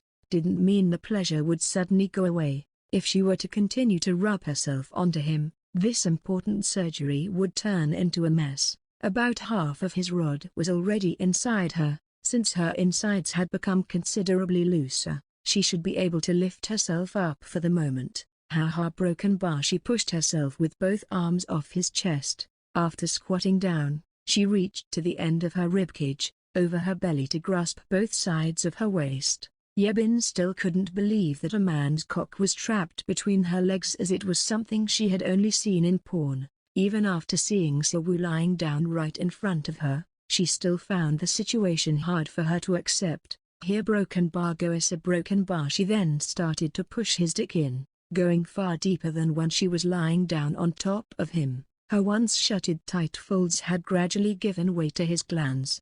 Even though her pussy had only been penetrated by the tip and a little more, it already drooled with her cum, giving an extra amount of lube to smoothen the process of the penetration. Crazier broken bar. It actually went in a broken bar. After squatting in a position as if she was about to pee, Yebin started pressing on her stomach with an expression of disbelief.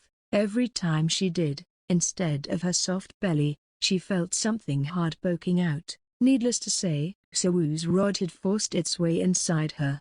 Yebin gulped. His dick could only go this deep if she were to keep her squatting position like this. If she wanted to swallow it whole, she had to get herself seated on top of him. Since it didn't hurt that much anymore, she thought that it would be okay to suck in the rest in one go. But, after she proceeded to take on the rest of his shaft, she quickly understood that she overestimated herself yet again. Hunga broken bar. Her eyes rolled to the back of her head as her mouth started gaping like a fish. As his glands slammed deep within her insides, it felt like her womb received a critical hit. Her entire body started to tremble because of the pain, and it felt as if her life flashed before her eyes. Aha, broken bar. Sheet a broken bar. That fucking hurts. A broken bar. She never expected that it would be possible for humans to receive such pain, let alone personally experienced it. Thankfully, she removed her hymen beforehand, because if she hadn't, she would have jumped off from the pain and ran away.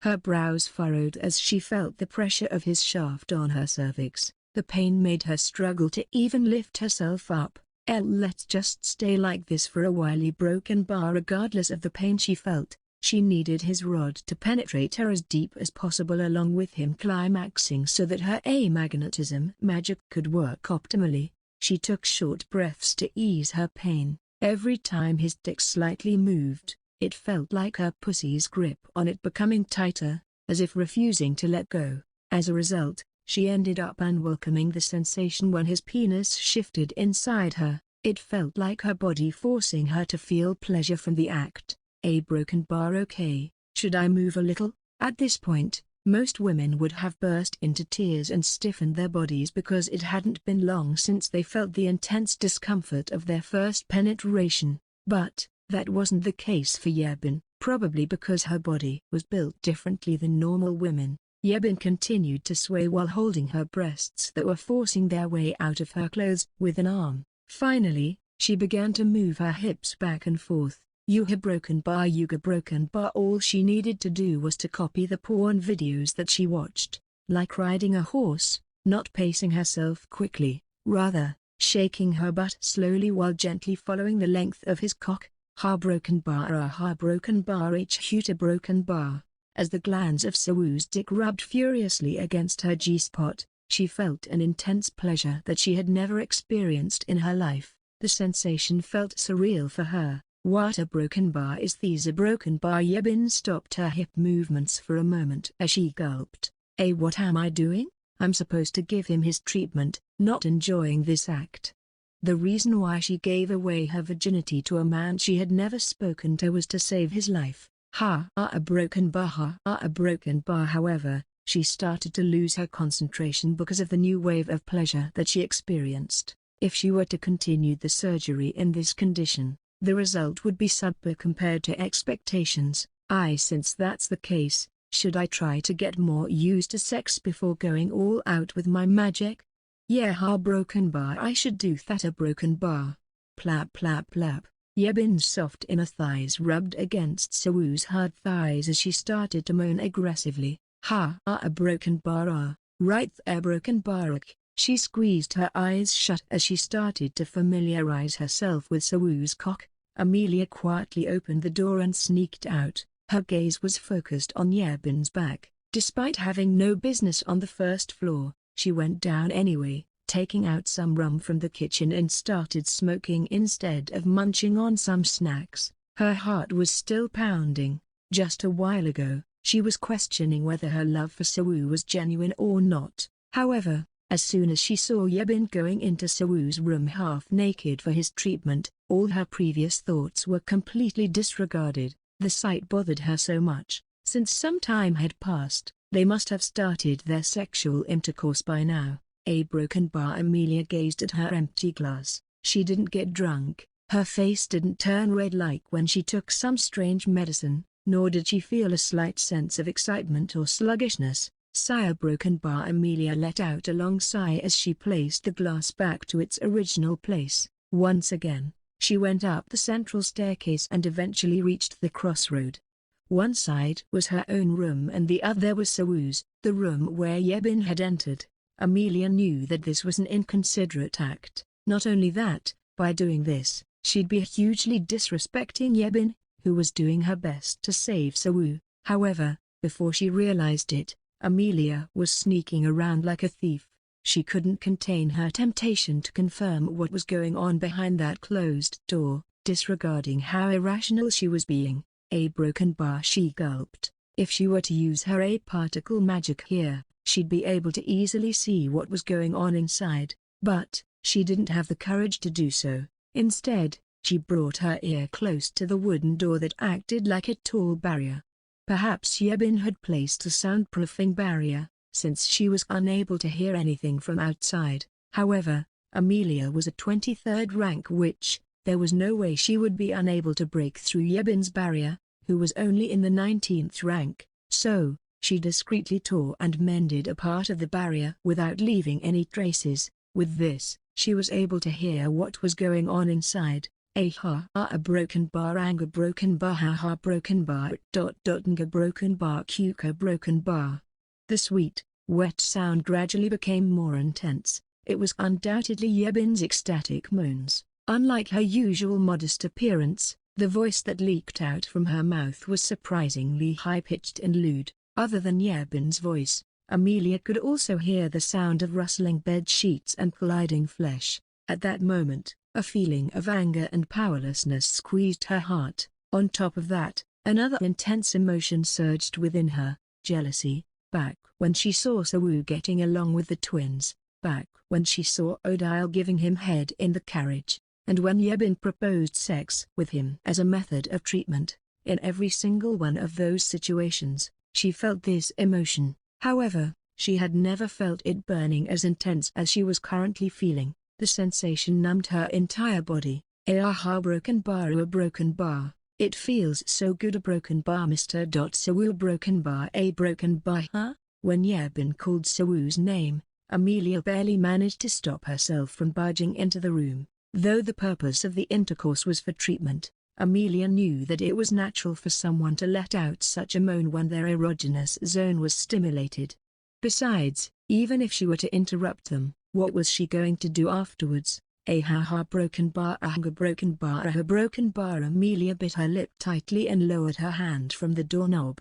As she turned her back with slumped shoulders, Yebin's moans echoed behind her like an auditory hallucination. Was this how it felt when walking through a garden filled with opium smoke? Yebin felt an intoxicating sense of soothing comfort that made her forget the weariness and hardships of the world. Aha broken bar ha a broken bar ga broken bar. She looked up at the sky with her mouth half open, trying to catch her breath. Her pink tongue wiggled inside her mouth, moistened by the sticky saliva that had thickened due to the ecstasy. The pleasure that started at her hips had reached her hands and feet as they tingled in pure bliss. Crazy. A broken bar. What is these? A broken bar. A broken bar. Ha a huge. A broken bar. Her smooth hips, connected to her shapely buttocks and her waist that resembled an hourglass bent backwards. She had been riding Sawu's dick delicately for 15 minutes now. Gradually, she built up the pleasure and reached a light climax. Every time the glands of his cock teased her cervix, her uterus trembled. Even as a witch, someone who couldn't bear a child, she felt an obscene sensation that made her feel like she'd ovulate at any moment. A broken bar. There's no way I'll actually get pregnant, right? A broken bar? She started mumbling words that deviated from common sense, as if she had lost her mind. With each of her heavy breaths, she could feel her cervix relentlessly clenching his manhood, refusing to let go until he climaxed deep into her womb. As if responding to the tight grip, Sawu's cock started to twitch inside her. With a flushed face, Yebin ran her tongue over her lips, creating a sensual scene. The insides of her mouth felt hot and her lips were parched and dry. This was an unfamiliar feeling to her, incomparable to back when she was masturbating alone. Back in Greenland, her accommodation was far from luxurious. In fact, it was more like a workshop than a house, a 4-person caravan filled with pillows. The walls were covered by animal skins for insulation purposes. In that desolate place where she didn't have anyone to talk to, she developed the hobbies of watching Netflix and touching her own clitoris while watching porn. Since the temperature outside could reach -20 degrees Celsius on average, it comforted her to put her hand inside her panties and play with herself. Whether it was during meals, cleaning, reading, researching, when she was about to sleep or during her break, she'd slip her hand into her panties whenever she got the chance to. At this point, she was already aware that she had developed some kind of addiction, but she kept telling herself, "It doesn't matter, it isn't like anyone would see me," and continued without care. In fact, even while staying at Baroness Marigold's residence, Yebin always spent an hour a day to pleasure herself. This was because she had lived alone for 10 years in a small workshop and developed this habit as a way to relieve stress. A broken bar. However, one thing was certain, even if she were to do 100 rounds of masturbation, she wouldn't be able to replicate the sensation she currently felt, the pleasure of having her abdomen getting penetrated and the sensation she felt as her genitals was connected to Sawu's. Though she had lost her reproductive capability, her instinctive desire to take on his seeds remained. Ga broken bar. Aha broken bar. Up until now, Yebin had only moved back and forth, but she decided to change her pattern a bit. She started to lift her buttocks and waist before plunging back down as if pounding a millstone. Yuka broken bar. Yuka broken bar. Yuka broken bar. As she continued to ride him up and down, his manhood struck her cervix relentlessly. Every time it reached the deepest part of her, she could feel a tingling, yet shocking sensation running from the top of her head all the way to her crotch. She also gained an immense amount of pleasure from the sensation of her bouncing breasts that were rubbing against the soft fabric of her dress. Aha broken bar. Yuta broken bar. Yuta broken bar. Suddenly, a small change occurred. Sawu's dick swelled. Then, with a seemingly fierce determination, it began to pour its content deep into her vagina. It seemed as if his penis had already reached its limit. Spurt, spurt. Every time his shaft twitched, hot and sticky semen filled Yebin's womb like a flood. The motion, temperature and the feeling felt so unfamiliar to Yebin that she involuntarily trembled. She could feel her cervix move to devour his sperm, as the folds of her vagina stroked his manhood, as if trying to squeeze out more of his hot, sticky liquid. A broken bar. Aha broken bar. Ga broken bar. Ejaculated within the vagina, cream-peed, cummed inside, poured his semen into the womb. Indiscriminate baby bombardment. All of such phrases could describe what was currently being done to Yebin. For around 10 seconds, Yebin's pussy was flooded with his fiery semen until his climax came to a close. She gazed down at her belly with a slightly dazed expression. From her now glittery crotch, some of the semen that her womb was unable to hold leaked out slightly. Yuta broken bar hunga broken bar. Even after that, every time his dick twitched, Yebin's hips would quiver. The ecstasy she felt was indescribable. It was incomparable to watching the aurora dance across the sky in mid-April while eating kimchi stew, heating up frozen fried chicken in the microwave and enjoying it with canned beer while watching a movie couldn't beat the pleasure either. Even nestling between a pile of pillows and stripping her pants down to play with her clit wasn't enough to compare with the pleasure she felt getting pounded by a thick rod before eventually receiving a cream pie broken bar. Now, that was the real deal. As she rubbed the goosebumps appearing on her upper arms, she slowly raised her butt. You a broken bar. Since witches couldn't ovulate, they didn't menstruate either. As such, she hadn't experienced this sensation of peeing out a hot oyster in a long time. Was that the correct analogy? Who knows? In any case, Sawu's cum, which had been staying in his balls for 3 months, was particularly thick and it continued to flow out of her pussy and drip down her thighs. Aha broken bar. Yebin hastily blocked her crotch with her hand. Even though she could easily clean the sheets with magic, her first reaction was the concern that it should never stain the blanket. She still had the common sense of a human despite already being a witch. For a period of time, she kept kneeling while scooping up more of his semen into her hands. A broken bar. So this is semen. Seeing it in person was vastly different from what she had seen in porn. It felt much more slippery than she imagined, and despite her nose being a considerable distance away, she could smell a pungent and strange smell from it. Now I know why they always use the phrase, a night flower scent. A broken bar. The amount of his semen was enormous. It was enough to fill the entirety of her cupped hands that were shaped like a bowl. Similar to viscous jelly, its texture was slimy and thick. Yebin glanced around her surroundings before bringing her hands toward her lips. In porn, she often saw porn actresses sucking and swallowing it, as if it was some kind of delicacy. It made her wonder what it actually tasted like. A broken bar. When she licked the semen with the tip of her tongue,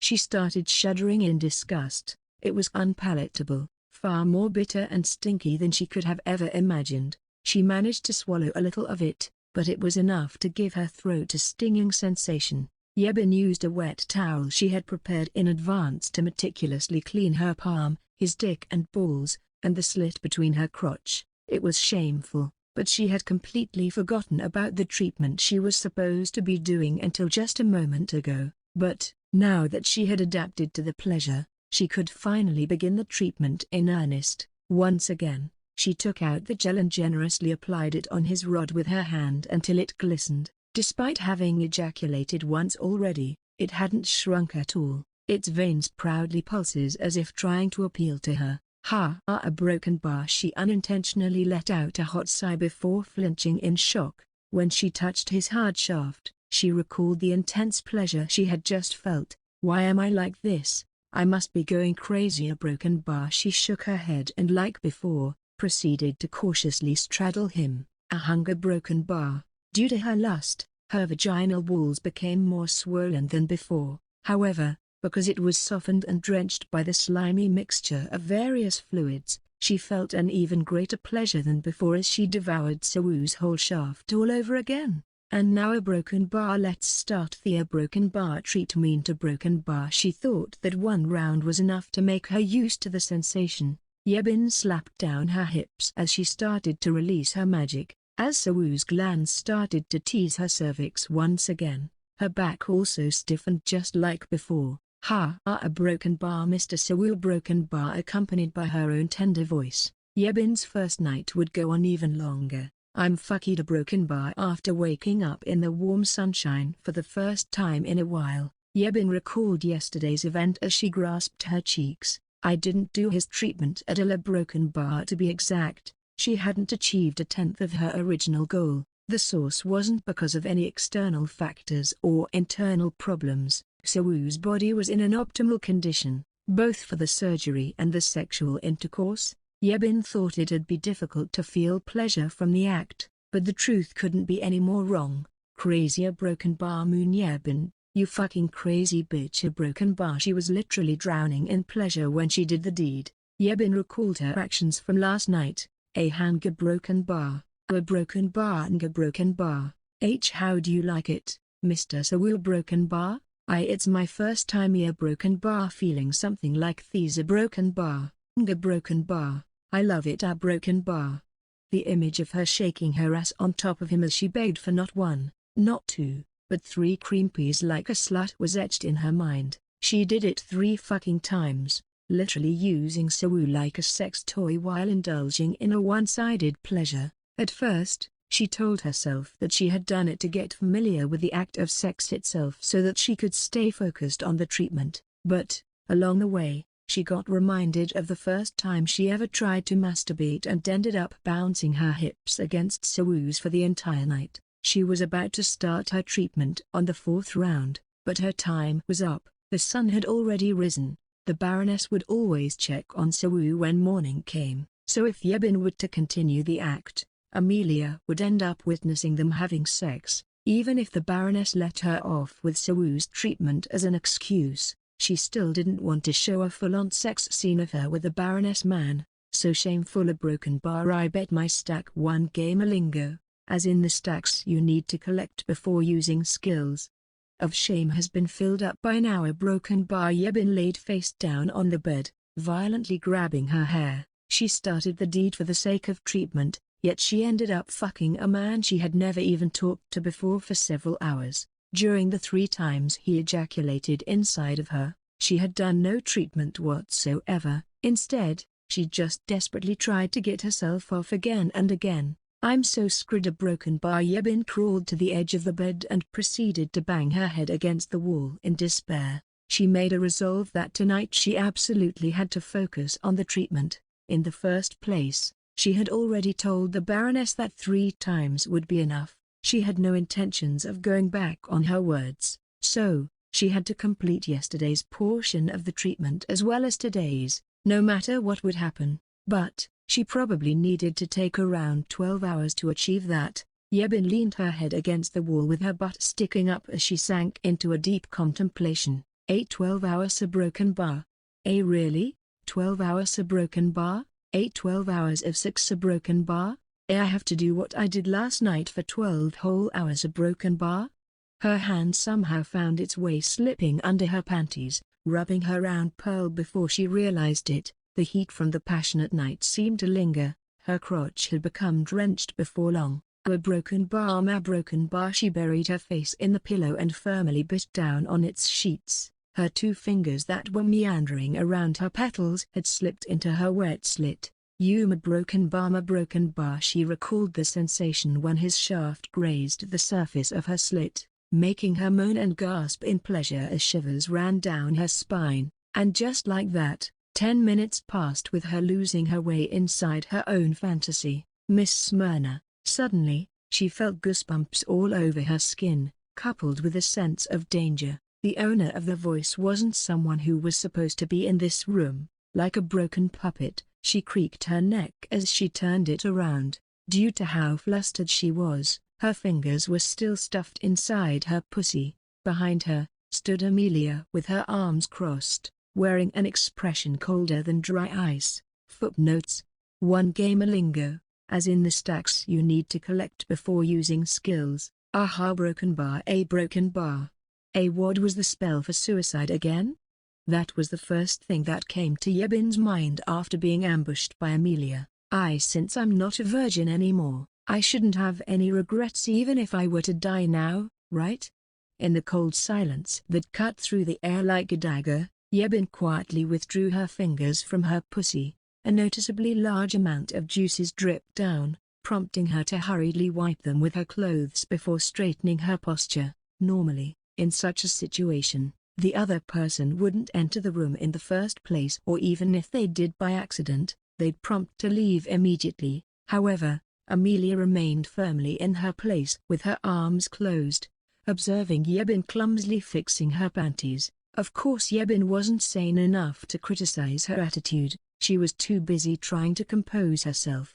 I apologize, ear broken bar. She didn't know what she was apologizing for, but she did it anyway. A broken bar. Even with that apology, Amelia's stern face remained unchanged. The latter had been feeling restless all night long, so she sought Yebin out as soon as the sun started to rise. She wanted to inquire about the progression of Sawu's recovery, whether it was going smoothly or not, and if there was any way to reduce the number of the intercourse needed for the treatment. Knock, knock, knock. However, even when she knocked on the door to her room multiple times, Yebin didn't respond, but she could sense some kind of movement coming from inside. Prompted by her impatience, she opened the door and entered the room. If yesterday night's event didn't happen, she wouldn't have made such an extremely rude action. She would have probably just passed what Yebin was doing as a way of her attending to her personal matters and returned later. However, Amelia's frustration for Yebin had already reached its maximum. Though she understood the logic behind it, her heart just couldn't accept it. A broken bar, Yuma broken bar, ma broken bar. As soon as she opened the door, the first thing that appeared in her sight was an extremely large pair of buttocks. While swaying her obscene bottom, Yebin Smyrna hammered her fingers into her crotch while squirming. Her face was buried deep into the pillow and her hips were raised high above, a rather comical pose all things considered. But Amelia could only feel a burning rage when she saw it. That's the hole that received Sawu's manhood and semen, right? She moaned out his name without knowing her place while drowning in pleasure last night. And after all that, she has the audacity to come back to her room to masturbate. Amelia understood the importance of privacy, especially when it came to private matters such as masturbating. However, she couldn't stand this situation. The only reason why she brought Yebin here was to save Sawu. She definitely didn't summon her so that she could turn Sawu into an object to satisfy her sexual needs. Of course, unless she were to use a powerful confession magic, she wouldn't be able to accurately tell Yebin's true intentions. Then again, she hadn't planned to go that far. Yebin was the guest that she brought and the one person who held Sawu's lifeline, not to mention that she had practically brought him back from the brink of death.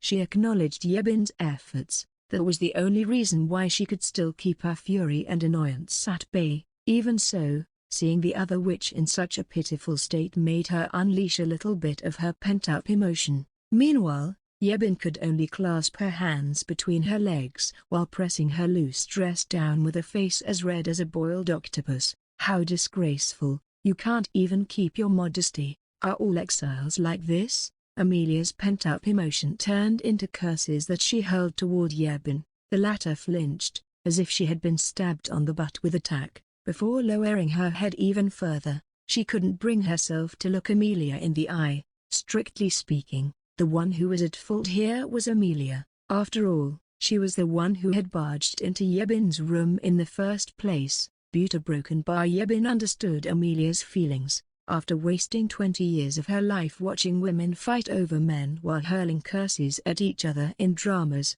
Yebin became an expert in this type of situation. She didn't need anyone to explain to her what was going on just by seeing Amelia's cold look. I apologize, ear broken bar. B Baroness a broken bar. Seeing Yebin repeatedly lowering her head and apologizing, Amelia seemed to have cooled down a bit. After letting out a deep sigh, Amelia spoke to Yebin. I know very well how hard you've been working, Miss Smyrna. For that, I'm truly grateful to you. Why, Ace a broken bar, I'm not questioning or suspecting your true intentions. However, starting from the next treatment, I'll be accompanying you. Yes, a broken bar. A broken bar, sorry? Hearing the thing that came out of Amelia's mouth, Yebin looked at her face for the first time in 10 minutes. What did she just say? Who's going to accompany who? Even now, Amelia's cold and piercing glare showed hints of her residual anger. Due to the pressure she was emitting, Yebin lowered her head once again. You may speak out if you have any objections. And no, a broken bar. I don't have any broken bar. Then, before today's treatment starts, come to my room and inform me. With that, Amelia slammed the door shut without listening to Yebin's reply. Yebin remained in her place, staring at the door as a strange sound leaked out from her mouth. ear broken bar. She collapsed onto her bed awkwardly as all the strength left her body. I didn't hear it wrong, right? She'll be accompanying me for the treatment? I'm not just fucked broken bar, I'm beyond fucked broken bar. She had tried to be as cautious as possible when she proposed this method of treatment because she didn't want Amelia to misunderstand her. Then, she caught her masturbating to herself. The original situation was already enough to raise Amelia's suspicion to 25%, but because of this mishap, her suspicion had risen straight to 99%, and it happened the day after she had sex with Sawu. The chain of events ultimately led to her having to have sex with the Baroness lover, or so Yebin suspected, in front of the Baroness face herself. This meant that the Baroness would be watching over Yebin so that she wouldn't make any actions that were out of the ordinary. The thing was, just yesterday, she had indeed done those very actions as she selfishly went out of her way to pleasure herself using Sawu's body instead of actually treating him. Theoretically speaking, she could claim that the Baroness was going too far, but she had no right whatsoever to do so. What kind of crazy bitch engages in voyeurism on her second sex experience? Ear broken bar. It was beyond absurd, but this was her reality. Of course, Yebin wasn't completely blameless, but she still needed to fuck the Baroness boyfriend right in front of the Baroness herself. Is this the right thing to do? Broken bar? For reference, Yebin was a 19th rank witch. With that high of a rank, she was a fairly respectable witch and she could live her life without any fear of discomfort. However, her opponent was a great witch who was 4 ranks above her, the Baroness Marigold herself. Yuga broken bar. What do I do? Broken bar? Yebin laid on her bed, pounding on the mattress as if she was practicing some abnormal swimming style. She couldn't even willingly reject Amelia's orders. Why did she even cause this debacle? Because she felt a little horny. This shameful feeling made her want to kill herself from 30 minutes ago. Time flowed like a river. No matter how desperate Yebin yearned for it to stop, it marched on steadily, dragging the sun below the horizon. Yebin, who had been meditating after finishing her meal, trudged out of her room with a lifeless expression. Her meditation ended up in vain. If anything, it made her feel nauseous, something she hadn't felt ever since she became a witch. The stress and pressure she felt threatened to crush her to a pancake at any second. Before she had the chance to knock, Amelia's door swung open. The latter must have heard her footsteps coming up the stairs. A broken bar. Broken bar. Let's go.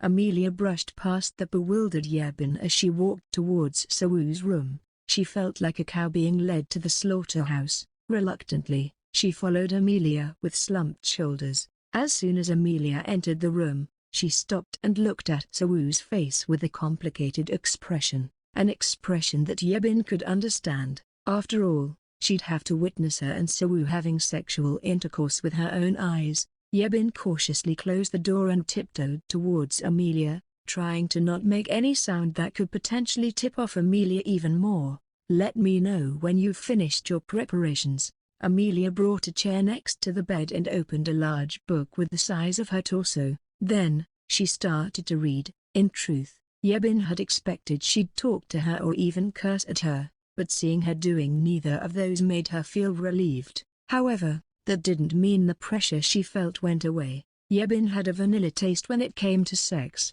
After all, she had only been watching female-oriented heterosexual one-to-one porn. Undressing herself in front of someone else was burdenful enough for her, but she was expected to have sex in front of someone else. Broken bar.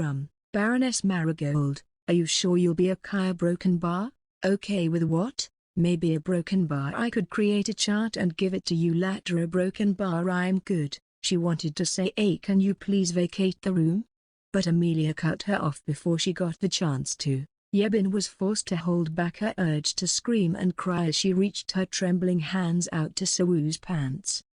Broken bar. Baroness Marigold, is it okay for me to take off his pants? One of Amelia's eyebrows flinched. Even so, it was amazing that her tone and expression remained unchanged. You don't need to ask for my permission for every little thing. Just do what you did yesterday. The reason why Yebin was so hesitant was precisely because she couldn't do what she did yesterday. No matter how merciful, tolerant and saintly of a woman Amelia was, Clearly she wasn't all of that. It was obvious that Yebin would get her hair ripped out and beaten to death if she reenacted yesterday's scene. "Yes, Mom," Yebin gulped as she slowly pulled Sawu's pants down. His weapon of mass destruction swung out for her to see. Then, she generously applied the lube onto her hands. Unfortunately for Yebin, tonight's moon was so bright that one could clearly see what was going on inside the room even when the lights weren't on. Yebin concluded that the heavens itself was screwing herself over today.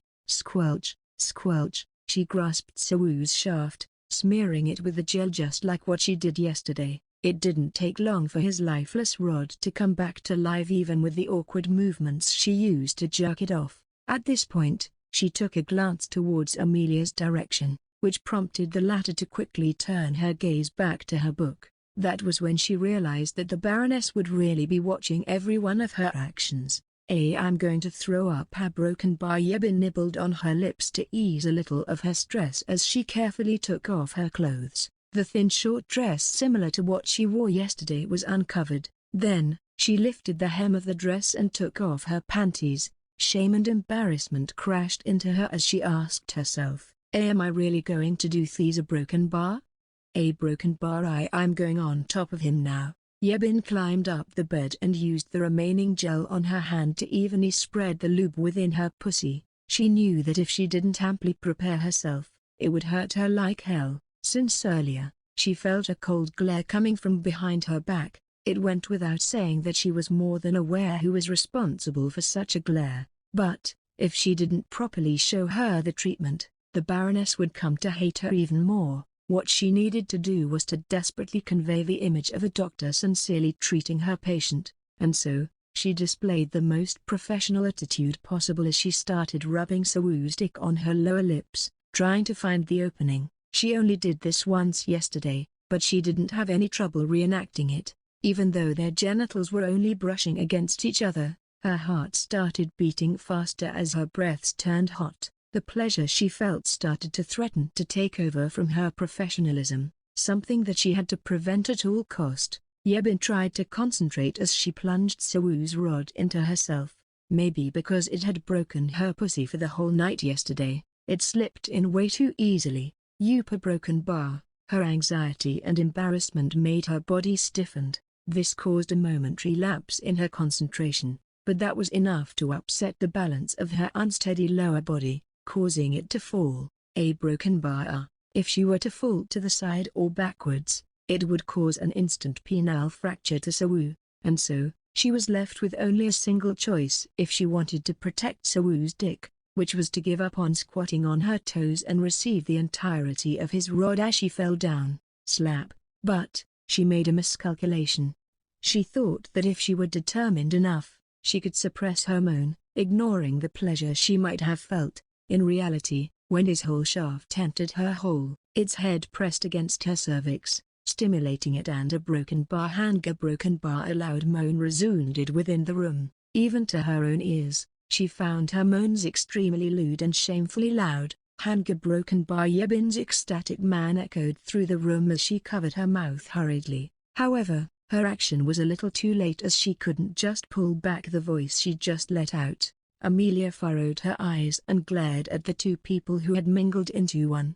Because she often jerked him off using the pretense of experiments and teaching, she knew that Sawu's shaft was exceptionally big. She could hold it in her hand no problem, but the idea of putting that thick rod into the tiny hole between her crotch was simply inconceivable for Amelia. However, the fact that it was currently happening to Yebin made it as if her beliefs were a lie, except the tiny portion, the base of his dick. Every single inch of it was inside her. I'm sorry. A broken bar. Yupa broken bar. Yebin glanced toward Amelia and apologized with an embarrassed expression. However, to Amelia, her apology didn't sound sincere at all because of the lewd gasps mixed in her voice. She felt the blood rushing out of her head. It was at that moment that the realization hit her like a truck. Those two were having sex. Sawu's massive dick really went inside Yebin's drenched hole, and they'd continue this activity until they climaxed. Broken bar. Yebin tried to maintain her balance with her trembling thighs.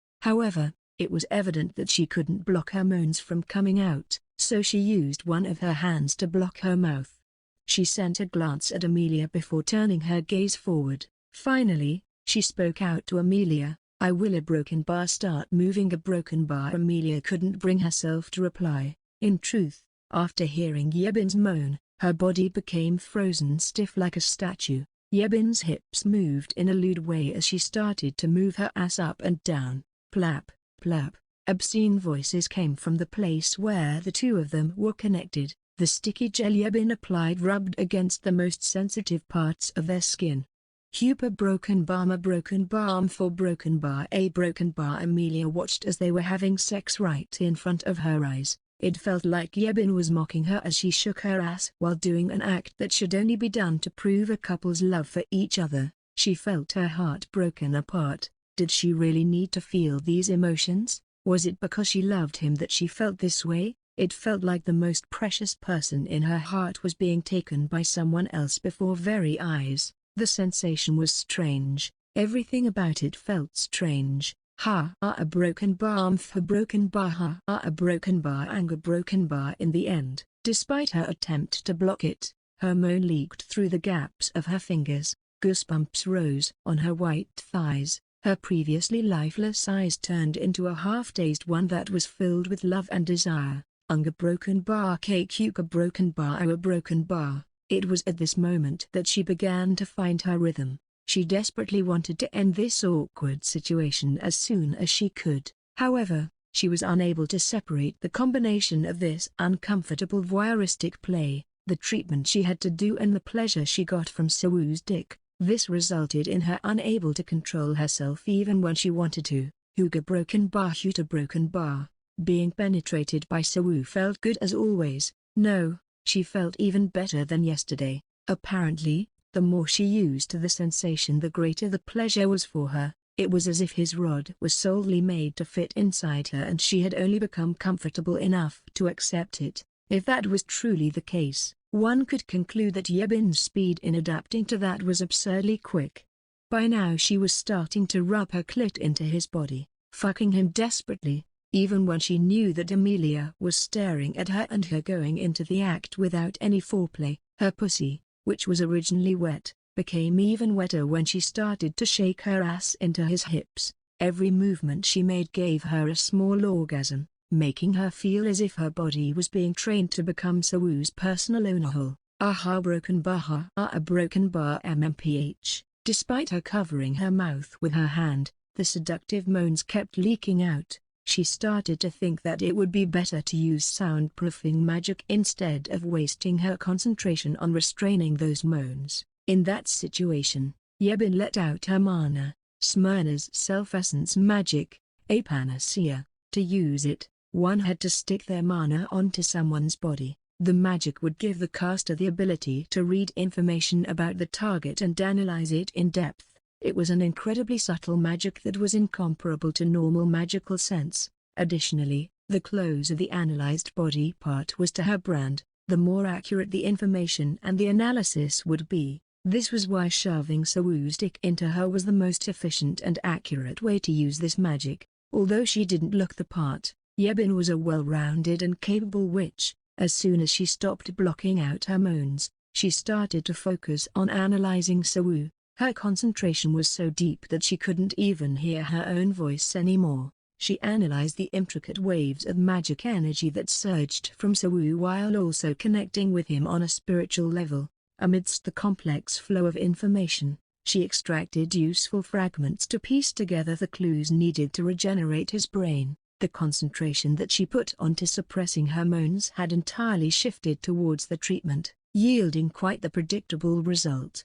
A broken bang. Her throat started to unleash the sweet cries of pleasure. Obviously, her previously emotionless face couldn't be controlled any longer as it was flooded with pleasure. Regardless of the actual circumstances, all Amelia could see was the sex. She noticed the pale green magical reflection flowed from the corner of Yebin's eyes, but her mouth, which was drooling from the ecstasy, was too eye-catching. Her already lewd movements became even more obscene. She practically slammed her ass down on Sawu, as if trying to squeeze out every last drop of his semen. Seeing Yebin completely letting loose, with her moans growing louder as she thoroughly devoured Sawu's dick, Amelia was frozen stiff. Whenever Sawu's hot trod penetrated Yebin, her swollen, drenched pussy let out its juices that were trickling down his rod. As Amelia watched this stimulating scene, her heart tingled with a prickly sensation. A broken bar. She shut her eyes tightly at the figure of Yebin bouncing on top of Sawu while screaming like an animal.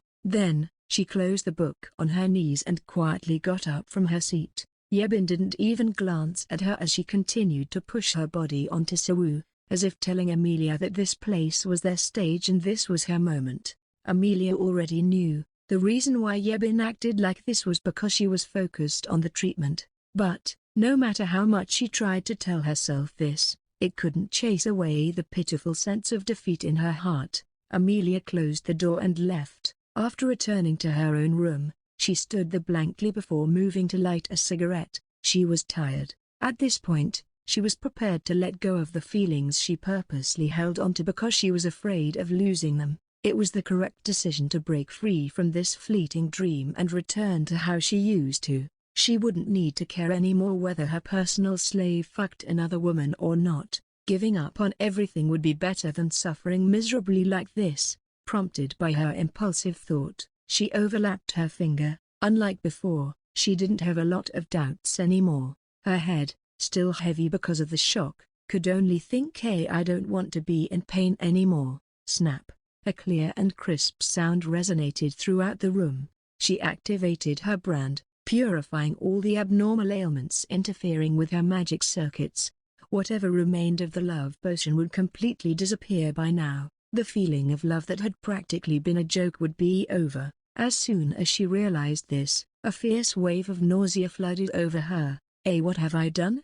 Even if it was too painful to endure, did she do the right thing by making that irreversible decision? A broken bar. She felt an unsettling anxiety, as if she was adrift in a vast sea without a compass. Overwhelmed by this fear, Amelia desperately tried to stop the brand's purification process. However, before she could do it, the brand had already finished cleaning up all the impurities within her circuit. It was too late. Her eyes went dark with regret as she sank to the floor. The intense feeling of love she had experienced for the first time in her long life had come to an end. A broken bar now. She wouldn't need to care about what Yebin did with Sawu. Even if Sawu didn't wake up, she would probably just regret the fact for a while before moving on with her life. And so, Amelia Marigold became alone again. Her heart was so broken, it felt like the edges of her heart were slowly being chipped away. A minute passed, then two.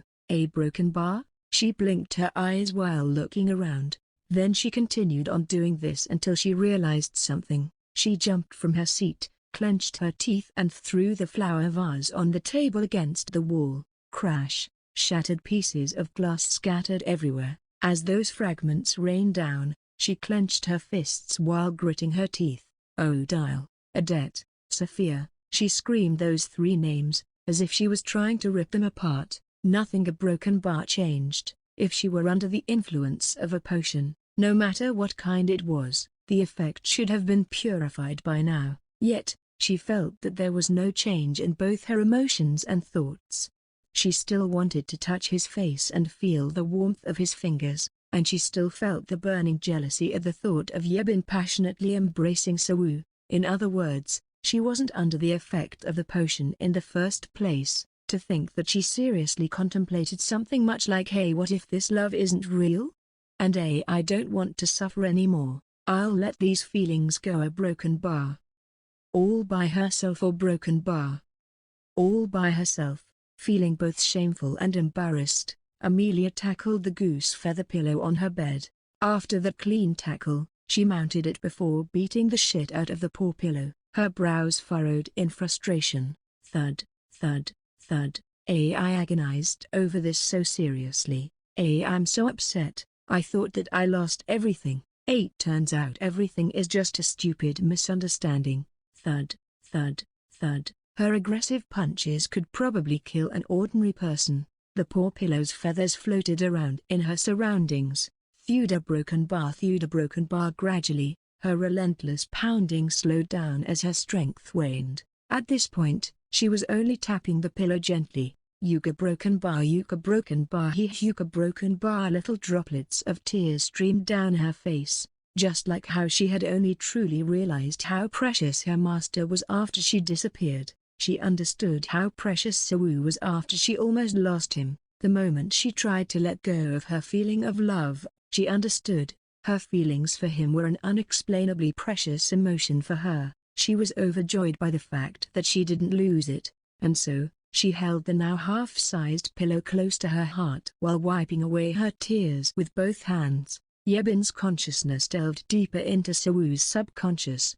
A person had the maximum brain capacity of 1 petabyte 1024 terabyte. While the brain's computational capability couldn't process all this information in an instant, it was said that it had the ability to store roughly 4.7 billion books if one were only considering its size. Though it was called subconscious, it was nearly impossible for other people to fully identify and classify such a vast wave of information. However, that rule wouldn't apply to Yebin. By utilizing her self-essence magic, a palace of the subconscious, she could transform vast amounts of data, even if they were merely electrical and chemical signals, into tangible sensations. She was currently walking through a dimly lit space, a bizarre one, filled with countless stars and numerous doors placed all around. Here, the laws of physics that encompassed three-dimensional space didn't hold. Some doors were hanging upside down from the ceiling. The stairs leading up to those doors were perfectly vertical. Amidst those ever-changing structures of stairs and doors, she steadily made her way to a particular location. It was impossible even for her to open all the doors. To do that she would have to continue fucking him until he died. Even then, it wasn't a guarantee that she'd have enough time to explore them all. That was why she was looking for a door with a high importance. That door would be crucial for Sawu's recovery, and she could tell how important the door was by looking at its color and shape. Anga broken bar. Anga broken bar. It's so Uda broken bar. Iluveita broken bar. Yuga broken bar. Yebin dashed up the stairs leading to a black door. When she heard her own moans echoing through her palace of subconscious, her body started to shudder. This was probably how it sounded if she recorded her voice, listened to it inside a large cave using a speaker and blasted it at 0.1x speed. It was a horrifying experience. Sawu must have heard those sounds as well, since they spread throughout his mental world like some abhorrent BGM.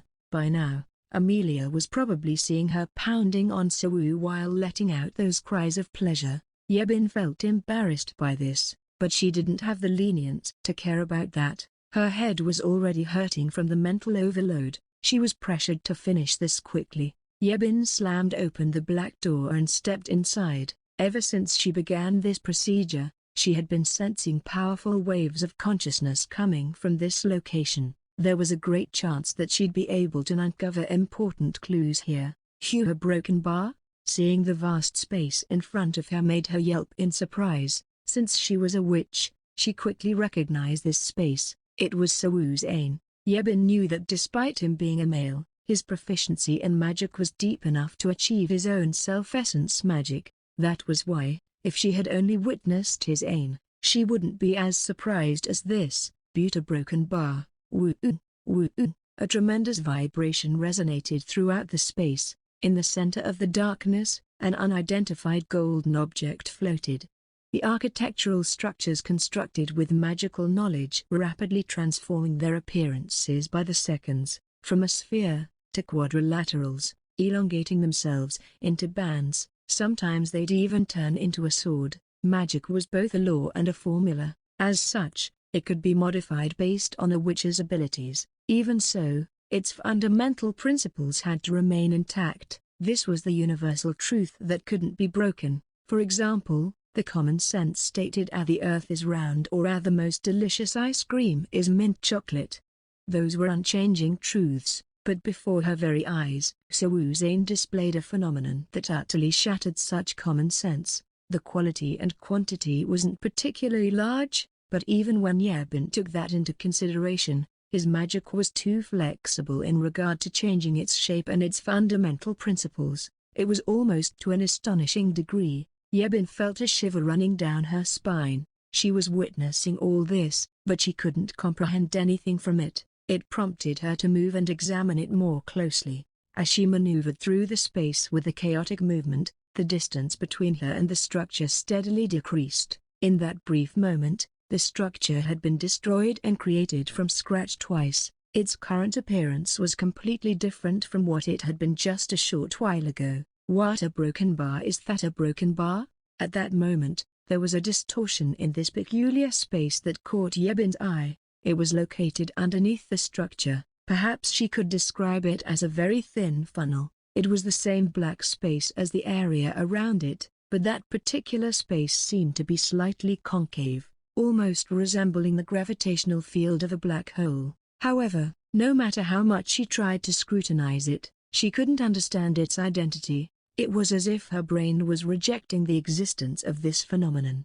Perhaps the space appeared to be distorted because of her lack of information about it. She shifted her gaze again, looking towards Sawu's direction. He looked similar to his sleeping state outside. To describe his face, he leaned toward the pretty side rather than a handsome. He wore an emotionless face as he extended his hand towards the structure. His fingers were twitching. A mere broken bar.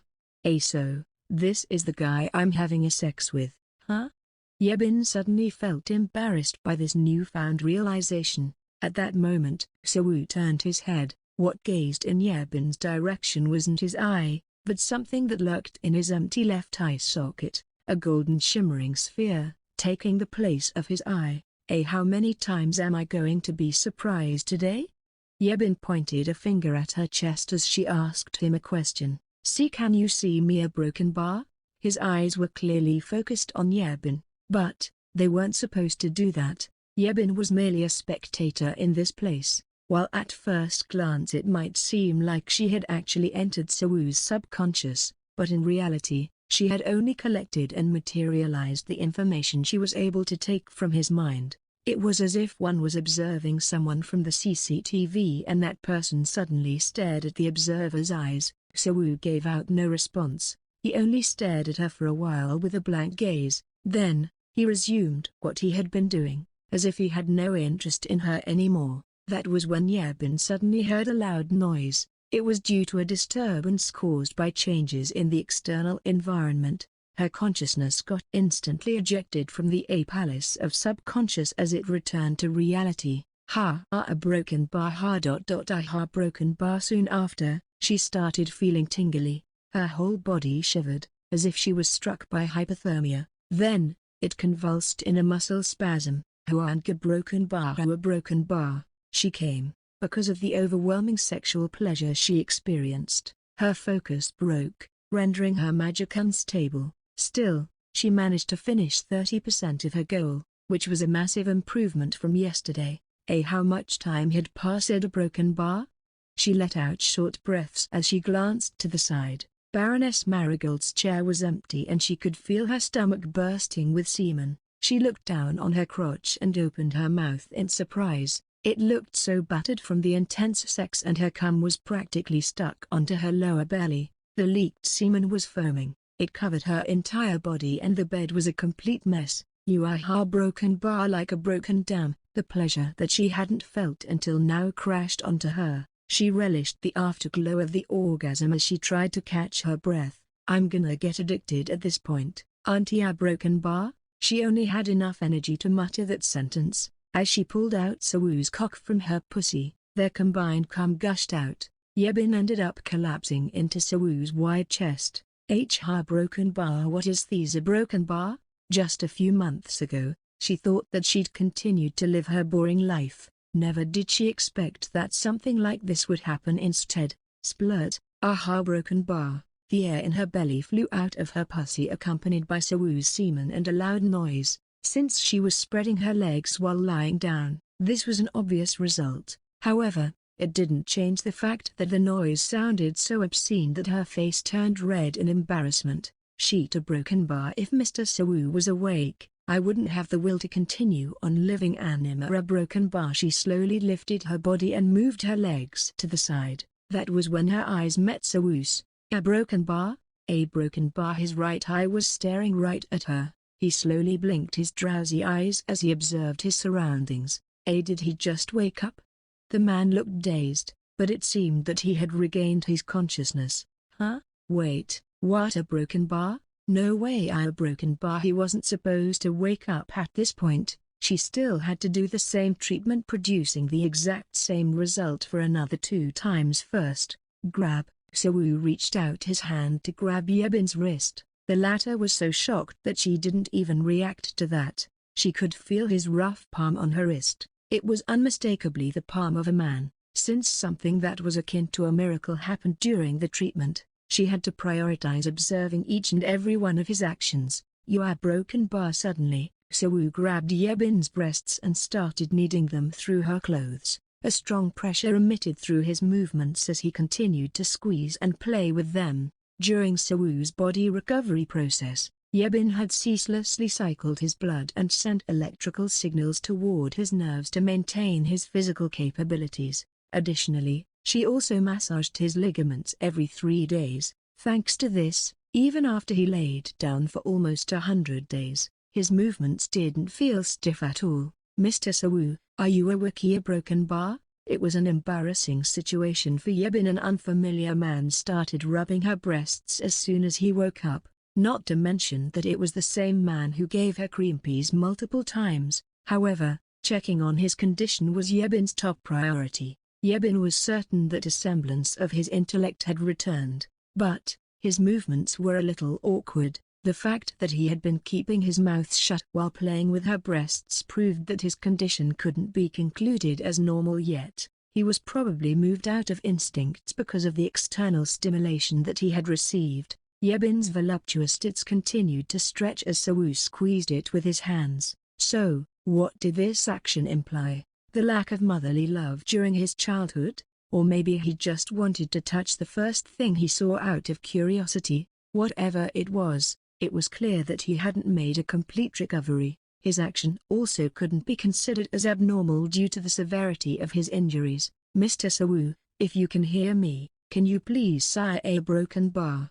At that moment, Sawoo's fingertips pinched Yebin's stiff and erect nipples. She was hurting from it, but the sensation made her all tingly as it reached her lower belly, making her twist her hips in pleasure. From that moment onwards, Sawoo relentlessly played with her nipples, squeezing them like a newfound toy. Mr. Sawoo, can you please let go of my a broken bar? Suddenly, the hand that had been gripping her wrist moved toward her buttocks as he began to massage it. Feeling him groping her body, her heart somehow started to beat faster. In her moment of panic, unable to decide what to do, she felt Sawoo rubbing his shaft against her lower lips. No way, a broken bar? Just as she was thinking that, Sawoo thrusted his hips upwards. Hang a broken bar. Her pussy, that was drenched in juices because of earlier sex, welcomed his rod wholeheartedly. Yebin's gaping slit was split apart once again in an instant and the tip of his shaft slammed straight into her cervix. Her sensitive pussy was practically drowned in pleasure. She started to whimper through her nose. Excuse me, a broken bar? After lifting up his torso, Sawoo sat up. Because he had been lying down all this time, Yebin failed to realize that Sawoo had an actually well-built body. Just the action of him getting up made her feel like she would fit into his embrace perfectly. He moved both his hands toward her ass and started to fondle it. I was supposed to let Baroness Marigold know that he had woken up her broken bar. No, he isn't supposed to be awake in the first place. A broken bar. After grasping her butt, Sawoo moved his hands with purely his instinct. Yebin's lower body had turned into his personal ownhole. She bounced up and down, and with each movement, Sawoo's rod would pierce deeper into her belly. A broken bar. A broken bar. Then, Sawoo suddenly pinned her down. A broken bar. Now pinned to the bed, Yebin looked up with trembling eyes at Sawoo's face. She couldn't get a read of his expressionless face. Before, when Sawoo was lying down, unable to move, Yebin thought that she was only using him as a dildo instead of having real sex. but now a broken bar. It felt like as if she was being raped by someone without any emotions. Don't do this, please. He broken bar. She shoved his chest, but that did nothing to him. In the first place, a woman couldn't beat a man just by using physical strength. Cue to broken bar. When Sawu changed his positions, his dick, which was about to fall out, did the reverse and penetrated her even deeper instead. Once again, pressure was applied to her womb. She felt her strength that she mustered with such difficulties began to leave her body. Against the impalement of his dick, she was completely powerless. While she tried to push Sawu away from her, the latter suddenly grabbed both of her wrists and placed them above her head. In an instant, Yebin lost the freedom to control both her arms, making her vulnerable to Sawu, who continued to press his body onto her. Yuta broken bar. This position made her feel like he could see every part of her. Sawu kept on following his instincts as he started to slowly thrusting his hips. Yuta broken bar. Yuta broken bar. Anga broken bar. Yebin, with her legs spread apart, wriggled for a moment before giving up on resisting. Mr. Sawu broken bar. Hanga broken bar. In truth, she could have easily pushed him away if she were to use her magic. Buta broken bar. We are not supposed to do these a broken bar. She chose not to. After all, she was enjoying this situation too. Footnotes 11,024 terabyte. Chapter 100, Love is an Illusion. 3. Sawu laid Yebin on top of the bed. He forced her two arms up, restraining both her wrists to pin them above her head. His lower body was stuffed in between her legs, rendering her unable to escape, while his other hand was kneading on both her breasts at the same time. Aha broken bar. Yuha broken bar. Hawa broken bar. Even after numerous climaxes, his rod didn't turn any weaker, rather, it felt more robust than ever. With his bloated cock, he stirred up Yebin's sensitive pussy while thrusting his hips even harder. Yuka broken bar. Yuka broken bar. He didn't seem to think much. Then again, he wasn't capable of doing that in the first place. His treatment wasn't even halfway done yet. That was why this phenomenon was something that could be classified as an unnatural one. All he could think about was there was someone beneath him. Her face was pretty, her tits were big, she seemed to be an Asian, his hips were moving, his knees felt soft, and he felt good from all that. He could only recognize sequences that were made from short-length information each, unable to process those information into a meaningful piece of context. Even so, his instincts kept telling him to do one thing, to thrust his hips into this girl, fill her womb with his sticky semen and impregnate her. The former was so that he could gain pleasure from the act. Meanwhile, the latter was to satisfy his primal reproductive instincts. This instinct was the one who commanded the series of movements that his body made. Aha broken bar. Ha broken bar. Anga broken bar. Anga broken bar.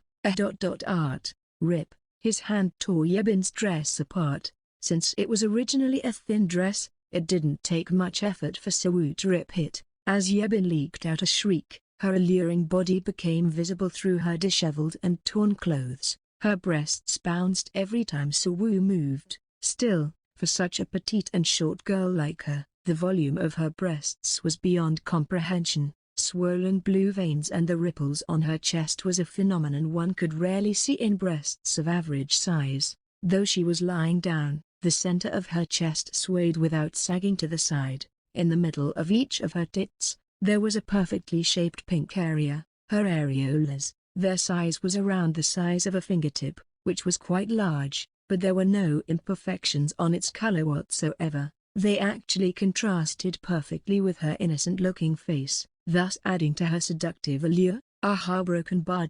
Hua broken bar. Yuta broken bar. Sawu pounded her pussy with a constant rhythm as he fondled one of her breasts. Then, one of her erect nipples, standing proudly among the exquisite balance of elasticity and softness, captured his gaze. Compared to her areolas, her nipples had a slightly darker hue. Beneath there was a banquet of her fair and smooth skin, neither too thin nor too voluptuous. Her body was pleasing to the eye, the perfect body for rearing a child. Unlike a man's body, there was a high proportion of fat that made her abdomen soft and plump.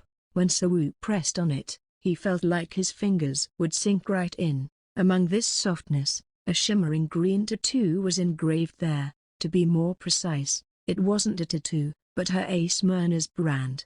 Sawu released the hand kneading her breasts and gently stroked the brand. It was a brand composed of 19 strokes, almost looking like an abstract painting of the womb. Entranced by his strength and the pleasure that she felt from his touch, Yebin quickly became a quivering mess as her thighs continued to flinch. What are you doing, Anga broken bar? Ah, fuck a broken bar, he won't understand me anyway. A broken bar. Sawu was clearly caressing her brand, but she couldn't tell it from her angle. She imagined that he was looking at her tight pussy opening wide to welcome his bulging cock, making her flush in embarrassment. At this point, she considered escaping from this situation.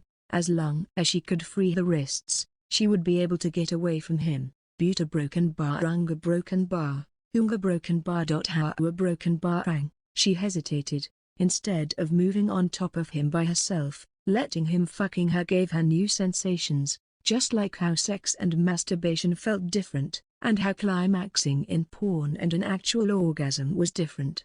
To be more precise, she couldn't have imagined that it would feel this embarrassing. Her taut legs were spread wide open, begging for his dick to fill her up. Her shameful hole was completely exposed to her vision. Additionally, her breasts kept on shaking, which was only adding to her embarrassment. She couldn't even bear to look at him in the face. The fact that her both hands were raised like this made her feel like she was being forced into submission. It was like she was letting him devour her entire body, and that sensation made her body feel a degree hotter. Oh, a broken bar, Uta broken bar, unga broken bar, aga broken bar. As she lifted her shaking hips, her back formed a beautiful arch. Her lower lips started spasming, as if it was trying to squeeze Sawu's semen out of his dick as she joined him in his climax. You a broken bar, ata broken bar, uta broken bar, huck. Oh, a broken bar, unga broken bar. Her head was on cloud 9. She could see stars in her eyes as rough gasps came out of her lungs. Her body left out of her control completely for around 30 seconds. That should be enough, right? A broken bar? Yebin quickly turned her head to the side and shut her eyes tightly. She was still drowning in pleasure, but she began to regain some of her senses. What am I doing? I'm already on a tight schedule for his treatment. How could I waste more time enjoying myself with him? A broken bar. As a proper doctor, she knew that she'd have to report his situation to his guardian and that she needed to stop exploring through his body. Please, he broken bar, pull a broken bar, it out a broken bar. However, like a sandcastle washed away by the waves, her determination completely disappeared after Sawu moved his hips again. The previous climax already made her body sensitive, so when he shoved his cock in again, the sensation only intensified. His movements became even faster and more accurate than before. Yuka broken bar, W8 a broken bar, Mr. Sawu broken bar. Sawu leaned forward and as a result, it pushed Yebin's ass further upwards. Her waist was almost completely folded and she could witness Sawu's hard rod going in and out of her own pussy. Additionally, he drove his shaft in so hard that she felt he was going to impregnate her every time he touched her wombs. Obviously, that was neither scientifically nor magically correct, but that was how she felt. No, we really can't! Sawu didn't listen to any of Yebin's cries. Instead, he let go of her wrists and grabbed her ass firmly before fucking her more earnestly with his new pose. Of course, Yebin could escape by now, but she didn't want to. She shouldn't be doing this, but she wanted to do this. Plap, plap, plap. Every time he drove his hips into her, droplets of liquid, Yebin's own cum, splashed all over her face. Yuka broken bar, that place here, broken bar feels so good. A broken bar. In the end, Yebin chose to surrender and become his personal owner. Whatever, I don't care anymore. This feels way too good. Why should I resist this? That was the thought that came into her head. Ata broken bar, her broken bar. Who are you, her broken bar? Sawu's hips movements made her legs sway back and forth. Then came the sensation when she felt that she was about to come again. Anka broken bar. She felt each fold of her pussy rippled as his cock became larger. It was already as hard as a rock, but it hardened like steel. as if he was about to have an orgasm. It swelled up, and so broken bar a broken bar out a broken bar a broken bar. Yebin's waist trembled from the sensation, and at the same time, her cum dripped out in waves as she started writhing in her climax. Her breasts trembled, her lower mouth was pointed towards the sky, twitching as it received more and more of his semen. Even her back door was flinching with every shot of his cum. A broken bar and a broken bar a broken bar. While Yebin was relishing in her climax and trying to extend its aftermath, a sudden change occurred. Her broken bar, whoosh, from her brand, a tremendous amount of mana started to burst out. The cause was Sawu's shaft, which was still inside her. She felt goosebumps rise all over her skin. When showcasing large-scale magic, she occasionally felt the mana leaking away from her, but that was only because she had let it happen. This time, however, her mana was being absorbed by someone else in an unprecedented manner. Please stop a broken bar. Sensing something amiss, she urgently tried to push Sawu away. However, she couldn't move even a single muscle. Even when she attempted to use magic, she ended up failing to cast it due to the fierce surge of mana that was beyond her control. When she tried to regain control, it felt like she was playing tug-of-war with an elephant. The difference in power was too big. What more was, the mana that was being absorbed came from her brand, the processed mana she had accumulated for a long time. With trembling eyes, she looked at his face. His right eye wore an empty, emotionless gaze. Meanwhile, in his left eye lies a golden magic reflection, just like what she had seen inside his ain. Crackle. Black sparks erupted like severed high-tension wires from Sawu's back. Yebin's body was trembling, unable to move because of the various impossible phenomena that happened in front of her. Eventually, Sawu stopped absorbing her mana. To be more precise, it stopped after all there. A mana that was saved in her brand was completely drained.